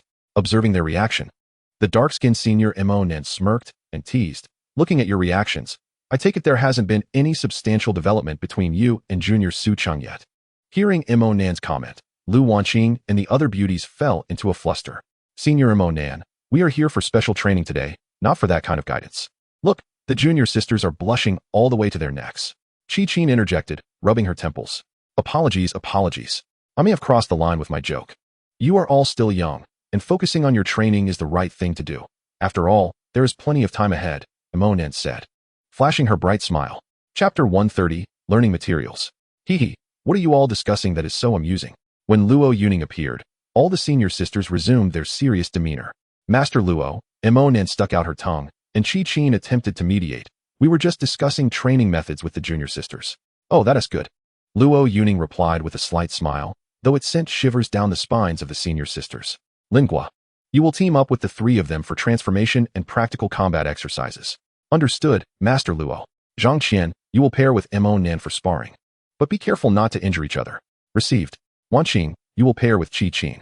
Noticing Lu Wanqing's flushed face and lowered gaze, as if troubled by something, Luo Yuning inquired with genuine concern, Wanqing, what's wrong? Are you feeling unwell? She flipped through Lu Wanqing's physiological chart, noting that it was not a rest day. And no, it's nothing, Master Luo. I understand, I will team up with Senior Qi Qin. Lu Wanqing stammered. Once Luo Yuning nodded and moved aside, Qi Qin gently took Lu Wanqing's hand and whispered, you seemed lost in thought just now. Were you thinking about Mo Nan's words? Huh. Lu Wanqing blushed and looked up, too flustered to meet Qi Qin's gaze. Oh, it's really nothing to worry about. As long as the Beastmaster and Beastmaidens share a good relationship and do not dissolve the contract, they will eventually overcome that final barrier. It's merely a matter of time. We are all adults here, so there's no need to feel shy, Qi Qin explained. Covering her mouth with her hand as she spoke from experience, Lu Wanqing fell silent. She had heard that seniors in college had very open-minded thoughts, but she had not expected them to be this liberal. Such delicate matters could truly be discussed so openly? Seeing Lu Wanqing's expression, Qi Qin continued with keen interest. If you're worried about not performing well on your first occasion, I have complete learning materials. Just add me on WeChat later, and I'll send them to you. By the time morning training concluded, Qi Qin was panting heavily, while Lu Wanqing, though slightly sweaty, remained composed. With a wry smile, she remarked, Junior, I didn't expect your stamina to be so impressive. I'm starting to worry about whether the junior can keep up with you. Upon hearing Qi Qin's words, Lu Wanqing blushed and tugged at her clothing nervously. At that moment, she inexplicably murmured in a voice barely above a whisper, Senior, about those learning materials. Sure, just add me on WeChat, and I'll send them to you when I get back. Observing Lu Wanqing's combination of shyness and curiosity, Qi Qin found it amusing. She discreetly glanced at Luo Yuning, adding, however, while such matters may be delightful, do not overindulge. If it affects your training, I want to take responsibility. Understood. Lu Wanqing shyly replied. After finishing lunch, Lu Wanqing received the learning materials Qi Qin had sent her. With a flushed face, she returned to her room.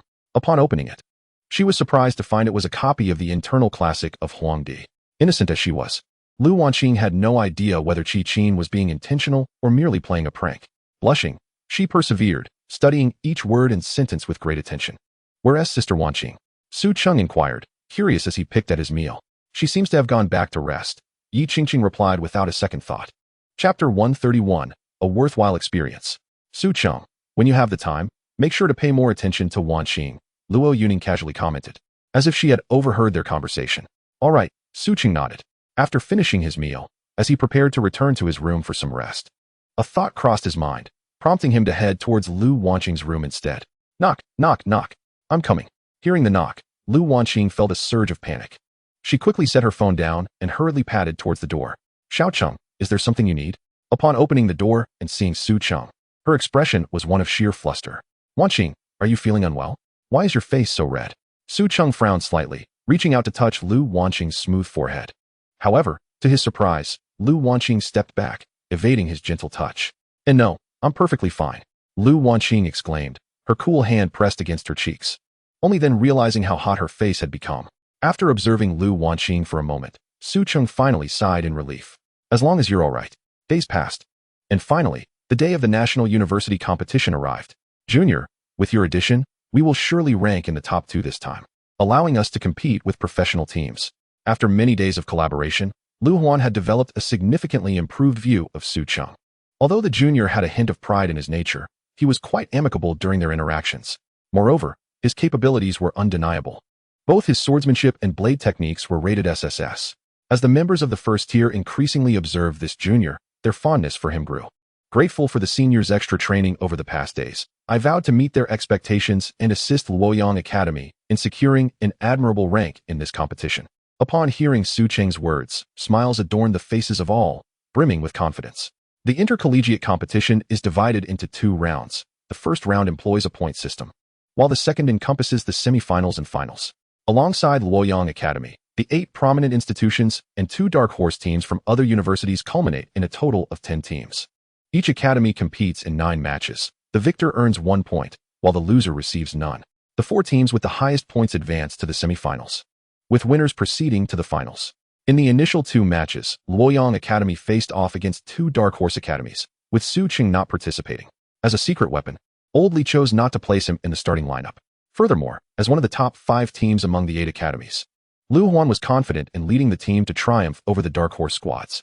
After all, despite the formidable prowess of these underdog teams emerging from other 985 and 211 universities, they could hardly surpass the caliber of the 8 elite teams. Typically, this holds true. Thus, when the draw occurred, Lu Huan wore a radiant smile. However, the outcome was 1 victory and 1 defeat, resulting in 0 points. When the first tier lost to a dark horse academy named Suku University, Su Cheng could clearly see Old Li's beard bristle in frustration. This Suku University was rather uncanny. Supporting his chin, Lu Huan descended from the stage, lost in contemplation. It's all right. At least it proves that this year's dark horse teams possess considerable strength. We haven't lost anything, Senior Chi-Chin consoled with a smile. Chapter 132, Banter. Su Cheng, you're up for the next match. Old Li approached with a beaming smile, addressing Su Cheng. Oh, all right, Su Cheng responded with a smile. Coincidentally, in the 3rd match, Lu Yong Academy was set to compete against Yujing Academy. Before the match commenced, during the handshake segment, Su Cheng, standing at the back, overheard the taunts of Yujing Academy's captain. How could you Lu Yong Academy lose to Suku University? You're only getting worse every year, the young man clad in blue and white battle attire remarked to Lu Huan. You might not fare any better against us, Yujing Academy, Lu Huan retorted angrily. How come that hot-headed fool isn't on the field? Oh, you've sent a freshman to compete. It seems Lu Yong Academy is truly out of options. Seeing Lu Huan at a loss for words, the captain of Yujing Academy continued with his sarcastic remarks. Clearly, Lu Huan was not adept at engaging in banter. What should have been a moment of handshake and friendly exchange had been turned into a pre-match verbal sparring. Failing to retaliate would only lead to teammates losing their composure and potentially dampening morale. Given the circumstances, Su Cheng decided to take matters into his own hands. Furrowing his brow, he strode forward decisively. Dealing with Yujing doesn't require a senior on the field. Let me, this freshman, take a shot. With a smirk, he continued addressing the Yujing Academy members. Oh, by the way, I wonder if your admissions office informed you that when they recruited me, I stated, Yujing. Not even a dog would go. Upon hearing Su Cheng's words, not only did the members of Yujing Academy tremble with indignation, but even the beautiful senior girls from Lu Yong Academy felt ripples of excitement in their eyes. Wow, Junior, I usually see you as quiet, but I didn't expect you to be so impressive at a critical moment, Chi-Chin remarked with a sly smile from behind Su Cheng. Senior Mo Nan chimed in playfully. Chi-Chin, it seems you've forgotten how our junior wreaked havoc in the Academy's competition arena just half a month ago. In response to Mo Nan's words, Su Cheng exuded confidence as he declared, we can compete amongst ourselves internally without harm, but at this crucial moment, we are all students of Lu Yong Academy, and naturally, we cannot let our alma mater suffer disgrace. In a word, let us crush them. In an instant, his words stirred the emotions of everyone. lifting them from the recent defeat against Su Cheng University. As all Beast Girls entered the Beastmaster space, the 10 Beastmasters representing their respective academies took their positions in the arena, where the surrounding audience erupted in thunderous applause. And a multitude of drones captured the action from above. The giant screen in the arena and nationwide broadcasts, including major video platforms, showcased this thrilling competition.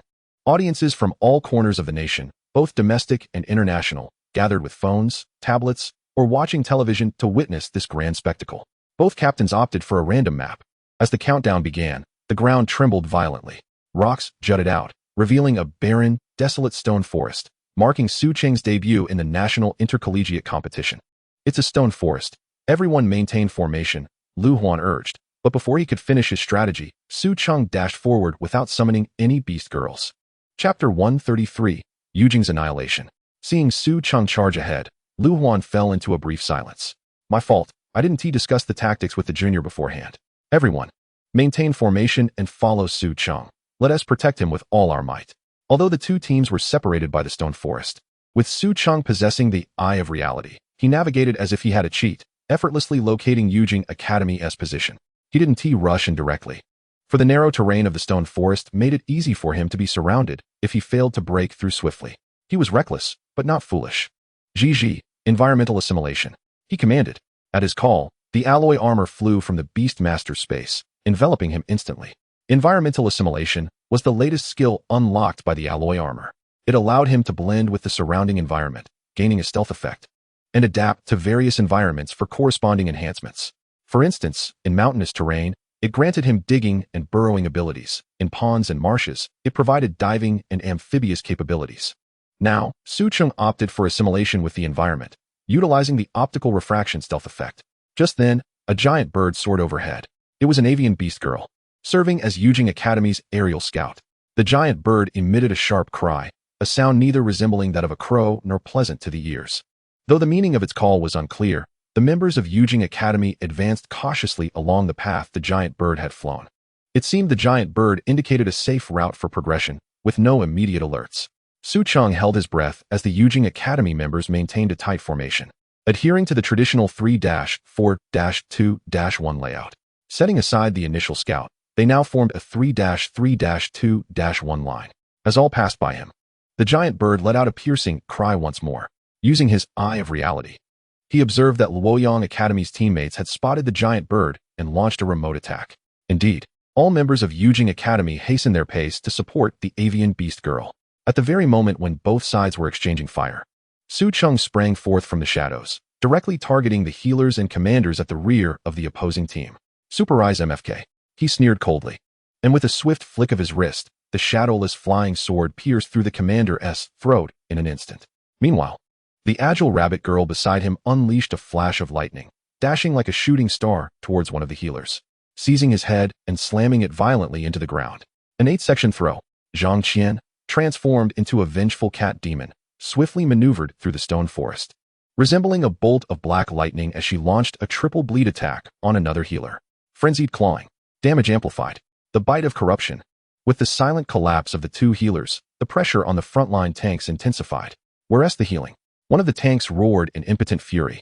Turning to discover the rear was utterly decimated. Vocal, how could so many of our backline be gone? A colossal shadow loomed in the tank's terrified gaze. Roar.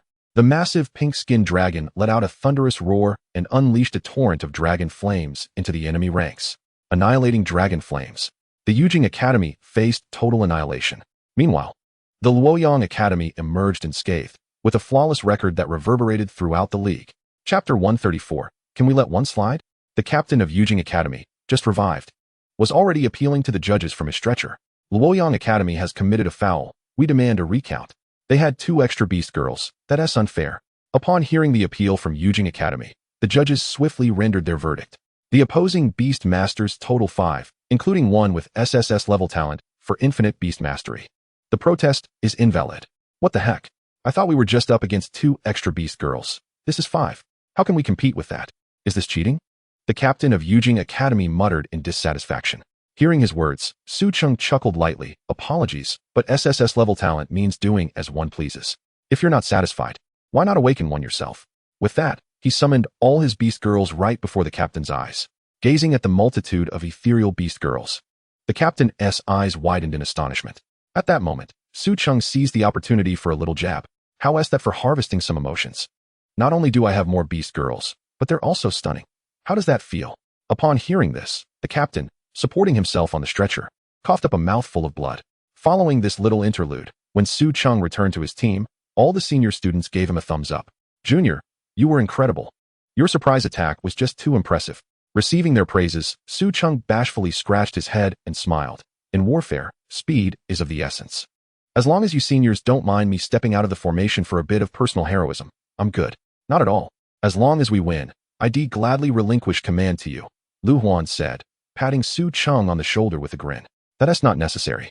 Firstly, I already have enough beast girls, and I truly lack the energy to manage others.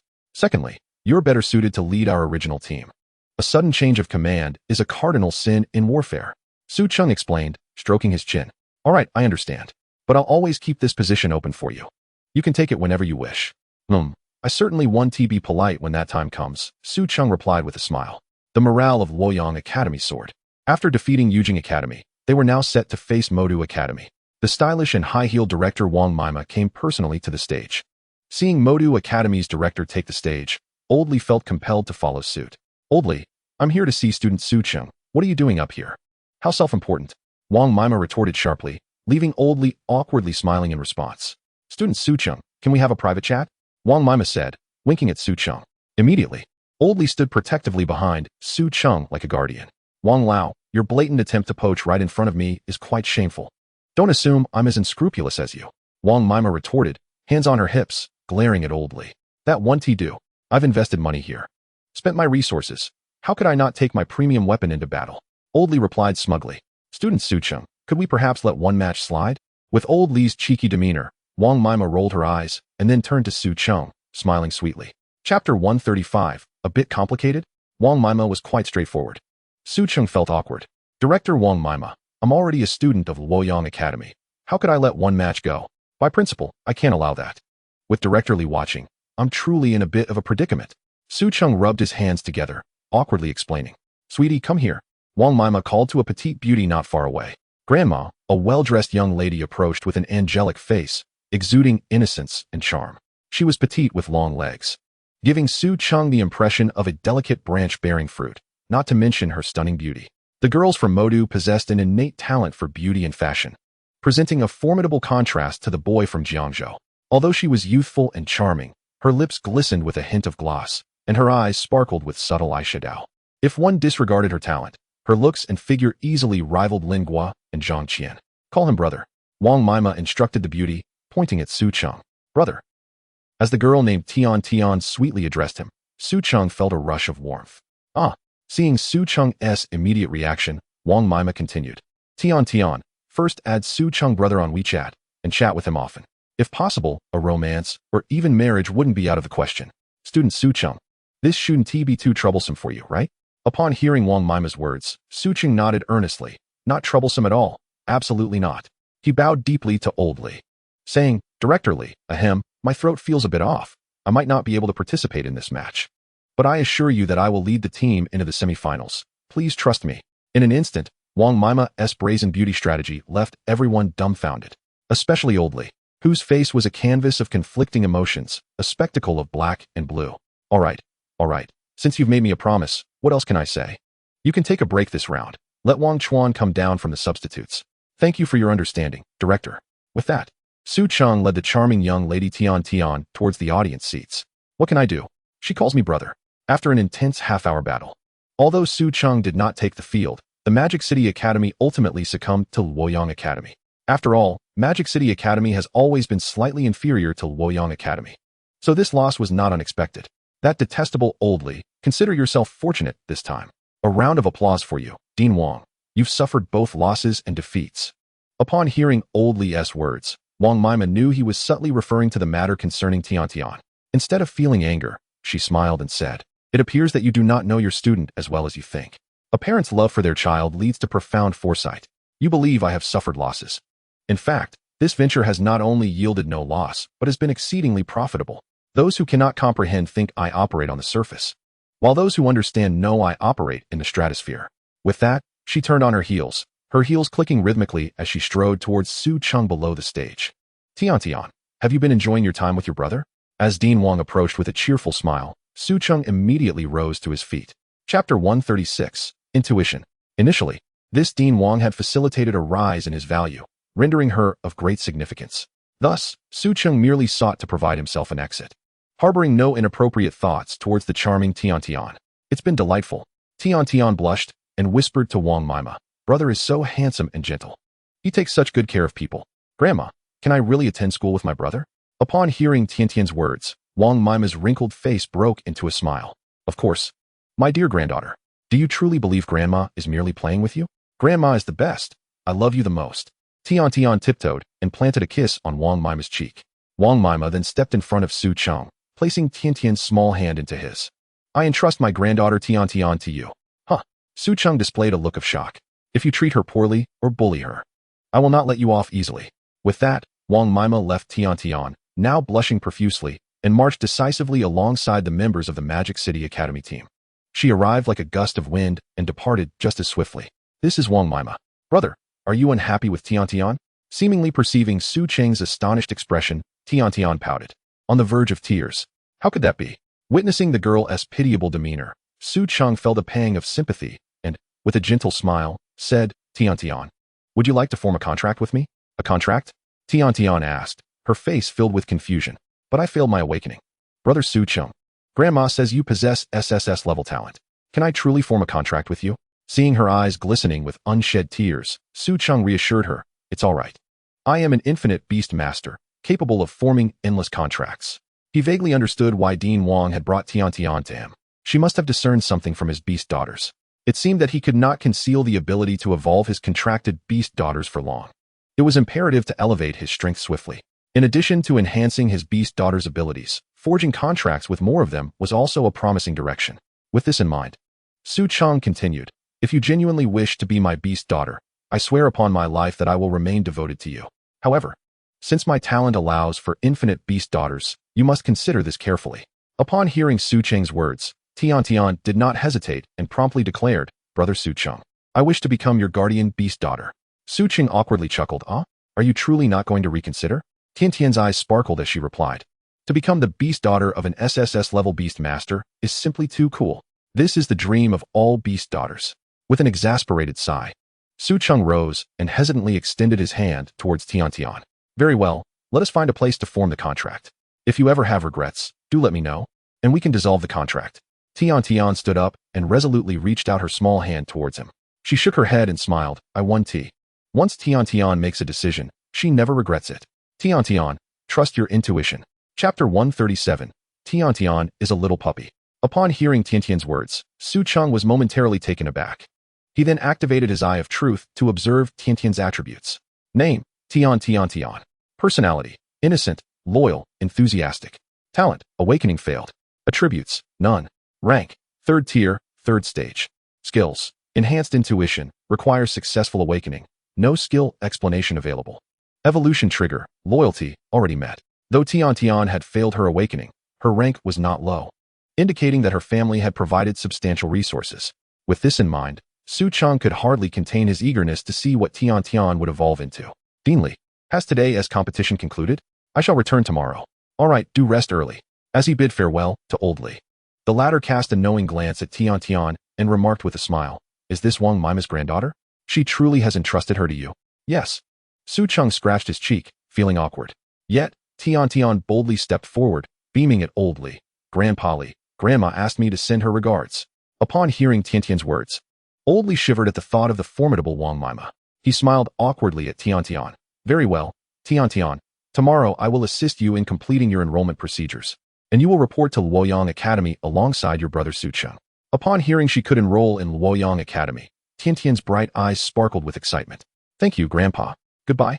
She enthusiastically waved farewell to Old Li. Su Cheng held Tian's small hand as they made their way to the hotel. Once they finally returned to his room, he remembered that the others were still within his beast space. He promptly released them. Upon seeing numerous beautiful girls, Tian was slightly astonished, but soon displayed a beaming smile. Hello everyone, I am Tian. Before long, everyone gathered around Tian, forming a circle. Lu Wanqing's eyes lit up, Wow, what a cute little sister. Qingqing Ziqing approached Tian, extending a hand to compare their heights. Yi Qingqing laughed. Ha ha ha, finally someone shorter than us. Yi Ziqing took Tian's small hand and patiently explained, Tian. What my sister means is that we like you. Seeing the twins who were nearly her height, Tian smiled. I like both of you sisters too. Mu Zhizhi embraced Tian in her wide arms, truly living up to her name, sweet and fragrant. Feeling the overwhelming comfort, Tian mumbled, Sister, you smell so good and are so soft. Zhang Qian grinned and turned to Su Cheng. Boss, is this our new sister? Lingua pursed her lips, chuckling softly. Sister Qian, are you not asking a question you already know the answer to? With 7 days in a week, it's perfectly divisible. Hearing their banter, Su Cheng felt his face flush with embarrassment, then turned to Tian, saying, Let us commence our contract. With that, he snapped his fingers, and a contract array enveloped both him and Tian. Once the contract was finalized, he proceeded to the next step. Current Beast Girl possesses evolution conditions. Would you like to evolve? Yes. 3 evolutionary paths have been presented. Please select one from the following options. Evolution Path, Golden Retriever Girl, C grade. Attributes, Normal type. Learnable skills, Claw Strike, inflicts damage on the target with claw attacks. Learnable skills, Lightning Dash, enhances your speed to the limit, making it difficult for enemies to catch your form while inflicting considerable damage. Learnable skills, Impact, causes damage to the enemy using your head. A gentle, tongue-lolling golden retriever appeared in Su Cheng's mind. He patiently reviewed all the evolutionary branches before making a decision. Evolution Path, Husky Girl, C grade. Attributes, Normal type. Rare skill, Wolf Howl, reduces the attack power of surrounding enemies by 10. Learnable skills, Sled Pull, capable of pulling a sled, facilitating your movement. Learnable skills, Impact, inflicts damage to the enemy with a headbutt. Upon seeing the sled, Su Cheng couldn't help but roll his eyes. It seemed that most C-grade beast girls were suited only to be mounts, and it was no mere coincidence. However, Tian's demeanor did not quite align with that of a husky. The golden retriever seemed far more fitting. With this thought, he continued to explore further. Evolution Path, Samoyed Girl, C grade. Attributes, Normal type. Rare skill, Healing Lick, licks the target's wounds, providing healing. Exclusive skill, Enhanced Intuition, my intuition is remarkably accurate. Learnable skills, Deter, emits a fierce roar to intimidate surrounding enemies. A pristine white Samoyed appeared in Su Cheng's mind. Faced with these 3 evolutionary options, Su Cheng did not hesitate to choose the Samoyed Girl, as it retained the exclusive skill. Much like Qingqing Zijing's devastating attack, one was Armor Break, and the other 2, Seal Demon and Demon Repel, were indeed formidable skills. Lingua's Chameleon also preserved its exclusive skill. Perhaps in future evolutions, the exclusive skills could be further upgraded. Confirm your choice of Samoyed Girl as the evolution path. Yes. In the next moment, Tian found herself enveloped in an extraordinary luminescence. Almost immediately, fluffy white dog ears sprouted atop her head, and a furry dog tail began to sway beneath her skirt. Tian, please delete if infringed. Your Beast Girl, Awakening pending, has evolved into a Samoyed Girl, C grade. Your Samoyed Girl, C grade, has acquired the exclusive skill, Enhanced Intuition. Enhanced Intuition. My intuition is remarkably accurate. Due to your Beast Girl's evolution, the first trait of Infinite Beast Mastery, SSS grade, is triggered. You have gained Intermediate Spirit.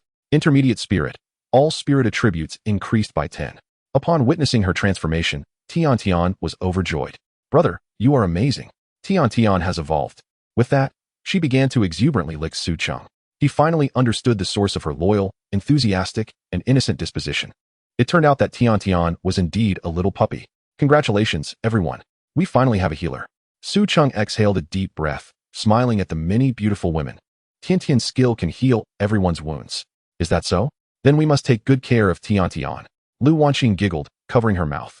So, Tian is simply a healing little puppy? Mu Zhizhi exclaimed, pulling Tian into an affectionate embrace, her face brimming with delight. Yes, one might say that. Su Cheng replied with a smile. Of course, Tian still needs to work hard. Until you fully mature, I will assist you in your healing role. Chapter 138, Mind Your Own Business. Once Tian was taken to the room by Mu Zhizhi to rest, Su Cheng finally received a message from Lu Yong.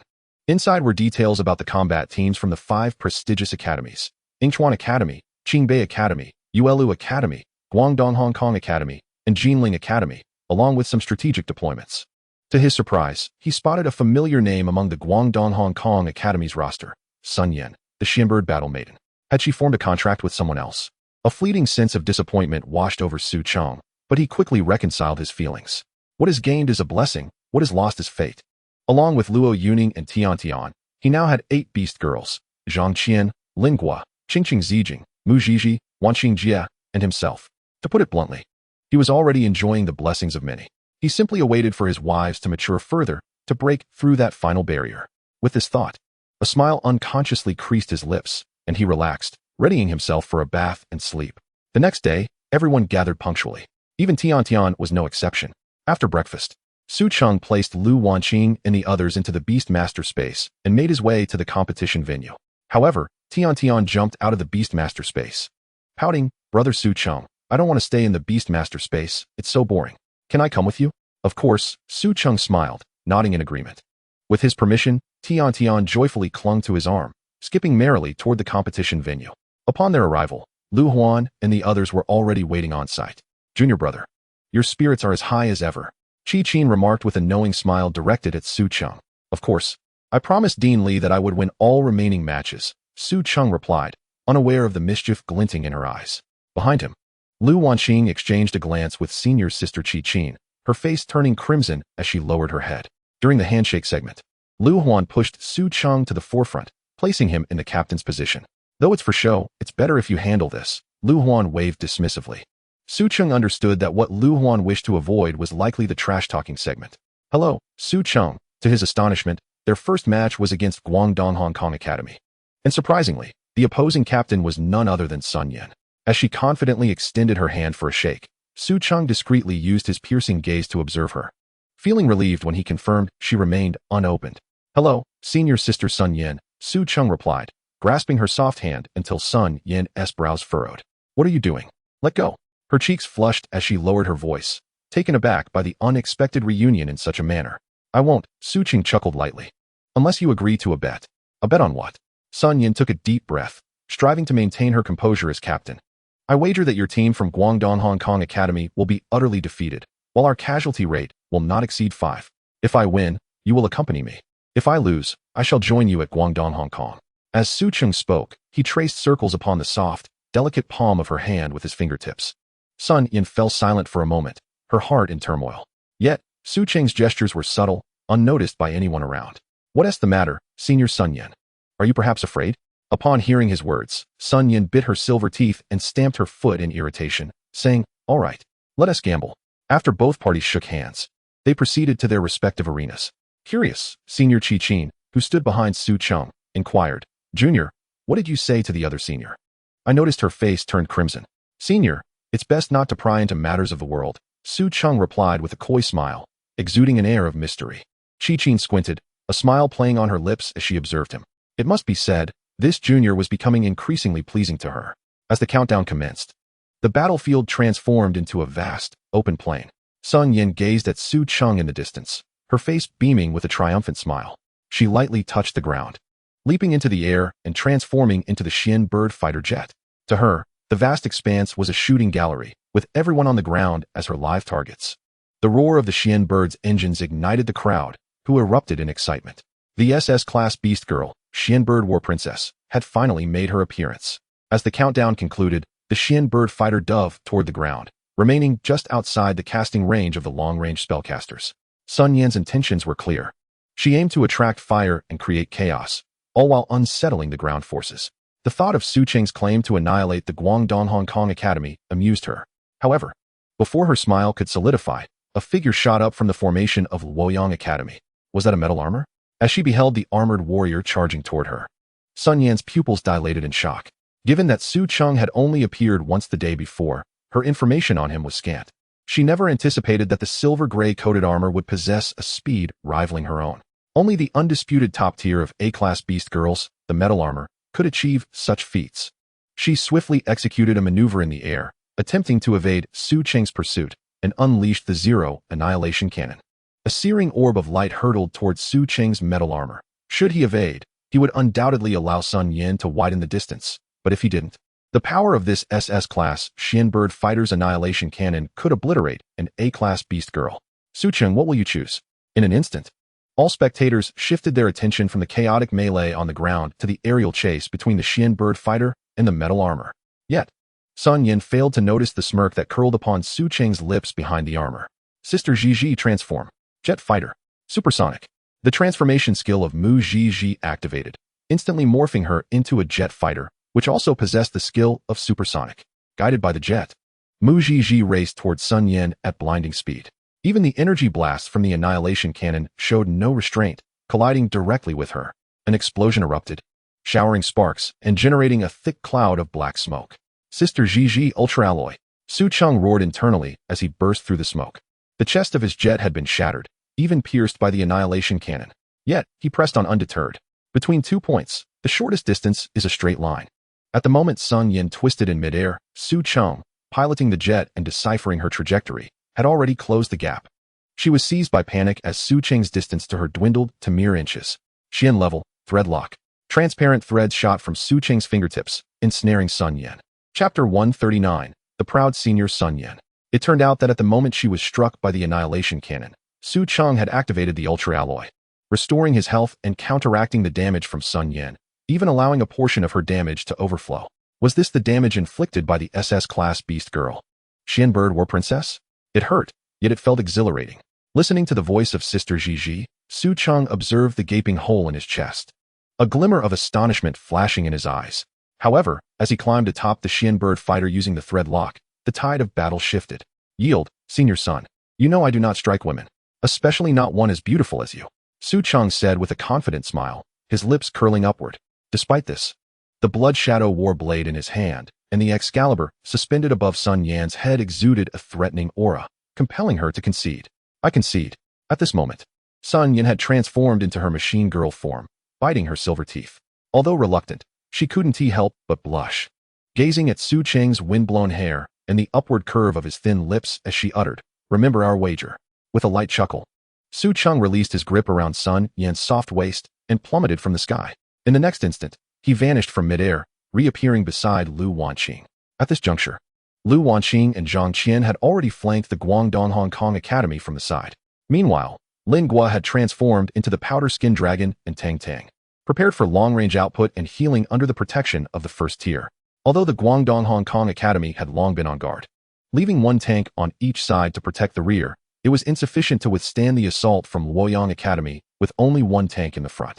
Let us not forget that Lin Gua's transformed powder-skinned dragon was a genuine SS-class world-destroying black dragon. While its magical damage may not rival that of Master Luo, its attack range and skill effects were formidable. Furthermore, the enormous powder-skinned dragon lurking behind the academy resembled a mobile artillery piece, instilling trepidation in anyone who beheld it. As the tank's health fluctuated, the pressure on the healers intensified. They also had to remain vigilant against potential ambushes from the Bone Rabbit Girl and the Cursed Cat Demon on either side.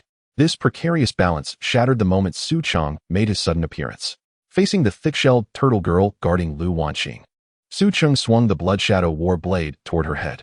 Thick-shelled turtle, withdraw into your shell and harden.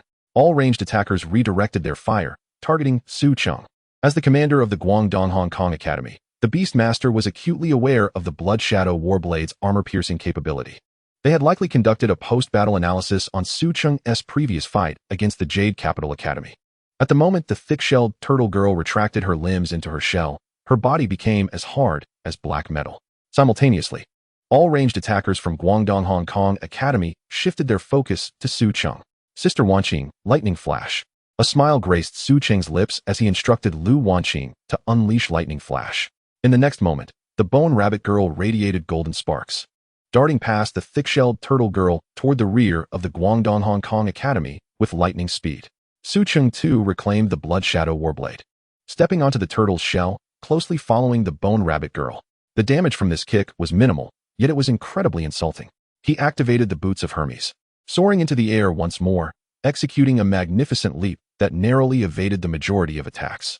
Despite enduring injuries, the protection of his alloy armor rendered him impervious to pain, and in an instant, he was rejuvenated by the three flowers gathering at the apex. He leaped into the air, striking his palms together to unleash the celestial skill, creation of the divine spirit. In that moment, the formation surrounding the Canton Hong Kong Academy collapsed, causing the ground to tremble, leaving all within the formation unsteady, swaying left and right, with some even plunging into the pit. What was once a highly advantageous plane for them now proved to be counterproductive. Although Su Cheng's internal energy was insufficient to wield the full power of the creation bell divine spirit, his objective was accomplished merely by interrupting their spellcasting, thereby alleviating the pressure of concentrated attacks upon him. With a dagger in his left hand and his right hand pointing like a sword towards the commanding direction of the opponent, he released a piercing sound as the extermination sword darted forth, vanishing without a trace. In but a breath's time, it pierced through the body of the commander, breaking the demon, sealing the demon. The commander, unable to unleash any skills, could only succumb to the slaughter of the extermination sword. Zhang Qian, come to my side. Utilizing spatial summoning, he conjured the cursed cat demon before him. Before the healers could react, the cursed cat demon and Lu Wanqing had already dashed to their side. One executed an 8-section throw. The other unleashed a 3-hit bleed, supplemented by revenge. The 8-section throw inherently carried a stunning effect, incapacitating anyone struck from casting any skills. The moment the cursed cat demon appeared, the alluring ensemble instilled terror in the opposing healers. Mere moments later, both the commander and 2 healers were instantaneously dispatched. The remaining few, aside from the tank keeping a watchful eye on Zhang Qian, also fell one after another. In this singular clash, the Lu Yong Academy, having lost 1 tank and 2 frontline warriors, triumphed with 3 casualties, utterly overwhelming the Canton Hong Kong Academy.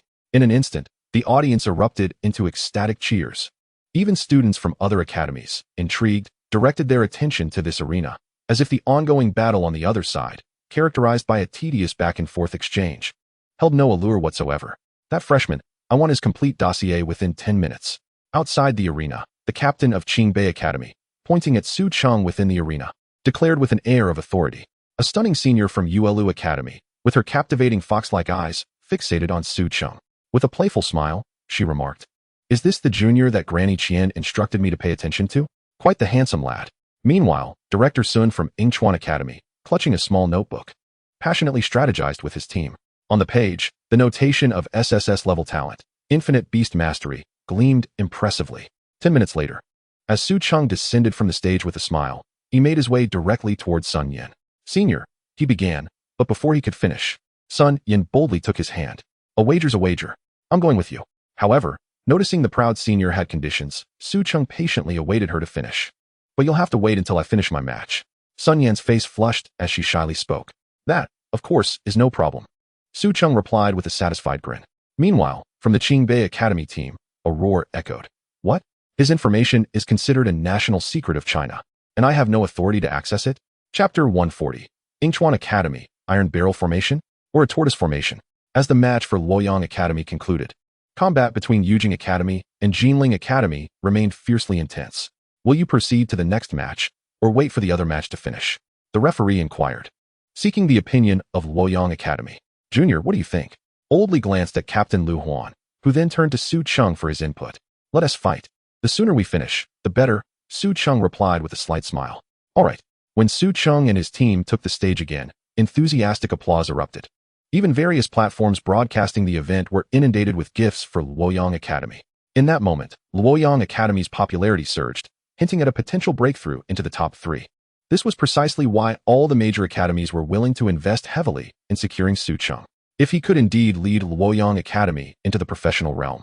Challenging those professional teams, the resulting benefits for Lu Yong Academy would be substantial. And this was merely Su Cheng's first year with Lu Yong Academy. "Su Cheng, we meet again."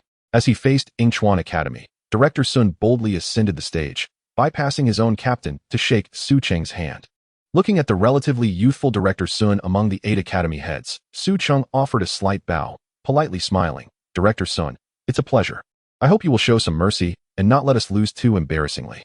Noting Director Sun's sincere demeanor, Su Cheng replied with a smile, "Director Sun, your Yingchuan Academy consistently ranks among the top 3 each year. It should be you who shows us some leniency." Behind him, Lu Huan appeared slightly astonished. While Qi Qin and Senior Mo Nen stifled their laughter, they had feared Su Cheng might hesitate to enter the fray, considering the face of the opponent, as he had with the Modu Academy, but instead, he engaged in a round of Tai Chi with Director Sun. Upon hearing Su Cheng's words, Director Sun scrutinized him for a moment before playfully draping an arm around his shoulder, chuckling, "You lad, show me some face. I've come prepared this time. Our academy has several beautiful campus flowers. Their strength may not be impressive, but they are certainly charming, as you can understand." Director Sun didn't treat Su Cheng as a mere student, even embracing him in front of all the team members and media. In an instant, Every camera turned towards them. Observing Director Sun's warm overture, Su Cheng felt a slight twitch at the corner of his mouth, replying, "I've promised old Lee that I will definitely win, but I also have to give you some face. All right, that's all I need to hear." Director Sun patted Su Cheng on the shoulder, a knowing smile on his face, before stepping down from the stage. As both sides took their positions, Lu Huan curiously asked Su Cheng, "Junior, what did Director Sun talk to you about just now?" Before Su Cheng could respond, Senior Chi Chin covered her mouth and laughed. "Senior Lu, let us not pry too much into matters of society." Hearing Senior Chi Chin's words, Su Cheng turned to glance at her, observing her charming smile. He couldn't help but shake his head with a wry smile. As the match commenced, the randomly chosen venue turned out to be a beach. Lu Yong Academy stood against a mountain, while Yingchuan Academy had the water at their back. Observing the formation set by Yingchuan Academy, Su Cheng's expression turned peculiar. The 10 members of Yingchuan Academy formed a circle, encircling 2 healers and 1 commander within. This peculiar formation deviated from the traditional 30-4-21 formation, resembling an iron barrel formation. Or rather, a tortoise formation. It appeared that Yingchuan Academy had thoroughly studied his previous 2 battles and were genuinely fearful of his ambush tactics. In light of this, it was time to switch tactics. Noticing that Su Cheng did not rush forward as usual, even standing calmly by his side during the countdown, Lu Huan couldn't help but inquire, "Junior, how should we approach this match?" Su Cheng chuckled lightly and remarked, "It's a normal fight." He then summoned his alloy mech, enveloping himself entirely. Sister Ji transformed into a heavy artillery tank. To the astonishment of all present, the alloy mech metamorphosed into a formidable artillery tank. Heavy artillery tank. Erase any doubts. Without even summoning Zhang Qian and Lu Wanqing, Su Cheng directly called forth Lingua. Lingua stared blankly at the heavy artillery tank for a second or two before also initiating the transformation. 2 heavy artillery tanks emerged at the back row of Lu Yong Academy. The mechanical treads crunched over the sandy beach, leaving behind deep imprints. Lu Huan instantly comprehended Su Cheng's strategy, instructing everyone to shield the tanks within their formation and advance steadily. Witnessing the sudden appearance of the 2 heavy artillery tanks, the students of Yingchuan Academy were left utterly speechless. Even the commander at the very back could not suppress a slight twitch at the corner of his mouth. This was simply a breach of martial ethics. Who could possibly contend against this?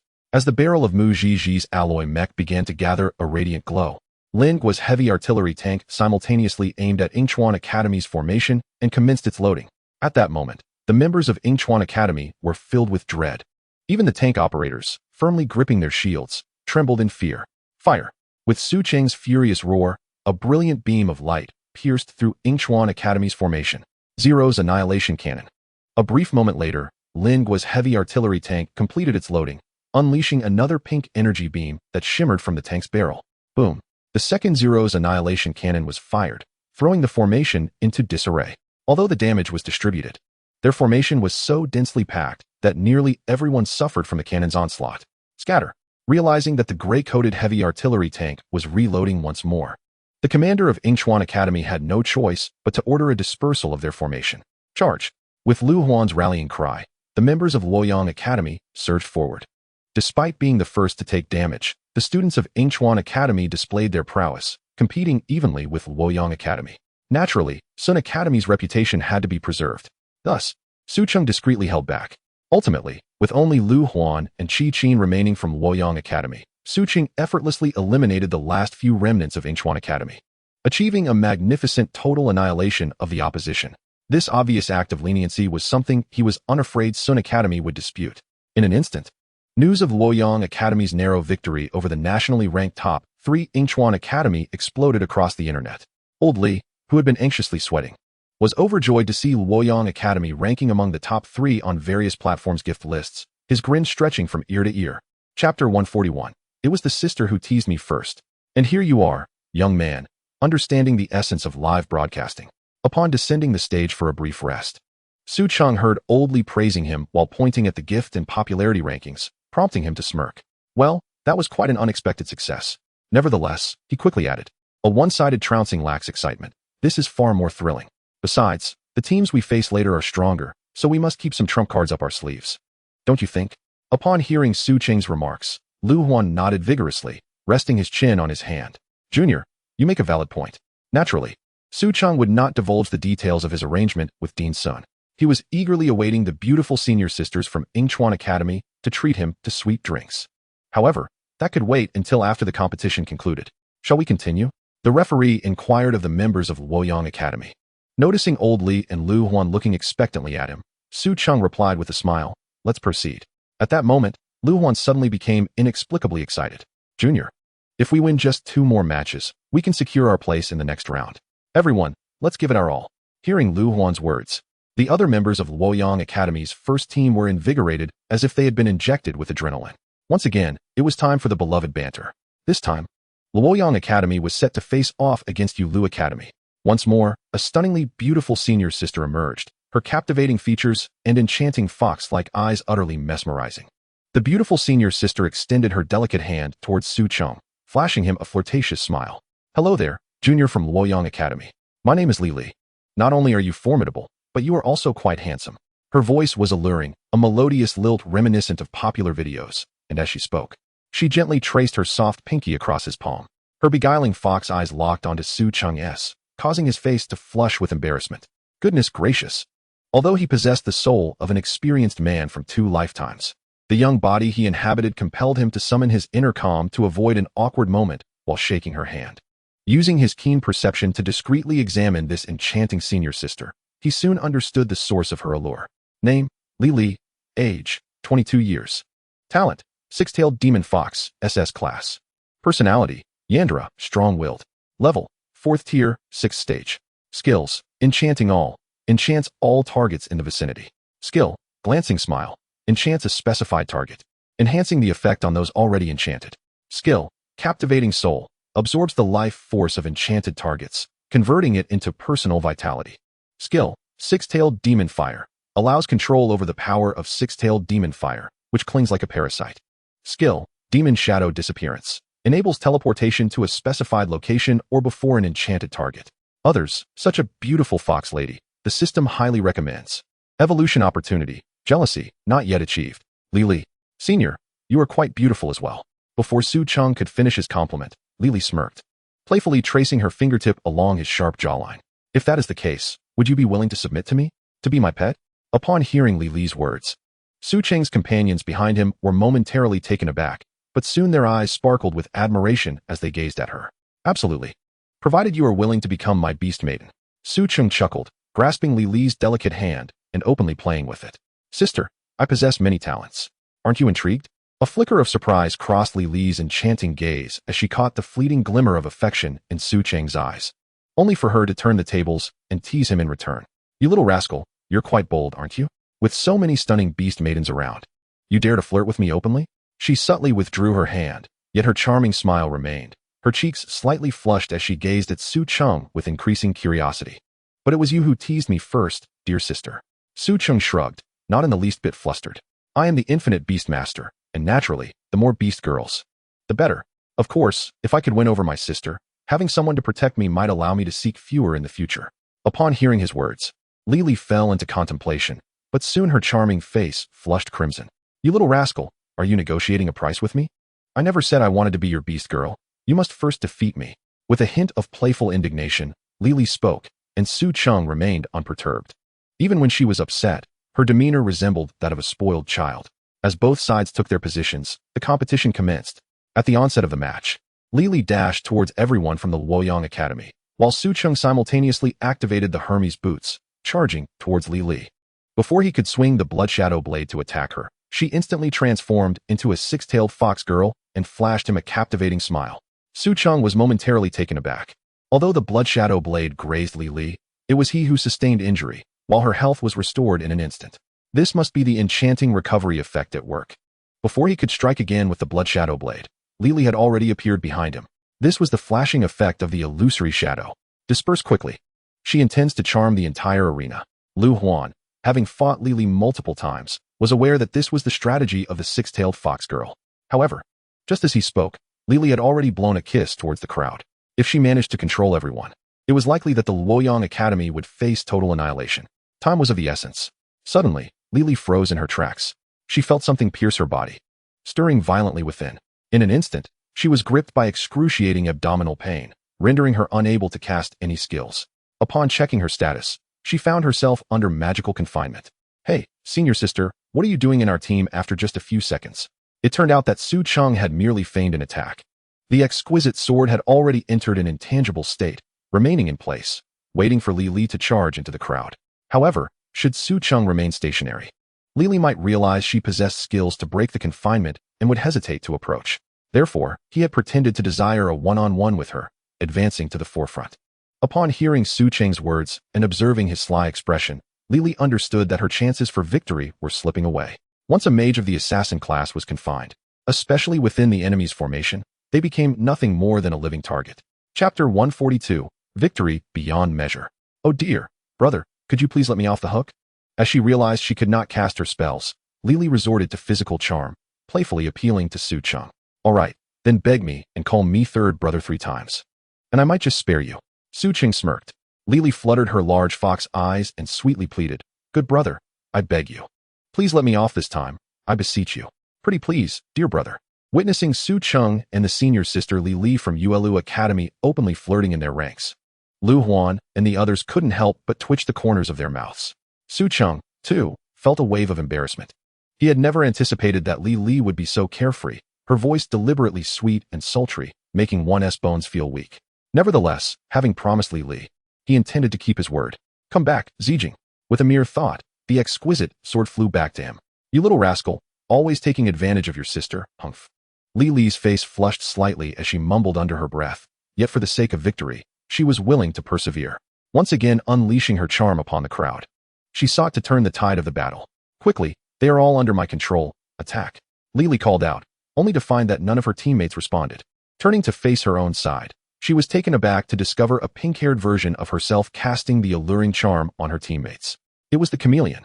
Not only that, but Su Cheng had also plunged into the crowd, wielding his sword and summoning the cursed cat demon and the gentle bone rabbit girl, mercilessly reaping the rear ranks.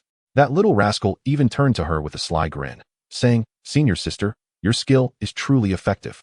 Although the six-tailed fox's control time was undoubtedly shorter than Li Li's, Su Cheng and his allies' explosive power was overwhelming. In mere moments, Su Cheng swung his sword with the ease of slicing through vegetables, leaving a trail of fallen teammates in his wake. Li Li fumed, stamping her foot in frustration. Humph. Little rascal, no sense of honor. I won't acknowledge you anymore. Once the charm wore off, Lu Huan and the others, amazed and bewildered, felt their bodies. Discovering not only were they unharmed, but their entire team had survived intact. The Yuelu Academy concedes. The victor is Lu Yong Academy.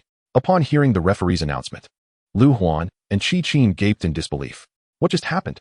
After descending from the platform and reviewing the replay, they realized their initial assumption, that Su Cheng would be distracted by beauty, was completely misguided. He had turned the tables against Li Li. Su Cheng not only charmed a girl, but also allowed Lin Gua, the chameleon, to closely observe and precisely replicate the combat prowess of an SS-level beast girl. They had truly won beyond measure. Younger brother, I was wrong about you. I thought you were on the first level, but it turns out you are in the stratosphere. Qi Qin approached Su Cheng, blushing slightly. Glancing at the beautiful senior, Su Cheng smiled knowingly and replied, It's good that you've come to that realization. Suddenly, Qi Qin seemed to grasp something, crossing her arms defensively over her chest, and with a look of dawning horror, she said, Younger brother, I am your comrade in arms. A beloved friend. I consider you a junior, yet you're thinking of me that way? Hearing Qi Qin's words, Su Cheng couldn't help but roll his eyes. Dear sister, do you think a gentleman should be wary? He was a bit overwhelmed by the allure of various charming figures. So he opted for a nonchalant approach with the cute sheep girl Qi Qin. Compared to her, he found himself more intrigued by the playful Li Li from Yuelu Academy. This senior sister was truly delightful. With that thought in mind, he directly approached Li Li. Senior sister, are you leaving already? Upon hearing Su Cheng's words, Li Li feigned sadness, saying, Yes, I've lost all my matches and have resigned myself to defeat. You wouldn't even let me win a single one, you little rascal. Not to worry, you could contract with me, become my beast girl, and join us at Lu Yong Academy. I'll ensure you win effortlessly. Su Cheng continued to tease Li Li. Hearing his words, Li Li narrowed her beautiful fox eyes and shot him a playful glare. I see you want me to lie down, huh? Not at all. You can also sit, or even lie on your stomach, Su Cheng whispered, playfully provoking Li Li. You little rascal, wait until you truly possess the strength to enter the professional circle before you say such things. Li Li shot him another playful glare. Let us exchange WeChat, shall we? I fear you might break your promise. Su Cheng was confident and composed. All right, sister will not run away. If you manage to break into the professional circle and secure the championship, you need not say that I can lie down. kneeling or lying down will suffice. Lily knew that Su Cheng indeed had the potential to enter the professional arena, so she deliberately raised the stakes and challenged him. Fine. I shall await the moment to slap my sister's face. After adding Li on WeChat, Su Cheng returned to his seat. The next match was against Qingbei Academy. He had hoped to finish early, but unexpectedly, Qingbei Academy surrendered outright. This meant that, currently, Lu Yong Academy boasted a splendid record of 7 wins and 1 loss, tying with Qingbei Academy for first place in the group stage and securing a spot in the second round ahead of time. Even if they were to lose the final match against Jinling Academy, it would not matter.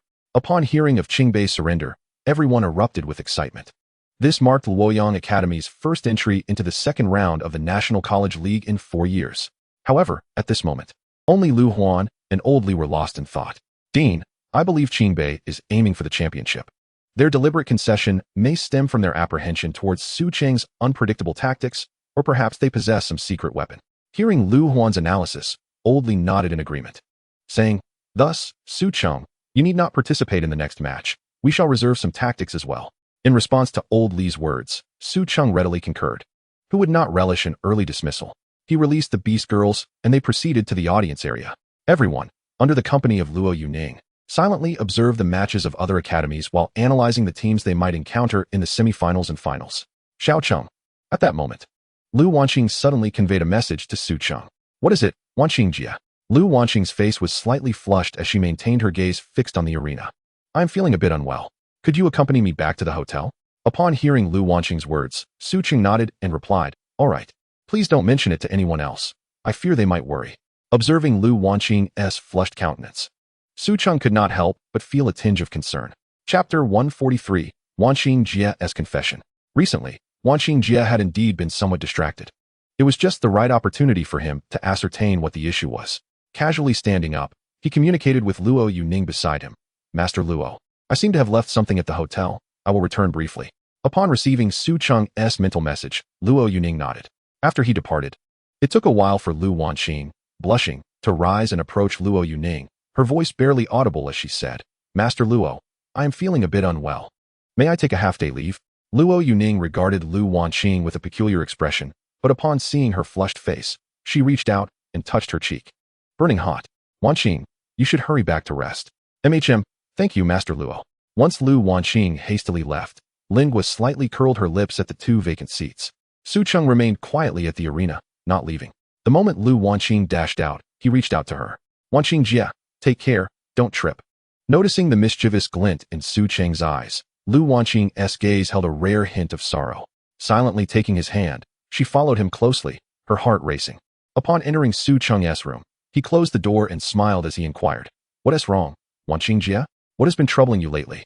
He had secretly used his eye of truth several times, but had seen no evident issues with Lu Wanqing. At that moment, Lu Wanqing lowered her head, her cheeks flushed, feeling flustered like a child caught in wrongdoing. "Wanqing Jia, do you have something on your mind?"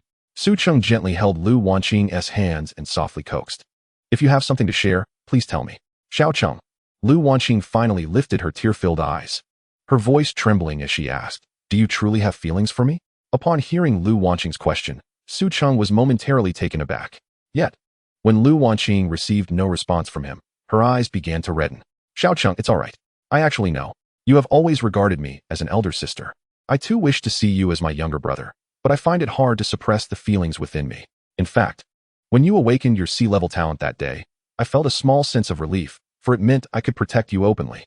However, you were so exceptional, awakening not only 3 talents, but also dual SSS level talents. From that moment on, I understood that you would never lack for admirers. Qin and Zijing have always been fond of you. Lingua and Zhangqian as well. Although we have known each other for a long time, I cannot be so selfish as to want to possess you alone while stifling your boundless potential. But I do not wish for our relationship to remain like this forever." Lu Wanqing lowered her head, unable to hold back her tears. Without receiving any response, she felt increasingly humble, lonely, and desperate. However, Su Cheng gently lifted her chin, compelling her to meet his gaze, which was filled with confusion. "Of course I like you." Su Cheng's face flushed, his heart raced, and his breath quickened as he spoke in a hoarse tone. He did not dislike Lu Wanqing. Rather, he had lacked the opportunity. At that moment, with tears in her eyes, Lu Wanqing pushed Su Cheng against the wall, rising on her toes to kiss him fervently. With the spring's blush and fragrant silk untied, "I surrender my heart willingly." The emotions the young girl had suppressed for years erupted in an instant. You have achieved the accomplishment. First blood. Your beast girl has achieved the accomplishment. Victory of the pure love goddess. Chapter 144. The soft-boned rabbit girl evolves into the moonlit rabbit girl. Observing the crimson on the sheets, Su Cheng felt an overwhelming sense of fulfillment. Lu Yong, too, blushed with embarrassment. Unlike her usual carefree and spirited self, there was a unique tenderness in her gaze. Her love was sometimes gentle and affectionate, at other times passionate and intense. It was precisely her boldness and love that deeply captivated Su Cheng. However, he had never imagined that her feelings could be so sensitive and nuanced. In this moment, he truly fell for Yong. Yong, I love you. Xiao Cheng, I love you. Shouldn't you say that you love me too? No. It's not because you love me that I love you. It's because I love you. Lu Yong declared passionately. The sweet nothings of love are often tenderly embarrassing. The two became entwined in a fervent kiss, transitioning from the hotel to the beast space, from the wilderness to the celestial palace. Su Cheng and Lu Yong mutually understood each other's feelings, sweetly nestling together. He said to Lu Yong, from now on, let us communicate more about anything that comes to mind. Please don't keep it bottled up. Okay. Lu Yong blushed, obediently nodding. The sadness from earlier had transformed into an equally sweet smile. Love truly brings both sorrow and joy. A fleeting expression of astonishment crossed Su Cheng's face as he beheld the evolution opportunity of Lu Yong through the eye of illusion. Achievements of love, 10 completed. Vocal. At that moment, he found himself caught between laughter and tears. When he relayed this news to Lu Yong, her countenance was a delightful blend of shyness and charm. How vexing it was that her evolution opportunity was so unorthodox. She initially intended to lightly punch Su Cheng on the chest, but ultimately refrained from doing so. In truth, an evolution opportunity is merely a fulfillment of certain emotional needs. For instance, Qingqing and Zijing require trust. Could it be that you subconsciously crave affection? Observing the bashful Lu Yong, Su Cheng remarked with a mischievous grin. Xiao Cheng, you're teasing me, and I shan't pay you any mind. Of course. Another reason could be that your beast girl is a rabbit.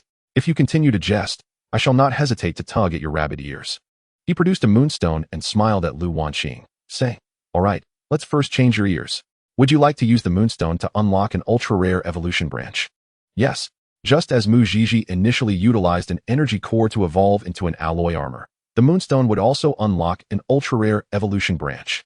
In the next instant, Lu Yong transformed into the form of a soft-boned rabbit girl, while the moonstone in Su Cheng's hand morphed into a full moon, bathing the soft-boned rabbit girl in its silvery luminescence. In the blink of an eye, Lu Yong resembled a celestial being beneath the moonlight, her beauty unparalleled. Your soft-boned rabbit girl has successfully evolved into the moonlit rabbit girl, rank SS. Your moonlit rabbit girl gains exclusive skills, Moonshadow Step. Your moonlit rabbit girl gains exclusive skill, Elixir, Moonshadow Step. In areas illuminated by moonlight, movement speed is increased by 50, passive. You can conceal yourself within the moonlight, becoming invulnerable, and appear in the shadow of your target, active. Elixir, the elixir of immortality crafted by the moon's jade rabbit. Effects, fully restores current health and increases the health cap by 30 for 10 seconds. Due to the evolution of your soft-boned rabbit girl, your advanced evasion, 30, and ultimate evasion, 40, have been enhanced. Gazing at the resplendent moonlit rabbit girl under the moonlight, Su Cheng was momentarily breathless. Sister Yong, you are simply breathtaking. Is that so? For my next evolution, will the conditions remain the same? Su Cheng swallowed hard and nodded. Xiao Cheng, are you all right? That is a question I ought to pose to you. I feel much better after the evolution. Let us proceed. Chapter 145, Preparing for the Semifinals.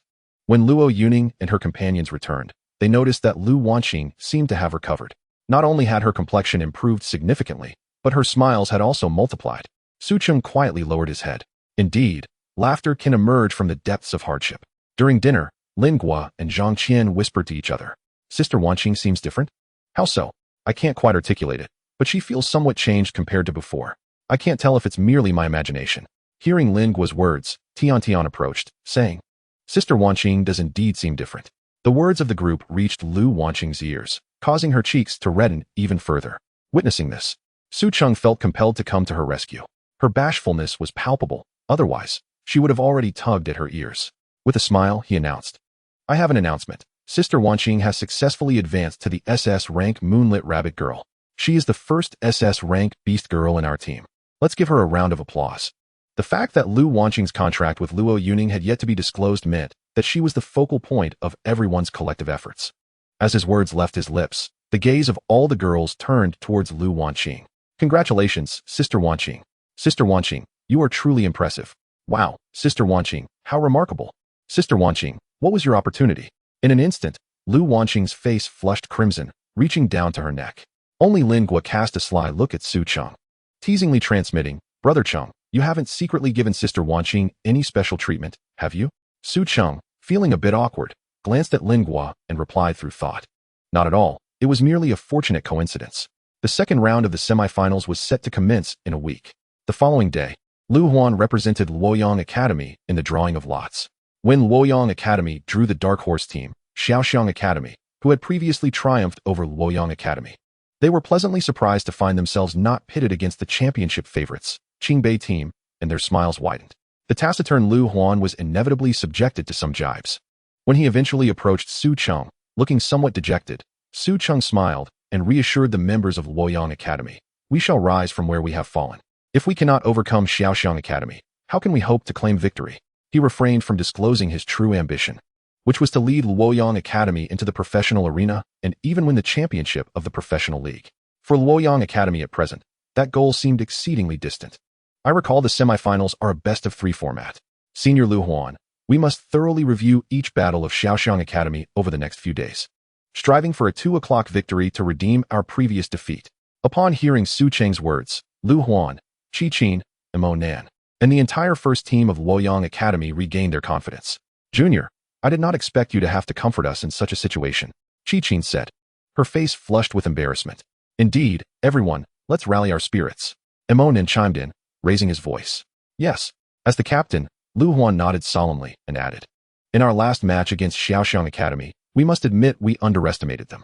In the coming days, we will review thoroughly. We cannot always rely on our junior, understood? Hearing Lu Huan's words, Su Cheng silently nodded.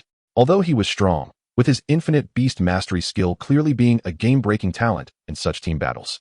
If Lu Yong Academy's team relied solely on him, they would falter if targeted by the opposing side, and it would be impossible to achieve victory in the professional league. Reflecting on this, he smiled and said, while I still do not recommend making last-minute substitutions during the match, I will join everyone in reviewing our strategies over the next few days. If I have any valuable tactical suggestions, I will share them with the team. Qi Qin smiled. Everyone must perform well and not disappoint our juniors' expectations. In just a week, it was improbable to significantly enhance their strength through special training. Rather than scrambling at the last moment, it would be more beneficial to thoroughly research tactics and strategies. Thus, over the next few days, Su Cheng integrated closely with the first team. Although Xiaoxiang Academy's overall strength did not match that of the championship favorites, Awaken Academy and Qingbei Academy, even a lion would exert its utmost against a rabbit, and Su Cheng did not wish to encounter any mishaps at this stage. It was crucial to note that the opponent's core position was not a commander, but an S-rank Beastmaster, a long-range archer named Su Cheng. His beast girl was an S-rank Shuma lion girl. The skill of study diverges distinctly from the sanguinary prowess of the curse-wrought Catgirl, instead embodying the art of armor penetration. Take, for instance, the Claw of Crushed Skull, the Claw of Annihilation, and the Veiled Form. Both the Claw of Crushed Skull and the Claw of Annihilation inflict the debilitating effect of armor break upon their targets. Subsequently, Su Cheng unleashes excessive damage through arrows, capable of dispatching even the most resilient tanks in an instant, let alone lesser foes. Meanwhile, the Veiled Form enables the Shuma lioness to traverse stealthily, significantly enhancing her survival rate and the likelihood of landing surprise attacks. It can be said that their entire team revolves around Su Cheng, epitomizing the ancient strategy of 9 protecting 1. Thus, the prospect of breaching their defenses to eliminate Su Cheng becomes rather daunting. Departing from the makeshift tactical analysis chamber, Su Cheng furrowed his brow, contemplating strategies. Unbeknownst to him, he found himself inexplicably at the threshold of Lu Wanqing's room. Just as he contemplated knocking, he realized that he had inadvertently opened a door over the past few days, one that now seemed difficult to close, especially at such a critical juncture. How could he afford to dwell on such matters? With this thought, he prepared to turn away. Suddenly, the door swung open, and a cool little hand grasped his wrist from within. Sister Wanqing? Su Cheng looked up at Lu Wanqing, a gentle smile gracing his face. Why are you standing at the door? Come in. Observing him, Lu Wanqing's eyes radiated warmth. I was pondering how to counter the tactics of Xiaoxiang Academy, and in my musings, I found myself here. Su Cheng replied awkwardly, and before he could gather his thoughts, Lu Wanqing pulled him into the room. Come in. Just as Su Cheng was taken aback, Lu Yong suddenly blushed and produced her phone. She then presented the study materials displayed on the screen to Su Cheng. Is this the Huangdi Neijing? Su Cheng blushed upon examining it. Shall we practice the techniques outlined therein? Lu Yong suggested, her cheeks tinged with crimson.